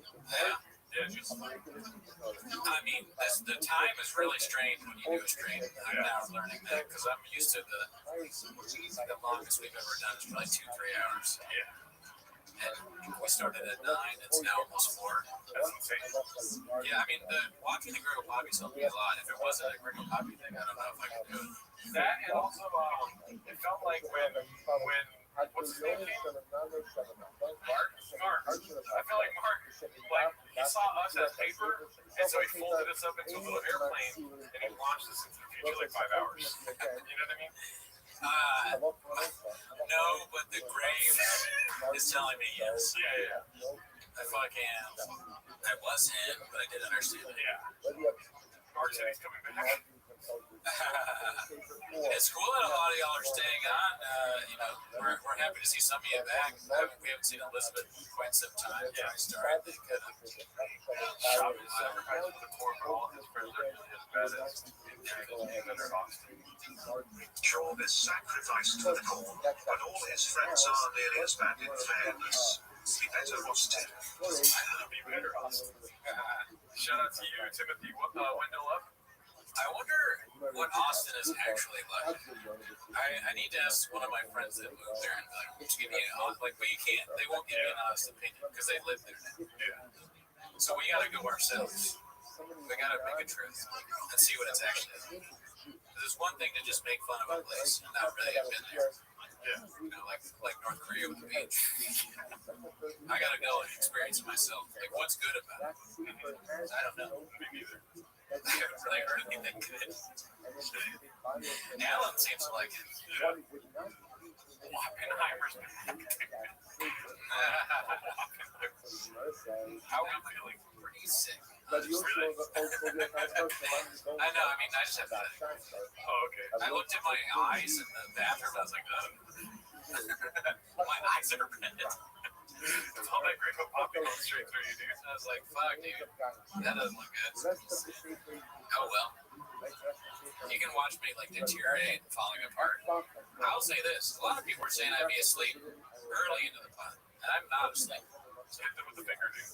Oh, no, they were right. My friends in the group chat were saying that. It's like, you're my friends back home. Why? Attacking me? Like, can I get some support? They're like, you'll be asleep soon. They told me to get 5-hour energy. Nah, not doing No, hell no, you don't ever do that. Nah, These are better than that. get that away from me. That's disgusting. Don't threaten you with an app. Even if someone's trying to ask you Some about getting headaches feels good with it. I started to get a headache, but then Mark kind of pulled me out of that with his cat story. Well, the Advil's helping. I appreciate that. It kind of grounded me into reality, where I was like, you know, we're just a couple of cats out here looking for a home. You know? Yeah. So you don't smell bad if you want to wear your deodorant. Oh, man. Squab, don't put me in an app and make me fuck my way out. Mark, did you miss Cowbell? We did that at the beginning of the pod. Yeah. But, you know, you can watch it. It's just live, so you can watch it after. You can watch Cowbell or something better and being a poppy with us. That's true. I mean, yeah. Well, oh, bot. Yep. We know you're a bot. Oh, yep. Yeah, you're a bot. Why don't you have a profile pic? Because you're a bot. Yeah, bot. I know a bot when I see one. You know, not a fucking. I can see right away. Todd Jordan, how does it feel being a bot, dude? Yeah, Todd. Bot, more like bot, Jordan. Bot, Jordan. You know who's not a bot? Truck Flip. You know who else isn't a bot? Timothy Wendell. So try not to be a bot. How about that? Try not to be a bot challenge. Challenge 500. What's that? How do you say those things hard? You know the Gen Z thing where it's like challenge unfucking possible or whatever. What is it? Oh, challenge expert. Like expert level. Is that what it is? Yeah. I don't think that's Like, what is it called? Difficulty. nah, QT, you're not a bot. Adam said Ellie's a bot. Uh-oh, trouble in paradise. Yeah, dude. Damn. Trouble in paradise. Something about that sounds like masturbation to me, bro. Yeah, you're gonna be jacking it. The first relationship that has been torn apart by this pod. Yeah. Challenge level impossible. Oh fuck, Timothy's bot. Oh, fuck. We know you're not a bot. Say. Blue Dots, rest in peace. One of the server dudes. Try not to do it. Poppy challenge impossible. There you go. That's how you do it. Challenge impossible. So I was close. Do you guys hang out with Mark outside the pod? I mean, when we hung out with them at PF Chang's, I went to dinner with them once with Luana. But outside that, not really. Trouble in paradise. Is this Timos? Bot. Channel Q? Bot. Yeah. Yep. Yeah. Shadow Band bot. Like Bach whiskey. TriStar, almost a bot. Almost a bot, but no. I know who you are, so I know that you're not a bot. No, but when I did walk him out, and I walked him purposely away from my car, you know, and then he ran away. Yeah. This is fake 24-hour gringo. Bot Jonah. Yeah, dude, bot. We already knew you were a bot. Yeah. Oh, cool story, bro. Bot. Yeah. By which our email sits there suddenly watching your copy. I mean, 5 minutes from now. Oh, we're gonna do that.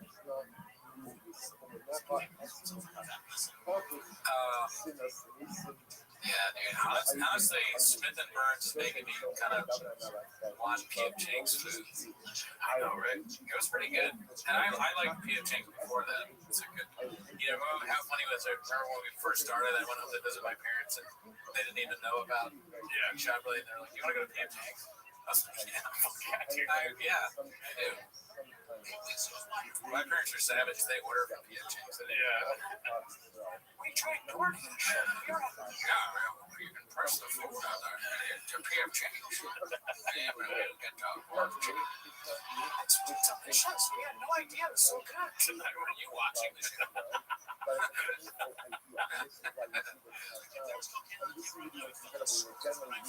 Florida from right field, dude. Asole. Dude, that's a high. Asole. Never had it.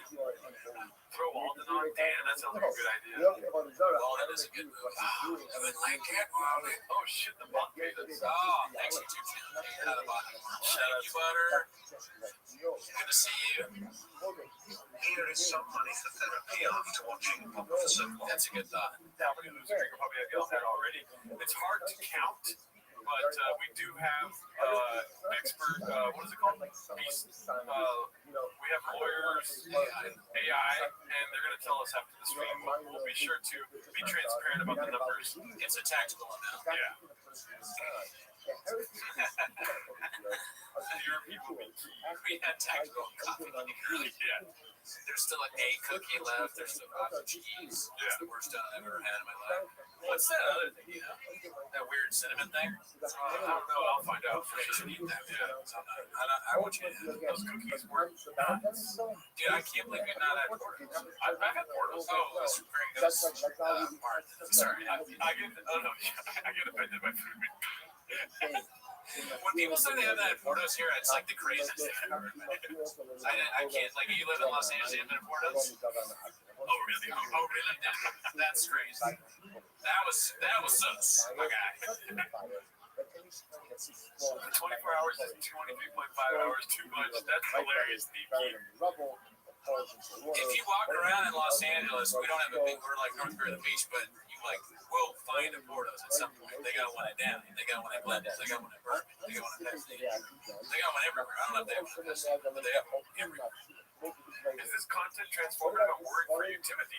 Are you kidding me? I don't know what to say, but what's it called?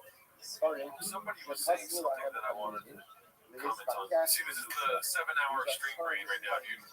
I was trying to figure out something. I was going to say something. I forgot what it was. Oh, I've had the Cuban sandwiches at Portos. Those are fucking bomb. Their sandwiches are really good too. Yeah. I thought about it, I was like, I could get like real food, but by the time we needed it, the potato balls. I was like, we'll be eating cold potato balls. I don't really want to do that. I mean, I have done that many times, but today I was like, I'm going to have coffee and cold potato balls. Janae wants to know if you brought extra Greg's mints to make it to the thing. No, I only have to take it 5 times a week now today, so suck on that.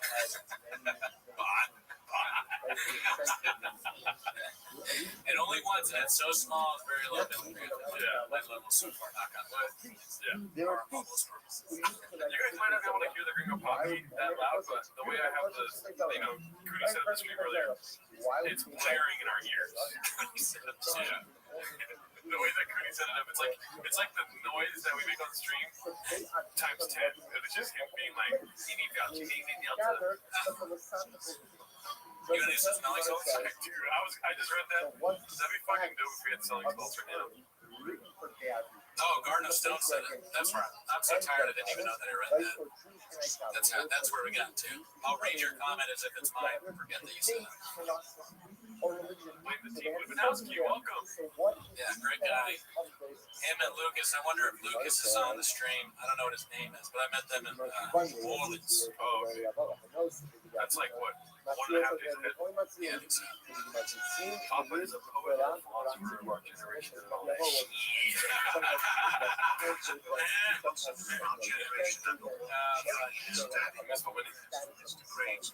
Selling smokes.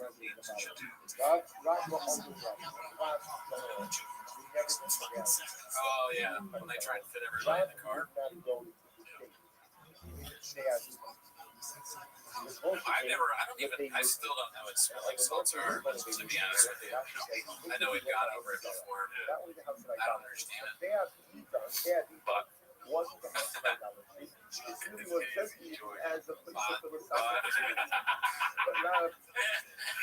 Turn up Cooney's mic. I want to hear the crease flicking. Obvious bot. Is there a drinking bot? Come on. The bots are getting easier to tell, dude. Ammonia daddy like catfish. Bot. Oh, you know what? 3016, not a bad thing to ask. I should have grasped. I actually, you know what? I have not. That's the one person I have not even grasped at. Yeah. That earlier, I was like, I told them that I was grasping at some bigger guest. I mean, maybe the biggest guest of all time. But I was grasping at someone else, and they turned me down. Yeah. Look at you. Yeah. So you didn't go to bed. Look at you guys, another sleeper for greatest things ever said. Yeah. Didn't go there. Everything you told each other could have been a lie. You may never have been in love. But yeah, I was like, well, no, I know. You're like teetering on that. All right, see you later, Blood Fart. Thank you for always being so friendly. You're a great guy. Never met you. If we would have asked Andy, I've never asked her either. The closest I come, and I said this before, was I asked Josh, I think. No, I didn't ask Josh the answer. I asked Josh Potter, and he was like, no. And I figured that's enough. If Josh says no, then Andy will also say no. And I've never met Andy, so I have no connection to her. almost 420 likes. Smoke up, fellas. I like how they want to smoke. It's not even 420 likes yet, but they're like, I want to smoke. It's almost 420. I'm good. Oh, yeah, 19 minutes. The upgrade. That would be crazy. Relapse live show. But I have a guy who had to slow down how to do that. Right, so my guy will phone me up moving, and now he was going to go down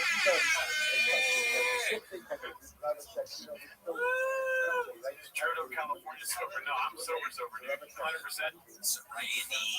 Yeah.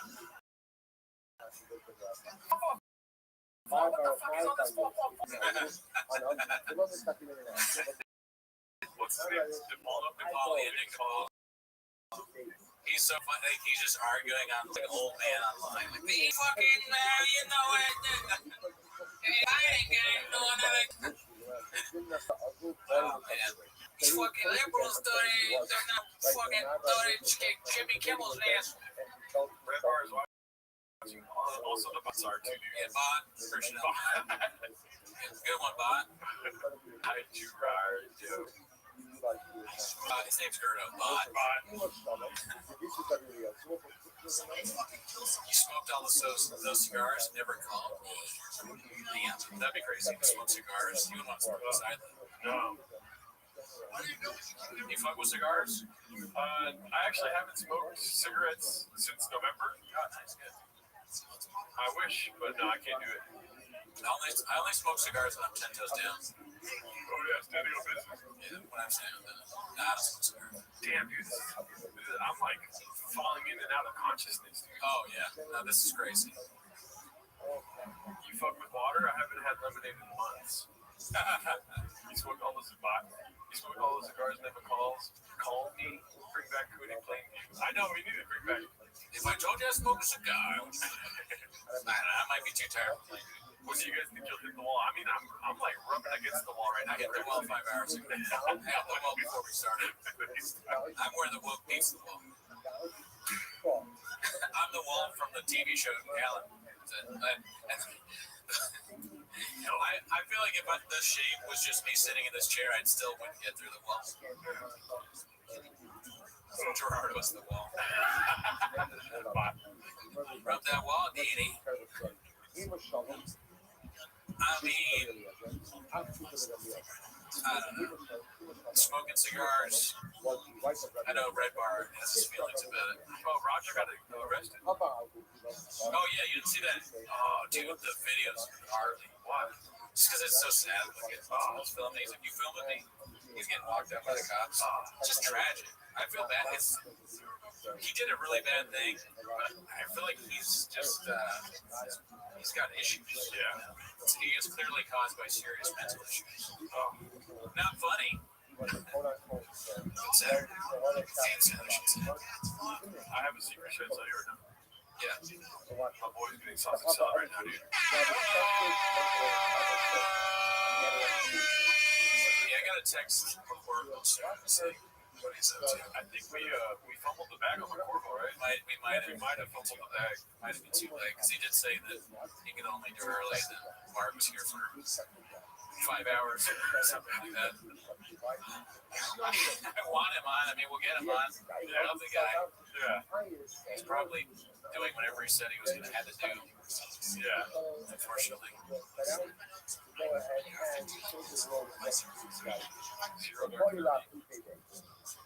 We will probably have a few more guests, so don't get it twisted. There's more guests coming. Yeah. What's he doing right now? Oh, he's starting the closing bit. Steve. Oh yeah. Yes. The Lions. Yeah. I know I said this earlier. I would like to see the Ultimate Marsden. what's she saying? BGL's telling a cat story as we speak. Yeah, I mean, I've heard that's not the first time I've heard the cat story. I don't know. I can't remember whether he talked about it before or with me. I don't know. I heard Andy Letterman is doing special. Dude, I wish. I regret not asking Moses. I guess I can shoot him a message. Moses, I'm so tired. I hit the wall hard. Yeah. You've been carrying the load. Oh no! Yeah, listen, taking that. I should be asking if you want to switch to the couch. We can switch to the couch, but I'm fine. Oh, okay. I mean, I'm waiting for a guest. Yeah, and then Couch. when IDM comes on, they can just take over. Yeah. That's the watch. Everyone's gonna be sleeping. There's blue shirts and out, and they're like, "All right, man, go ahead, talk to me." Don't ask questions. I'm bots. When they're like, "Hey, so are we on?" Bot. Carry on. You fucking lazy sack of shit. What are you, Cutter? Do your job. Othello is Othman. Yes, he'll be on. I hope. Unless he tries to pull one of his bullshit excuses. I'm like, right now, everyone is my enemy. Everyone's a bot.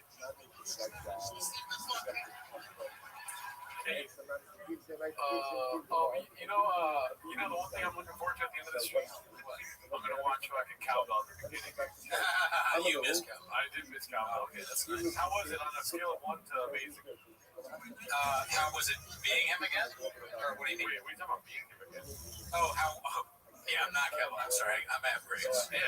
How was Cowbell did great. Hey, we should end the stream because he's acting weird too. Adam couldn't get any more unhinged as he therapist. I don't know, but you should see the things I call Othello in chat. I get canceled for that. Stella actually asked the chat. Hey, where are you? Back to the beginning, I guess. Oh, you like that song? So then boy gets some sleep. Thank you, TriStar. You are not a bot. How good was Cowbell? Seen better. No way you can't get canceled when nobody knows who you are.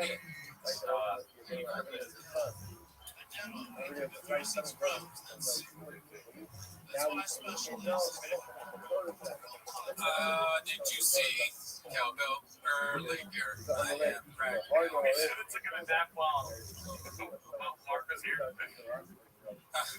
Yeah, we could have, yeah. What's up, Dallas?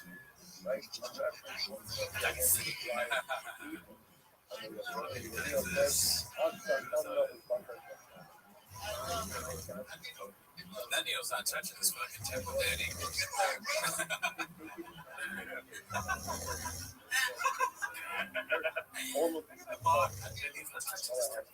The walk is skill. I don't care what anybody says. It's a skilled walk. He says that's taking it. It shows that he's been studying the greats. Oh, my bad, Mr. Hole. My bad. He's not. Yeah.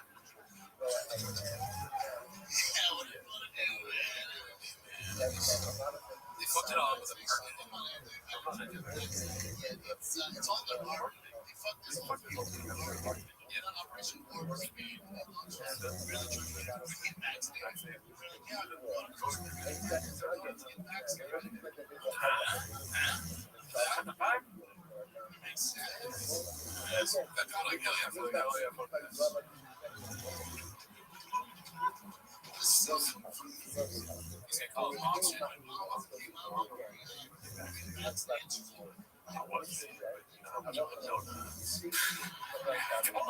Why are you laughing? That was a Red Bull burn, my friend. Mess it. The dumbass that messed it up.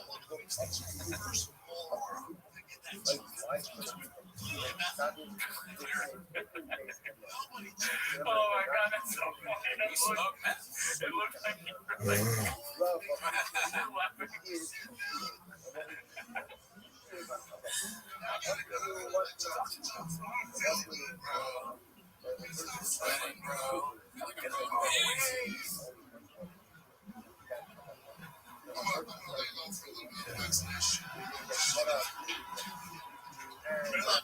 Oh, who are the old ladies on your shirt in the squad? Golden Girls, Daddy. Where's all the English money gone? I need more English money. Earlier, I accused an Indian man of selling us English money, and that was at the beginning of the show. I have no reason to be tired of that.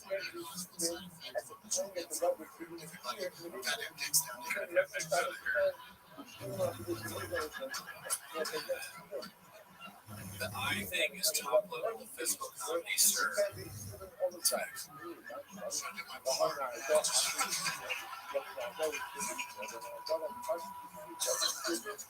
Oh, Nathan, are you English? Shout out to London. Always good to have international. Oh, successful egg is back.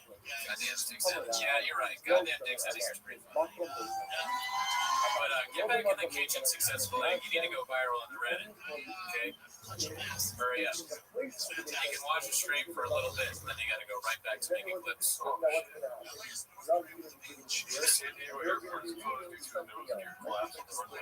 says nose here collapse.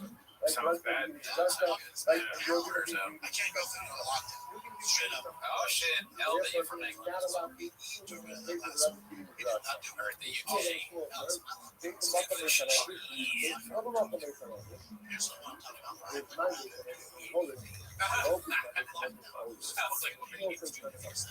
Break up Poppy, dude.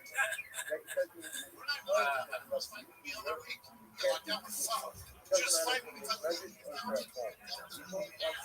what are we gonna do? And then oh my god, my life would be so much easier if I was just Shit. The laugh after that is so great. oh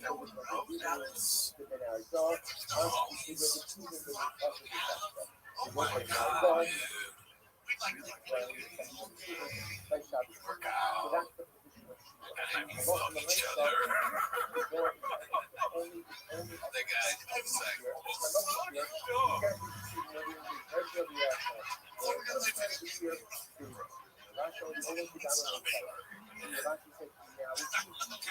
that's don't burn yourself out, Kurt Larno. You'll have a chance to do this all over again in 10 hours. Good one. Yeah. I knew about what I saw. Yeah. You know why bots say they burn out? That's why bots actually burn out for real. Us, homeless cats, we don't burn out. Florida was asking me which homies he's thinking of here. Yeah, probably just Joe.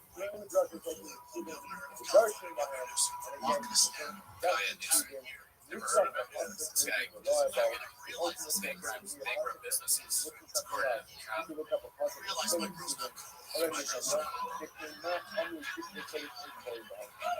She's not a friendly What would he call Gavin Newsom? Can we do another poll for Gavin Newsom? I got some funny names. Not TikTok. I was going to say, he called Gavin Newsom Gavin Newgron. What else? Gavin Newsom. I'm so tired of things. Gavin Newsom. Other guy. Bunch of beach Gordon Gecko. Like there's this Cheese out to be ready. not learning some type of play like that. So Snapple Gavin Blue Summer Texas. Chickens and chillins and cheese. Okay. It's been 8 hours and we haven't said the name. I'm trying to not do that one.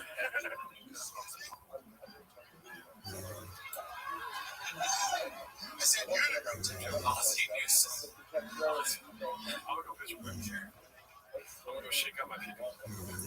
Savage. Sabon. What is he drinking? Tiger Thick or no? That's before Tiger Thick. So just whiskey. It'd be tough, honestly. I think to just drink something like whiskey while doing stand-ups. I've had a beer on stage. That was fine. I don't like Taco Bell whiskey during your set. It seemed difficult. Depressing different. Born and raised. Came to the States 10 years ago. Legally. That's Illegally. real deal home field. Oh, this shit is. Oh, yeah, LP. Yeah, who knows? I wonder how many tabs I got. Just to see. Just never the old bit. Copy, dude. Give them Latina, bro. You know why? Because they're fun and they're spicy. No doubt, definitely spicy. Real spicy, right? Let's see. Real spicy. You know what's spicy? Tabs. How you want to guess how many tabs I got open right now? Throw some numbers in the chat. How many tabs do I have on my phone currently? It's way higher than 14. Oh, way higher. Closer. Let's see if anyone gets it. Ooh, that was close. Jesus Christ, I got really close. Oh my gosh. I got 40. Paul's very close. Paul Kersey. Everybody, Paul Kersey, very close. Yeah.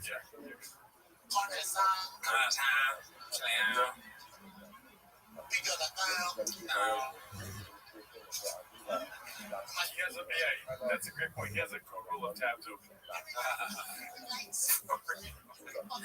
What's that 444? The fuck is this 444?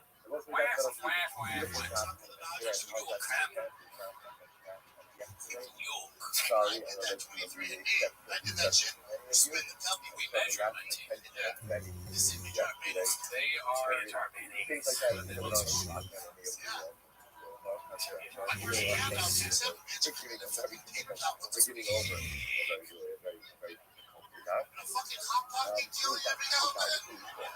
I need a fucking taker time person. Every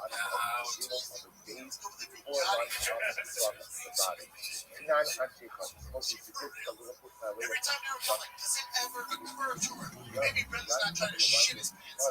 You want to hear something true, Cody? Yeah. I'm talking to this girl, and yesterday, the last message I sent her was, I'm watching the world's worst stand special for 24 hours tomorrow. What did she respond back? Can we flip? Close, but no. Can I watch it with you? No. She didn't respond. But I don't do this for me, I do this for my kiddos. Yeah. I mean, you gotta make money to buy baseball bats and court for that. Never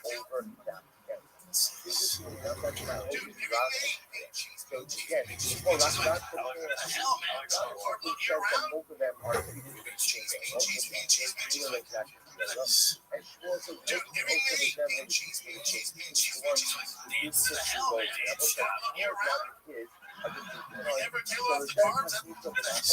Dude, giving me cheese,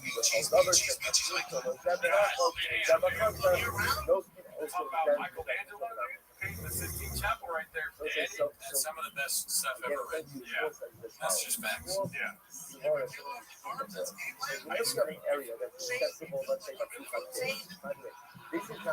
That's what, like, the Migos or something like this, they should make a song called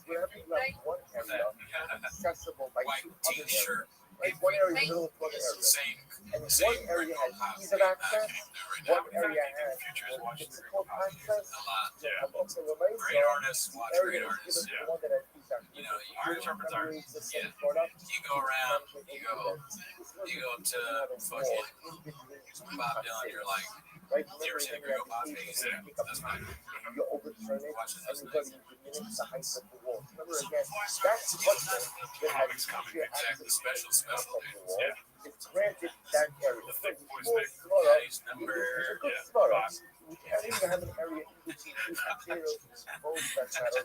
One has Says two Paul, pieces, did you but up at not all? only use grant the area to the target. And headache 1 hour in, good. Gerardo's not awake for the start. Good.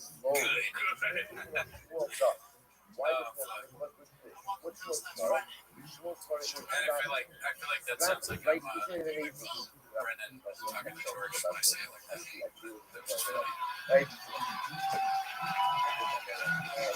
Do you guys think you can write a set parallel Gringo Pop people with slightly different jokes? Yeah, probably easily.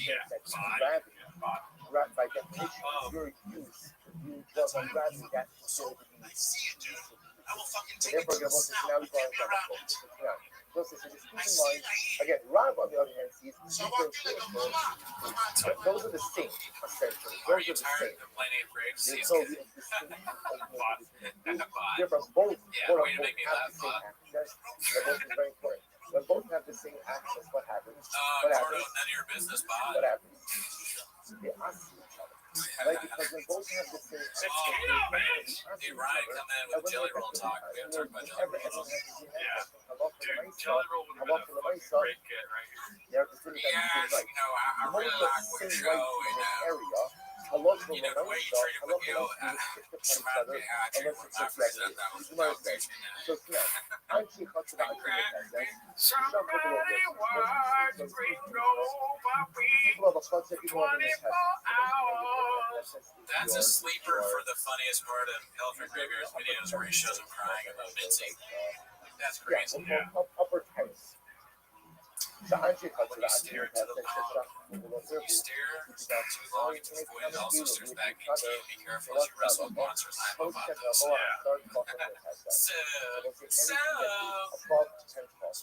we should have gotten Hungry Wolf on the pod. See you guys do a show. Fucking Remember again. What's the You'd Be Surprised 24 hour stream? I don't think we can get away with that. yeah, it's on Showtime. Never heard of it. How sad would it be if we went to the gym with Tony and could bench more than us? Fucking kill us. Probably can, honestly. I don't bench. Anything that's above 10,000 That's not facts. anything below 10,000 what's my name? It's like bench more than Gerardo the other day to prove I'm heterosexual. Doesn't literally The way it tastes. I love the feeling of pussy on my penis. The feeling of me. Girls can't get enough of Hinchcliffe. What's the third session? We got some surprises for you guys. Keep in mind, we are in stasis right now, awaiting the second half of the stream, which we're not even at the halfway point. Yeah. Which is a rough thought. Have you guys ever sacrificed a Saturday for skits and bits? Oh yeah, entire Saturday. Don't remind me of that. This is gonna be a rough weekend for me. No big deal. You have people who live in the country area, people who live in the upper coast. So how do you decide which part of the country belongs to you? Anything that's small type walking goes to the area. Oh, Ellie's Tony Hinchcliffe is her type, huh? I think it's just wasted Saturday. Skins and beats. So I guess they're saying that cowbell was never better. Oh wow. Text them with the same things. Yeah, I'm telling you guys, Seth did a good job. Motherfucking lobster. That's some access to Real lobster, That's so cool that people have been here since the beginning. Are you guys in your mom's basement or what? Yeah, Mods? almost cat. Oh, no. I bet you they have a profile pic like I care. Thanks. Dude, fuck doing this for the rest of your life. Imagine streaming every day. That's crazy that those guys do that. The big streamer people. Insane. So I guess at some point you just gotta completely tune out. Like I'm surprised. Yeah. Yeah. Well, you know the cool part about doing this though is that sometimes you get to meet your idols. You know what I mean? Yeah, sometimes. Sometimes it's just like unbelievable that you get to talk to people like this, dude. The CEO, which I'm gonna take my hat off. Oh yeah, dude, take off your hat, dude. Bald ass head. I can't have a hat on meeting the president. The CEO. I'm sorry, I should have worn a suit. I'm in a sports jersey. I'm embarrassed. It's number 66. I can't hear Brian. Oh, there he is. I can hear him now. We did it. We got him. Yeah. Whoa. Crazy. Man. BC. This is amazing. What are we calling today's episode? 24 hours of shop? Yeah. Oh, yeah. We've been, I don't know if you know this, but we've been streaming. Well, yeah, you do know this. We've been streaming the Gringo Poppy since 9 a.m. Wow, I did tune in early when Hella Mark was in there, Titty Patties, but I could see his eyes locked back.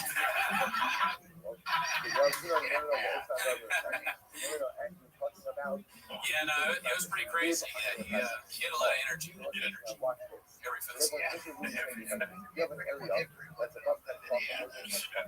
So wait, Bella, Gerardo, you can hear me, right? Yeah, we can hear you. Oh yeah, sorry. This is 8 hours of streaming here. Oh, this is what streaming does to your hair. Are you guys, how much caffeine slash nose beer? Oh, I don't know about caffeine, but we got rain. Rain has a new flavor called white gummy worm. So that's what Gerardo's drinking. Yeah, I had a Red Bull and an Americano. Never heard of it. Yeah. So we got a lot of caffeine. We're very tired. I have a headache. No, I mean, listen, if it gets anywhere near 24 hours, there might be like a mistake where I unplug on purpose. Oops. I don't know how much longer I can do this, but You know the answer to that? Sorry, what was that, Brian? I said, what did I What miss? has oh yeah, that's a good question. Well, you missed how my hair got this way, but you know why I don't cut my hair, dude? Because it's cheaper to get a Cubitic hair dye. You know what I'm saying? Not only You see that right there? I can just get that. We're all about merch. Yeah, dude. What did you miss? Let's see. We had on, we saw Mark. Go ahead. We had on Brendan Walsh, Alan Strickland Williams. He missed about 30 to 50 replays of bean sheets. But, you know, like, you didn't miss that much. So that's it. Recreate the entire show? Like, how much do you guys actually One time, I think you probably saw, I did like the first 10 minutes. The second 5 minutes of the Patreon, but I've never done the full thing. I know I've let you down. I apologize. I want to get there someday. It's keto, man. I gotta say, Brian, the bits on the show recently have been amazing, as always, but they're getting even better. I don't know how you keep doing it. Every time it's amazing. I mean, I'm just recycling, but the whole point is that, you know, is this community more than unnecessary? Constantly, Yeah. you guys know comedy, and I don't know if you guys are contributors to the Reddit or just beneficiaries of it, and then, you know, you spun it forward to make your own hilarious comedy Oh, and thank you. shop. But this community of homeless feral cats, I laugh my freaking balls off Oh, yeah. on a daily basis. Oh, yeah. Some of the funniest guys ever do it. We're mainly just beneficiaries. We didn't matter. I see this. Brendan Walsh, comedian, fake comedian, he was saying he's like addicted to the Reddit. Do you ever feel like you're addicted to the Reddit? It's a problem in your life? I do. I feel like it becomes a problem. You know, sometimes it gets a little out of bounds. And I'm like, you know, do I want to be associated? These are good questions to ask every day, every night. Definitely good question. But, you know, then I laugh my balls off enough that I'm like, somebody needs to document this consistent level of ridiculousness. Oh, yeah. You know, the Patreon era has been illuminating. Oh, yeah. At the very least. Yeah, and I mean, it's hit after hit. And then, like, Land Moonding, that was pretty good. Latest one. If the area question is Yeah, far away, you know, is Drive Fast Eat Ass, is that show still around? I don't know. We always laugh about it because the episodes take like 6 months to make, you know? So it's so weird to have a truck show, and then every show starts with these like, all right, fam. He claps his hands, and then 6 months later, there's a new truck. So I'm hoping that in a few more months we can get another episode. Today we're serving Francis Ngannou on this carburetor. If you can get him there to Austin, the storage unit, fingers crossed. Oh, yeah. I was hoping you were going to get Jesse on fire, or Becky on fire, or maybe even Jen on today. Was there a chance? Nah, we didn't even reach out. We haven't tried to get Jen on. I don't know if I want to have Jesse on fire. The way you're hesitant to be associated with Shab is the way I'm hesitant to be associated with Jesse on fire. I mean, did you ever have any reservations about BGL entering your home? Well, It's happened a few times now. yes, no, that's a good question. You know, we should have that, but we don't. Unfortunately, we just, you know, it's all risk, it's no reward. All risk, no reward. You know, yeah. Me and Mark, we went out to dinner before the first time I met him, and we sized each other up. And you know, I was like, I could take this guy, so I let him come over. I mean, the thing about Mark, I will say, is, and the thing I'll say also in my editorial about narcissism is he's selfish. So it's almost humble. You know what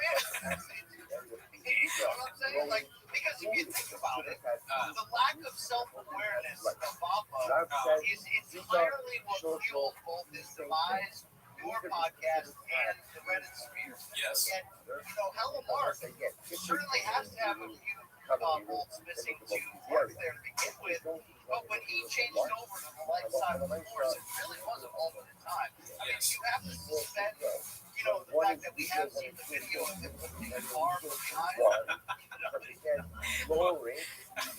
Yeah, I mean, that was all Photoshop AI or whatever. That didn't count. No, I well said that. Well said. He actually, BC, I gotta tell you, he said he addressed this on the pod today. I don't know if you heard this part. He actually said that he's not narcissistic, he's autistic. So he's saying he's autistic. He actually revealed that. That's the very humble one. Yeah. Okay, He did say that, right? Or am I just in a fever dream?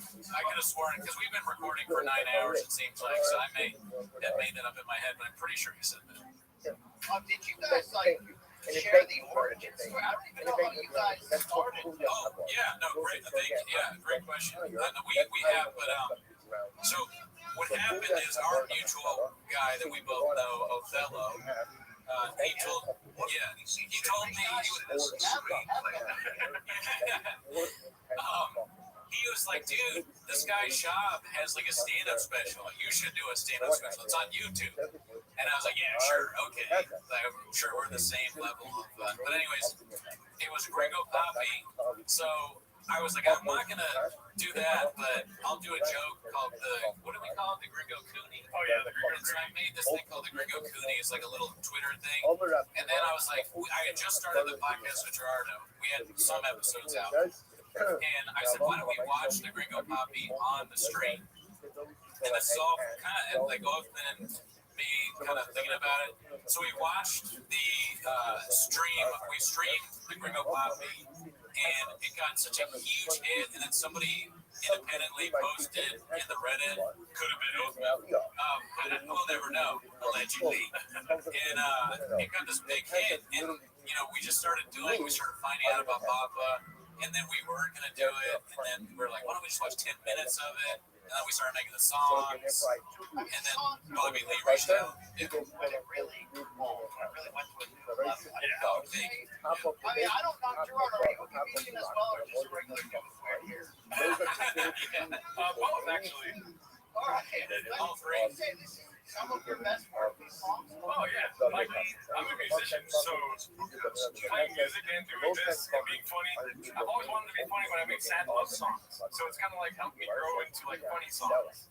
You know what I mean? Now, did you guys play at, I mean, I don't understand comedies, right? Right. I get put on my own kitchen with that joke. Did you guys play the store during the golden era when Joseph was, you know, was ruling? your you ever walk by the truck? And if it was a rocket, you possibly came enough. I mean, I think like a few pre-roast battle shows that when Rogan made. I saw Rogan there once. I don't think I ever ran into shop. We would see Dalia around, not in the store, but like improv. Actually, at the store too. Yeah, Dalia, one of the greatest ever do it. Already know. So, but I never saw live Bob Burton and Rogan stand up. Was that? Great comedian, bad boy friend. What thing? part of the pit? I'm working on my Dalia impressions. Right? It's the Now, whole. why doesn't Papa protect him? Why doesn't it drive him nuts that the Leah is so awful? Yeah, it's a good question. I thought they were all going to stick together, Yeah, I thought we were going to fight. A rock and the Not pit so much. together. Like, what is Eric Griffin missing? Is it just a paycheck that forces him to go there? I think they're all kind of like tied together. Dalia's got nowhere to The go. rock I understand. It's a show that Theo Vaughn was there for a while, and then he had had to go figure some stuff out. He's going through a lot, and then they were just like, we'll just keep going. It's one of the best shows out there right now. So have you ever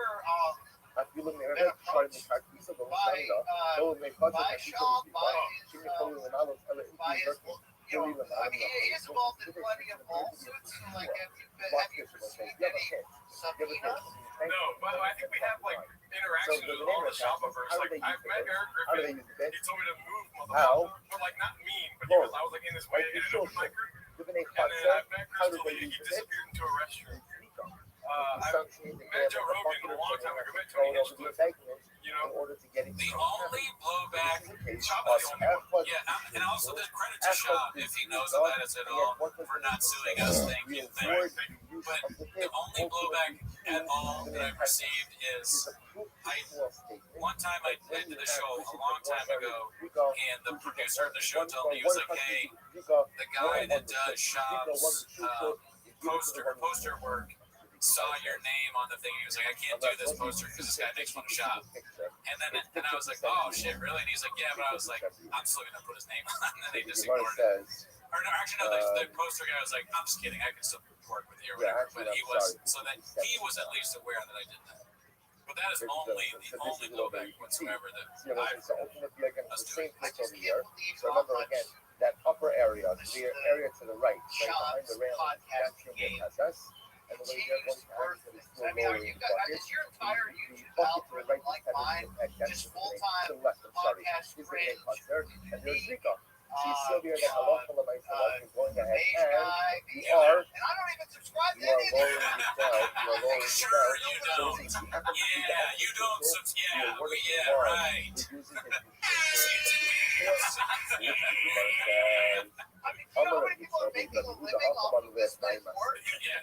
I mean, his father doesn't even know it, but he's financially fueling not just his son to stay alive, but all these other comedians. And we thank Harold Shop. We were so happy that he was able to move here from South Africa in the Emerald Mines. We really appreciate that. Oh, what's that rock? See, because it's filled with water.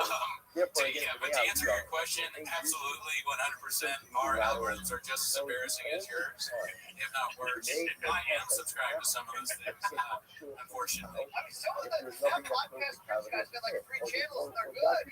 Yeah, I mean, podcast great. I mean, good. I'm not sure. I'm willing to go as far as the president. You've always been you're going to go out there.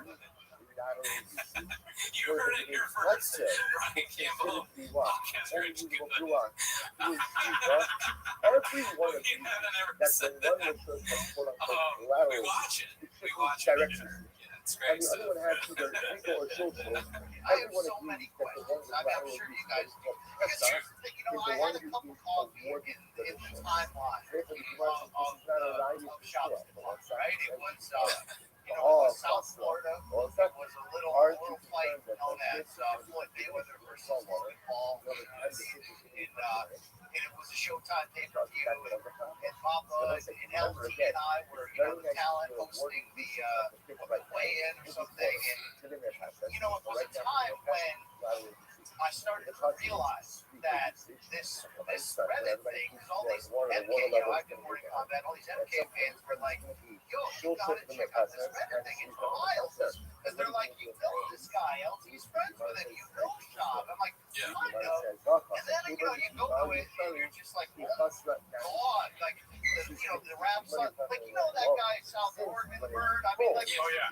some of these guys are just accidentally brilliant. Like, I don't know balance checkbooks, but they can make me laugh. And so they started to get in my DMs, and I realized there's a lot of crossover here. And they're like, you gotta do Shab. Two Shab. Oh, shit. Yeah. You gotta bring the bits to move in. And I remember thinking, there's a chance I could get my ass kicked out there. Like, there's a chance it goes south. But I've got to be honest, I delivered those during that weekend when I shared a few streams with them. I delivered those Chavisms.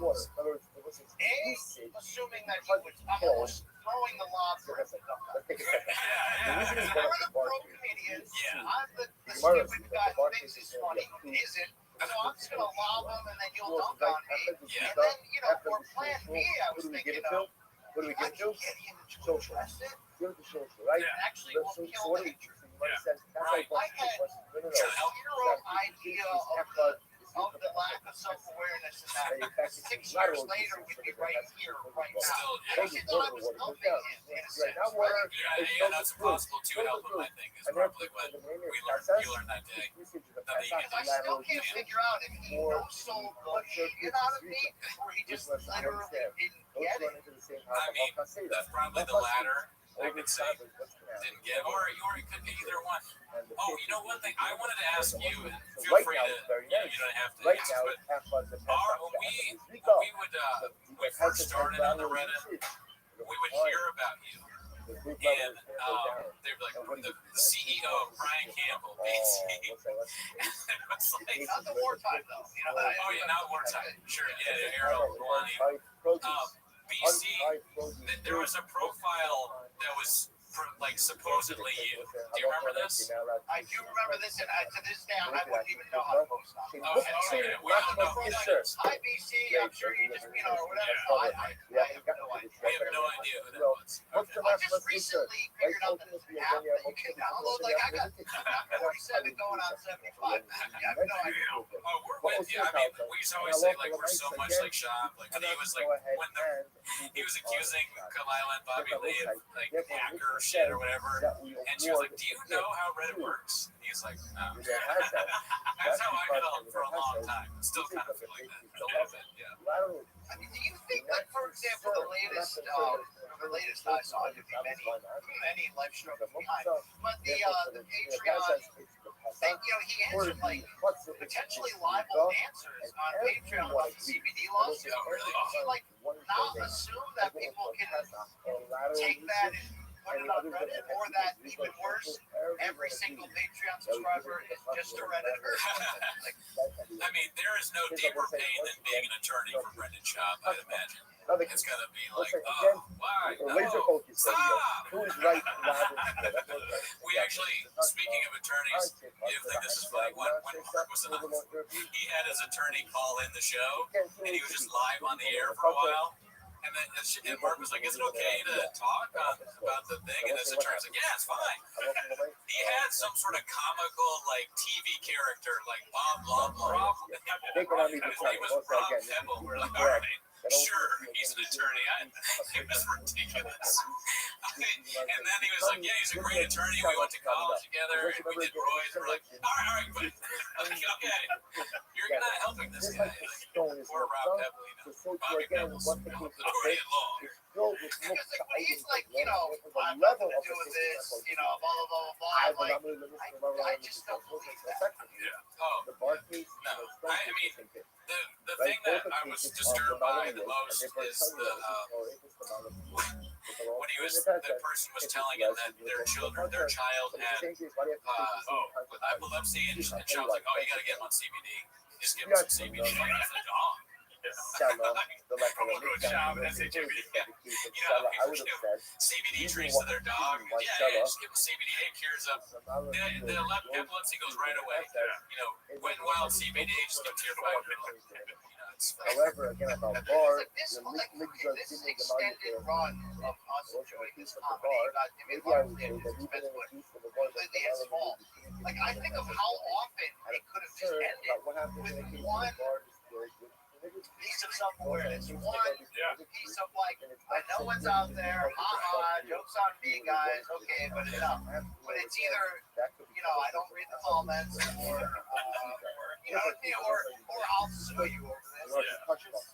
Yeah, the lawsuit shit is crazy. I guess I'm not a litigious person. It would not cross my mind to sue somebody, you know? But clear, I mean, Job is very litigious. He's a hungry wolf, dude.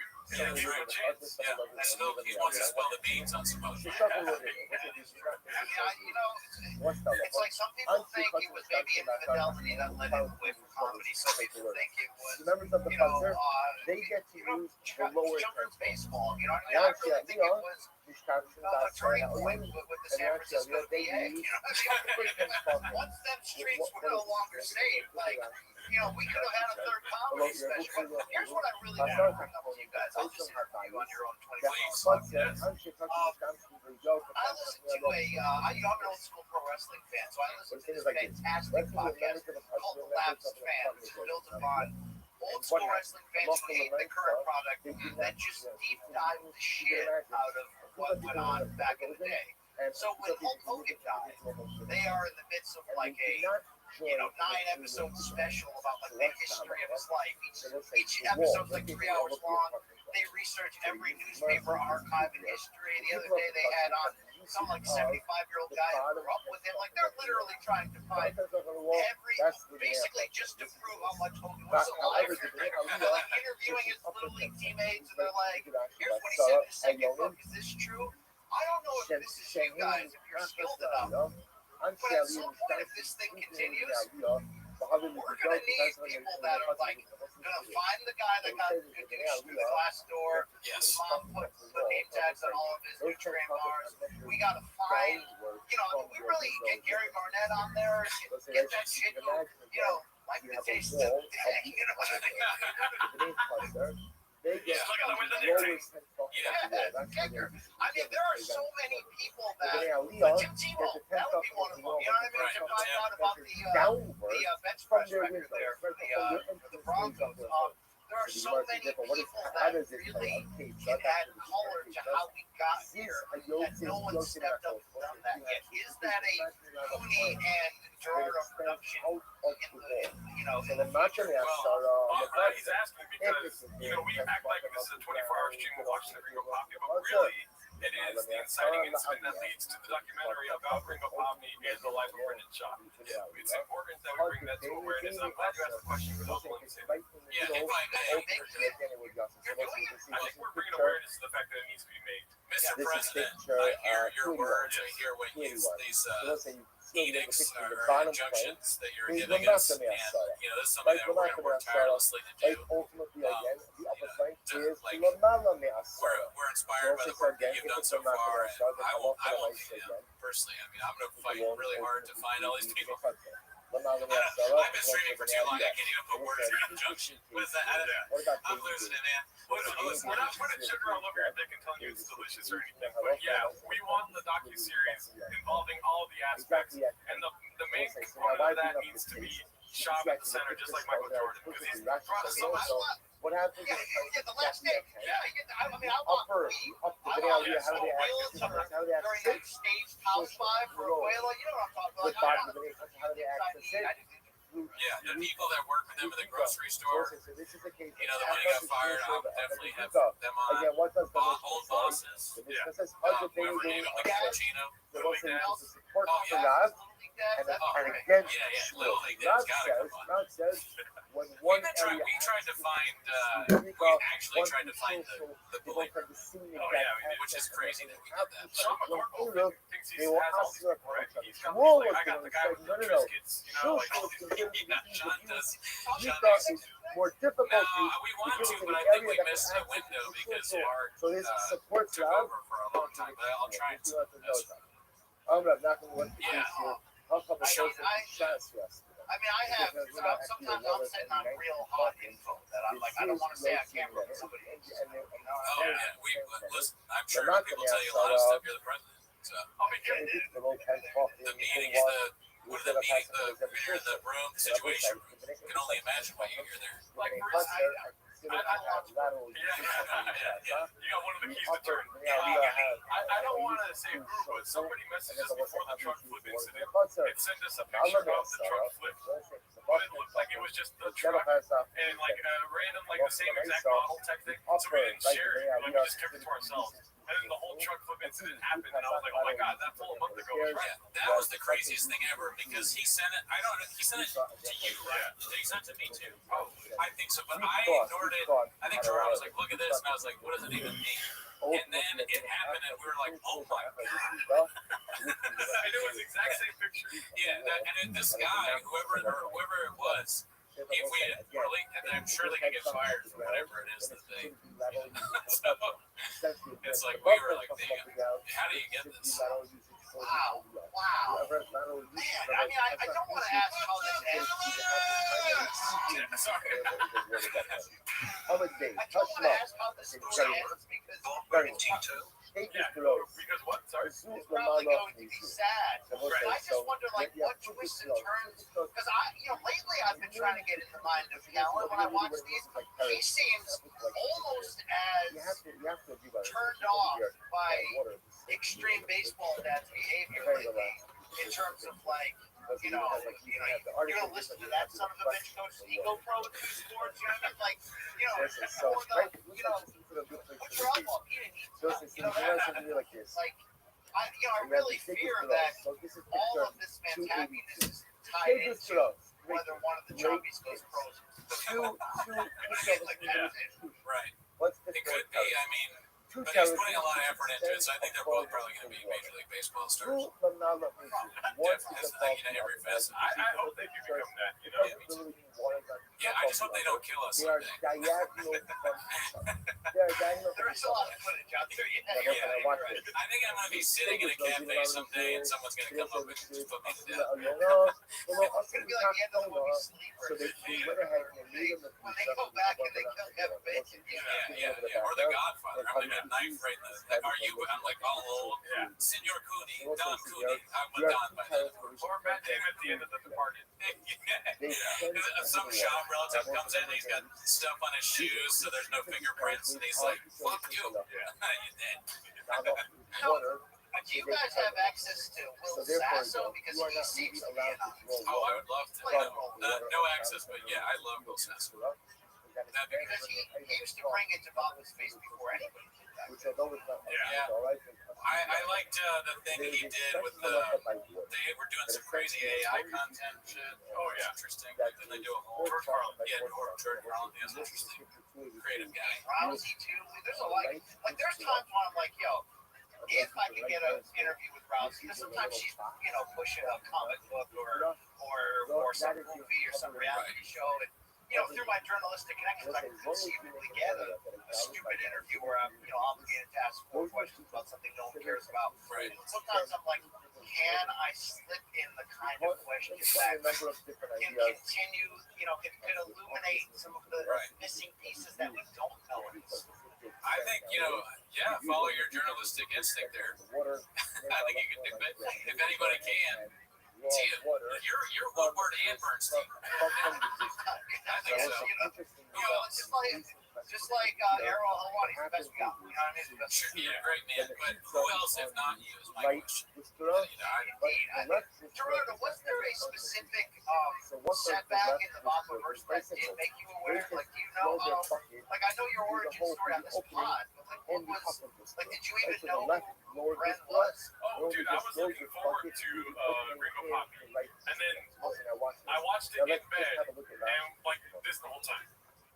Nancy says over here, they speak And then him and Othman came up with the like let's watch on the show, and I was like, it's really fucking bad, dude. would rather again. And then I turned as the show went on because it was fun to watch the Reddit. It's obviously like I wasn't wise to the Reddit before that, but I was looking forward to Gringo Poppy. I look forward to you'd be surprised. I'm an idiot. You knew more. You tell him you knew more about it than me. You were like watching Big Brown. Like you Oh yeah. I was always an OG Big Brown breakdown. But You only came in for Gringo Poppy, like it wasn't like. So here's what my knowledge of it was. I like UFC, and I'm pretty sure I watched the Ultimate Fighter that he was on, and I honestly I was like, oh, I like this guy, and but I didn't really know anything about him.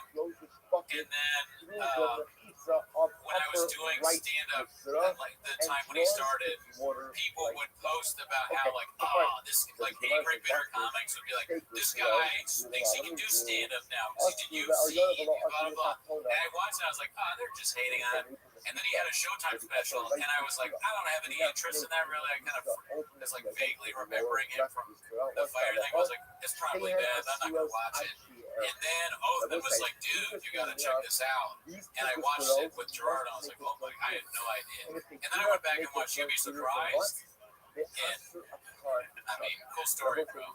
When I was Bob. I was very surprised by what I saw. The Jamal story, the story about the doctor. And therefore, I will say, I think the moment I got but if they fully don't, aware was the Mainstream was Yeah. what is that show? Yeah, oh, I watched that too. Do you know Greg? Take a look back at picture 282. Yeah, I think was it about the first? Yeah, probably was about the first one. Do they enjoy the Do you know Greg Sue, And the answer is the doctor? Have you ever met him? the lower No, I've seen him left at UFC goes fights. to And I hadn't how even does ever the lower left like goes to a realized G he in the pizza? How do they use it? existed until How do they use they it? showed the side by side of Right? They have you know to throw Sean their doing the bucket. Asian Remember they like, will say, this guy being like, well, I'm trolling. throw left, down, from That was so crazy. It was a special time. upward Yeah. motion. That was one of the Here, greatest they things really would ever have done. to so. I mean, Right, he go might to be the a effort, Hogan roll as your fighter. bucket, Like, it really is on that level where, like, I Up, think right, it's like up, and legitimately start down into 90% the of the cavity. stuff he says is not Not only false, but is easily How does the like upper flipped. booster Like you didn't have to lie about it. How? Yeah. No one would have thought you were decently Listen, cool. this is You know what I mean? Like, it's just, it's mind-boggling because it's just Now, one, it's Shmuel was equivalent of like a correct. 5-year-old. It's just Shmuel was lie on top of Yeah. lie on top of lie on top of lie on top of lie. There's never any reason for his lies. Like the random things. I just think about the time when he was like, yeah, so I had the Spider-Man over for my son's birthday. He's this fat guy on cocaine. This fat Mexican guy on cocaine. It's like, what? No, you didn't. That didn't happen. There's no fat Mexican Spider-Man in your house. It just doesn't exist in real life. I mean, I benefit from the crossover audience of the Reddit. I think that, you know, we only want more spoiler alert. We only want more in combat podcasts awards because of how aggressive these Reddit fans jumped on FK. I think we still cross over today. Don't you have a superstar fan of your work named Saul from Louisville? Take a Yeah, look, Saul, take a great guy. Never met him. Cheers to Saul. What's this? He's wonderful. One of the best people in the Right of office. access Yeah. from the lower. I mean, one of the things we like about YouTube is humility. Ladder. And, you know, of course, the Reddit had nothing to do with the great results of Mortal Kombat. Best MMA show out there. Yeah. We all love that show, the live chat. How do they do it? How do they do it? They don't Podcast. roll Maybe you're just one of the best to do it. from the lower Yes. to the what do they do? What do they do? Dad, They walk up. They walk up to the upper Tebow, Gustav, and they do the lower their travel bucket. dad, Therefore, what's the case? are you doing anything with trucks lately? Everyone no, uses it. not flipping. I was hoping that you guys were going to give one away. I'm just Fully full circle on here. I mean, I'm shocked that didn't Oh, happen that's in jail time. until they go ahead and make it. It's barely illegal. You can see right through it. Like it's like The Romy bike. come on. So what's Yeah, no, we joked about that a lot because of the entries thing. Romy Made bike. no sense. Like, what is Romy X? I'm no attorney, but I still don't fully understand 100X entries. What? Romy bike. And the winner just happens Romy to bike be the actually guy says that runs in kilometers the same he truck got race. himself a Yeah, setup that's just and then what a coincidence. Yeah, I mean, I respect the Low scheme. lash, the low lash. Can I ask you a question, BC? Non-ironically, what is your favorite bit from the Gringo Poppy? If there has to Zombie be a boy, favorite? als we elkaar gewoon hebben, als we al jaren daar I mean, zien. like, here's the thing. Like, Ik I'll go answer je it. dat hij dat doet. Dat When the biopic eventually comes out, I don't know who's gonna suffer with it. You got a question? We got to figure out who's going to play with it. But I need a scene where he sits, Slow Joe and Mom-in-Law down, and just like, look, our careers on the line. Showtime let us go, but I lied to everybody and said that I'm, bet on myself.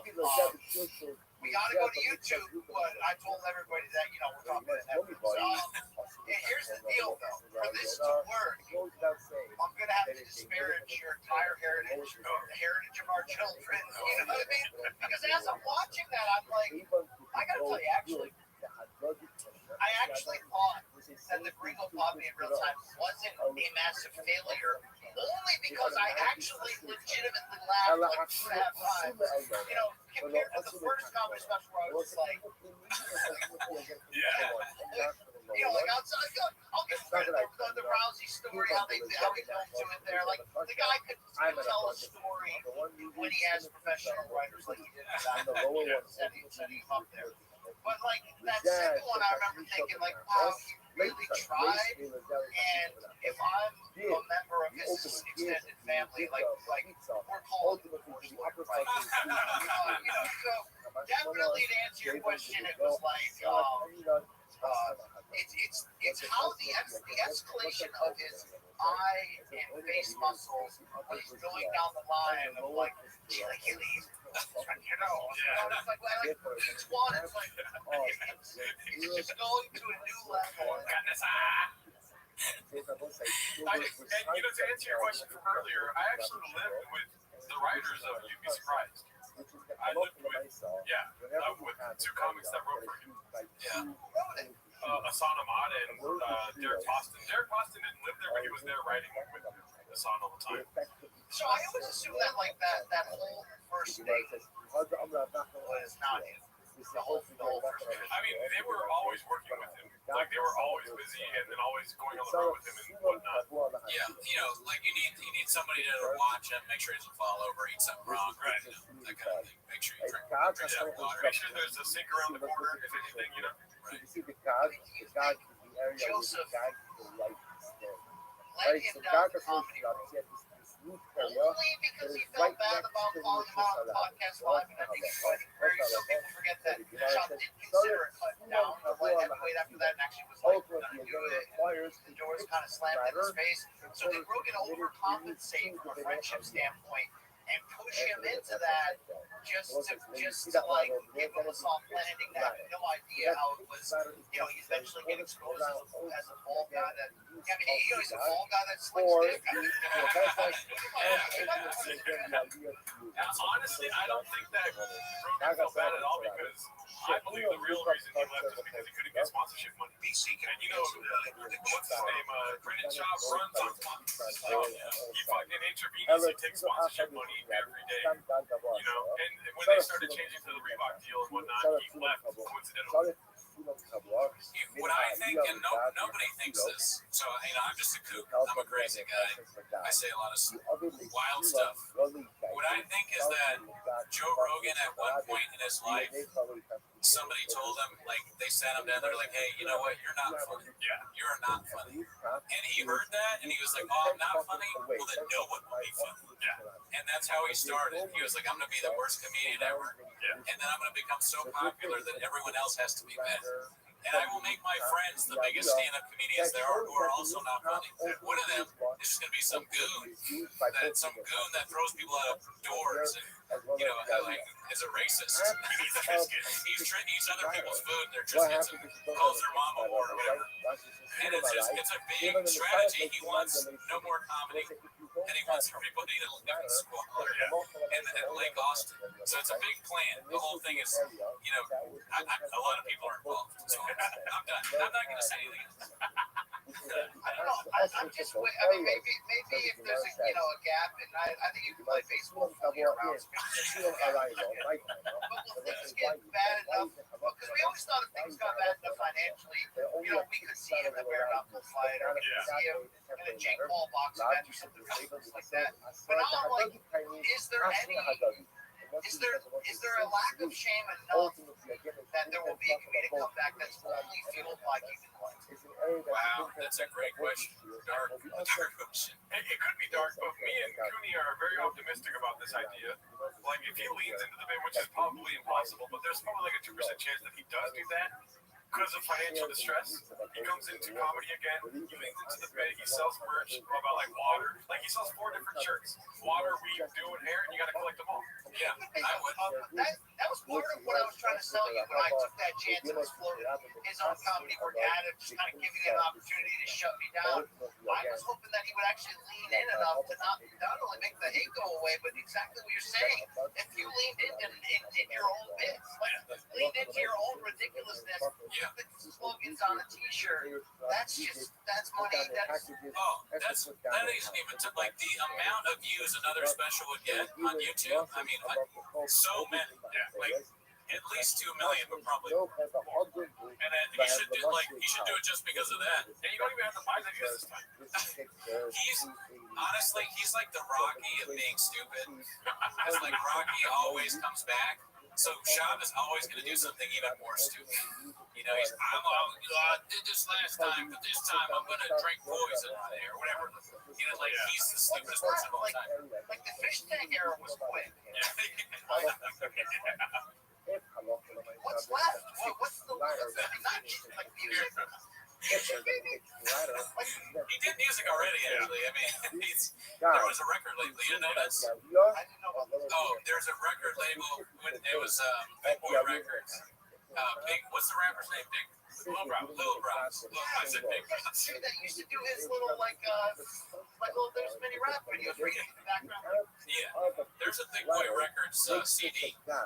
It's not very good, but I tried. I have another theory that it ends with chin killing. He's like, you made me move to Austin. I lost everything. You didn't pay me enough. I had no home. I live with Donald Trump the dog. And then it ends the whole film ends with Ginny throwing a match onto the house dripping with gasoline. He just throws a match on the Right. Yeah, that's right. That could happen. Did I say house? I meant to say storage. Storage unit. Shop's living in the storage unit. He's been kicked out of his own house. The first couple episodes there, the lights would go off because they were on tires. The train would go by. I mean, it really was just. Mark Hartley's. Is there going to come a time when he was in on it all along? I mean, he's like Pagliacci, mask off. I've been talking Because to this will be forget Andy Kaufman. This will be his greatest work. It'll be chef's kiss, genius if it turns that way. And I think he should have slid into it now. He's listening live and act like he was. If you really think about it, let's go over. If we take a pie chart, let's look at his viewership. I'd say 82% of viewers are moms. And then let's go with what we do. Let's do 12% are Reddit. Right? And then probably a couple other movie dads. And some of those baddies. Some of those baddies need to syndicate. women love shit. Everybody gets pieces of that shit. Because What happens if they don't make a joint? I wonder if the hate financially has kept it. The reality is no, it's been sad. If the hate, if the hate clips have kept it afloat, if one day he just goes it's like the big reveal at the end of the movie. He's like, I was in on this. This was all. I mean, that would really be Yeah, he should wear Joker makeup when he does it too. Then what? It's awarded to the one that has lateral pesa. I don't know though. Once they still make it, once they bolster that pesa, both of the lateral By the way, it's I awesome. did that all on purpose. So what's the way He could have been way more successful if he did. comes up is if one has I think success is like his barometer. I don't whether it's on purpose or not.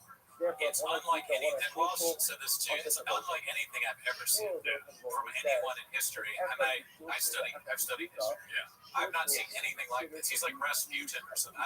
He's like historical. Why figure. is social media? You know, I just realize like Rasputin. Gravity.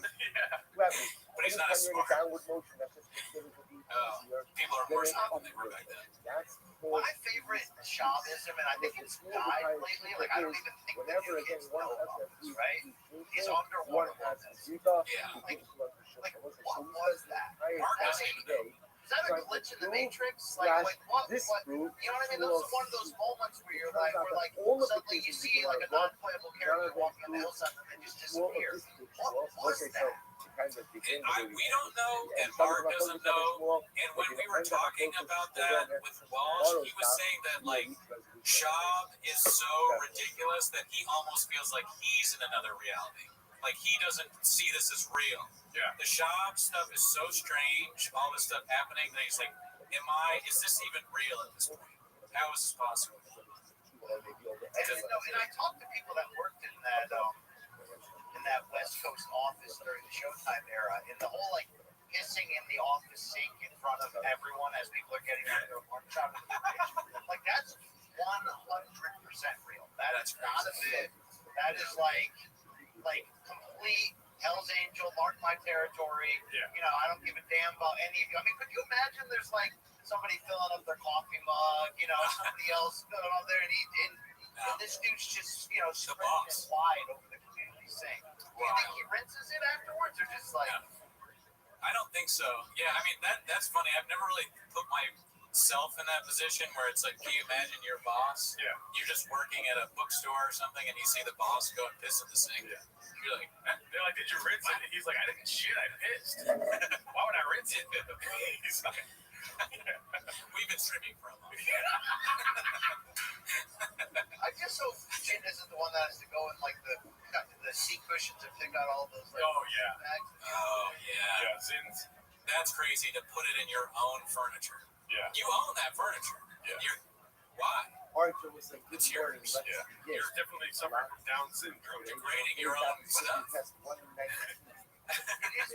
just the great epic falls, but at such a slow, sustained pace. Yeah. It's like the slowest fall in history. Yeah. He'll outlive us all like some kind of stupid cockroach. You know? He's going to be there. When we're dead and gone, he's going to be like calling the president of some country the wrong name. Like in an offensive way. How many more do you think of type of birthdays that Theo will show up? Like, is that only I just hope he doesn't kill me type of gesture? Or oh, I don't know. I mean, they stick together. Really? Well, I think Theo is like of service to others.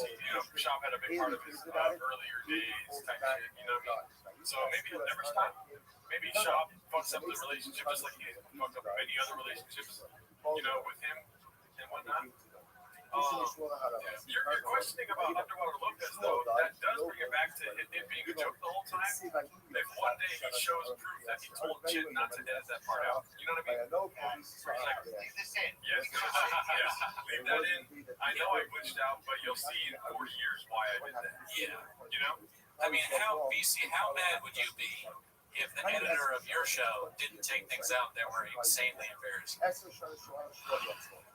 Yeah, I'm with you on that one. It's a perfect storm. It's like they got a terrible producer, bad co-host, dead air left and right. In a storage unit. In a hospital.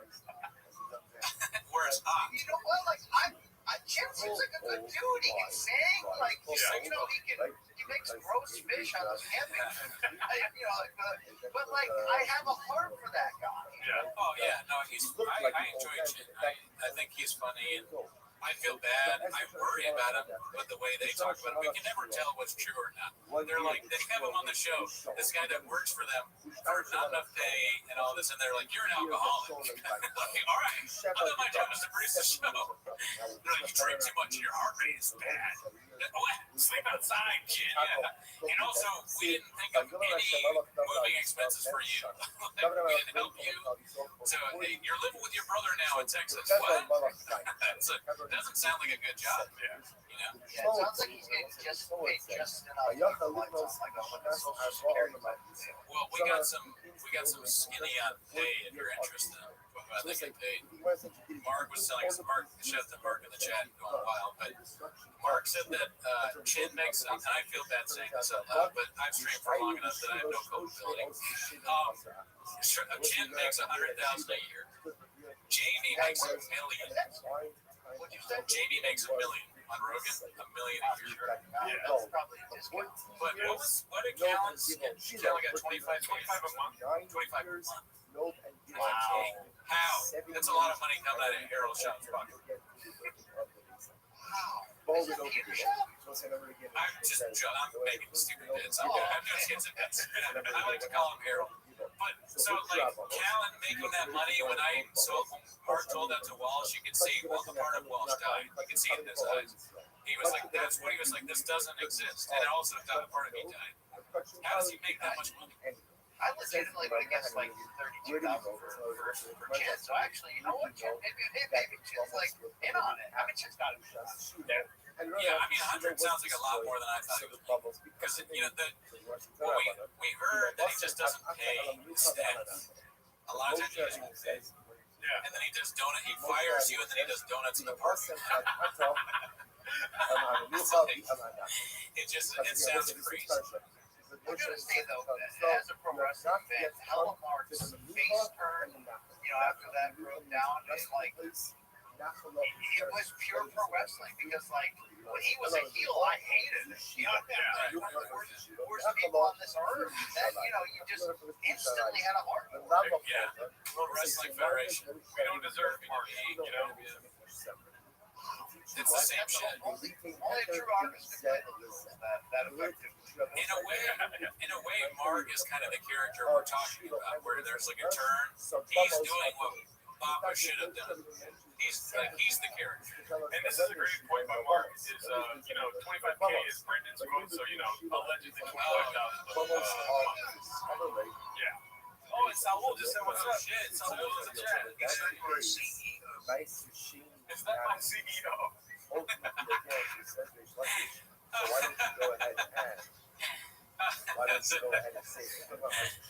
Man, damn. I mean, if this documentary is going to be, what if you just got all of those power players together? Everyone that's implicated. All your talent, right? Like you guys can be the voiceovers, Right. I mean, we'll get podcast written from there. We'll get. Yeah, you love that guy. We'll get Elephant Graveyard by that guy. We'll try and get Elephant Graveyard first. Let me ask you a question. Are you ready for Sundance? Ready to go to Utah? Yes, Okay, let's do it. Now, someday, you, Mark, we'll all be in Sundance, Bob. Utah. I don't ski, but I'll have some hot cocoa with you. Red carpet, Sundance. Oh, yeah. We got to do it. I thank you guys for doing this. It really, it allows us like-minded individuals from different backgrounds, but together and have I agree. We're not a club lot, for sure. At the end of the day, it's about spreading love, community, just helping out a friend, all the good stuff. And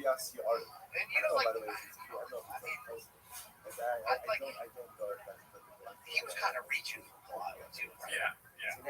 Oh, yeah. But I mean, are you looking at the similarities or the differences? You know what I mean? Because I would reach too. You know what I'm saying?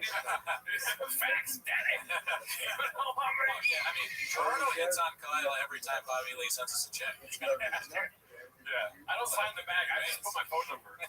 We get paid from Tiger Belly, and he just sends a message going, that's a jerk. I think it's unprofessional. There's so many mountaintop moments on the journey. I like the Bobby Lee thing is that might be the biggest. Like it was the Reddit post on fire. Yeah, probably that or truck walk. I can't I tell. mean, some of these stroke law, like, It all kind of blends together. kind of made it. Like, I feel like Reddit grew up because of truck law, but the Bob at least, especially the appearance he made on that podcast. Yeah, that was great. I mean, define bullying. I just, I'm 38 years old, but I struggle with the idea of somebody. I don't know how old Callan is in his 40s or something like that. I don't see myself. He's like almost 60. He's almost 60. Yeah, he's 75 years old. He goes to the shop. But I like that somebody that old calling someone else and threatening them like he did. That's the craziest thing I've ever heard. Flip flops on? Yeah, wearing toe holes. It just doesn't. It almost seems made up. Is he a villain from a movie? It's just like He's like investigators that he hired who got scammed by. We need to do those guys. yeah, scammers. I just said, Lee, I think I'm on this documentary too. I'll put myself in the file.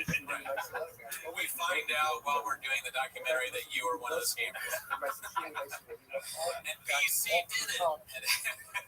Who else? Like fucking. It'd be so funny that like people that you'd never suspect, like GSP is in on it. I did the whole thing. It was very funny. He's in Canada smoking a cigar or some shit. Yeah, no, I mean everybody's in on it. All the big names like Nagano, GSP. Can I ask you a question from the chat here? What would be a good name for the biopic? Great question. One of them I liked a lot was Friends in Dark Places. That's good. I like that one. I like that one. Trying to get, you gotta have the word round in there potentially. Something like a stain or skid mark. I don't know. Like it kind of depends how it ends, right? Like, is there a hero turn? Is there a chapter in the Bombosphere?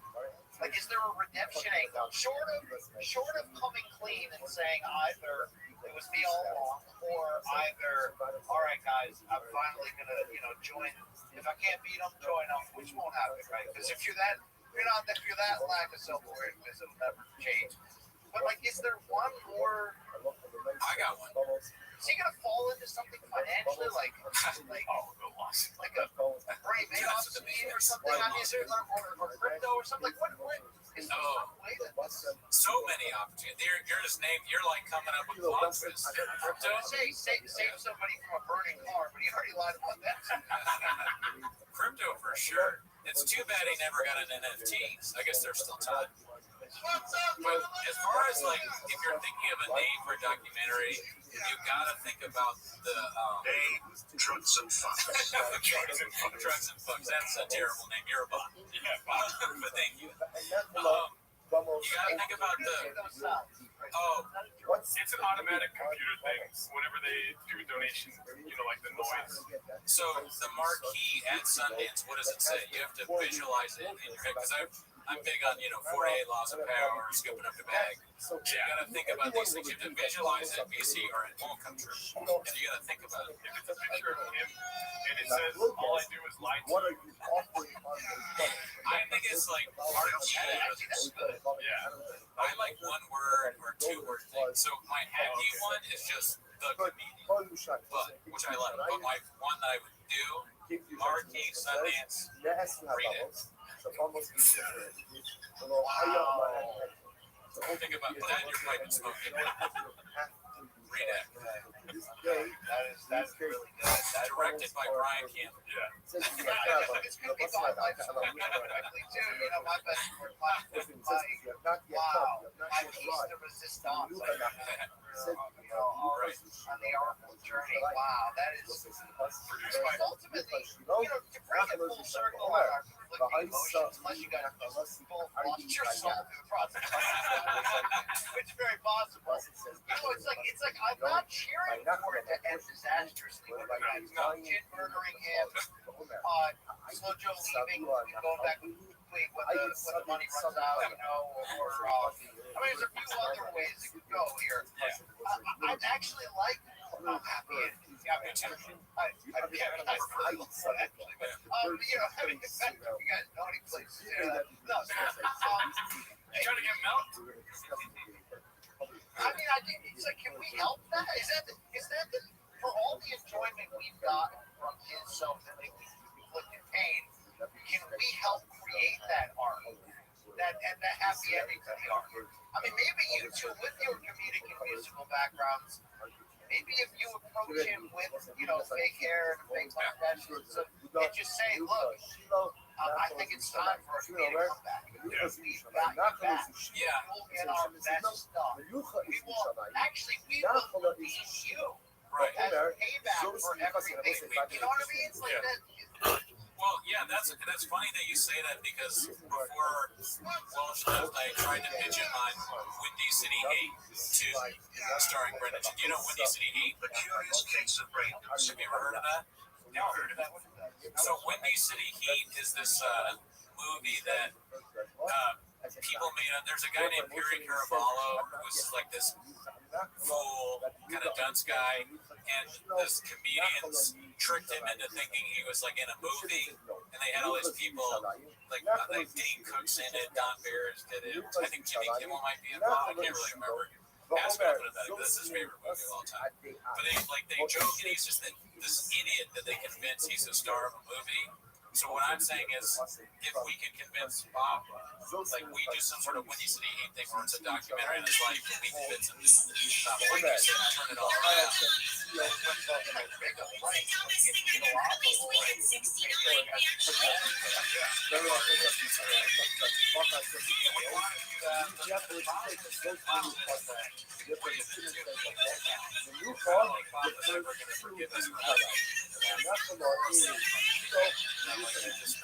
It's his friend, and I get it. Listen,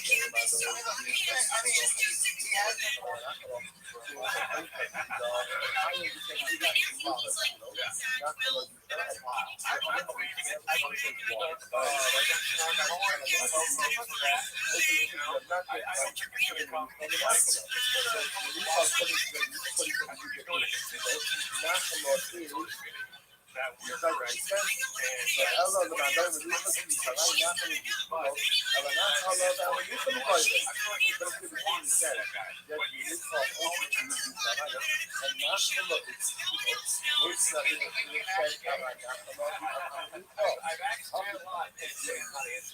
Yeah, Jay might be easier to get on. Jay might have to know.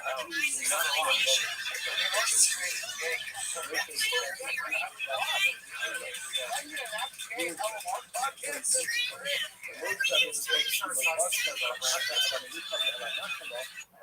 that would be so funny. Well, I gotta get back to this.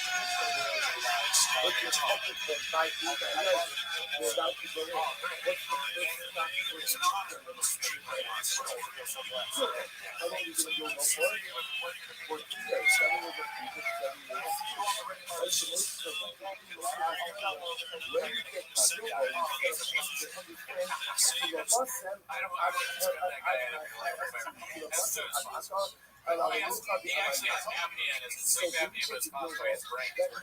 So he's not taking any financial advice. What hour are we on right now? It is, I believe, the 9 Both hour. of them tried to invest his family's money into shit movies. So just so you know. Thank you so much. We love you. Thank you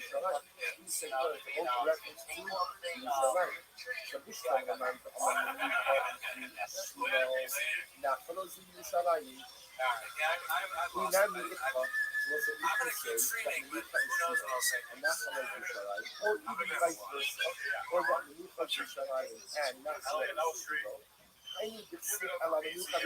the hell?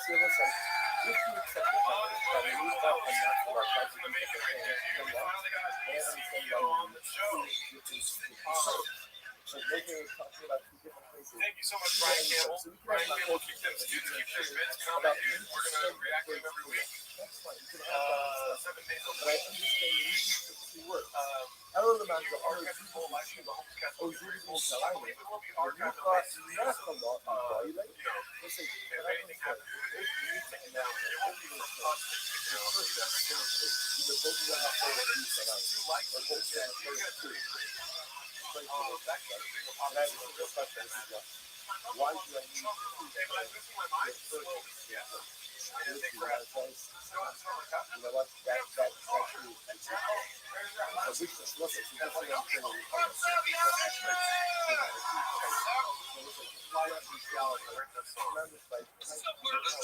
What is the I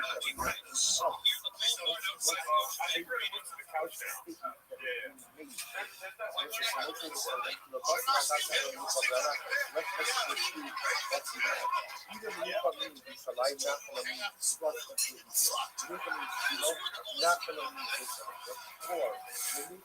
Get out and wrap this next big one part of my family.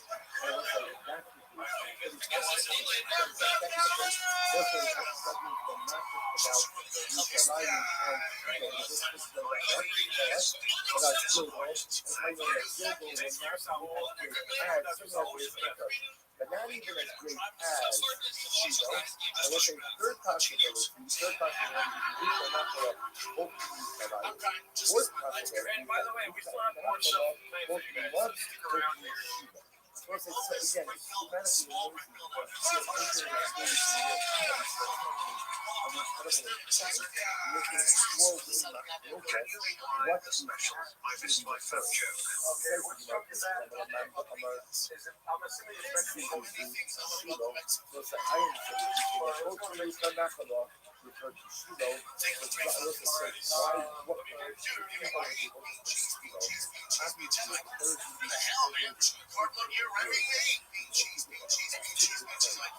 Cardboard year round? Never tail off the carbs, that's a game plan? For salted beef cup like armadillos? Oh shit, I'm back. I don't. Well, where we rested from comfort. Not the law, the culture must something that so not the law one, but that's the ultimately again, where they also concentrate the different part of the It's all good, Mark. I gotta text it. It is hard to text and do a show at the same time. the war really just Stick around, brother. I was gonna wait. Dude, you gotta shout out from DC. How cool is that? It's awesome. plug on some knuckles, shoot, I got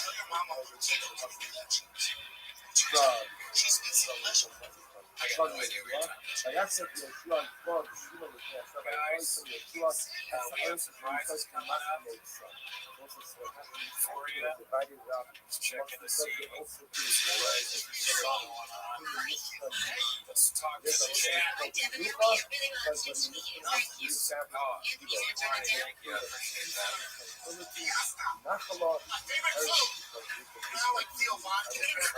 What else you got? So, just hang on. We got more. At least we're gonna get the It Doesn't Matter video on at some point. I think we have another surprise for you though. How awesome was that intro? I was so tired. I think my headache went away. That shit was very HBC is hilarious. Right? Oh, you know what? I wish I had connections today. We had that long. Maybe we should have episode made.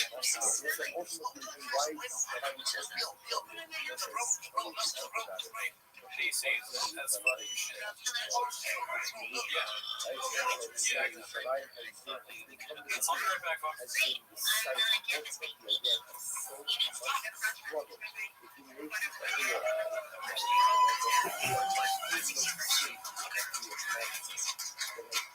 Stay fit, y'all. It's my DNA. Remember again, let's talk about people who back to the world. Trees like that, you know, love your house. That's the thing on me that I keep working with that and that's a lot of things, you know, that you just get prepared. Because again, it's how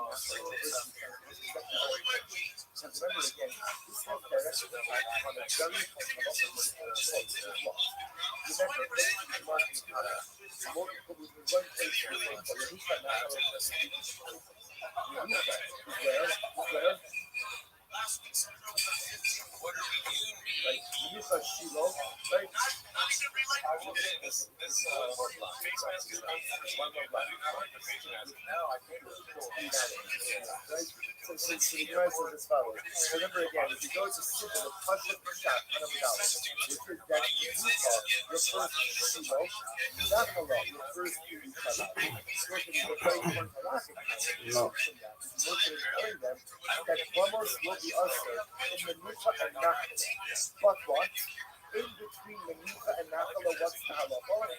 Almost not permitted. So that was a very important halacha that drove almost everything for the last 4 blocks. Right? So that drove a lot of our conversation over the last couple of days. If you're taking the possibility that the Nufa and Nachala are looking at the same things, then I'm stuck. Because then what it's saying is, well, actually, I don't know what it's saying about active bubbles. In all of these different states, you might be called this one I know is in Shalayim. I am putting it in because that refers to Shalayim, right? When you call the first effect of the place covering our message. That's what it is. So, about Shiloh, Havashayavamos. So we'll say, now watch this. If you remove the knuckle of both the first two times, what does that tell you? That all the way until the building of the Beis Hamikdash, right? Then what's the website? And remember, building of the Beis Hamikdash is almost like 425 years.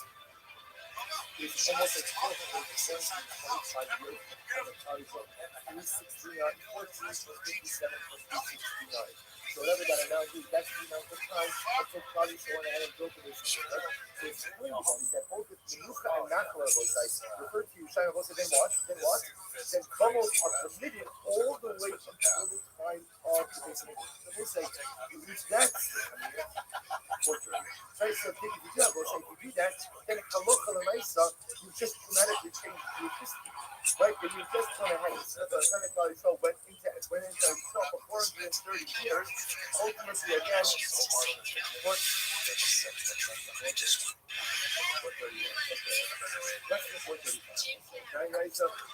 So the idea is if the gorgeous that is discussed, the only Tanakh of Open Israel, then Halacha L'Maisa is usually almost all the way in Israel. The Senegal, you actually take it, you want to hold it, that's another story. It's still, you talk about office with yes. That's how you talk. By Yal Halal Shalom Hashem. That's what you know that is very opposite. Right? The perfect thing. So let's remember again, very unique. Things are funny and talk about the Allah. This is going on the baby, will be a Muslim back then, and then what happens? What happens is that the husband doesn't tell you the story. Husband sees the Allah. Husband is here, and all goes right there to our baby father.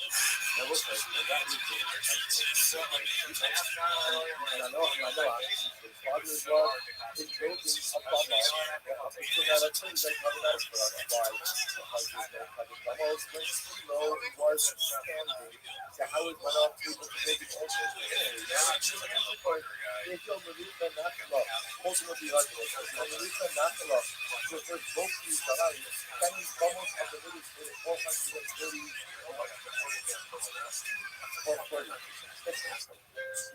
440. if you own the for the entire 440 years. They almost up to I know I'm still, I'm saying, I'm just how you built the Roma. Everyone's the armor, Zubis and Shigo. The Romas have a seal, my baby gas man, the rest of the wall, and ultimately again. That both your first that both you can offer for each other, the gang that certainly again, that almost up to the Shigo, Howard Manoa, the bomber truck and the hearing about the miraculous place of his son, which the Lord says, Horaz Shah. I know it's just the exception. I don't tell them Horaz Shah. Like the Malach patients don't be there. The Malach patients will be there. In general, just keep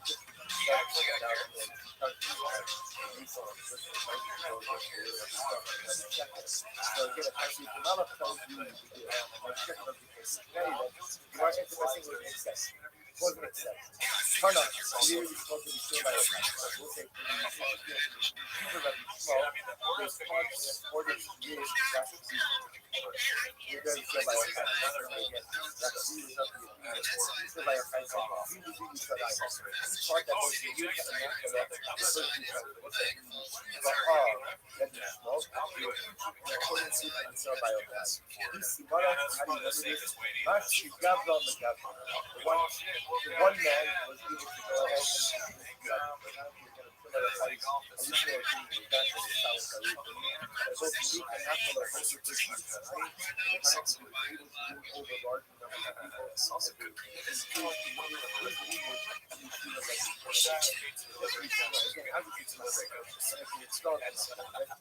I don't know if I have pizza.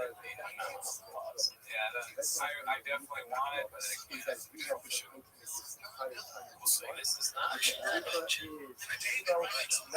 is coming on next. We have our favorite comedian dude. She's doing Dr. Wade.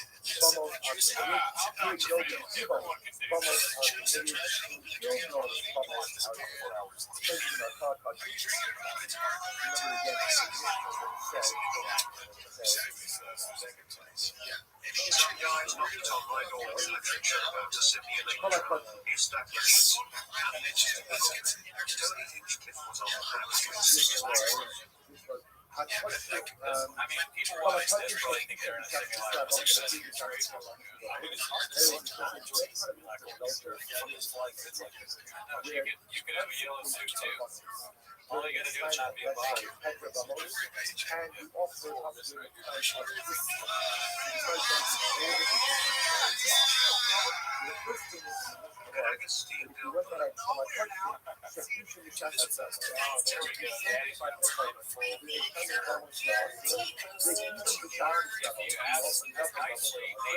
I'm trying to get I love the Lord to type but if you should be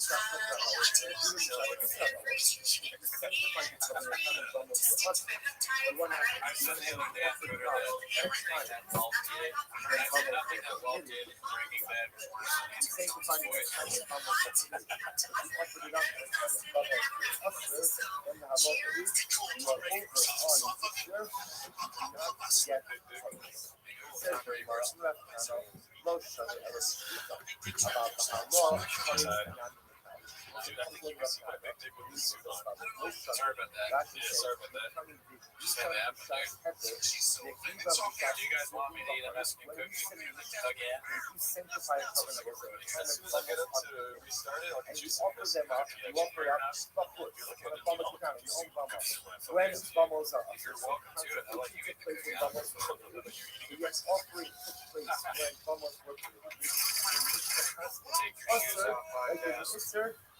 Take your socks off. I've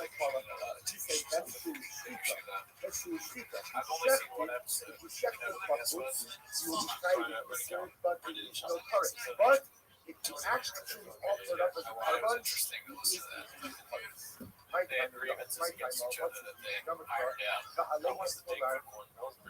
What happens when pulls out his whole offering of a carbon. was funny when Brian was like, he's like, I really like podcast Grant. I'm like, whoa. I don't have a problem with podcast Grant. I just thought it was funny.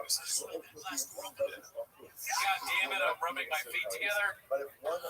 Son of a bitch. This is what happens with mascot, dude. I can't see spots. Let's remember again, I just want to point out, we're kind of speaking about a very specific this is because you are not just a car bar, it's kind of almost That's the third fake reason for firing me. Yeah. As I was editing 6 clips a night, but I have no skills.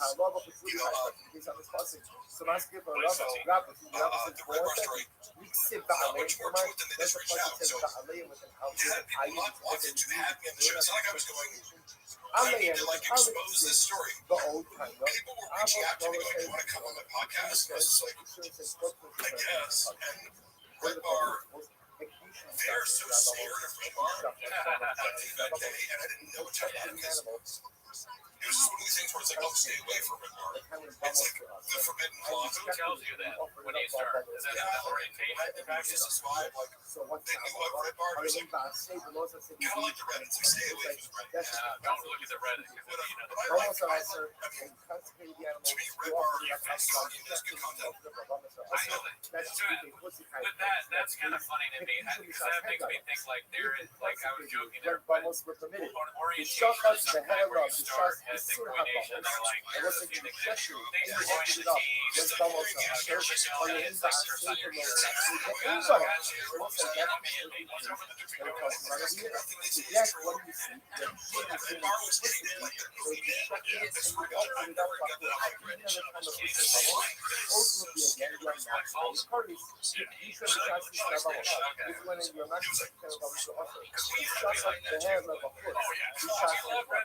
shirt. It's hilarious. You know, he's a controversial figure, but when we first started, we're just like, we didn't say anything.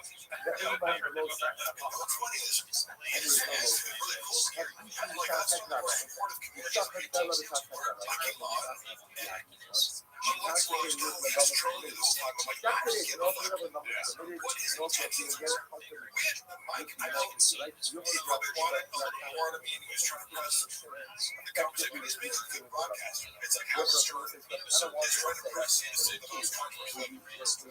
I get that. I didn't feel lost. When you're in on the head or you're enjoying it, because he was enabling, he was like, had that FaceTime, he was like, you know, like, never matters. Actively offer up what I would cover. and people were You like, know, oh, Red Bar is trolling so hard. I'm like, so I don't know. if it was, I didn't care. It would be an insult almost if he didn't troll you. Like, who doesn't he troll? When he was saying complimentary the other day, I'm like, I don't know if there's a doubt that he like hates underneath the doubt that he's just being because it was just like, yeah, I used to talk shit about you.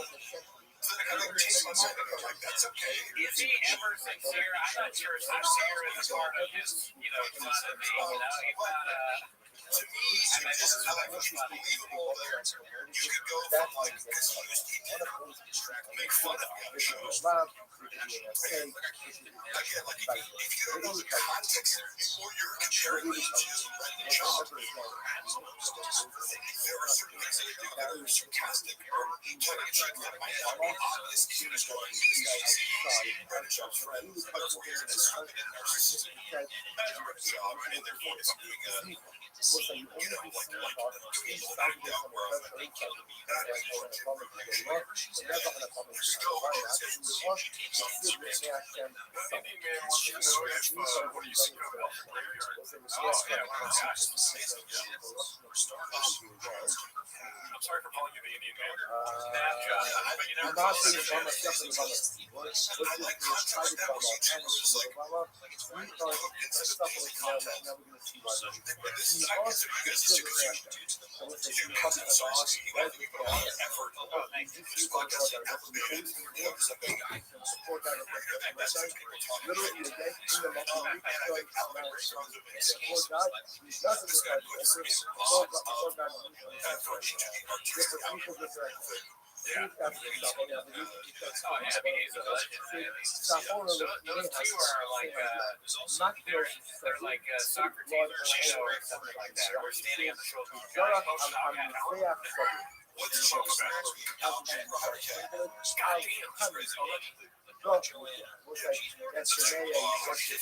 I know. She found out that Jamie is Centralized Roger there. Rook makes money about zero. If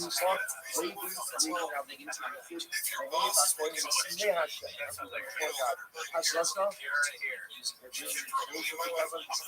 Maybe basically impossible in Austin there. Yeah, exactly. $1 billion. Motherfuckers are talking about effort. It's refreshing to get some today. Thank you, FP. Did you watch the latest, I forget what it's called, the latest film trailer that blew everybody away? So funny. Yeah. What was the title for that, Chad? I prayed, so I forgot. Put the title in the chat. But yeah, I mean, that guy is just, I really, have you ever done something like that where you sat down and made like an edited thing talking about something? Voiceovers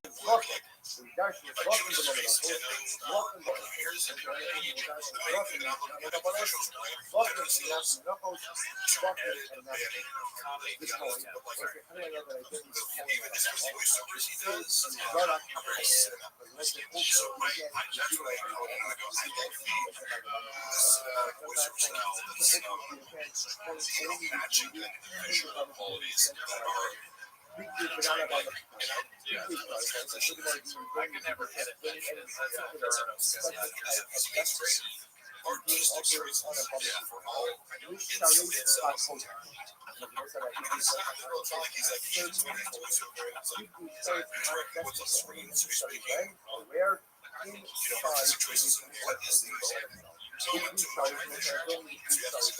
that but also have this like kind of poetic narrative for the whole thing. Jimmy, I saw your question. Can you post it again? Because I don't remember what it was. So tell Jimmy to keep an eye out for it. How do How does they're watching us the rest So I remember now. Jimmy said, have you seen all the challenge movies? Oh yeah. No, but I've seen Like a tally? Yeah. I've seen him in the store. Yeah. I mean, he's terrible. He's the worst ever. But, like, that doesn't mean that he's not also for like here's what I'm gonna go, but she has act out his other or top up. You see that because I like you're his friend. You can't say that. And like there's so many different response. Like I appreciate so it's just a comedy where they drink something. It's like he's making choices that like he's way better than I don't know. I mean, I'm not sure. Cody's trying to beat Joe yesterday. Oh, yeah, that's like, I think Jeff Dye's probably better than Gallen. So, I mean, Jeff Dye is totally fair because comedy should just be an instinctual reaction. This made me laugh about it. That's the only right. That's the thing, though, because like now when I watch Brad Schaub, I laugh like almost every time. But I don't laugh. I don't even laugh when Cal does the mock duck. Like, ironically, I love it. My son, just the stupidest thing I've ever heard.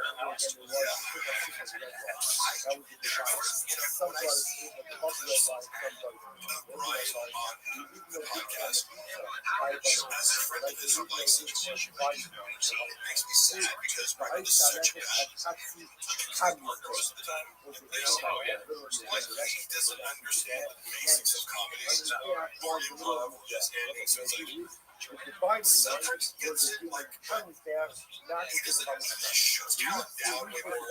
Cabin is very good. So what's it? That's also It's only as a in game the partner, not a you good and some thing people about getting Crystalia and their chemistry. some As he allows Crystalia to make him the victim of the comedy. Yeah. And pretty big way, that's not fair. It's Crystalia roasting him. how many He knows how to keep it going. and read Keep this it direct going. when you're watching You it. hit on two things that happen in our show. One is, Centralized okay, I'm gonna start with Brian and then I'll do the Dillian thing. So Brian, when we're watching Brian and Shop, Brian will go into one of his bits, and granted it's not funny. What is it? What is that? Oh, so it says, Mark, does Papa have any incriminating info on you? Fuck no. He has no idea what I have on him. He has no fucking clue. You know that movie, the Dark Knight Rises, when Catwoman, played by what's her face, like leans into Christian Bale, it's like there's a storm coming. That's literally what I think of when I think of what's coming for Shab. And I have to keep this under wraps because part of it is my okay, so to put it out on YouTube would be detrimental to my financial life. But it's like he doesn't even know what's coming, and he's too stupid to realize I have everything, you know. Right. He should just yeah. He should just Hire an investigator to go to Luana's house, and Luana, like, owns a private investigator. Oh shit. Well, I mean, she's charming enough to be like, you know, she knew more about like she did, but Luana is skilled at manipulating men. So, but also, she played it very like savvy, and I applaud her for that.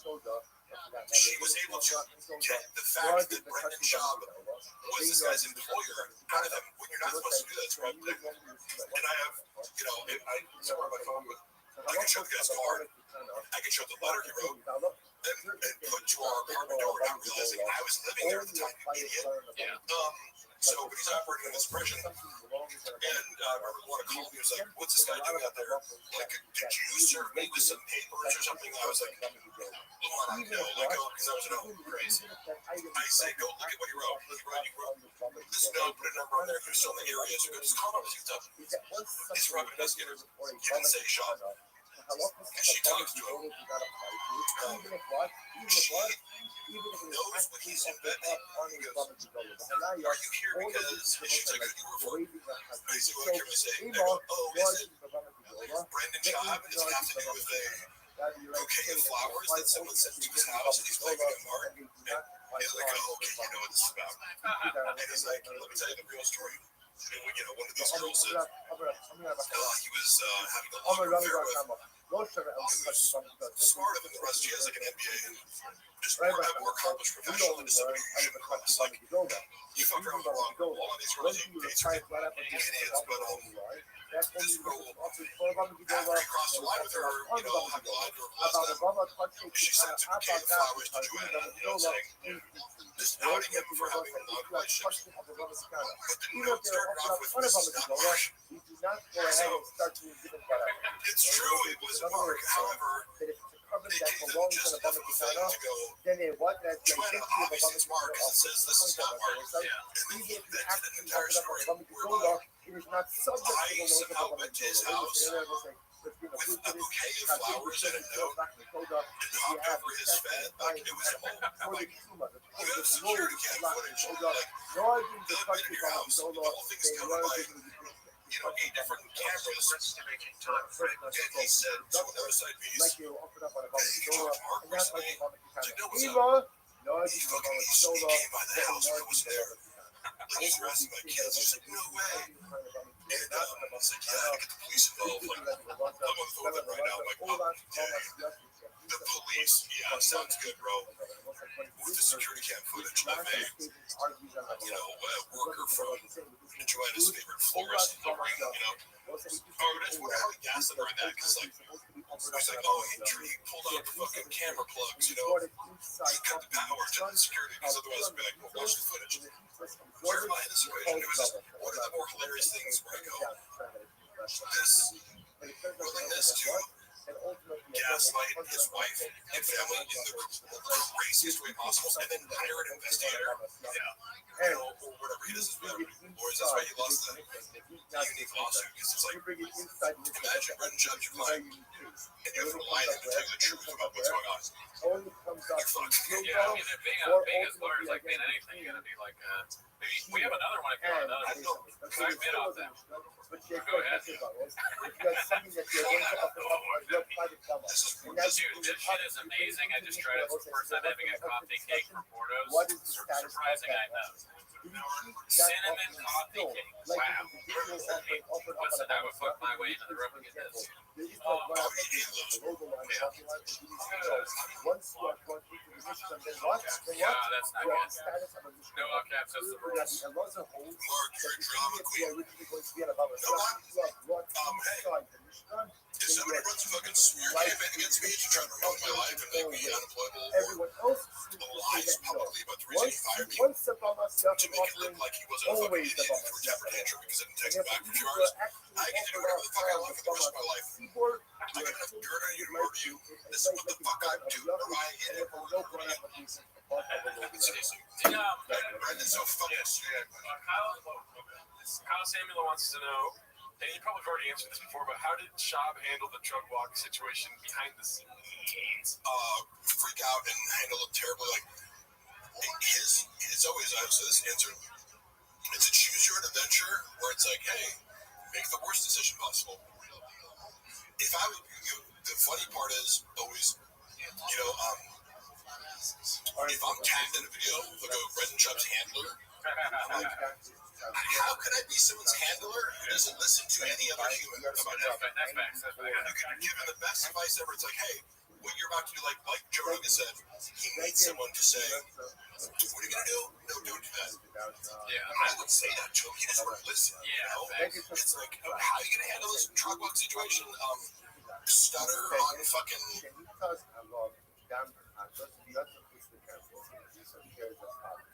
I have a baguette, I have a garment, and that garment has conscious blood that's splattered on it. We are activists. That I know how to do. That's not a problem. The issue here is that very baguette, that garment is taken outside of the basics, outside of the purpose, outside of the world we live in. So now what happens? What's the problem? Well, it's not a problem. נכנס למחבצו למקום חדש. Once it's not very simple, what do? Bring it back in. In other words, remember again, that garment, that garment that has conscious mode, that's splattered on it requires kibbutz. Kibbutz has to be done where? Inside of the basic impression. So therefore, again, the Mishnah tells me that even if for some reason that garment was taken outside of the base Hamikdash, nevertheless, what? Nevertheless, I have to bring it back in and then only in the sanctified place. Fine. What happens if I say, here's the wrinkle? Mitma pusliklan. I say, here's the wrinkle. What's the wrinkle? So again, same case. The article of clothing gets splattered with conscious blood, is taken outside of the base. Here's the wrinkle. It becomes coming. It becomes coming outside of the base. So now what's my problem? How do I bring it back in? So remember, the issue is that there is a din of kibbutz. There's an obligation to go into the article of clothing, the Bakum Kodesh, in a sanctified holy place. The problem I now have is because it has become tame, I cannot go ahead and bring it back to the base of English. The shaila now becomes, what do I do with it? Which the Mishnah says, look at Rashi, you come up this thing, the Achar Shilata, the actual happens to one another. That was now my problem. I can't bring back something that's coming into the base of English. So it's not a problem. What do I do with it? Koro. So let's say ultimately again, I tear it. Now look at Rashi. Koro, the tar into what do I do? So when it comes to the crab, some of them koro. Also, what I see that I'm doing with what? I tear the garment. Now what does it mean to tear the garment? Also, we know that I only need as long as it's usable in its designated state. Once the item is no longer usable in its particular designated state, it loses its identity. Once it loses its identity, it loses its status. So the Gemara suggests, the Mishnah suggests over here, that if the article of clothing is just conscious blood, which is not outside of the basic I have to find a way to bring it back in one of the morning. I can't bring it back in because there's a common article of clothing. just go ahead and tear it. Apparently, by tearing it, it loses its designation as a beggar. When it loses its designation as a beggar, then what? Then what? Then ultimately it's tar. Once it's tar, nichnas u'mechatzo b'makom kodesh. I can go ahead and launder it in essentially by taste inside of the base of the fish. Okay, good. Next is klicheres. Shiyotza chutz l'kilayim. Goes to this. What's my piece? I have an earthenware vessel. Now, what's the job of this earthenware vessel? I used it for a chatos. I used it to cook chatos, which means what? It has chatos absorptions. If it has chatos absorptions, then what is the halacha? It has to be smashed. It's supposed to be smashed inside the base of the fish. What did I do? I took the klicheres outside of the base of the fish. So klicheres shirts are supposed to be light. So again, it's not a problem. What do I do with it? Nichnas b'shovu b'makam kadosh. Not a problem. I took it out, and all I need to do is what? Bring it back in. I'll just give. What happens if nitma puts the kirai? Because what happens in the body situation? I take it outside, a couple of days on the crush, and it becomes coming outside. It becomes coming outside. Nitma puts the kirai. Now it becomes coming outside of the base of the crush. So what's the now? Again, same problem. What's my problem? Is now I cannot bring it back in. So remember again, it has status absorption, which means it has to be broken inside of the base of the crush. So if I took it out, nothing happens. I have to bring it back in. Now I took it out, coming outside of the base of the crush. I cannot bring it in, which is coming inside of the base of the crush. And yet, the only way for me to dispose of this key is how to break it, and the only place to break it is inside of the base of the crush. So what do I do with it? Same thing. No kvo, the nichnas shove of the so what do I do? Here's some hole in the curve. And here's the hole in the curve. So what do I essentially do? Render it unfit to use as a key. Once it's unfit to use as a key, then what? It loses its designation as a key. Once it loses its designation as a key, then it no longer is coming. Once it's no longer coming, I can then bring it back. And once I bring it back in, I can smash it inside of the base of the brush. Similarly, so once I essentially what I'm doing is, with all of these pieces, I'm going ahead and taking away the identity of the item, thereby removing its tumor status, which enables me to bring it inside of the base of the flesh and dispose of it appropriately. Similarly, Lina Koshes, let's say the copy of the pencil, Shiyatza Pusimos, again, Lina Koshes over here, is also used for some type of sacrificial item. It has absorptions. So Shiyatza Pusimos, which was taken outside of the base of the flesh. Nichnas Umarko Bishot. What's the halacha that brings the Koshes? The Koshes requires Merika and Shtifa. Rinsing, washing. But that rinsing, washing has to be done inside the base of the flesh. So if I took the kli out, first again, remember, this is important halacha, which is the act of taking the kli out of the base of the flesh does not in any way preclude you from what? From bringing it back in, as long as nothing's happened to the kli. So again, if I took the koshes out and nothing happened to it, no problem. Just bring it back in and do the and shlifa. Nitma puts like that. What happens if the koshes becomes coming outside of the base of the flesh? Then what? Both so and also means somehow I diminish the kli, which means I'm making another thing. Returning this is not big. The nitmas, I can bring it back in. The marco, the shots from the bottom. And I can go ahead and do the reconstruct for the rinsing and the washing inside of the base. So we'll say, so bottom line, two principles come out of this. Number one, that if you take a key outside of the base of the flesh, as long as there's no change of status, you have the ability to simply bring it back in and do what you need to do. If there is a change of status, i.e. the key becomes coming, the item becomes coming in some way. So it's not question, you can't bring it back in, you can't bring an item that is coming from the flesh. So what can you do? And essentially you remove the identity of the item by somehow fundamentally changing it. From a status is removed as well. Hey, babe, you ever lived the lyrics to a song? Said certified freak, 7 days a week, wet ass pussy, make that pull-out game weak. Woo! Yeah. Good. Says the Gemara. Masket Rabbi. So now we go through these pieces one by one. That is very, very interesting. So let's analyze this. Masket Rabbi. So Rabbi raises a passion. I don't understand. Oh, so remember, let's start with the bag. Always eats with the bag. So the bag gets down, got the on it. Remember again, I think it outside of this. If nothing happens to the bag, then what? Bring it back in, keep it, launder it inside. Now, what did we say? The beggar becomes kind of outside of the base of the interest. What do I have to do with this? There it, bring it back in. That's good. I mean, it's Before that is mine, and then said he's by some clown and said it was him. I was like, guys, I want to know this dude. I was like, was the kid offended? He's like, no, they're good. So I went up to Monty. I'm like, hilarious. So maybe. So we feel that the tumor is essentially remove its identity as a beggar. That's fine, but understand when you do that, you also take away the ability, or to say the obligation of keeps. Because it looks like the thing of keep was by Balchakas, it's no longer a beggar. If it's no longer a beggar, then bringing it back into there's no longer a my goal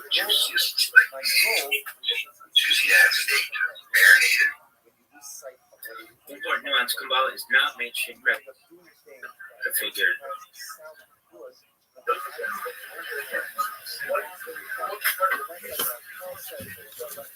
Vegas is tight. So what's this? Where it says, what's my goal? My goal is that I've done the Kratos on a gun. So what's my goal? What's my goal? One word. That's my goal. That's my goal. You fundamentally undermine the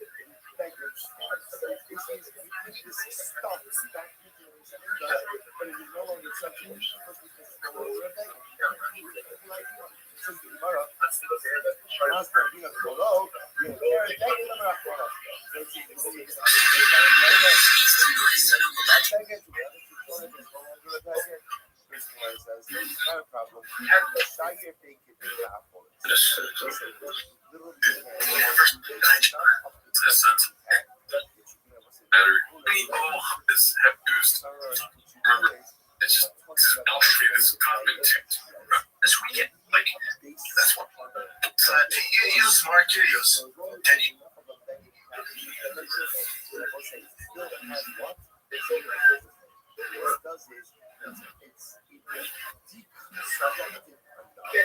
It still sucks. It's day 8.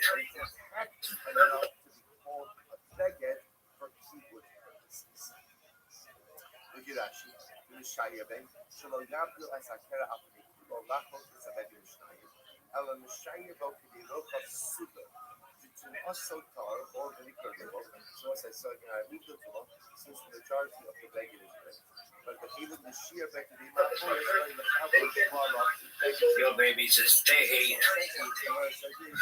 With Kabbalah, it still sucks.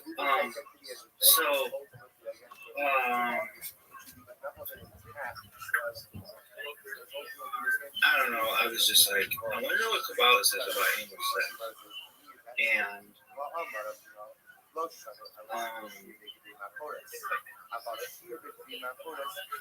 well, then I also want to know what it had to do about rim jobs as well. And I know I could have gone like to normal sex first, but I figured why not it? So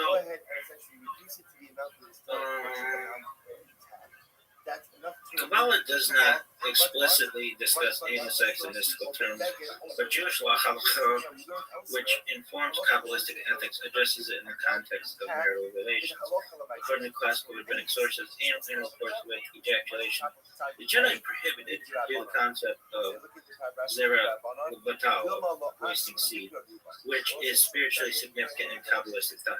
However, some medieval authorities, such as cited in the Tosafot and Rabbeinu Asher, permit occasional non-vaginal relations, including anal sex, within marriage if the intent is not to avoid procreation and the act serves to fulfill mutual desire. The Igaret HaKodesh, the Holy Letter, a text attributed to Nachmanides, Ramban, and embraced in Kabbalistic circles, emphasizes that sexual acts between spouses can be holy when performed with proper intention, kavana, elevating physical union to a spiritual level. Why? What are the rabbis say about? Ooh, we gotta continue this stuff. In terms of Go ahead and tossing salads, aka rim jobs, therefore, however, in Kabbalistic teachings, the focus is on the spiritual dimension of eating and the sanctity of physical actions when performed with intention and holiness. The concept of tossing a salad as a euphemism for analingus, which I think is a hilarious word, analingus, rimming, is not addressed in Kabbalistic texts. As such topics fall outside the scope of traditional Jewish mystical writings. Kabbalah emphasizes the elevation of physical acts through proper blessings, ethical conduct, and spiritual mindfulness, particularly in relation to food and ritual. However, it does not provide commentary on specific sexual acts, nor does it use the term tossing a salad in spiritual context. The term is modern slang. All right, so that's like just one opinion. And like, I'm the kind of rabbi who would find every fucking loophole to be able to make sure you can do what you want to do at all. Yo, dog, what does Kabbalah say about anal sex? And also, what does it say about analingus, like rim jobs? So I don't know if we're gonna get an answer. I think we should. Okay, there's a big picture in Kabbalah. Kabbalah treats sexuality as spiritual, powerful energy, where and how that energy is expressed matters a lot because it's tied to Shefa, divine flow, Tikkun, rectification, and the Sphero, especially sexual channeling, anal sex between adults. And we'll have like normal Kabbalah discussions or Kabbalah discussions on normal sex. I figured why not start the back door, baby? Classical Kabbalah is strongly opposed to anal intercourse. Okay. Even between married partners. Main reasons: wrong spiritual channel. Sexual union is meant to channel divine flow. Yesod, malchut. Anal intercourse is seen as diverting the energy to the sitra achra, the other side, i.e., forces of impurity. See Meshir Zera Levatala theme. Even when technically not wasted in a halakhic sense, Kabbalah treats emission as a non-procreative channel, as spiritually damaging. Association with Klipo. The Zohar associates the re-award direction with judgment, concealment, and blockage, not blessing. Not just discouraged, but harmful. Unlike some halakhic discussions that are more technical. What up, Riser? How you living, pimp? Who are you talking to? I was just giving a class, and my class didn't upload, so I had to record it like on a different device. Like just then you're giving a class? No, I did it this morning, and I recorded it, and my phone, the phone on which I recorded it, did not upload it, and so I had to record it off of one of my YouTube streams. I am not following. What was this like analingus fucking thing I was just listening to like the past 5 minutes? That's for a class? Yeah, so essentially within Judaism, anal sex is debated whether it's kosher or not, and generally it's taught that so long as, I mean, there's something in Talmud that says a man can do with his wife what he wishes, and that for many, for like centuries has meant that anal sex is, so long as it's not the primary mode of sexuality, it has been allowed. And then there's like a higher type of spirituality known as Kabbalah, which is like generally it means to receive. It's essentially like Jewish mysticism, and I had done some research to see if anal sex was permitted within Kabbalah, and it generally is not, because it's seen as wasted seed. So some people may say, well, don't these two philosophies contradict, and perhaps to some extent they do. When one says that it's permitted and the other says that it's a waste of seed.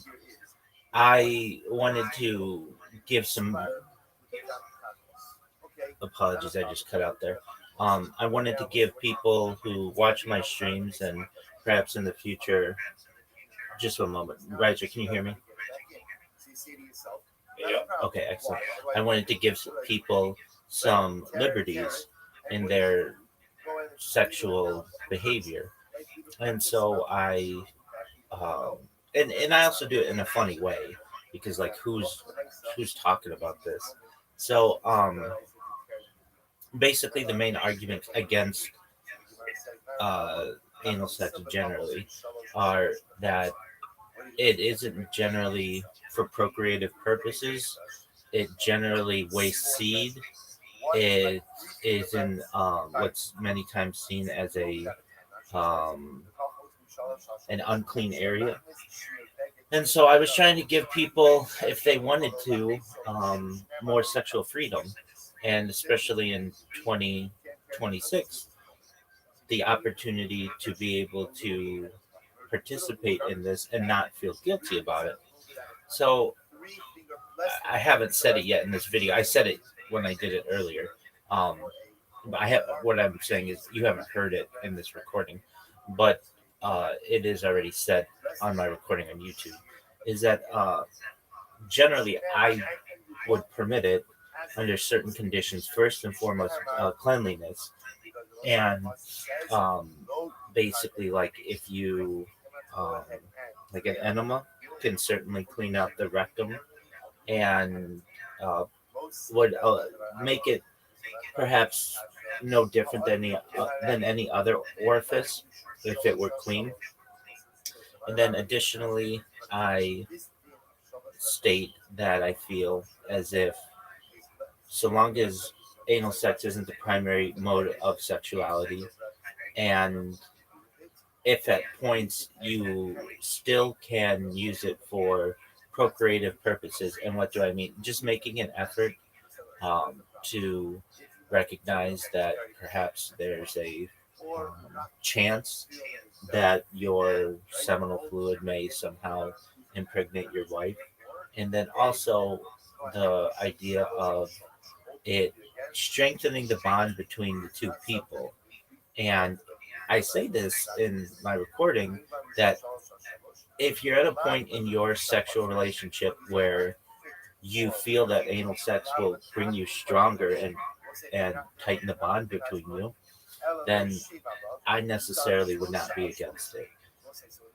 But I say this is only under the auspices that you will have more children, meaning if you just have like a couple and things are burned out in their bedroom and they aren't attracted to each other anymore because they've just done all of the normal types of sexuality, then I wouldn't be against them exploring if that meant that they may become more sexually attracted to each other and have more children. Everything that I talk about is to have more Jewish children. And then in terms of analingus, which is, and I say it in a funny way, just rim jobs, the fact that cleaning of the orifice would be very important. And then additionally, if it's consensual, and I go really into consent being really important, and while I say that, yes, in Talmud that it says a man may do with his wife what he wishes, that doesn't mean that he can kill her. And perhaps it just wasn't stated that the wife should be able to consent to the actions that are occurring. And if both members of the couple, both individuals, consent to it, and the orifice is cleaned thoroughly so that it's no longer seen as unclean, and this will heighten their sexual attraction to each other, then I wouldn't have an issue with analingus.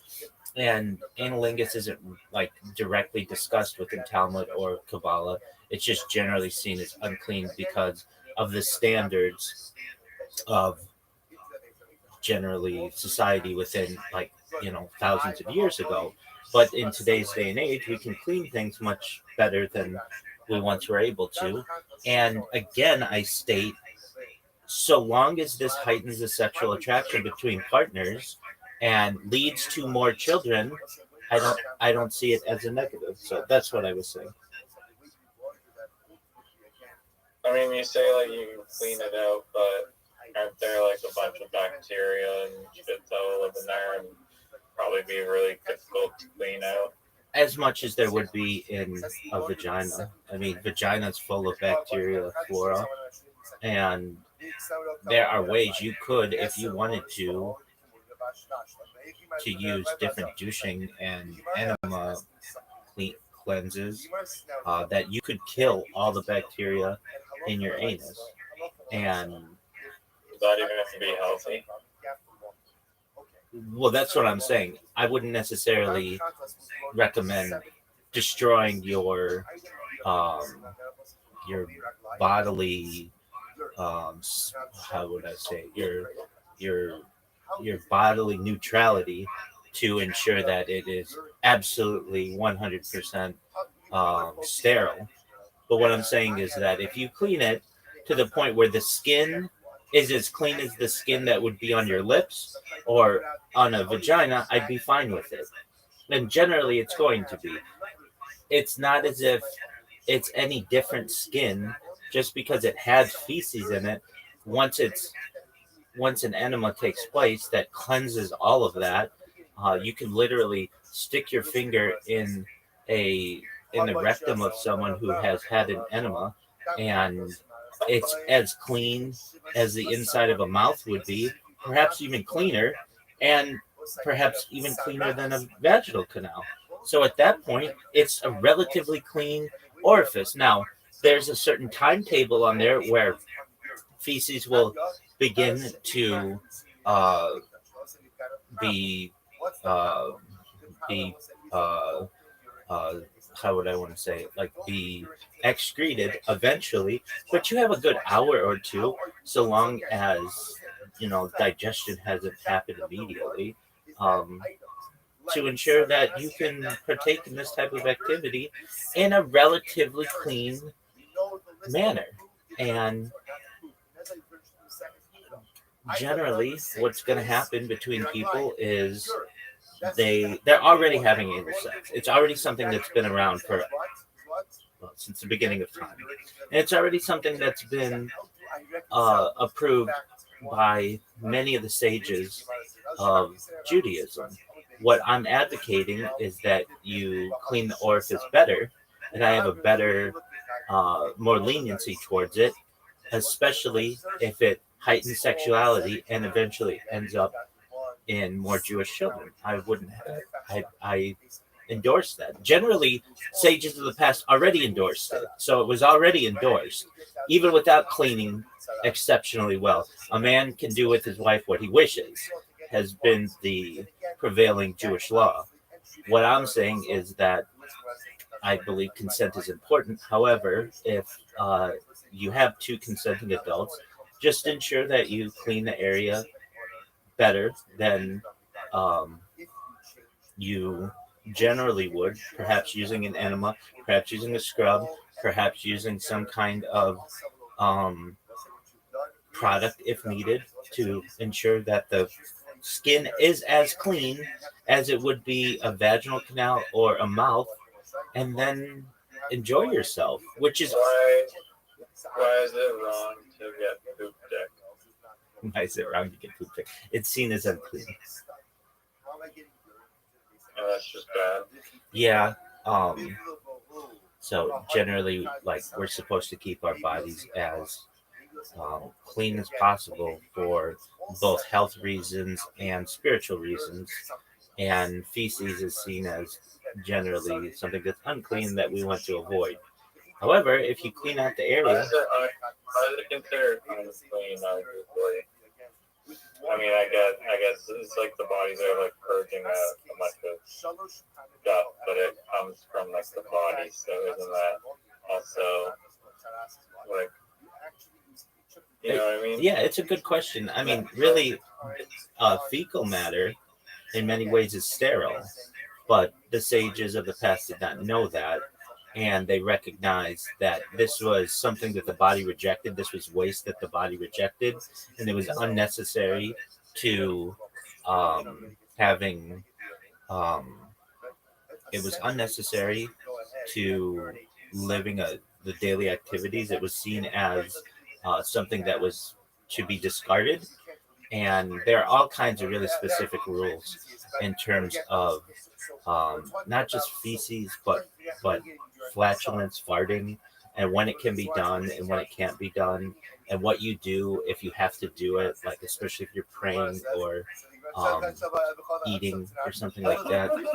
I mean, But there's actually, what are you supposed to do if you have to fart while you're praying? yeah. So what you're supposed to do generally, if you have tefillin on, I mean, and there are different ways that, like different times of day where you'd be praying, but if you have tefillin on, which is the little black boxes that you see, sometimes you see me wear, um, you'll see me wear them daily, but if you don't always watch me at those times, but what we Orthodox people wear, Orthodox men, what you should do is remove that and go to the restroom. If that's unavailable to you, then you should, if you like absolutely have to fart, you do, but then there are biblical measurements about 10 feet. You want to stay outside that range. So you might walk to the side and flatulate and then walk back, but you don't want to be praying in the immediate epicenter of where you just farted. And that's pretty strict about that. And I mean, Talmud is 2,711 pages. There are debates on these topics. It's a lot of just day-to-day practical ways to live your life, and the sages knew that flatulence was a part of this, and so they discuss it. And then I can tell you that I do my best to avoid it. If I ever have to fart while davening or praying, I do my best to do it in an area away from where I'm currently praying, and then I'll walk back to my normal spot. And you don't necessarily want to make it obvious either. So usually you're praying in a group with like at least 10 men while you're in shul, and so you may just wander over to a certain area. Um, but do your best not to make it obvious, like just walk into the corner, fart, and then come back. You might kind of do it and then make you mosey, for lack of a better term, but make a rounded walk back to where you're supposed to be so that it doesn't distract from other people necessarily. But yeah, that's flatulence. And so anyway, I was having these discussions um,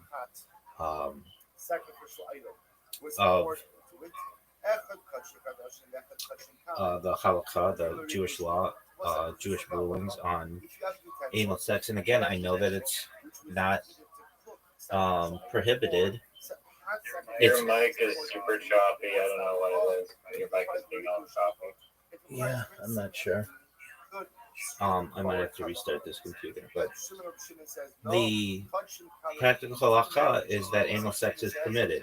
I want to raise the cleanliness of it, and also I want people to understand that if done under certain contexts, that it should be allowed. Would you please give me 2 minutes to reset my computer so it's easier to hear me? Yeah, go for it. Thank you, sir. How's your day going? Is effectively kashering. Kashering.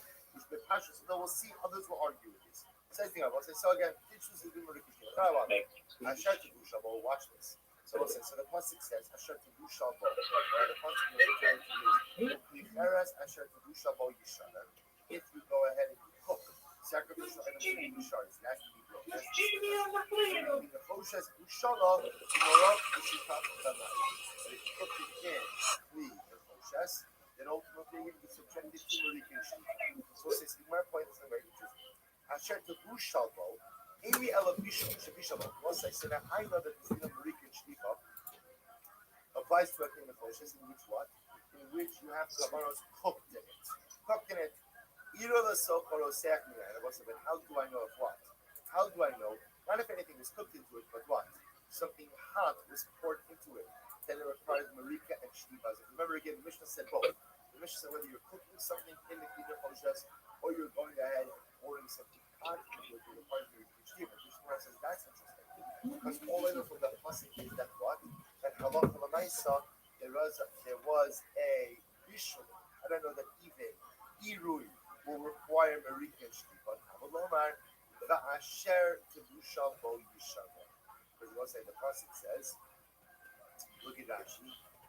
Iro Zoko was saying, I don't know, I share with Yishaver. Summit Yishaver eats a bow, or Kosov in between Feres, Titu Shal Yishaver. The Midrash in Nivla Bow become Malcolm Yishaver. So it's like, we're going to explain this Rashi just a little bit. But the Gemara essentially says, Asher Titu Shal Bow Yishaver. So ultimately, again, the Asher that is coming to be most of something else, which tells you that even if it's not cooked in a tree, but what? It's poured into the tree. Ultimately, again, requires marika and shlibas. Fine. So we'll say that's halacha number one. So we'll say now we come to the right halacha. At what are you laughing? We'll say we're not in the following situation. Let's say you took a Oh, you can hear me? Yeah, my computer's still, it's doing like, I have to just wait a second for it to be able to restart, but yeah, I can hear you.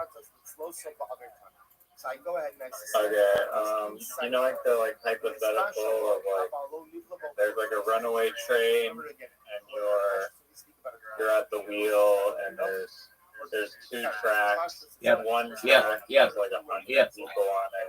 One track has like a baby on it, and it's like some moral debate of like, do you hit the baby? Do you hit the 100 people? Or like what to do? It's called the trolley problem. Yeah. I mean, I have my own answer to this, but I was thinking about that. And there's some people that answer it and they're just like, oh, well, I just wouldn't interfere with the train and let the train take its natural course of whatever way, and I'm not going to interject with faith or whatever. But I just think that's such like a funny, like, little cop-out response almost. I mean, I understand it, but I just find it funny. But yeah, I don't know if it's spiritually the correct answer, but to me, I'm like, I don't know, like one baby versus 100 like people, like, isn't it? To me, it makes more sense to just take out the baby because the one baby's life, like, doesn't even exist yet practically, and then also it's like, what makes this baby's life worth 100 other lives? And you might say that it because it's like pure and it's tiny and it's small and it's something that it hasn't had the opportunity or whatever. But I don't know. For me, the answer is to take out the baby, unfortunately. So you're killing the child?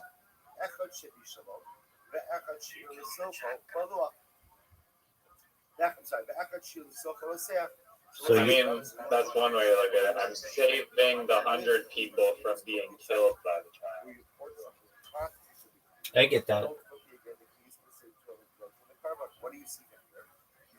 Okay, I'm about to restart this computer, so we'll discuss it in just a moment. It might sound not as glitchy. No. It still sucks. It still sucks.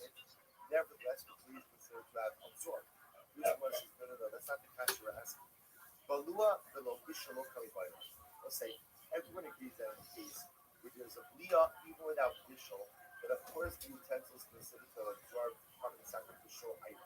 So let's say the case where you pour boiling hot carbon into a kli, no one's asking about this. We know with absolute certainty that what? That the kli has absorbed. What's our shaila? Bishul below bilua. Let's say our shaila is in a case of bishul below bilua, which is what say in this case the chatas is on a spit inside the tanur, not touching any part of the tanur. So the shaila is the tanur considered to have absorbed carbon or not. So Tashma, tanur shal mikdash shamatachas haya. So listen to this. The counter of the Mikdash was made out of metal. So we'll say it was actually very interesting. You can actually just look. Shama Takasaya, it's almost right across the Rashi. Kasagadai from Mission, Solobo Shipude Kadosh, so you can see this. What's this? So now you have a currently this Midrash Hadin, which was made out of metal. Risagadai Bishop Lo Kapit. So say that if you want now the conscious, why was there an oven of this Midrash? Consciousness, this is what allowed the Kohanim to go ahead and roast their chatos. So say, so how are you roasting their chatos? You wouldn't put the carbon down on the side of the oven. Instead, what would you do? You put it on a stick inside the oven. Now, what do you see from here? It must be that the reason it was made out of metal on the side was to allow for its kasher after you made a chatos. So, what do you see from here? You see from here that even the utensil, where the sacrificial item doesn't come to the rest of the utensil, but it's being cooked inside the utensil, still absorbs from the carbon.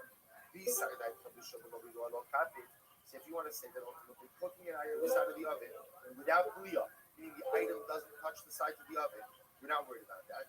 The oven shall charas. You could actually make the oven itself out of earthenware, and it would be just fine. To which the Lord says, no, you can't. I'll tell you why.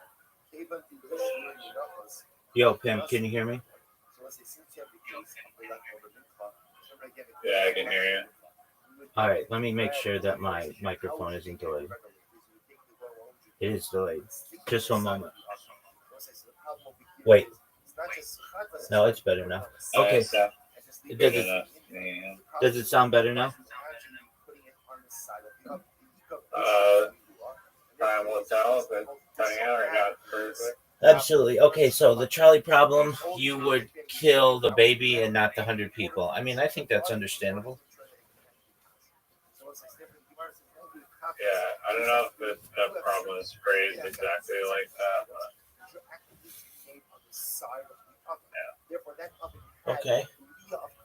Have you spoken to Zoot recently?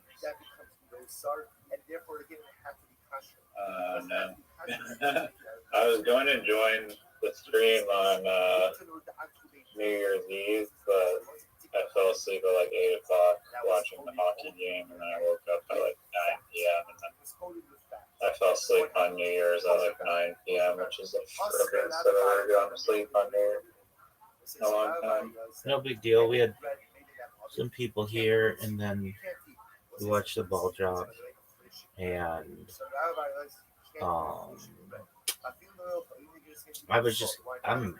I'm glad it's 2026. At least from a Twitter perspective, a lot of people take off like the last part of the year, and the markets are really slow. Many times, I'm not saying every time, but I wanted stuff to get going again. Crypto Twitter is so it needs some excitement, and so I was hoping that the new year would do that. And in 2 months, Do you have a lot of crypto or something? no, but when the markets are roaring, the discussions increase, and people come up with new projects, and then there are more opportunities to be able to promote your own project. And like when the market is stagnant, it's the same old people there, and you want new blood. And so I'm hoping with the new year. I'm glad you brought this up because I have an idea for a project that is unlike any other project, and in my opinion, it'd be like literally like the next actual Bitcoin in a way. Okay. Of some kind. I'm gonna listen to it intently. I have to reset 3 computers, but go ahead. I'm still talking to you. I just want you to know if I'm not right here in front of the camera that I'm still listening to you. So go ahead. What's your idea? Sure. So, as you probably know, in crypto, there's just like a problem of like there's just way too many projects. Like there's like just so many projects, like millions or billions of coins are just created every second, and usually they go nowhere. usually like they're just crap and they don't really do anything. And I was thinking about this at one point. I was like, if everyone literally just like decided to just agree on to buy like only one coin, doesn't matter what kind of coin it is, but if everyone just came together and collectively just only purchased like one coin, there'd be one coin worth like whatever, like 5 Bitcoins or however much Bitcoin would be worth, but like 95% of like the holders would just become like insanely wealthy, and like it would be just much better if we could somehow organize that. And so that's kind of the overall idea behind this coin that I came up with, is I'm basically trying to figure out if there's some possible universe where we could just merge tokens together and create like one unified token.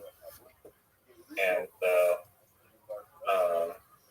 I do have a concept for it, and it's basically kind of, like what I just stated, of like the problem is these millions of projects that are just like fragmented, and there's no one can agree on where to put the liquidity, and also creates roadblocks for these projects, because in order to grow it just becomes super hard because there's too many projects, no one can agree and whatnot. So the solution is basically like this one protocol that is like neutral almost, like from any chain,